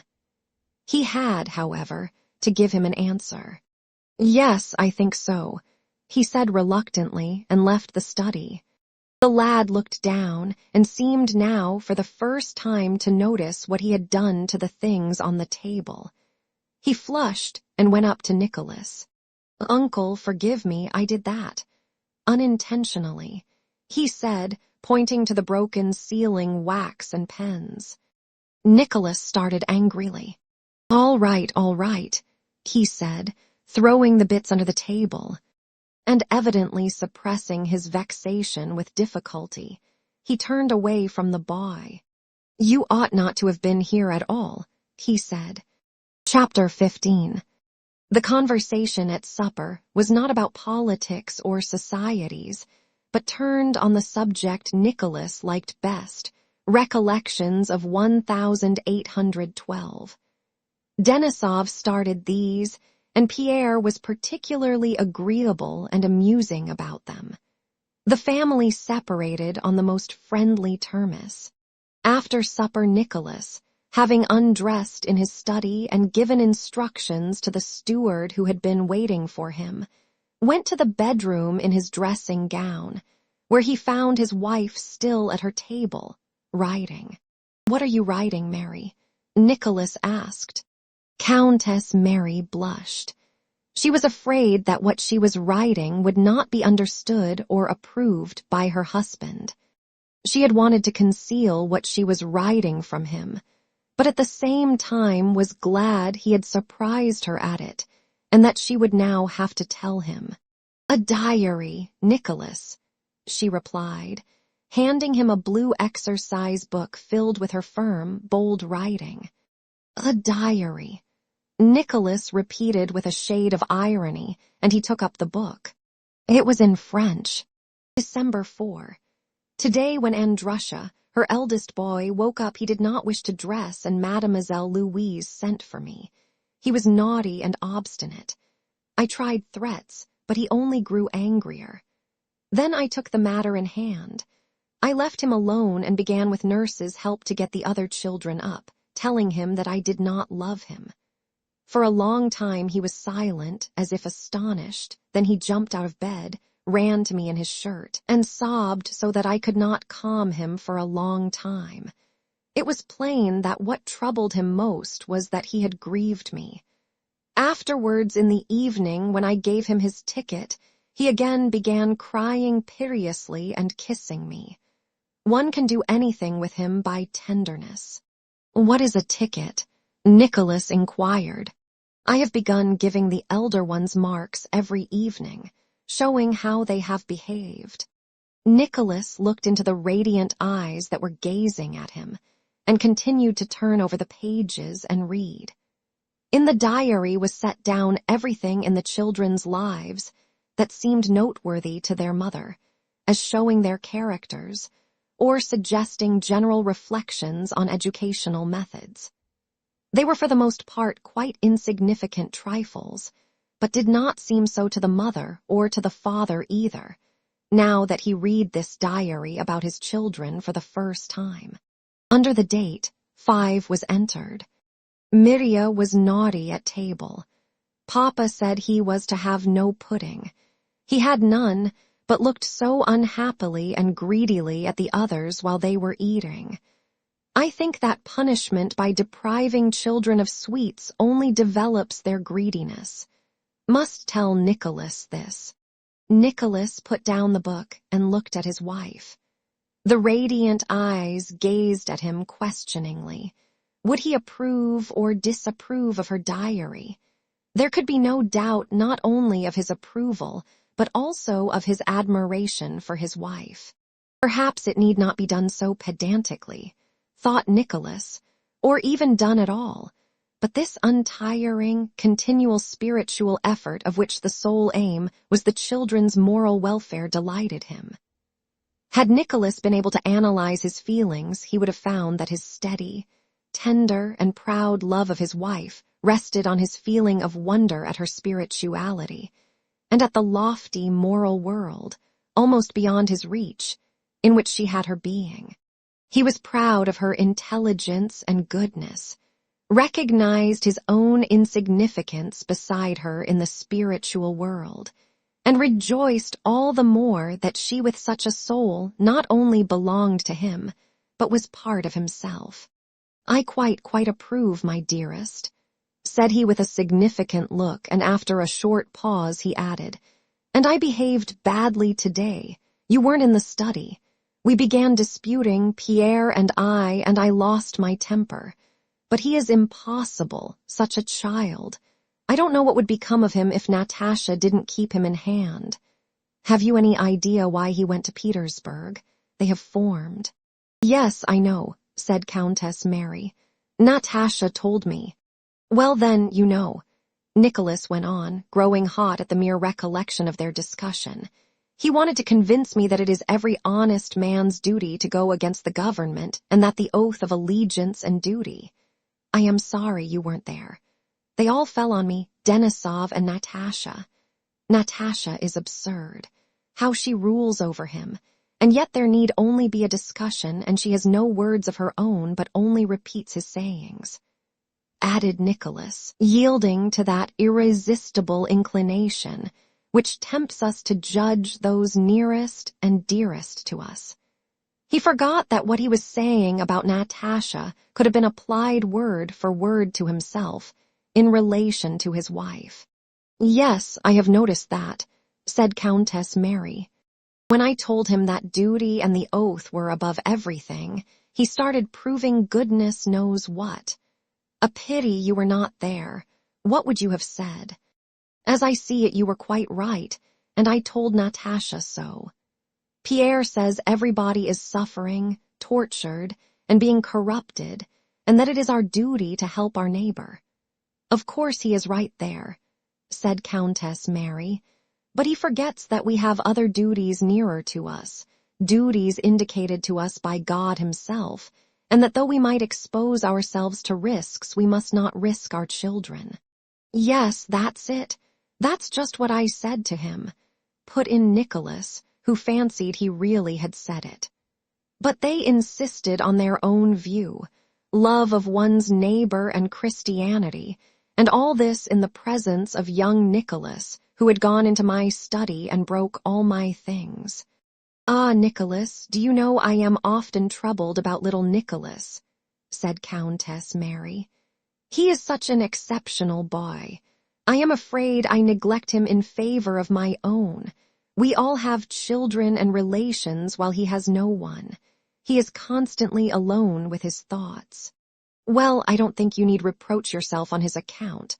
All that the fondest mother could do for her son you have done and are doing for him, and of course I am glad of it. He is a fine lad, a fine lad. This evening he listened to Pierre in a sort of trance, and fancy. As we were going into supper I looked, and he had broken everything on my table to bits, and he told me of it himself at once. I never knew him to tell an untruth. A fine lad, repeated Nicholas, who at heart was not fond of Nicholas Bolkonsky, but was always anxious to recognize that he was a fine lad. Still, I am not the same as his own mother, said Countess Mary. I feel I am not the same, and it troubles me.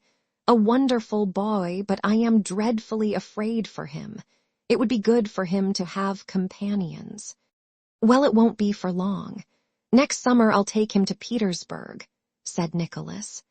Yes, Pierre always was a dreamer and always will be, he continued, returning to the talk in the study which had evidently disturbed him.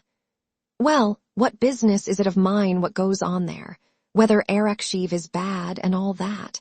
What business was it of mine when I married and was so deep in debt that I was threatened with prison and had a mother who could not see or understand it? And then there are you and the children and our affairs. Is it for my own pleasure that I am at the farm or in the office from morning to night? No, but I know I must work to comfort my mother, to repay you, and not to leave the children such beggars as I was. Countess Mary wanted to tell him that man does not live by bread alone, and that he attached too much importance to these matters. But she knew she must not say this, and that it would be useless to do so. She only took his hand and kissed it. He took this as a sign of approval and a confirmation of his thoughts, and after a few minutes' reflection continued to think aloud. You know, Mary, today Elias Mitrofanich, this was his overseer, came back from the Tambov estate and told me they are already offering 80,000 rubles for the forest. And with an eager face, Nicholas began to speak of the possibility of repurchasing Ottredno before long, and added, "Another 10 years of life and I shall leave the children in an excellent position." Countess Mary listened to her husband and understood all that he told her. She knew that when he thought aloud in this way, he would sometimes ask her what he had been saying, and be vexed if he noticed that she had been thinking about something else. But she had to force herself to attend, for what he was saying did not interest her at all. She looked at him and did not think, but felt, about something different. She felt a submissive, tender love for this man, who would never understand all that she understood, and this seemed to make her love for him still stronger, and added a touch of passionate tenderness. Besides this feeling, which absorbed her altogether and hindered her from following the details of her husband's plans, thoughts that had no connection with what he was saying flitted through her mind. She thought of her nephew. Her husband's account of the boy's agitation, while Pierre was speaking, struck her forcibly, and various traits of his gentle, sensitive character recurred to her mind. And while thinking of her nephew, she thought also of her own children. She did not compare them with him, but compared her feeling for them with her feeling for him, and felt with regret that there was something lacking in her feeling for young Nicholas. Sometimes it seemed to her that this difference arose from the difference in their ages, but she felt herself to blame toward him and promised in her heart to do better and to accomplish the impossible. In this life to love her husband, her children, little Nicholas and all her neighbors, as Christ loved mankind. Countess Mary's soul always strove toward the infinite, the eternal and the absolute, and could therefore never be at peace. A stern expression of the lofty, secret suffering of a soul burdened by the body appeared on her face. Nicholas gazed at her. "Oh God! What will become of us if she dies, as I always fear when her face is like that," thought he, and placing himself before the icon, he began to say his evening prayers. Chapter 16.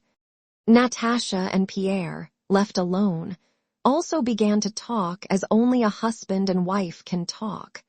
That is, with extraordinary clearness and rapidity, understanding and expressing each other's thoughts in ways contrary to all rules of logic, without premises, deductions, or conclusions, and in a quite peculiar way. Natasha was so used to this kind of talk with her husband that for her it was the surest sign of something being wrong between them if Pierre followed a line of logical reasoning. When he began proving anything, or talking argumentatively and calmly, and she, led on by his example, began to do the same, she knew that they were on the verge of a quarrel. From the moment they were alone and Natasha came up to him with wide-open, happy eyes, and quickly seizing his head pressed it to her bosom, saying, "Now you are all mine, mine. You won't escape." From that moment this conversation began, contrary to all the laws of logic and contrary to them, because quite different subjects were talked about at one and the same time. This simultaneous discussion of many topics did not prevent a clear understanding, but on the contrary was the surest sign that they fully understood one another. Just as in a dream when all is uncertain, unreasoning and contradictory, except the feeling that guides the dream, so in this intercourse contrary to all laws of reason, the words themselves were not consecutive and clear, but only the feeling that prompted them. Natasha spoke to Pierre about her brother's life and doings, of how she had suffered and lacked life during his own absence, and of how she was fonder than ever of Mary, and how Mary was in every way better than herself.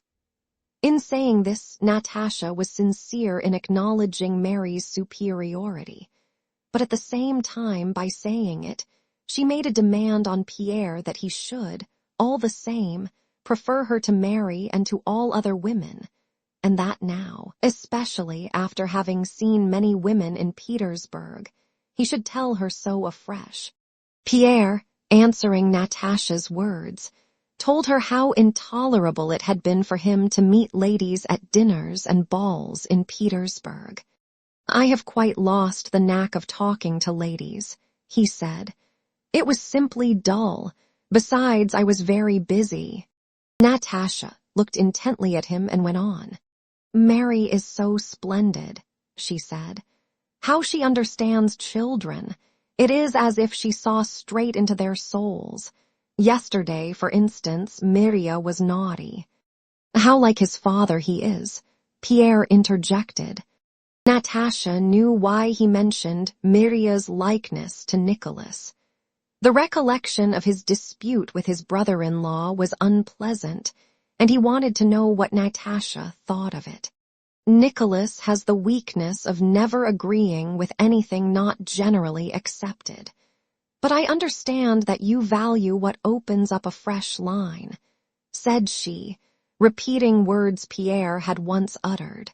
"No, the chief point is that to Nicholas ideas and discussions are an amusement, almost a pastime," said Pierre.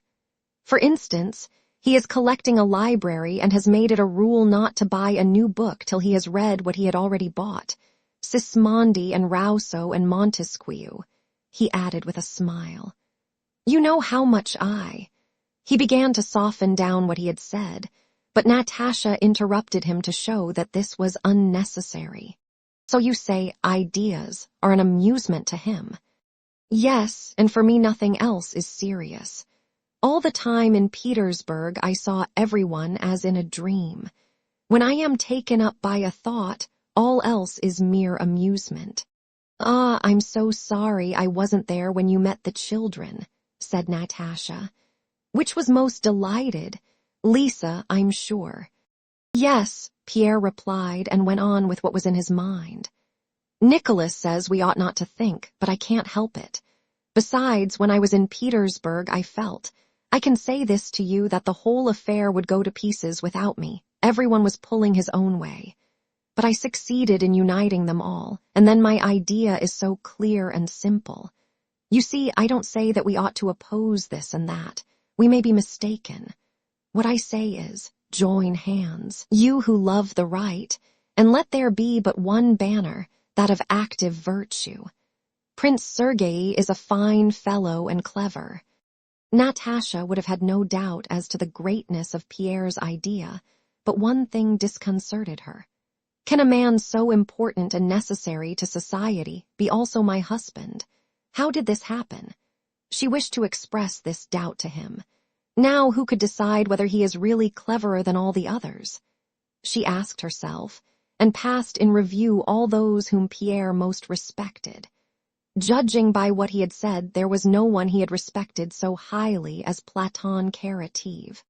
"Do you know what I am thinking about?" she asked. "About Platon Karatev. Would he have approved of you now, do you think?" Pierre was not at all surprised at this question. He understood his wife's line of thought. "Platon Karatev," he repeated and pondered, evidently sincerely trying to imagine Karatev's opinion on the subject. He would not have understood, yet perhaps he would. "I love you awfully," Natasha suddenly said. "Awfully, awfully." "No, he would not have approved," said Pierre after reflection. "What he would have approved of is our family life.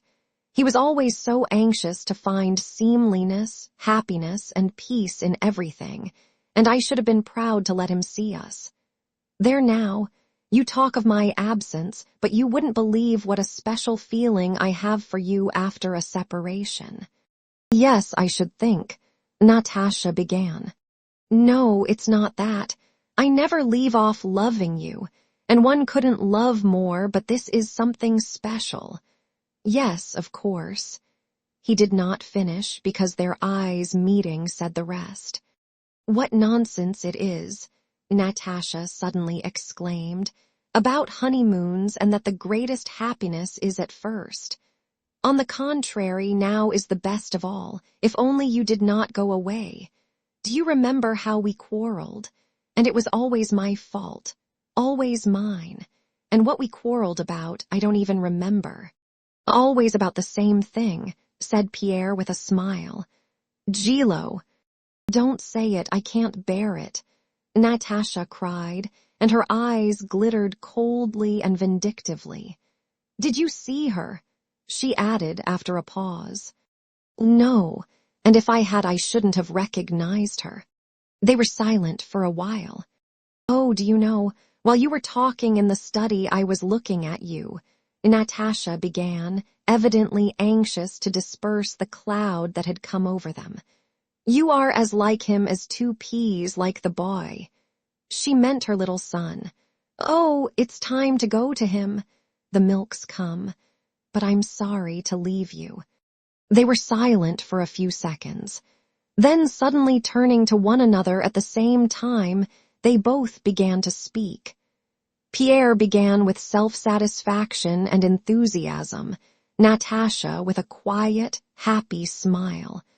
Having interrupted one another, they both stopped to let the other continue. No, what did you say? Go on, go on. No, you go on, I was talking nonsense, said Natasha. Pierre finished what he had begun. It was the sequel to his complacent reflections on his success in Petersburg. At that moment, it seemed to him that he was chosen to give a new direction to the whole of Russian society and to the whole world. I only wish to say that ideas that have great results are always simple ones. My whole idea is that if vicious people are united and constitute a power, then honest folk must do the same. Now that's simple enough. Yes. And what were you going to say? Only nonsense. But all the same. Oh, nothing, only a trifle, said Natasha, smiling still more brightly. I only wanted to tell you about Peria. Today nurse was coming to take him from me, and he laughed, shut his eyes, and clung to me. I'm sure he thought he was hiding. Awfully sweet. There, now he's crying. Well, goodbye. And she left the room. Meanwhile, downstairs in young Nicholas Bolkonsky's bedroom, a little lamp was burning as usual. The boy was afraid of the dark, and they could not cure him of it. Dissals slept propped up on 4 pillows, and his Roman nose emitted sounds of rhythmic snoring. Little Nicholas, who had just waked up in a cold perspiration, sat up in bed and gazed before him with wide-open eyes. He had awaked from a terrible dream. He had dreamed that he and Uncle Pierre, wearing helmets such as were depicted in his Plutarch, were leading a huge army. The army was made up of white slanting lines that filled the air like the cobwebs that float about in autumn, and which Dissals called les fils de la Vierge. In front was glory, which was similar to those threads, but rather thicker. He and Pierre were borne along lightly and joyously, nearer and nearer to their goal. Suddenly the threads that moved them began to slacken and become entangled, and it grew difficult to move. And Uncle Nicholas stood before them in a stern and threatening attitude.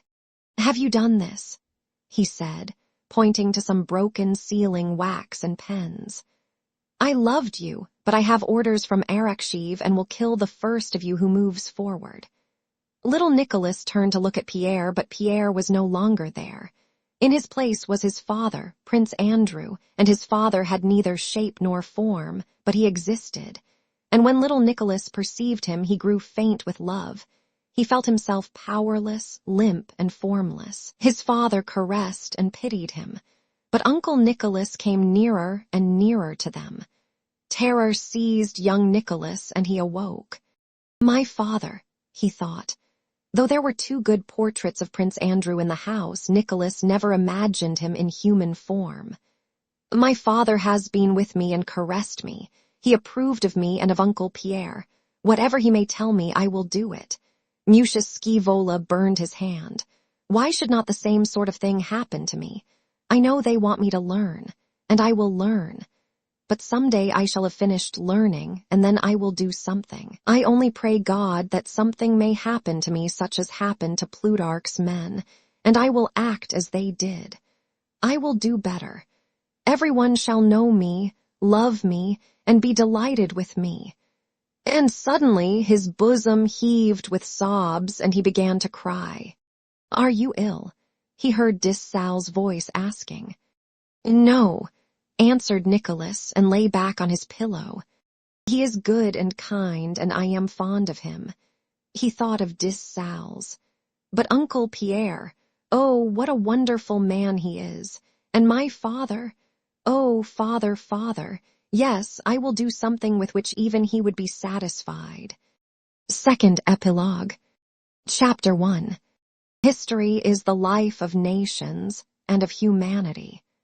To seize and put into words, to describe directly the life of humanity, or even of a single nation, appears impossible.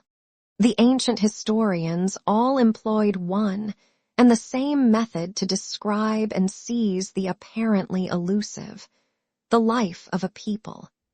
They described the activity of individuals who ruled the people, and regarded the activity of those men as representing the activity of the whole nation. The question, how did individuals make nations act as they wished, and by what was the will of these individuals themselves guided? The ancients met by recognizing a divinity which subjected the nations to the will of a chosen man, and guided the will of that chosen man so as to accomplish ends that were predestined. For the ancients, these questions were solved by a belief in the direct participation of the deity in human affairs. Modern history, in theory, rejects both these principles. It would seem that having rejected the belief of the ancients in man's subjection to the deity, and in a predetermined aim toward which nations are led, modern history should study not the manifestations of power, but the causes that produce it. But modern history has not done this. Having in theory rejected the view held by the ancients, it still follows them in practice. Instead of men endowed with divine authority and directly guided by the will of God, modern history has given us either heroes endowed with extraordinary, superhuman capacities, or simply men of very various kinds, from monarchs to journalists, who lead the masses, instead of the former divinely appointed aims of the Jewish, Greek, or Roman nations, which ancient historians regarded as representing the progress of humanity. Modern history has postulated its own aims: the welfare of the French, German, or English people, or, in its highest abstraction, the welfare and civilization of humanity in general, by which is usually meant that of the peoples occupying a small northwesterly portion of a large continent. Modern history has rejected the beliefs of the ancients without replacing them by a new conception, and the logic of the situation has obliged the historians, after they had apparently rejected the divine authority of the kings and the fate of the ancients, to reach the same conclusion by another road, that is, to recognize nations guided by individual men, and the existence of a known aim to which these nations and humanity at large are tending. At the basis of the works of all the modern historians from Gibbon to Buckle, despite their seeming disagreements and the apparent novelty of their outlooks, lie those two old, unavoidable assumptions. In the first place, the historian describes the activity of individuals who, in his opinion, have directed humanity. One historian considers only monarchs, generals, and ministers as being such men, while another includes also orators, learned men, reformers, philosophers, and poets. Secondly, it is assumed that the goal toward which humanity is being led is known to the historians. To one of them, this goal is the greatness of the Roman, Spanish or French realm. To another it is liberty, equality, and a certain kind of civilization of a small corner of the world called Europe. In 1789, a ferment arises in Paris. It grows, spreads, and is expressed by a movement of peoples from west to east. Several times it moves eastward and collides with a counter-movement from the east westward. In 1812, it reaches its extreme limit, Moscow, and then, with remarkable symmetry, a counter-movement occurs from east to west, attracting to it, as the first movement had done, the nations of Middle Europe. The counter-movement reaches the starting point of the first movement in the west, Paris, and subsides.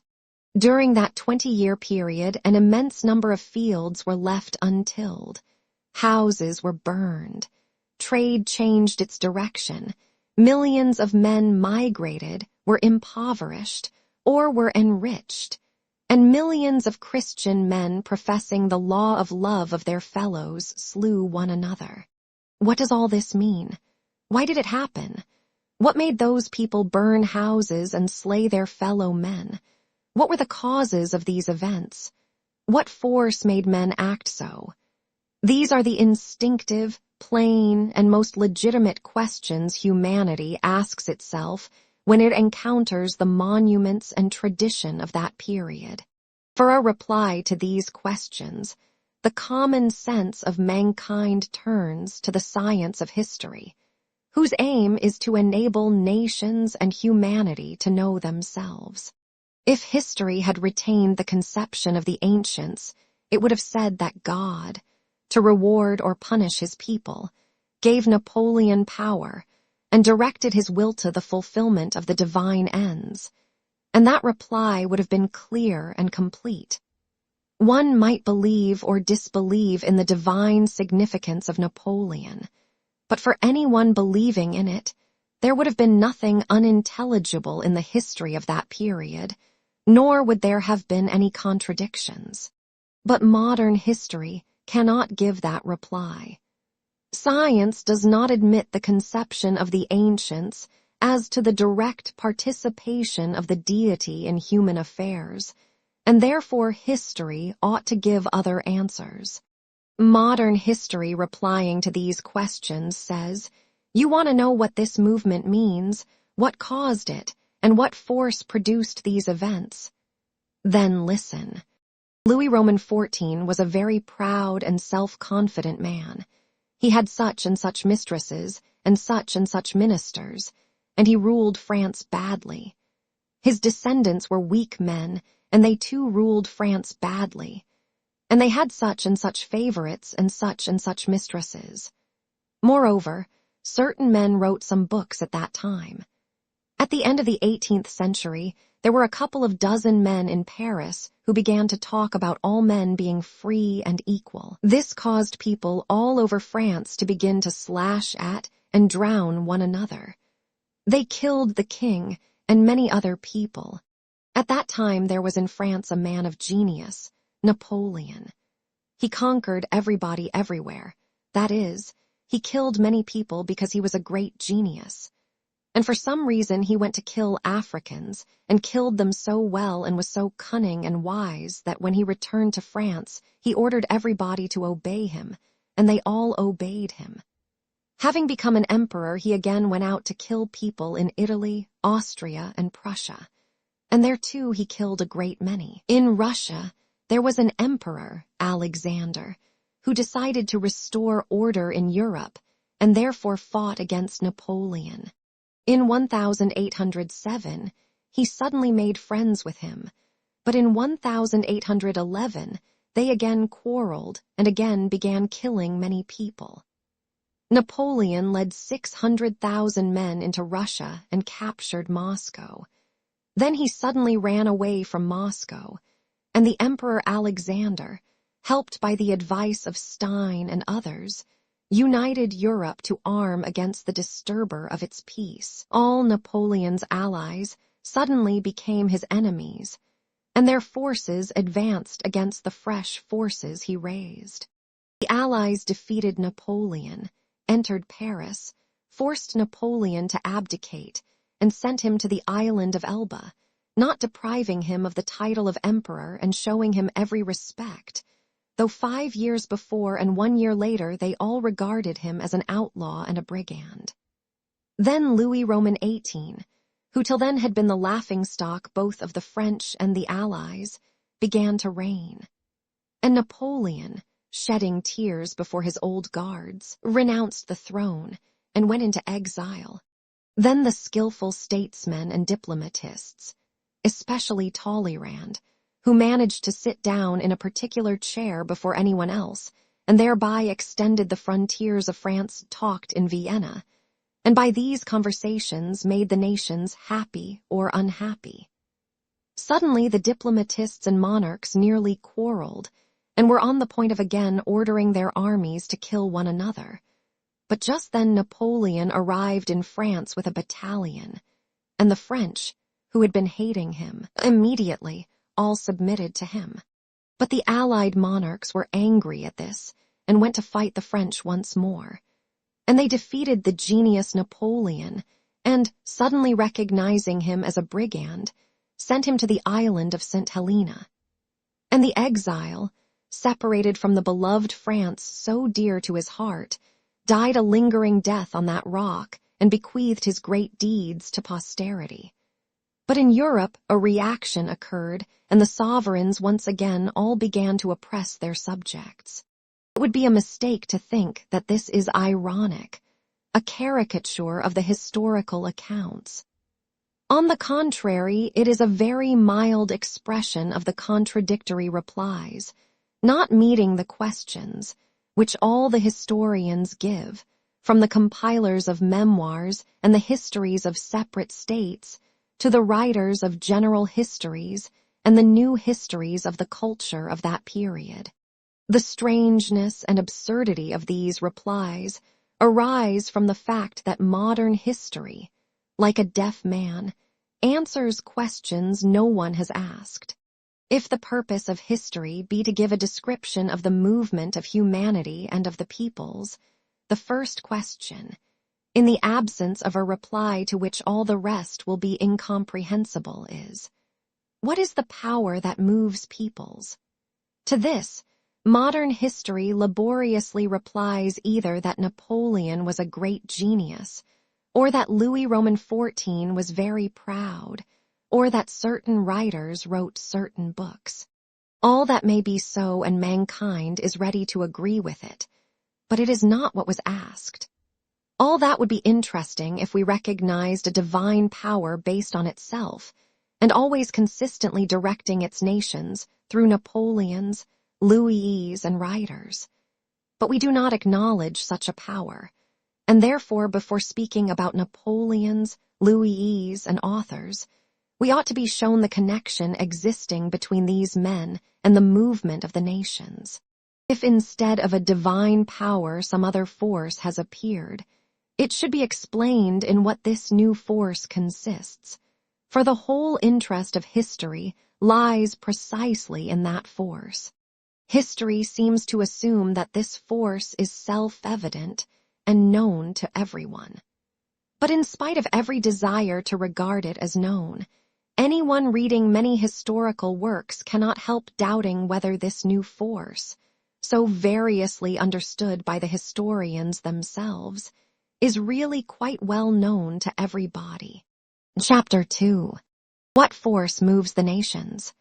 Biographical historians and historians of separate nations understand this force as a power inherent in heroes and rulers. In their narration, events occur solely by the will of a Napoleon and Alexander, or in general of the persons they describe. The answers given by this kind of historian to the question of what force causes events to happen are satisfactory only as long as there is but one historian to each event. As soon as historians of different nationalities and tendencies begin to describe the same event, the replies they give immediately lose all meaning, for this force is understood by them all not only differently but often in quite contradictory ways. One historian says that an event was produced by Napoleon's power, another that it was produced by Alexander's, a third that it was due to the power of some other person. Besides this, historians of that kind contradict each other even in their statement as to the force on which the authority of some particular person was based. Thiers, a Bonapartist, says that Napoleon's power was based on his virtue and genius. Lanfrey, a Republican, says it was based on his trickery and deception of the people. So the historians of this class, by mutually destroying one another's positions, destroy the understanding of the force which produces events, and furnish no reply to history's essential question. Writers of universal history, who deal with all the nations, seem to recognize how erroneous is the specialist historian's view of the force which produces events. They do not recognize it as a power inherent in heroes and rulers, but as the resultant of a multiplicity of variously directed forces. In describing a war or the subjugation of a people, a general historian looks for the cause of the event not in the power of one man, but in the interaction of many persons connected with the event. According to this view, the power of historical personages, represented as the product of many forces, can no longer, it would seem, be regarded as a force that itself produces events. Yet in most cases, universal historians still employ the conception of power as a force that itself produces events, and treat it as their cause. In their exposition, an historic character is first the product of his time, and his power only the resultant of various forces, and then his power is itself a force producing events.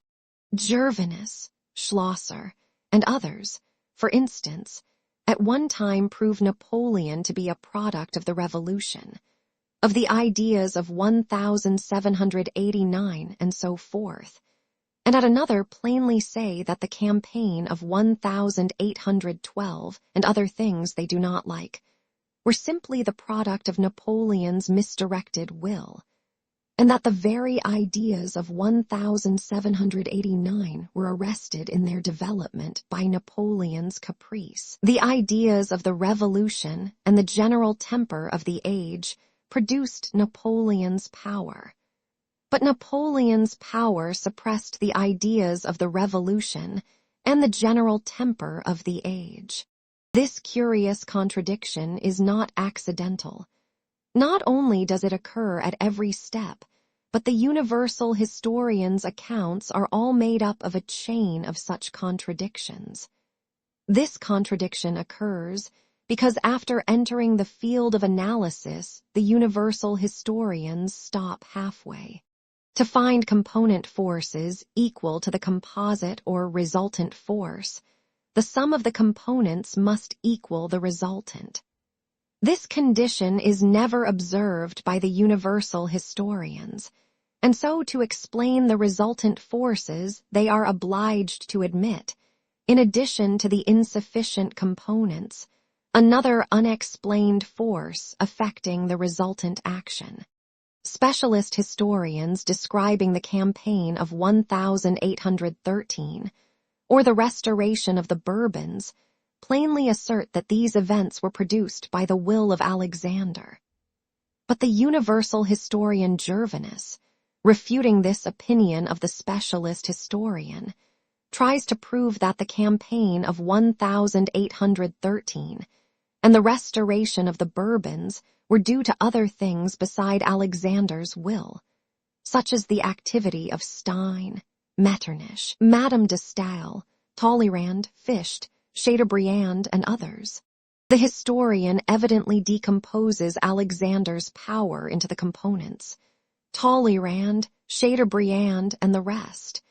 But the sum of the components, that is, the interactions of Chateaubriand, Talleyrand, Madame de Stael, and the others, evidently does not equal the resultant, namely the phenomenon of millions of Frenchmen submitting to the Bourbons. That Chateaubriand, Madame de Staël, and others spoke certain words to one another only affected their mutual relations, but does not account for the submission of millions. And therefore to explain how from these relations of theirs the submission of millions of people resulted.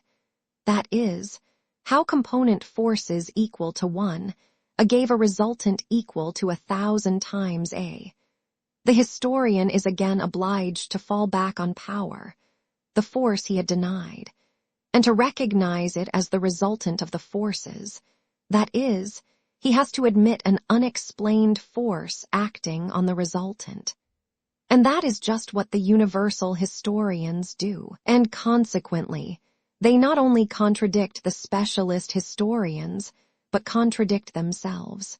Peasants having no clear idea of the cause of rain say, according to whether they want rain or fine weather, the wind has blown the clouds away, or the wind has brought up the clouds. And in the same way the universal historians sometimes, when it pleases them and fits in with their theory, say that power is the result of events, and sometimes, when they want to prove something else, say that power produces events. A third class of historians, the so-called historians of culture, following the path laid down by the universal historians, who sometimes accept writers and ladies as forces producing events, again take that force to be something quite different. They see it in what is called culture, in mental activity. The historians of culture are quite consistent in regard to their progenitors, the writers of universal histories.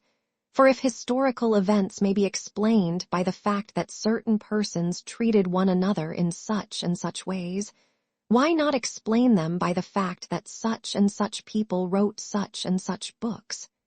Of the immense number of indications accompanying every vital phenomenon, these historians select the indication of intellectual activity and say that this indication is the cause. But despite their endeavors to prove that the cause of events lies in intellectual activity, only by a great stretch can one admit that there is any connection between intellectual activity and the movement of peoples, and in no case can one admit that intellectual activity controls people's actions. For that view is not confirmed by such facts as the very cruel murders of the French Revolution, resulting from the doctrine of the equality of man, or the very cruel wars and executions, resulting from the preaching of love. But even admitting as correct all the cunningly devised arguments with which these histories are filled, admitting that nations are governed by some undefined force called an idea, history's essential question still remains unanswered, and to the former power of monarchs, and to the influence of advisers and other people introduced by the universal historians, another, newer force, the idea, is added, the connection of which with the masses needs explanation. It is possible to understand that Napoleon had power, and so events occurred. With some effort, one may even conceive that Napoleon, together with other influences, was the cause of an event. But how a book, Le Contrat Social, had the effect of making Frenchmen begin to drown one another cannot be understood without an explanation of the causal nexus of this new force with the event. Undoubtedly, some relation exists between all who live contemporaneously, and so it is possible to find some connection between the intellectual activity of men and their historical movements, just as such a connection may be found between the movements of humanity and commerce, handicraft, gardening, or anything else you please. But why intellectual activity is considered by the historians of culture to be the cause or expression of the whole historical movement is hard to understand. Only the following considerations can have led the historians to such a conclusion: that history is written by learned men, and so it is natural and agreeable for them to think that the activity of their class supplies the basis of the movement of all humanity. Just as a similar belief is natural and agreeable to traders, agriculturists, and soldiers. If they do not express it, that is merely because traders and soldiers do not write history, and that spiritual activity, enlightenment, civilization, culture, ideas, are all indistinct, indefinite conceptions under whose banner it is very easy to use words having a still less definite meaning, and which can therefore be readily introduced into any theory. But not to speak of the intrinsic quality of histories of this kind, which may possibly even be of use to someone for something. The histories of culture, to which all general histories tend more and more to approximate, are significant from the fact that after seriously and minutely examining various religious, philosophic, and political doctrines as causes of events, as soon as they have to describe an actual historic event, such as the campaign of 1812, for instance, they involuntarily describe it as resulting from an exercise of power, and say plainly that that was the result of Napoleon's will.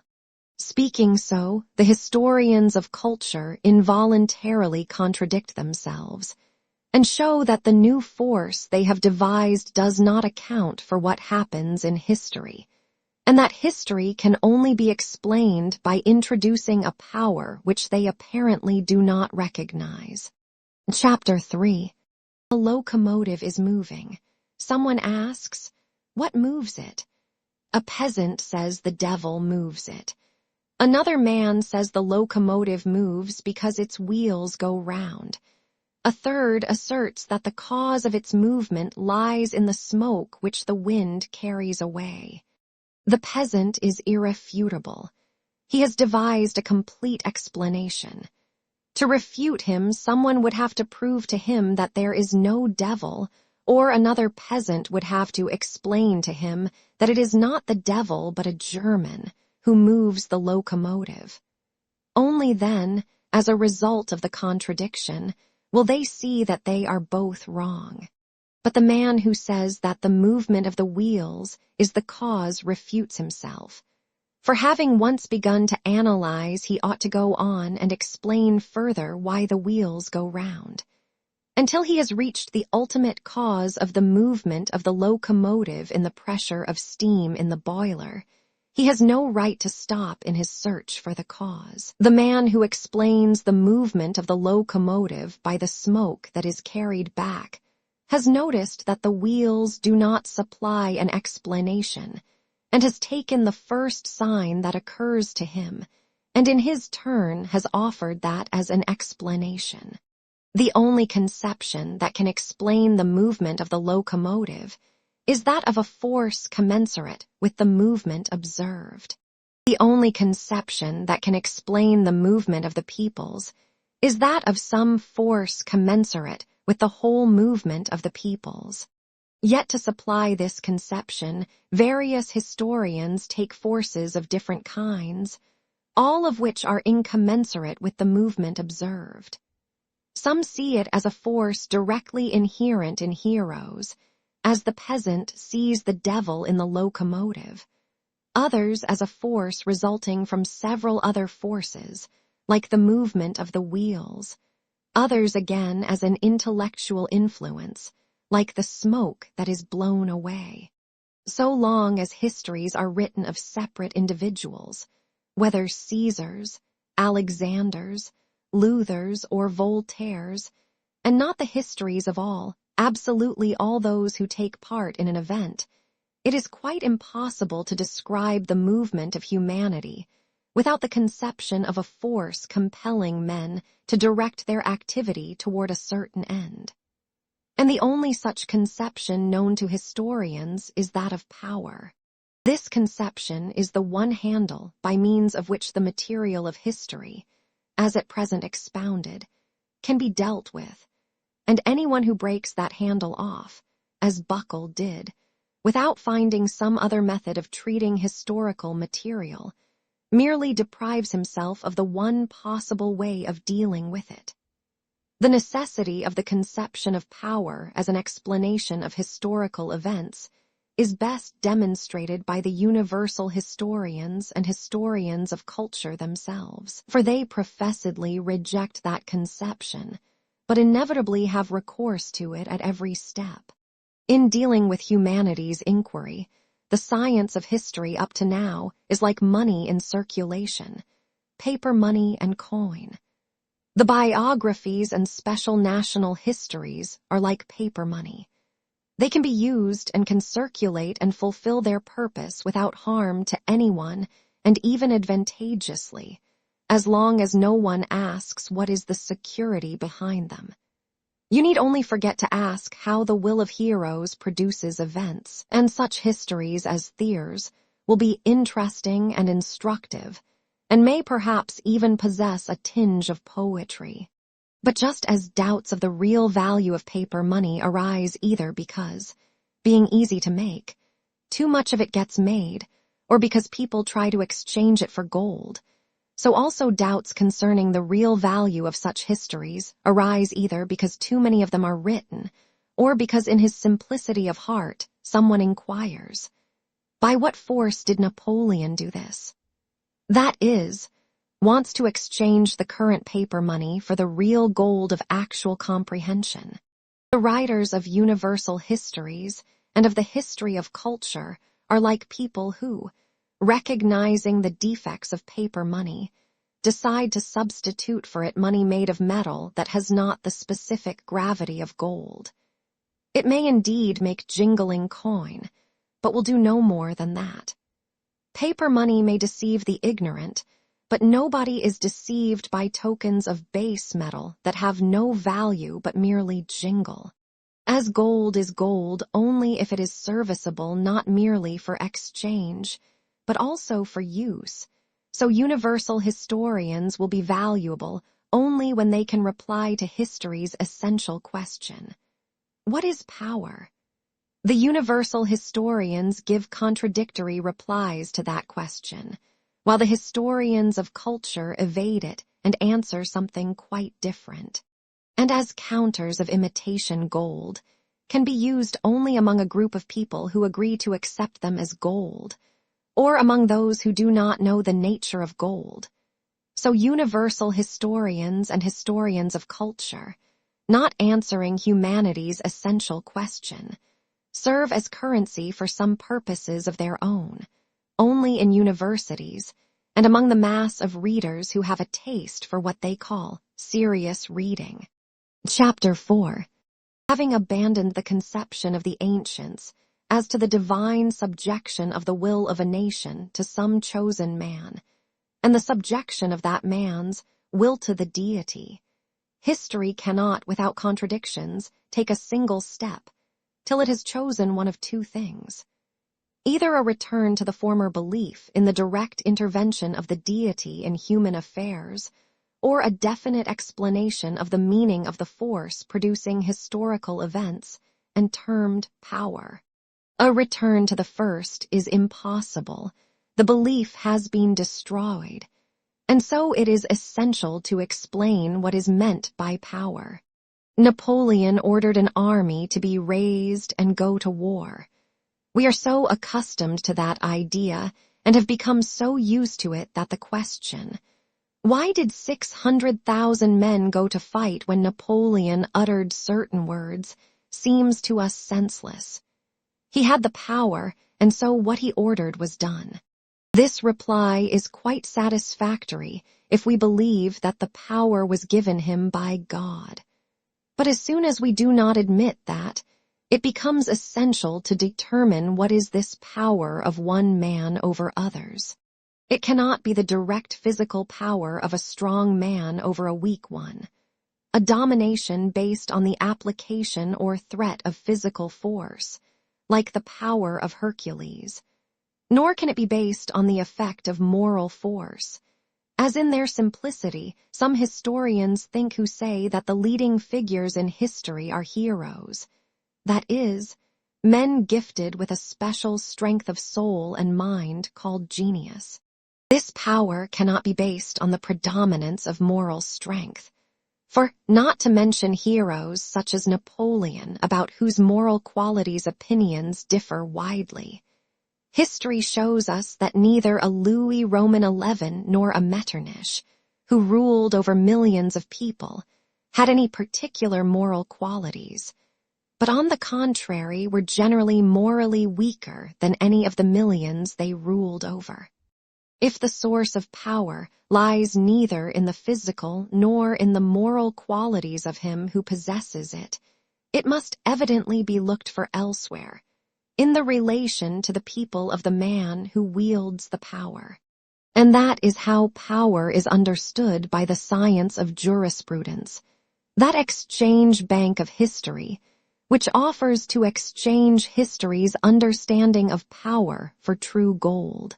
Power is the collective will of the people transferred, by expressed or tacit consent, to their chosen rulers. In the domain of jurisprudence, which consists of discussions of how a state and power might be arranged were it possible for all that to be arranged, it is all very clear. But when applied to history, that definition of power needs explanation. The science of jurisprudence regards the state and power as the ancients regarded fire, namely, as something existing absolutely. But for history, the state and power are merely phenomena, just as for modern physics fire is not an element but a phenomenon. From this fundamental difference between the view held by history and that held by jurisprudence, it follows that jurisprudence can tell minutely how in its opinion power should be constituted, and what power, existing immutably outside time, is, but to history's questions about the meaning of the mutations of power in time it can answer nothing. If power be the collective will of the people transferred to their ruler, was Pugachev a representative of the will of the people? If not, then why was Napoleon I? Why was Napoleon Roman III a criminal when he was taken prisoner at Boulogne? And why, later on, were those criminals whom he arrested? Do palace revolutions, in which sometimes only 2 or 3 people take part, transfer the will of the people to a new ruler? In international relations, is the will of the people also transferred to their conqueror? Was the will of the Confederation of the Rhine transferred to Napoleon in 1806? Was the will of the Russian people transferred to Napoleon in 1809, when our army in alliance with the French went to fight the Austrians? To these questions, 3 answers are possible. Either to assume that the will of the people is always unconditionally transferred to the ruler or rulers they have chosen, and that therefore every emergence of a new power, every struggle against the power once appointed, should be absolutely regarded as an infringement of the real power, or that the will of the people is transferred to the rulers conditionally, under definite and known conditions, and to show that all limitations, conflicts, and even destructions of power result from a non-observance by the rulers of the conditions under which their power was entrusted to them, or that the will of the people is delegated to the rulers conditionally, but that the conditions are unknown and indefinite, and that the appearance of several authorities, their struggles and their falls, result solely from the greater or lesser fulfillment by the rulers of these unknown conditions, on which the will of the people is transferred from some people to others. And these are the 3 ways in which the historians do explain the relation of the people to their rulers. Some historians, those biographical and specialist historians already referred to, in their simplicity failing to understand the question of the meaning of power, seem to consider that the collective will of the people is unconditionally transferred to historical persons, and therefore when describing some single state, they assume that particular power to be the one absolute and real power, and that any other force opposing this is not a power, but a violation of power, mere violence. Their theory, suitable for primitive and peaceful periods of history, has the inconvenience, in application to complex and stormy periods in the life of nations, during which various powers arise simultaneously and struggle with one another, that a legitimist historian will prove that the National Convention, the Directory, and Bonaparte were mere infringers of the true power, while a Republican and a Bonapartist will prove, the one that the Convention and the other that the Empire was the real power, and that all the others were violations of power.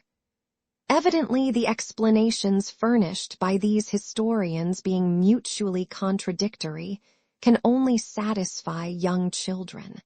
Recognizing the falsity of this view of history, another set of historians say that power rests on a conditional delegation of the will of the people to their rulers, and that historical leaders have power only conditionally on carrying out the program that the will of the people has by tacit agreement prescribed to them. But what this program consists in these historians do not say, or if they do, they continually contradict one another. Each historian, according to his view of what constitutes a nation's progress, looks for these conditions in the greatness, wealth, freedom, or enlightenment of citizens of France or some other country.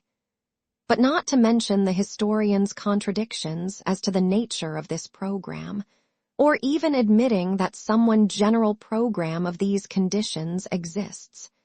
The facts of history almost always contradict that theory.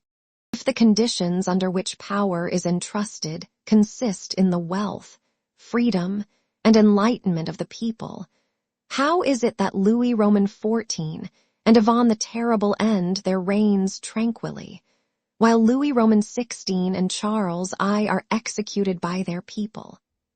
To this question, historians reply that Louis Roman XIV activity, contrary to the program, reacted on Louis Roman XVI. But why did it not react on Louis Roman XIV or on Louis Roman XV? Why should it react just on Louis Roman XVI? And what is the time limit for such reactions? To these questions there are and can be no answers. Equally little does this view explain why for several centuries the collective will is not withdrawn from certain rulers and their heirs, and then suddenly during a period of 50 years is transferred to the Convention, to the Directory, to Napoleon, to Alexander, to Louis Roman XVIII, to Napoleon again, to Charles X, to Louis Philippe, to a Republican government, and to Napoleon Roman III.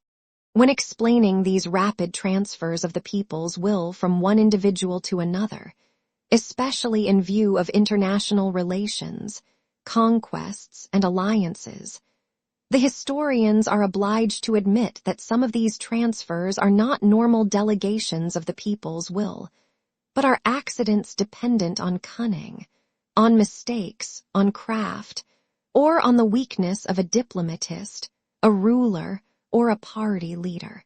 So that the greater part of the events of history, civil wars, revolutions, and conquests, are presented by these historians not as the results of free transferences of the people's will, but as results of the ill-directed will of one or more individuals, that is, once again, as usurpations of power. And so these historians also see and admit historical events which are exceptions to the theory. These historians resemble a botanist who, having noticed that some plants grow from seeds producing two cotyledons, should insist that all that grows does so by sprouting into two leaves, and that the palm, the mushroom, and even the oak, which blossom into full growth and no longer resemble two leaves, are deviations from the theory.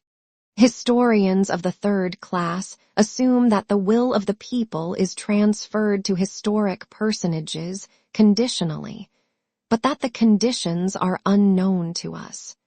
They say that historical personages have power only because they fulfill the will of the people which has been delegated to them.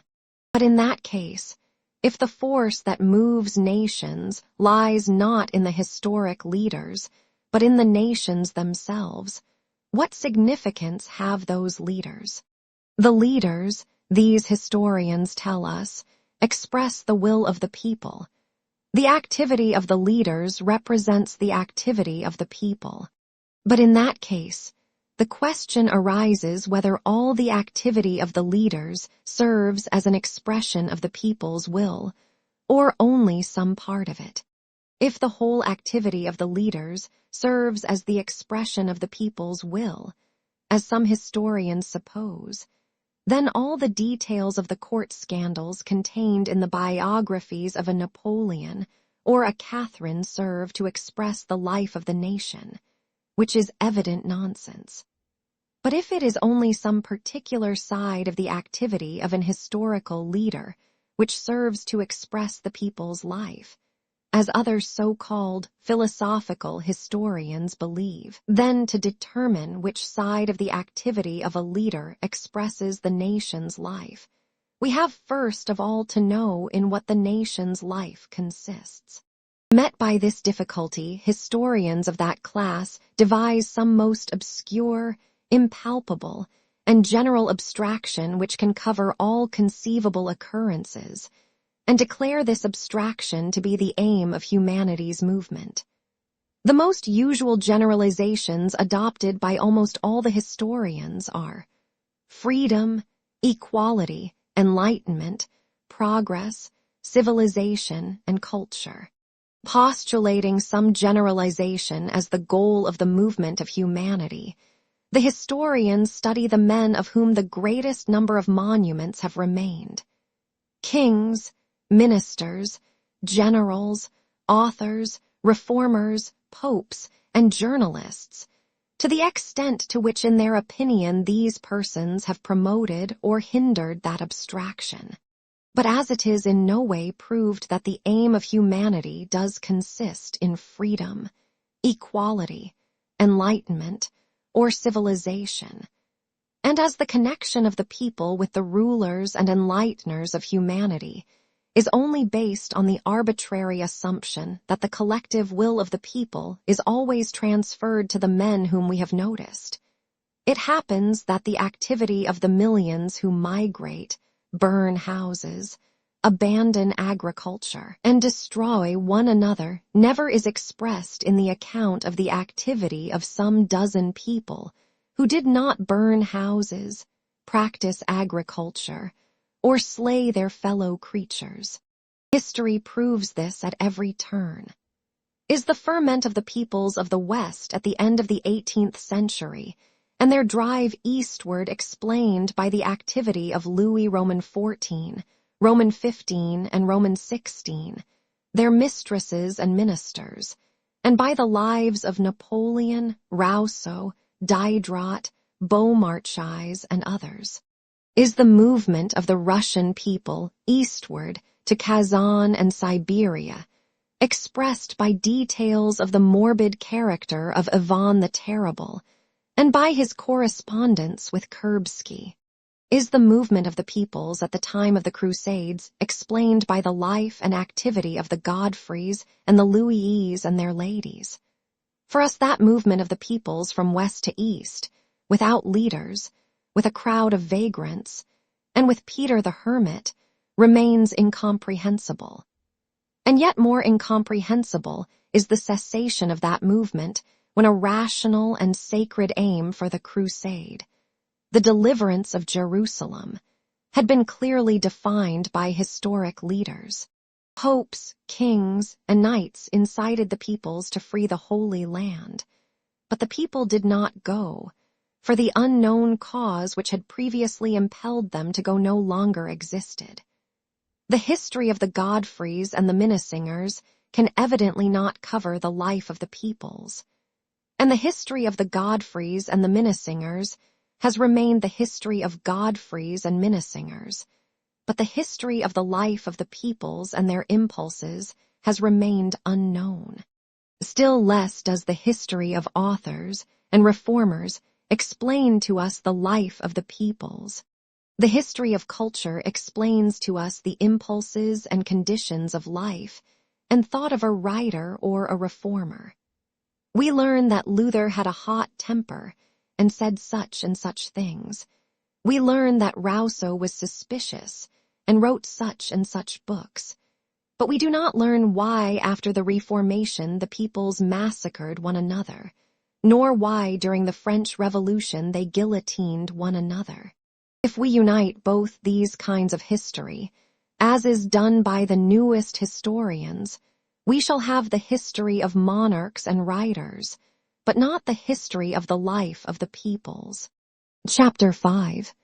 The life of the nations is not contained in the lives of a few men, for the connection between those men and the nations has not been found.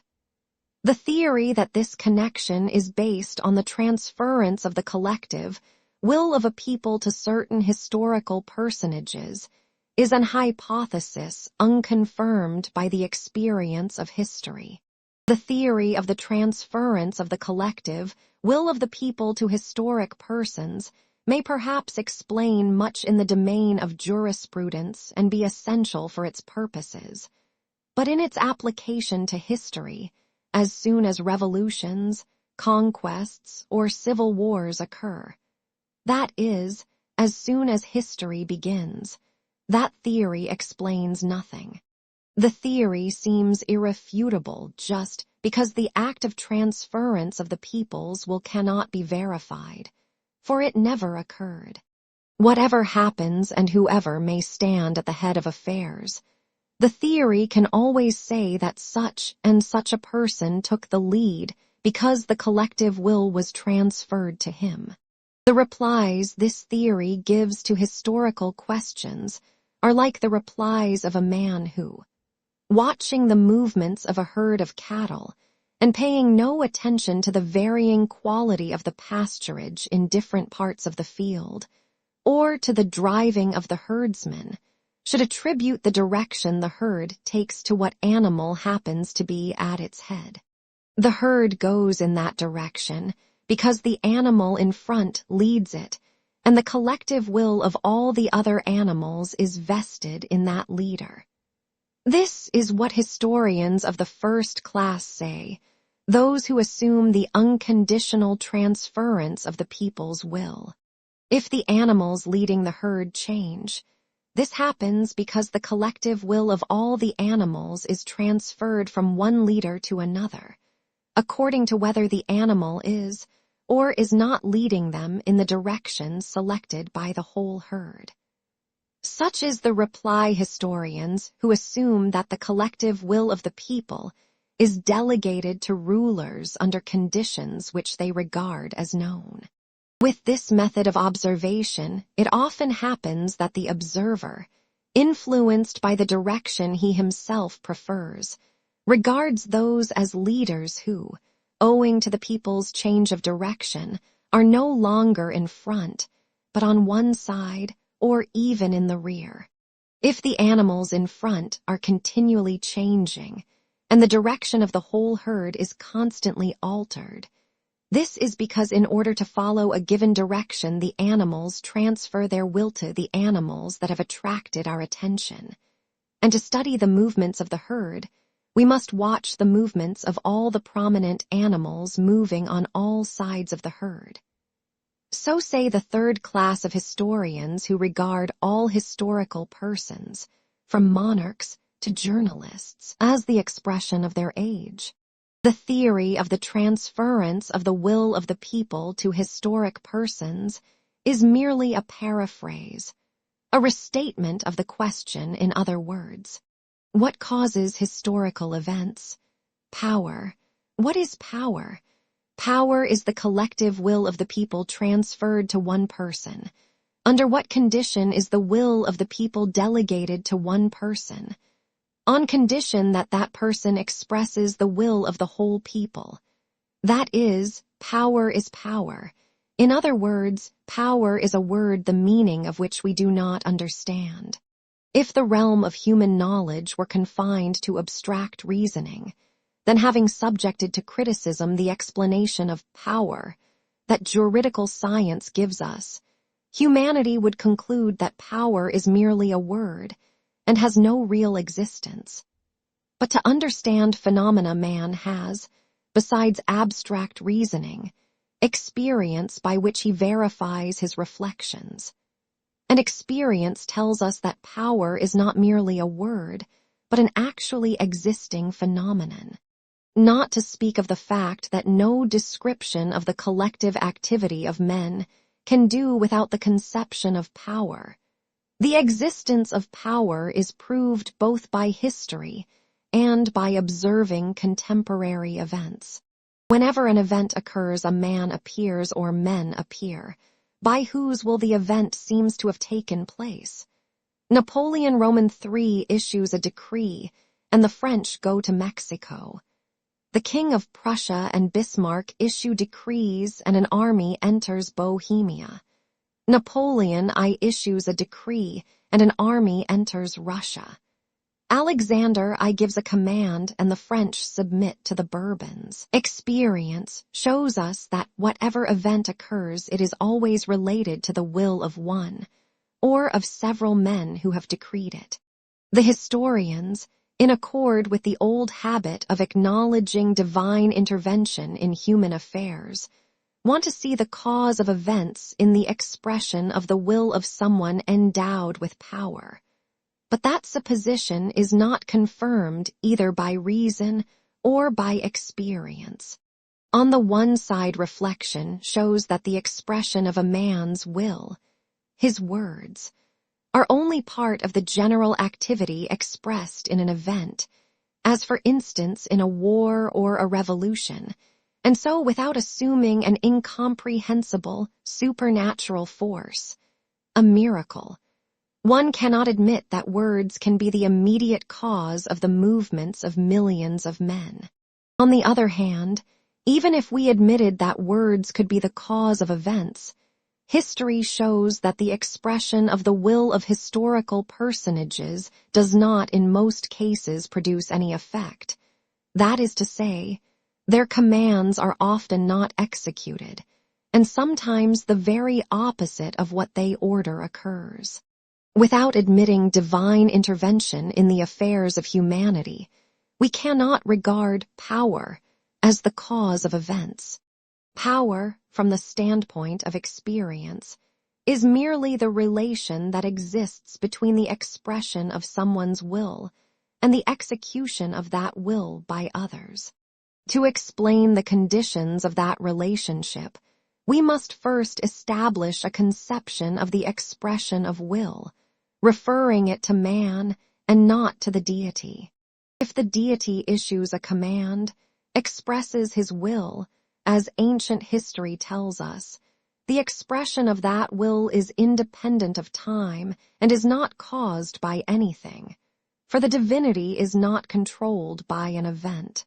But speaking of commands that are the expression of the will of men acting in time and in relation to one another, to explain the connection of commands with events we must restore the condition of all that takes place, the continuity of movement in time both of the events and of the person who commands, and the inevitability of the connection between the person commanding and those who execute his command.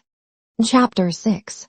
Only the expression of the will of the deity, not dependent on time, can relate to a whole series of events occurring over a period of years or centuries, and only the deity, independent of everything, can by his soul will determine the direction of humanity's movement.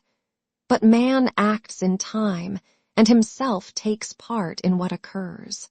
Reinstating the first condition omitted, that of time, we see that no command can be executed without some preceding order having been given rendering the execution of the last command possible.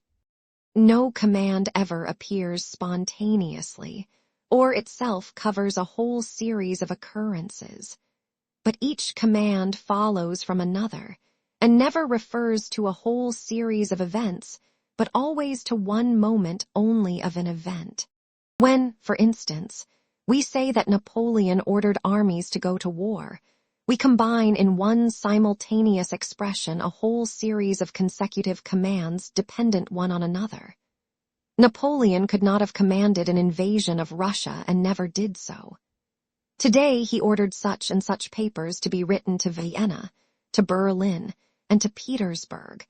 Tomorrow such and such decrees and orders to the army, the fleet, the commissariat, and so on, millions of commands, which formed a whole series, corresponding to a series of events, which brought the French armies into Russia.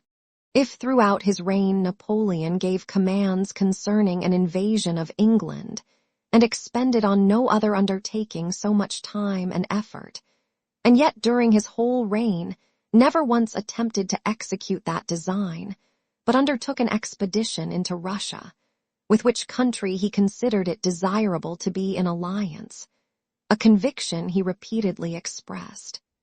This came about because his commands did not correspond to the course of events in the first case, but did so correspond in the latter.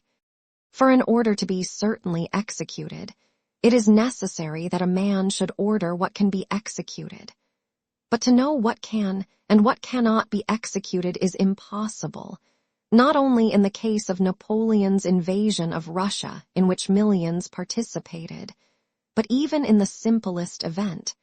For in either case, millions of obstacles may arise to prevent its execution. Every order executed is always one of an immense number unexecuted. All the impossible orders inconsistent with the course of events remain unexecuted. Only the possible ones get linked up with a consecutive series of commands corresponding to a series of events and are executed.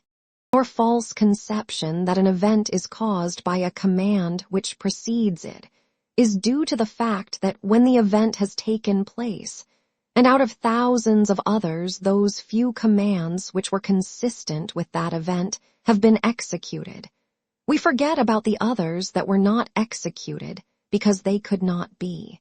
Apart from that, the chief source of our error in this matter is due to the fact that in the historical accounts a whole series of innumerable, diverse, and petty events, such for instance as all those which led the French armies to Russia, is generalized into one event in accord with the result produced by that series of events.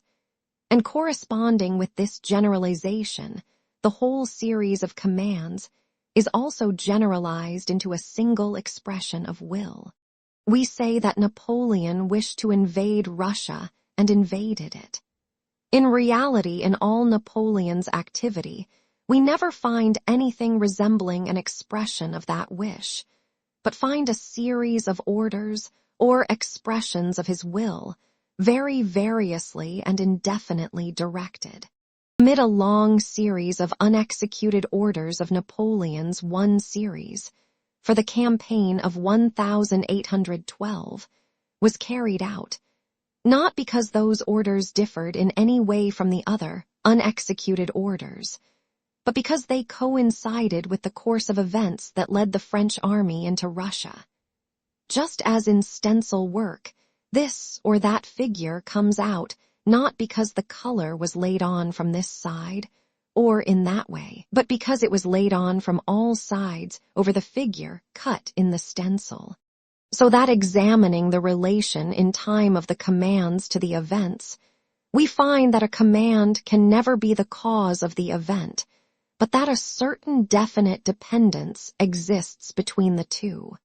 To understand in what this dependence consists, it is necessary to reinstate another omitted condition of every command proceeding not from the deity, but from a man, which is that the man who gives the command himself takes part in the event. This relation of the commander to those he commands is just what is called power. This relation consists in the following. For common action, people always unite in certain combinations, in which regardless of the difference of the aims set for the common action, the relation between those taking part in it is always the same. Men uniting in these combinations always assume such relations toward one another that the larger number take a more direct share, and the smaller number a less direct share, in the collective action for which they have combined. Of all the combinations in which men unite for collective action, one of the most striking and definite examples is an army. Every army is composed of lower grades of the service, the rank and file, of whom there are always the greatest number. Of the next higher military rank, corporals and non-commissioned officers of whom there are fewer, and of still higher officers of whom there are still fewer, and so on to the highest military command, which is concentrated in one person. A military organization may be quite correctly compared to a cone, of which the base with the largest diameter consists of the rank and file. The next higher and smaller section of the cone consists of the next higher grades of the army, and so on to the apex, the point of which will represent the commander-in-chief. The soldiers, of whom there are the most, form the lower section of the cone and its base. The soldier himself does the stabbing, hacking, burning, and pillaging, and always receives orders for these actions from men above him. He himself never gives an order. The non-commissioned officers, of whom there are fewer, perform the action itself less frequently than the soldiers, but they already give commands. An officer still less often acts directly himself, but commands still more frequently. A general does nothing but command the troops, indicates the objective, and hardly ever uses a weapon himself. The commander-in-chief never takes direct part in the action itself, but only gives general orders concerning the movement of the mass of the troops. A similar relation of people to one another is seen in every combination of men for common activity, in agriculture, trade, and every administration. And so, without particularly analyzing all the contiguous sections of a cone, and of the ranks of an army, or the ranks and positions in any administrative or public business, whatever from the lowest to the highest, we see a law by which men, to take associated action, combine in such relations that the more directly they participate in performing the action, the less they can command, and the more numerous they are, while the less their direct participation in the action itself, the more they command and the fewer of them there are, rising in this way from the lowest ranks to the man at the top, who takes the least direct share in the action and directs his activity chiefly to commanding. This relation of the men who command to those they command is what constitutes the essence of the conception called power. Having restored the condition of time under which all events occur, we find that a command is executed only when it is related to a corresponding series of events. Restoring the essential condition of relation between those who command and those who execute, we find that by the very nature of the case, those who command take the smallest part in the action itself, and that their activity is exclusively directed to commanding. Chapter 7. When an event is taking place, people express their opinions and wishes about it, and as the event results from the collective activity of many people, some one of the opinions or wishes expressed is sure to be fulfilled if but approximately. When one of the opinions expressed is fulfilled, that opinion gets connected with the event as a command preceding it. Men are hauling a log. Each of them expresses his opinion as to how and where to haul it. They haul the log away, and it happens that this is done as one of them said. He ordered it. There we have command and power in their primary form. The man who worked most with his hands could not think so much about what he was doing, or reflect on or command what would result from the common activity, while the man who commanded more would evidently work less with his hands on account of his greater verbal activity. When some larger concourse of men direct their activity to a common aim, there is a yet sharper division of those who, because their activity is given to directing and commanding, take less part in the direct work. When a man works alone, he always has a certain set of reflections which, as it seems to him, directed his past activity, justify his present activity, and guide him in planning his future actions. Just the same is done by a concourse of people, allowing those who do not take a direct part in the activity to devise considerations, justifications, and surmises concerning their collective activity. For reasons known or unknown to us, the French began to drown and kill one another. And corresponding to the event, its justification appears in people's belief that this was necessary for the welfare of France, for liberty, and for equality. People ceased to kill one another, and this event was accompanied by its justification in the necessity for a centralization of power, resistance to Europe, and so on. Men went from the west to the east killing their fellow men, and the event was accompanied by phrases about the glory of France, the baseness of England, and so on. History shows us that these justifications of the events have no common sense and are all contradictory, as in the case of killing a man as the result of recognizing his rights, and the killing of millions in Russia for the humiliation of England. But these justifications have a very necessary significance in their own day. These justifications release those who produce the events from moral responsibility.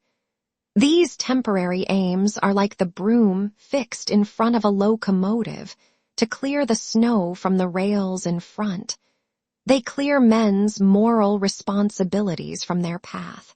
Without such justification, there would be no reply to the simplest question that presents itself when examining each historical event. How is it that millions of men commit collective crimes, make war, commit murder, and so on? With the present complex forms of political and social life in Europe, can any event that is not prescribed, decreed, or ordered by monarchs, ministers, parliaments, or newspapers be imagined? Is there any collective action which cannot find its justification in political unity, in patriotism, in the balance of power, or in civilization?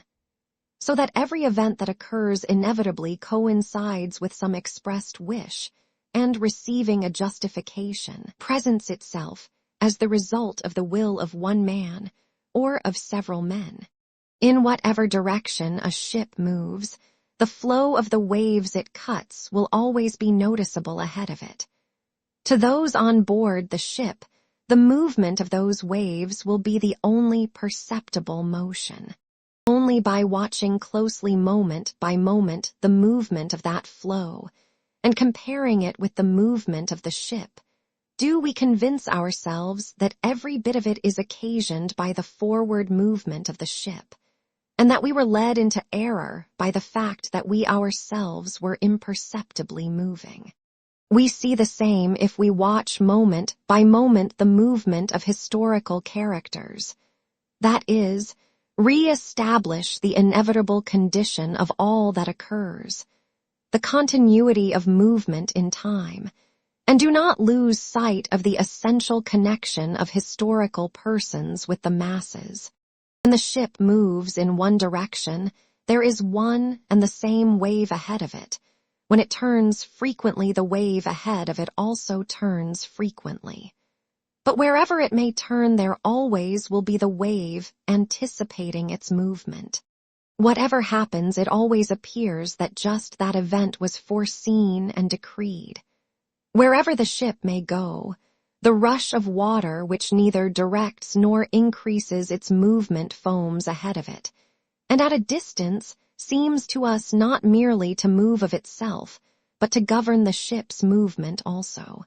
Examining only those expressions of the will of historical persons which, as commands, were related to events, historians have assumed that the events depended on those commands.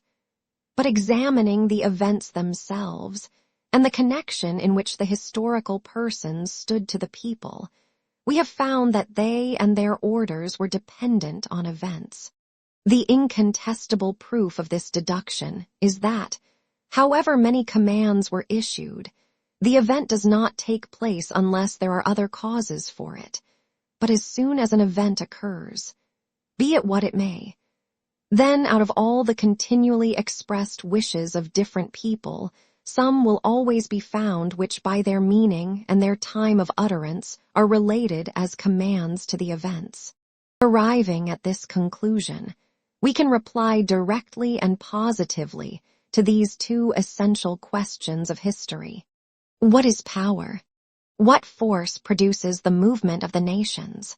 Power is the relation of a given person to other individuals, in which the more this person expresses opinions, predictions, and justifications of the collective action that is performed, the less is his participation in that action. The movement of nations is caused not by power, nor by intellectual activity, nor even by a combination of the two as historians have supposed, but by the activity of all the people who participate in the events, and who always combine in such a way that those taking the largest direct share in the event take on themselves the least responsibility and vice versa. Morally, the wielder of power appears to cause the event. Physically, it is those who submit to the power. But as the moral activity is inconceivable without the physical, the cause of the event is neither in the one nor in the other, but in the union of the two. Or, in other words, the conception of a cause is inapplicable to the phenomena we are examining. In the last analysis, we reach the circle of infinity, that final limit to which in every domain of thought man's reason arrives if it is not playing with the subject. Electricity produces heat, heat produces electricity. Atoms attract each other, and atoms repel one another. Speaking of the interaction of heat and electricity, and of atoms, we cannot say why this occurs, and we say that it is so because it is inconceivable otherwise, because it must be so and that it is a law. The same applies to historical events. Why war and revolution occur we do not know. We only know that to produce the one or the other action, people combine in a certain formation in which they all take part, and we say that this is so because it is unthinkable otherwise, or in other words, that it is a law. Chapter 8. If history dealt only with external phenomena, the establishment of this simple and obvious law would suffice, and we should have finished our argument. But the law of history relates to man. A particle of matter cannot tell us that it does not feel the law of attraction or repulsion, and that that law is untrue. But man, who is the subject of history, says plainly, I am free and I am therefore not subject to the law. The presence of the problem of man's free will, though unexpressed, is felt at every step of history. All seriously thinking historians have involuntarily encountered this question. All the contradictions and obscurities of history and the false path historical science has followed are due solely to the lack of a solution of that question. If the will of every man were free, that is, If each man could act as he pleased, all history would be a series of disconnected incidents. If in 1,000 years even one man in 1,000,000 could act freely, that is, as he chose, it is evident that one single free act of that man's in violation of the laws governing human action would destroy the possibility of the existence of any laws for the whole of humanity. If there be a single law governing the actions of men, free will cannot exist, for then man's will is subject to that law. In this contradiction lies the problem of free will, which from most ancient times has occupied the best human minds, and from most ancient times has been presented in its whole tremendous significance. The problem is that regarding man as a subject of observation from whatever point of view, theological, historical, ethical, or philosophic, we find a general law of necessity to which he, like all that exists, is subject. But regarding him from within ourselves as what we are conscious of, we feel ourselves to be free. This consciousness is a source of self-cognition quite apart from and independent of reason. Through his reason, man observes himself, but only through consciousness does he know himself. Apart from consciousness of self, no observation or application of reason is conceivable. To understand, observe, and draw conclusions, man must first of all be conscious of himself as living. A man is only conscious of himself as a living being by the fact that he wills, that is conscious of his volition. But his will, which forms the essence of his life, man recognizes and can but recognize as free. If, observing himself, man sees that his will is always directed by one and the same law, whether he observes the necessity of taking food, using his brain, or anything else, he cannot recognize this never-varying direction of his will otherwise than as a limitation of it. Were it not free, it could not be limited. A man's will seems to him to be limited just because he is not conscious of it except as free. You say, I am not free, but I have lifted my hand and let it fall. Everyone understands that this illogical reply is an irrefutable demonstration of freedom. That reply is the expression of a consciousness that is not subject to reason. If the consciousness of freedom were not a separate and independent source of self-consciousness, it would be subject to reasoning and to experience. But in fact, such subjection does not exist and is inconceivable.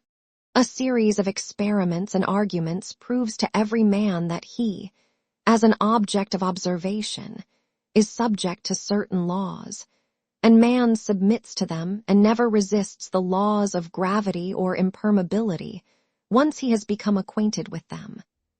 But the same series of experiments and arguments proves to him that the complete freedom of which he is conscious in himself is impossible, and that his every action depends on his organization, his character, and the motives acting upon him. Yet man never submits to the deductions of these experiments and arguments. Having learned from experiment and argument that a stone falls downwards, a man indubitably believes this and always expects the law that he has learned to be fulfilled. Learning just as certainly that his will is subject to laws, he does not and cannot believe this.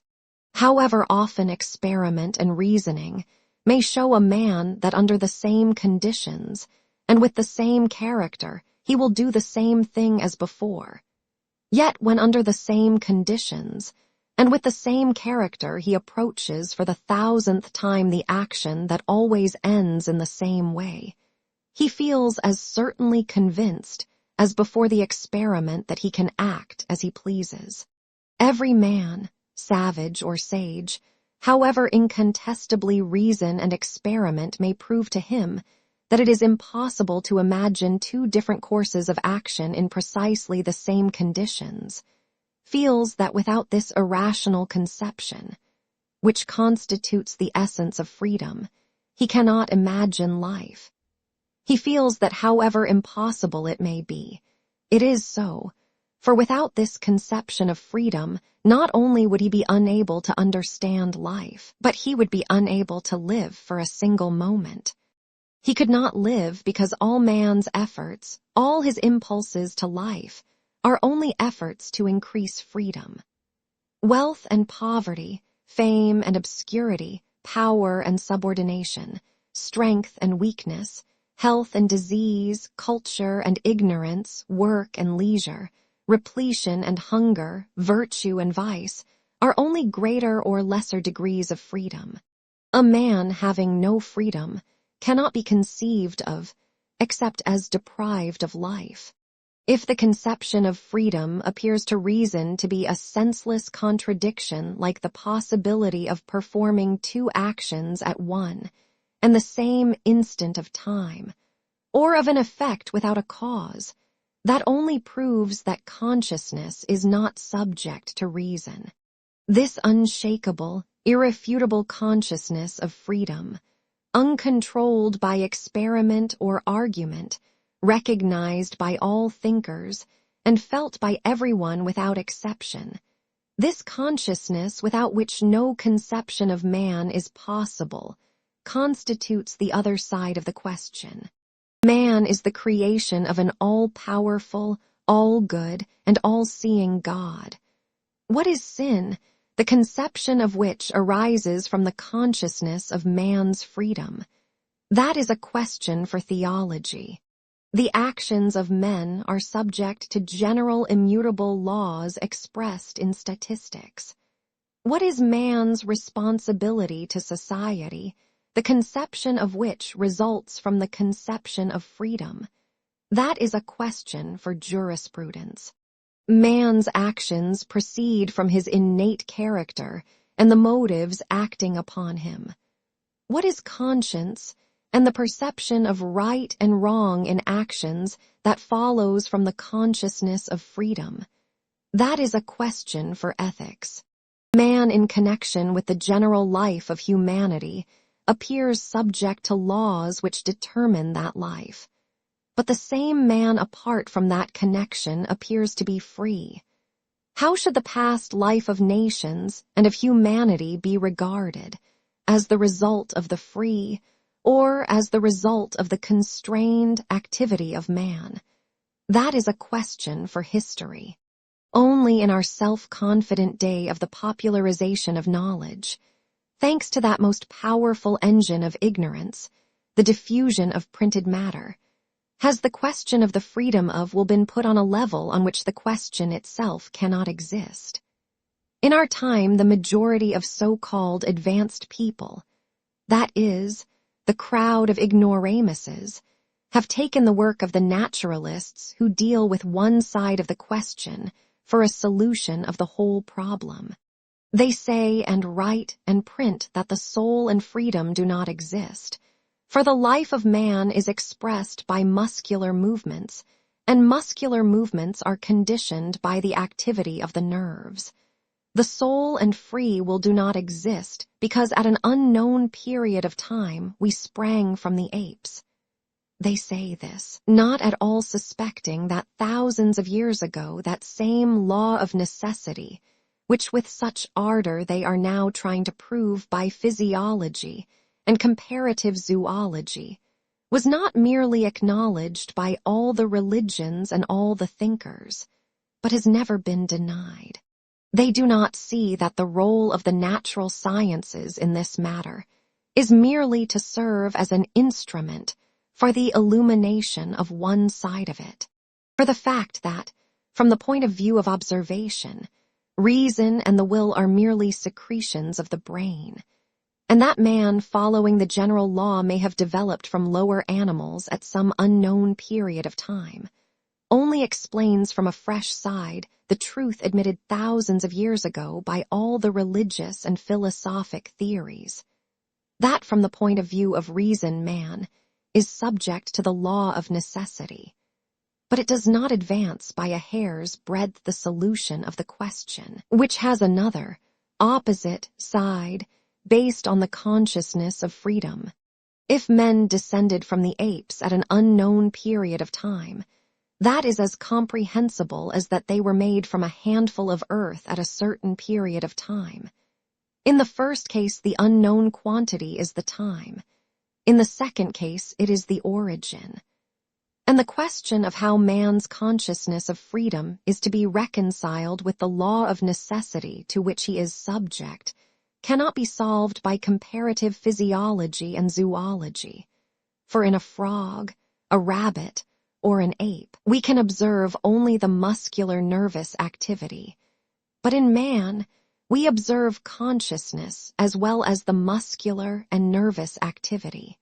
The naturalists and their followers, thinking they can solve this question, are like plasterers set to plaster one side of the walls of a church who, availing themselves of the absence of the chief superintendent of the work, should in an access of zeal plaster over the windows, icons, woodwork, and still unbuttressed walls, and should be delighted that from their point of view as plasterers, everything is now so smooth and regular. Chapter 9.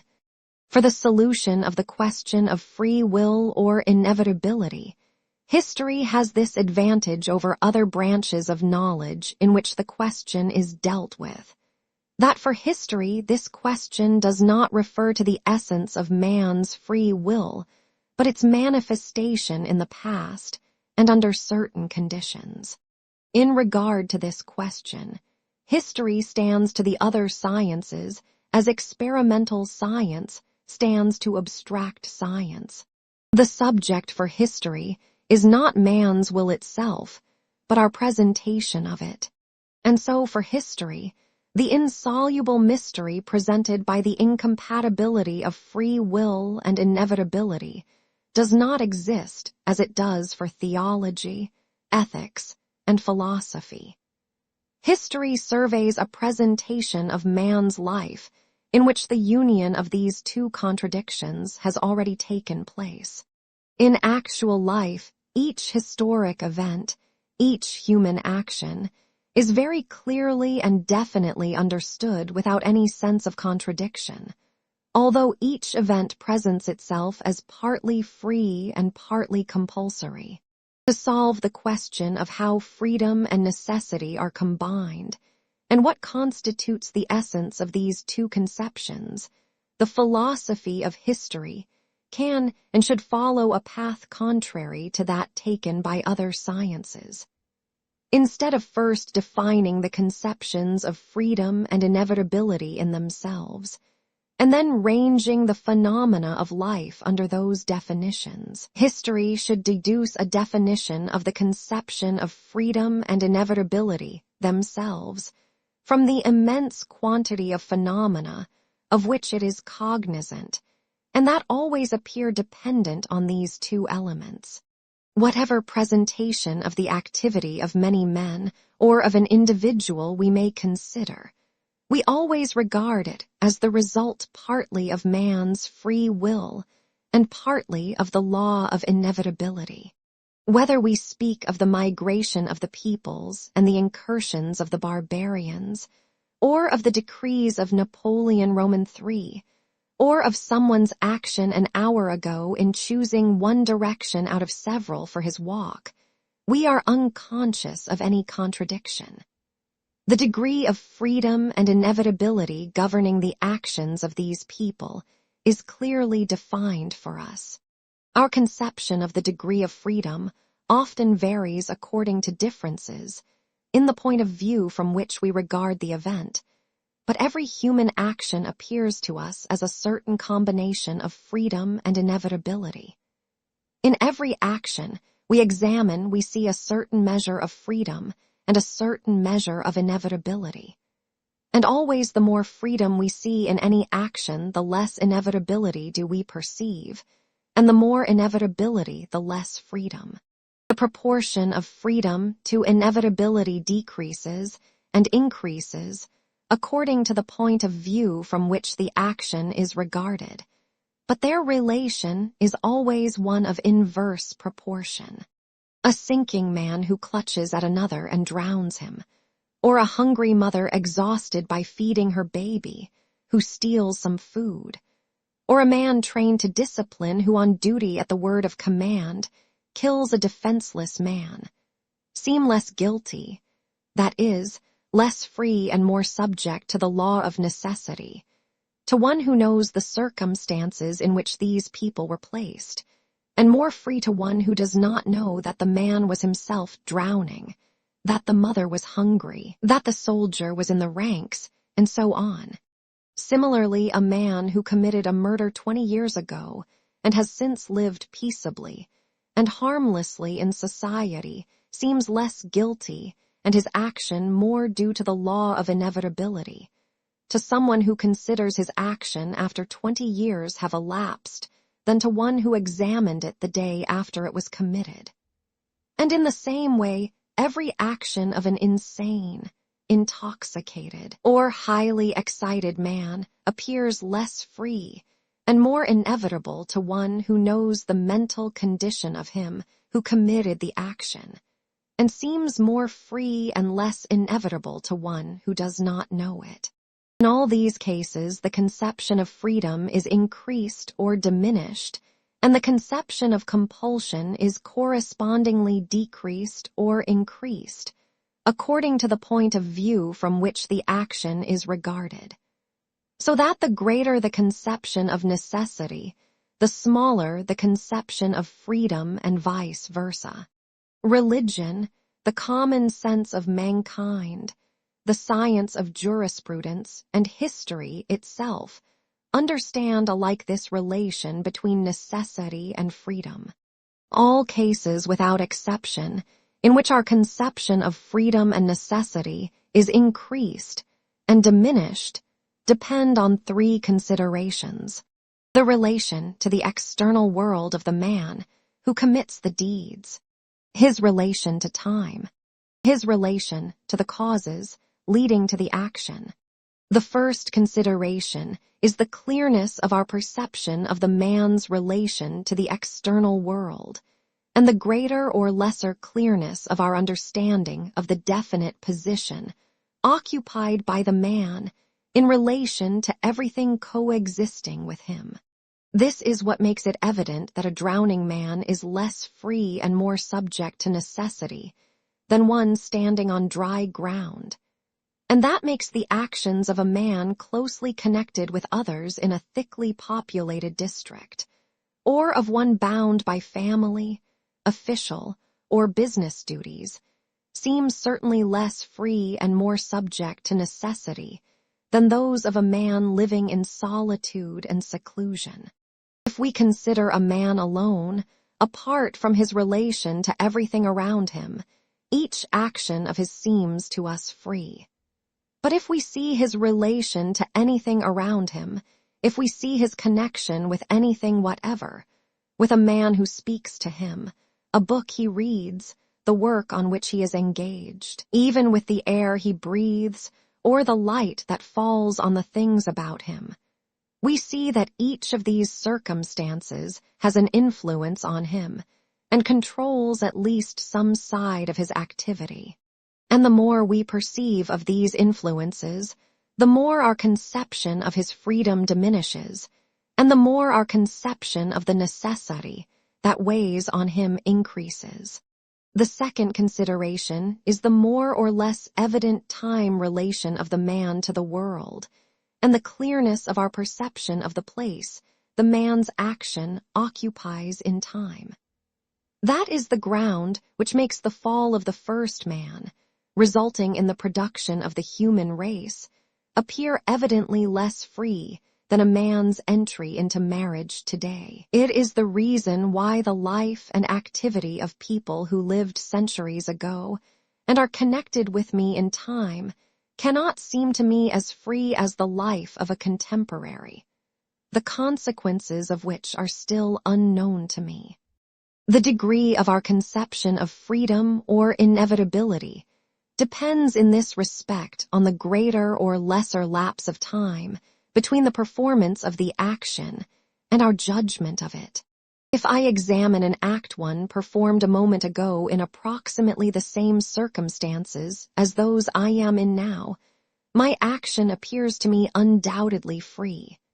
But if I examine an act performed a month ago, then being in different circumstances, I cannot help recognizing that if that act had not been committed, much that resulted from it, good, agreeable, and even essential, would not have taken place. If I reflect on an action still more remote, 10 years ago or more, then the consequences of my action are still plainer to me, and I find it hard to imagine what would have happened had that action not been performed. The farther I go back in memory, or what is the same thing, the farther I go forward in my judgment, the more doubtful becomes my belief in the freedom of my action. In history, we find a very similar progress of conviction concerning the part played by free will in the general affairs of humanity. A contemporary event seems to us to be indubitably the doing of all the known participants, but with a more remote event, we already see its inevitable results, which prevent our considering anything else possible. And the farther we go back in examining events, the less arbitrary do they appear. The Austro-Prussian War appears to us undoubtedly the result of the crafty conduct of Bismarck, and so on. The Napoleonic Wars still seem to us, though already questionably, to be the outcome of their heroes' will. But in the Crusades, we already see an event occupying its definite place in history, and without which we cannot imagine the modern history of Europe, though to the chroniclers of the Crusades that event appeared as merely due to the will of certain people. In regard to the migration of the peoples, it does not enter anyone's head today to suppose that the renovation of the European world depended on Attila's caprice.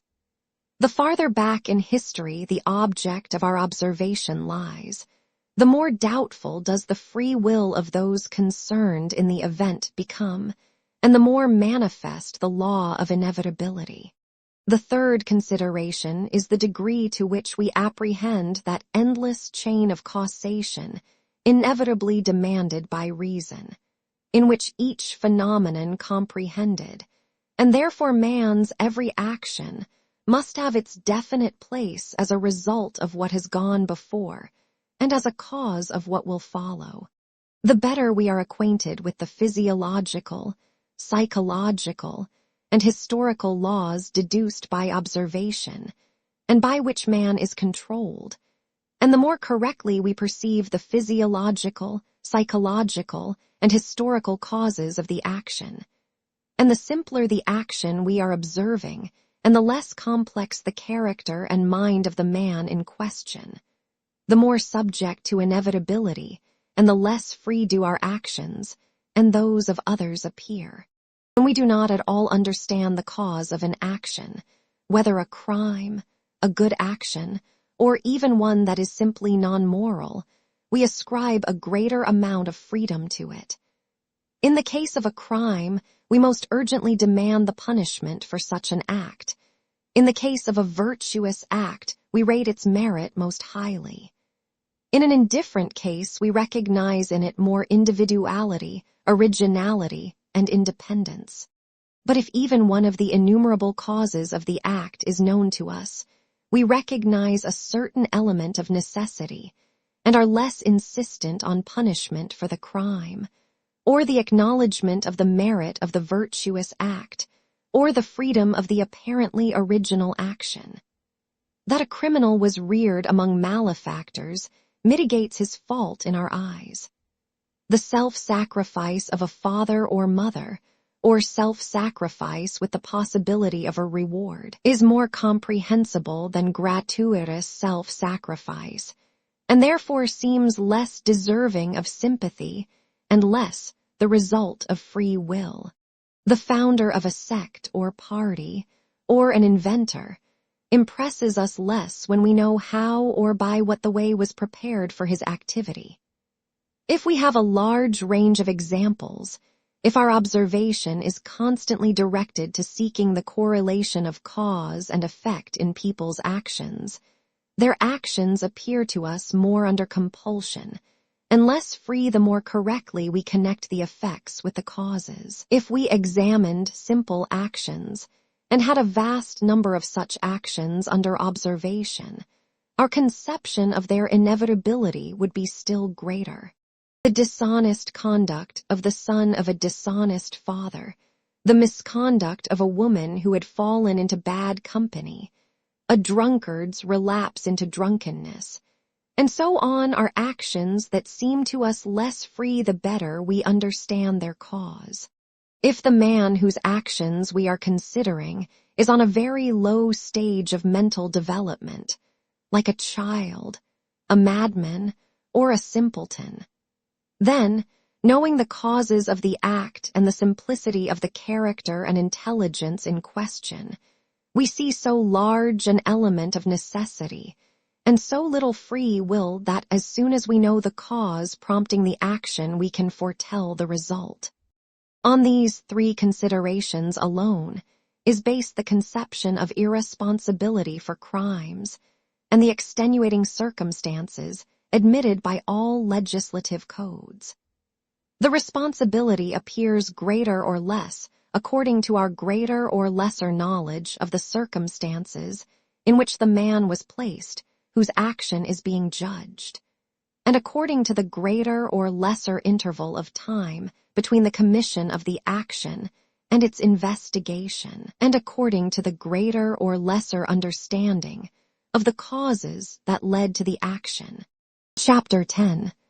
Thus our conception of free will and inevitability gradually diminishes or increases according to the greater or lesser connection with the external world, the greater or lesser remoteness of time, and the greater or lesser dependence on the causes in relation to which we contemplate a man's life. So that if we examine the case of a man whose connection with the external world is well known, where the time between the action and its examination is great, and where the causes of the action are most accessible, we get the conception of a maximum of inevitability and a minimum of free will. If we examine a man little dependent on external conditions, whose action was performed very recently, and the causes of whose action are beyond our ken, we get the conception of a minimum of inevitability and a maximum of freedom. In neither case, however we may change our point of view, however plain we may make to ourselves the connection between the man and the external world, however inaccessible it may be to us, however long or short the period of time, however intelligible or incomprehensible the causes of the action may be, can we ever conceive either complete freedom or complete necessity? To whatever degree we may imagine a man to be exempt from the influence of the external world, we never get a conception of freedom in space. Every human action is inevitably conditioned by what surrounds him and by his own body. I lift my arm and let it fall. My action seems to me free, but asking myself whether I could raise my arm in every direction, I see that I raised it in the direction in which there was least obstruction to that action, either from things around me or from the construction of my own body.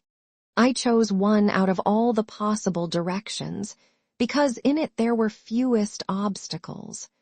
For my action to be free, it was necessary that it should encounter no obstacles. To conceive of a man being free, we must imagine him outside space, which is evidently impossible. However much we approximate the time of judgment to the time of the deed, we never get a conception of freedom in time. For if I examine an action committed a second ago, I must still recognize it as not being free, for it is irrevocably linked to the moment at which it was committed. Can I lift my arm? I lift it, but ask myself, could I have abstained from lifting my arm at the moment that has already passed? To convince myself of this, I do not lift it the next moment. But I am not now abstaining from doing so at the first moment when I asked the question. Time has gone by which I could not detain. The arm I then lifted is no longer the same as the arm I now refrain from lifting, nor is the air in which I lifted it the same that now surrounds me. The moment in which the first movement was made is irrevocable, and at that moment I could make only one movement, and whatever movement I made would be the only one. That I did not lift my arm a moment later does not prove that I could have abstained from lifting it then. And since I could make only one movement at that single moment of time, it could not have been any other.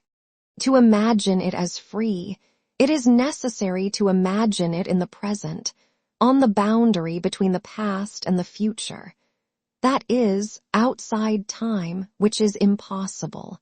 However much the difficulty of understanding the causes may be increased, we never reach a conception of complete freedom, that is, an absence of cause. However inaccessible to us may be the cause of the expression of will in any action, our own or another's, the first demand of reason is the assumption of and search for a cause, for without a cause no phenomenon is conceivable. I raise my arm to perform an action independently of any cause, but my wish to perform an action without a cause is the cause of my action. But even if, imagining a man quite exempt from all influences, examining only his momentary action in the present, unevoked by any cause, we were to admit so infinitely small a remainder of inevitability as equaled zero, we should even then not have arrived at the conception of complete freedom in man. For a being uninfluenced by the external world, standing outside of time and independent of cause, is no longer a man. In the same way, we can never imagine the action of a man quite devoid of freedom and entirely subject to the law of inevitability. However, we may increase our knowledge of the conditions of space in which man is situated. That knowledge can never be complete, for the number of those conditions is as infinite as the infinity of space. And therefore, so long as not all the conditions influencing men are defined, there is no complete inevitability, but a certain measure of freedom remains. However, we may prolong the period of time between the action we are examining and the judgment upon it. That period will be finite, while time is infinite. And so in this respect, too, there can never be absolute inevitability. However accessible may be the chain of causation of any action, we shall never know the whole chain since it is endless. And so again, we never reach absolute inevitability. Besides this, even if, admitting the remaining minimum of freedom to equal zero, we assumed in some given case, as for instance in that of a dying man, an unborn babe, or an idiot, complete absence of freedom, by so doing we should destroy the very conception of man in the case we are examining.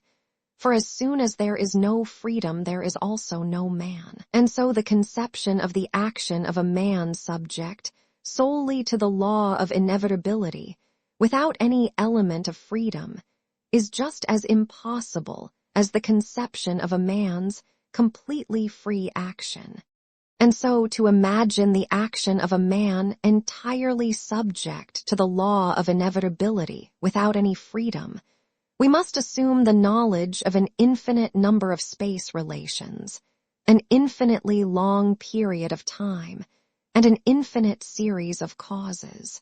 To imagine a man perfectly free and not subject to the law of inevitability, we must imagine him all alone, beyond space, beyond time, and free from dependence on cause. In the first case, if inevitability were possible without freedom, we should have reached a definition of inevitability by the laws of inevitability itself. That is, a mere form without content. In the second case, if freedom were possible without inevitability, we should have arrived at unconditioned freedom beyond space, time, and cause, which by the fact of its being unconditioned and unlimited would be nothing, or mere content without form. We should in fact have reached those two fundamentals of which man's whole outlook on the universe is constructed, the incomprehensible essence of life, and the laws defining that essence. Reason says, space with all the forms of matter that give it visibility is infinite and cannot be imagined otherwise. Time is infinite motion without a moment of rest and is unthinkable otherwise. The connection between cause and effect has no beginning and can have no end. Consciousness says, I alone am, and all that exists is but me. Consequently, I include space. I measure flowing time by the fixed moment of the present in which alone I am conscious of myself as living.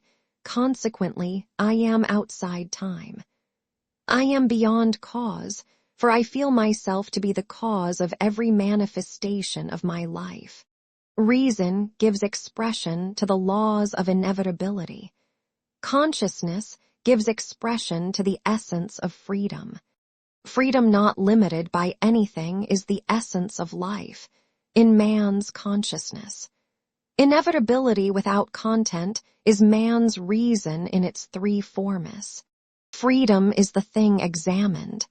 Inevitability is what examines. Freedom is the content.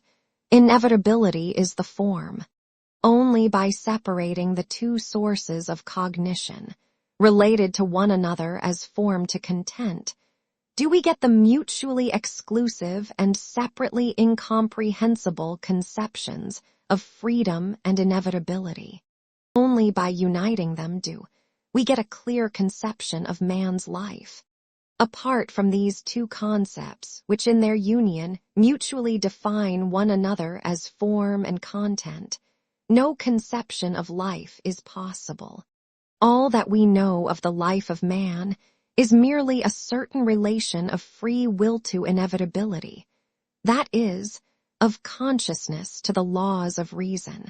All that we know of the external world of nature is only a certain relation of the forces of nature to inevitability, or of the essence of life to the laws of reason. The great natural forces lie outside us, and we are not conscious of them. We call those forces gravitation, inertia, electricity, animal force, and so on. But we are conscious of the force of life in man, and we call that freedom. But just as the force of gravitation, incomprehensible in itself, but felt by every man, is understood by us only to the extent to which we know the laws of inevitability to which it is subject. From the first knowledge that all bodies have weight, up to Newton's law, so too the force of free will, incomprehensible in itself, but of which everyone is conscious, is intelligible to us only in as far as we know the laws of inevitability to which it is subject. From the fact that every man dies, up to the knowledge of the most complex economic and historic laws. All knowledge is merely a bringing of this essence of life under the laws of reason. Man's free will differs from every other force in that man is directly conscious of it, but in the eyes of reason, it in no way differs from any other force. The forces of gravitation, electricity, or chemical affinity are only distinguished from one another in that they are differently defined by reason. Just so the force of man's free will is distinguished by reason from the other forces of nature, only by the definition reason gives it. Freedom apart from necessity, that is, apart from the laws of reason that define it, differs in no way from gravitation, or heat, or the force that makes things grow. For reason, it is only a momentary, undefinable sensation of life. And as the undefinable essence of the force moving the heavenly bodies, the undefinable essence of the forces of heat and electricity, or of chemical affinity, or of the vital force, forms the content of astronomy, physics, chemistry, botany, zoology, and so on. Just in the same way does the force of free will form the content of history. Just as the subject of every science is the manifestation of this unknown essence of life, while that essence itself can only be the subject of metaphysics, even the manifestation of the force of free will in human beings in space, in time, and in dependence on cause forms the subject of history, while free will itself is the subject of metaphysics. In the experimental sciences, what we know we call the laws of inevitability. What is unknown to us we call vital force. Vital force is only an expression for the unknown remainder over and above what we know of the essence of life. So also in history, what is known to us we call laws of inevitability. What is unknown we call free will. Free will is for history only an expression for the unknown remainder of what we know about the laws of human life. Chapter 11. History examines the manifestations of man's free will in connection with the external world in time and in dependence on cause. That is, it defines this freedom by the laws of reason. And so history is a science only insofar as this free will is defined by those laws. The recognition of man's free will as something capable of influencing historical events, that is, as not subject to laws, is the same for history as the recognition of a free force moving the heavenly bodies would be for astronomy. That assumption would destroy the possibility of the existence of laws, that is, of any science whatever. If there is even a single body moving freely, then the laws of Kepler and Newton are negatived, and no conception of the movement of the heavenly bodies any longer exists. If any single action is due to free will, then not a single historical law can exist, nor any conception of historical events. For history, lines exist of the movement of human wills, one end of which is hidden in the unknown, but at the other end of which a consciousness of man's will in the present moves in space, time, and dependence on cause. The more this field of motion spreads out before our eyes, the more evident are the laws of that movement. To discover and define those laws is the problem of history. From the standpoint from which the science of history now regards its subject on the path it now follows, seeking the causes of events in man's free will, a scientific enunciation of those laws is impossible. For however man's free will may be restricted, as soon as we recognize it as a force not subject to law, the existence of law becomes impossible. Only by reducing this element of free will to the infinitesimal, that is, by regarding it as an infinitely small quantity, can we convince ourselves of the absolute inaccessibility of the causes. And then instead of seeking causes, history will take the discovery of laws as its problem. The search for these laws has long been begun, and the new methods of thought which history must adopt are being worked out simultaneously with the self-destruction toward which, ever dissecting and dissecting the causes of phenomena, the old method of history is moving. All human sciences have traveled along that path. Arriving at infinitesimals, mathematics, the most exact of sciences, abandons the process of analysis and enters on the new process of the integration of unknown, infinitely small, quantities. Abandoning the conception of cause, mathematics seeks law, that is, the property common to all unknown, infinitely small elements. In another form, but along the same path of reflection, the other sciences have proceeded. When Newton enunciated the law of gravity, he did not say that the sun or the earth had a property of attraction. He said that all bodies from the largest to the smallest have the property of attracting one another. That is, leaving aside the question of the cause of the movement of the bodies, he expressed the property common to all bodies from the infinitely large to the infinitely small. The same is done by the natural sciences. Leaving aside the question of cause, they seek for laws. History stands on the same path. And if history has for its object the study of the movement of the nations and of humanity, and not the narration of episodes in the lives of individuals, it too, setting aside the conception of cause, should seek the laws common to all the inseparably interconnected infinitesimal elements of free will. Chapter 12.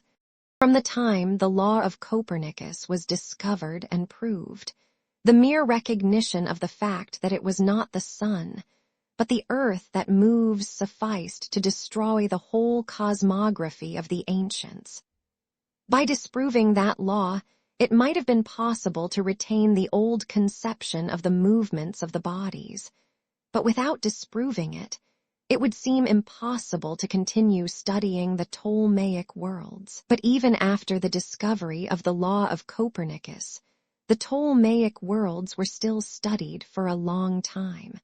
From the time the first person said and proved that the number of births or of crimes is subject to mathematical laws, and that this or that mode of government is determined by certain geographical and economic conditions, and that certain relations of population to soil produce migrations of peoples, the foundations on which history had been built were destroyed in their essence. By refuting these new laws, the former view of history might have been retained. But without refuting them, it would seem impossible to continue studying historic events as the results of man's free will.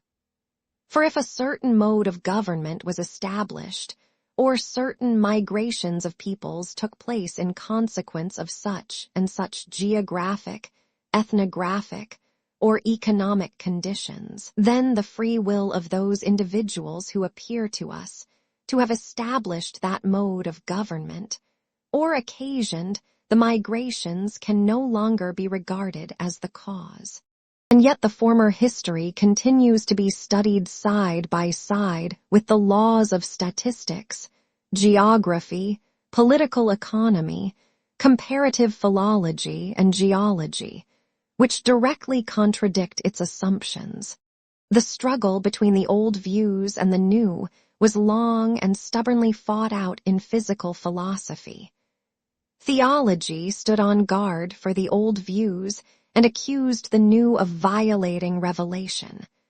But when truth conquered, theology established itself just as firmly on the new foundation.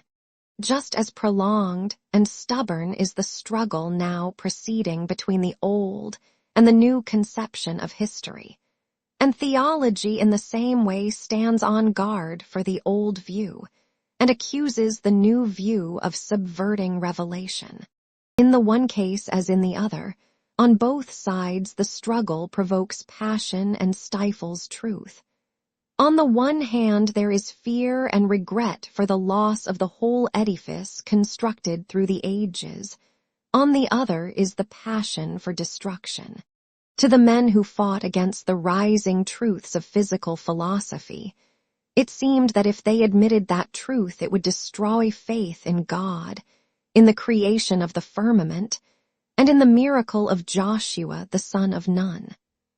To the defenders of the laws of Copernicus and Newton, to Voltaire for example, it seemed that the laws of astronomy destroyed religion, and he utilized the law of gravitation as a weapon against religion.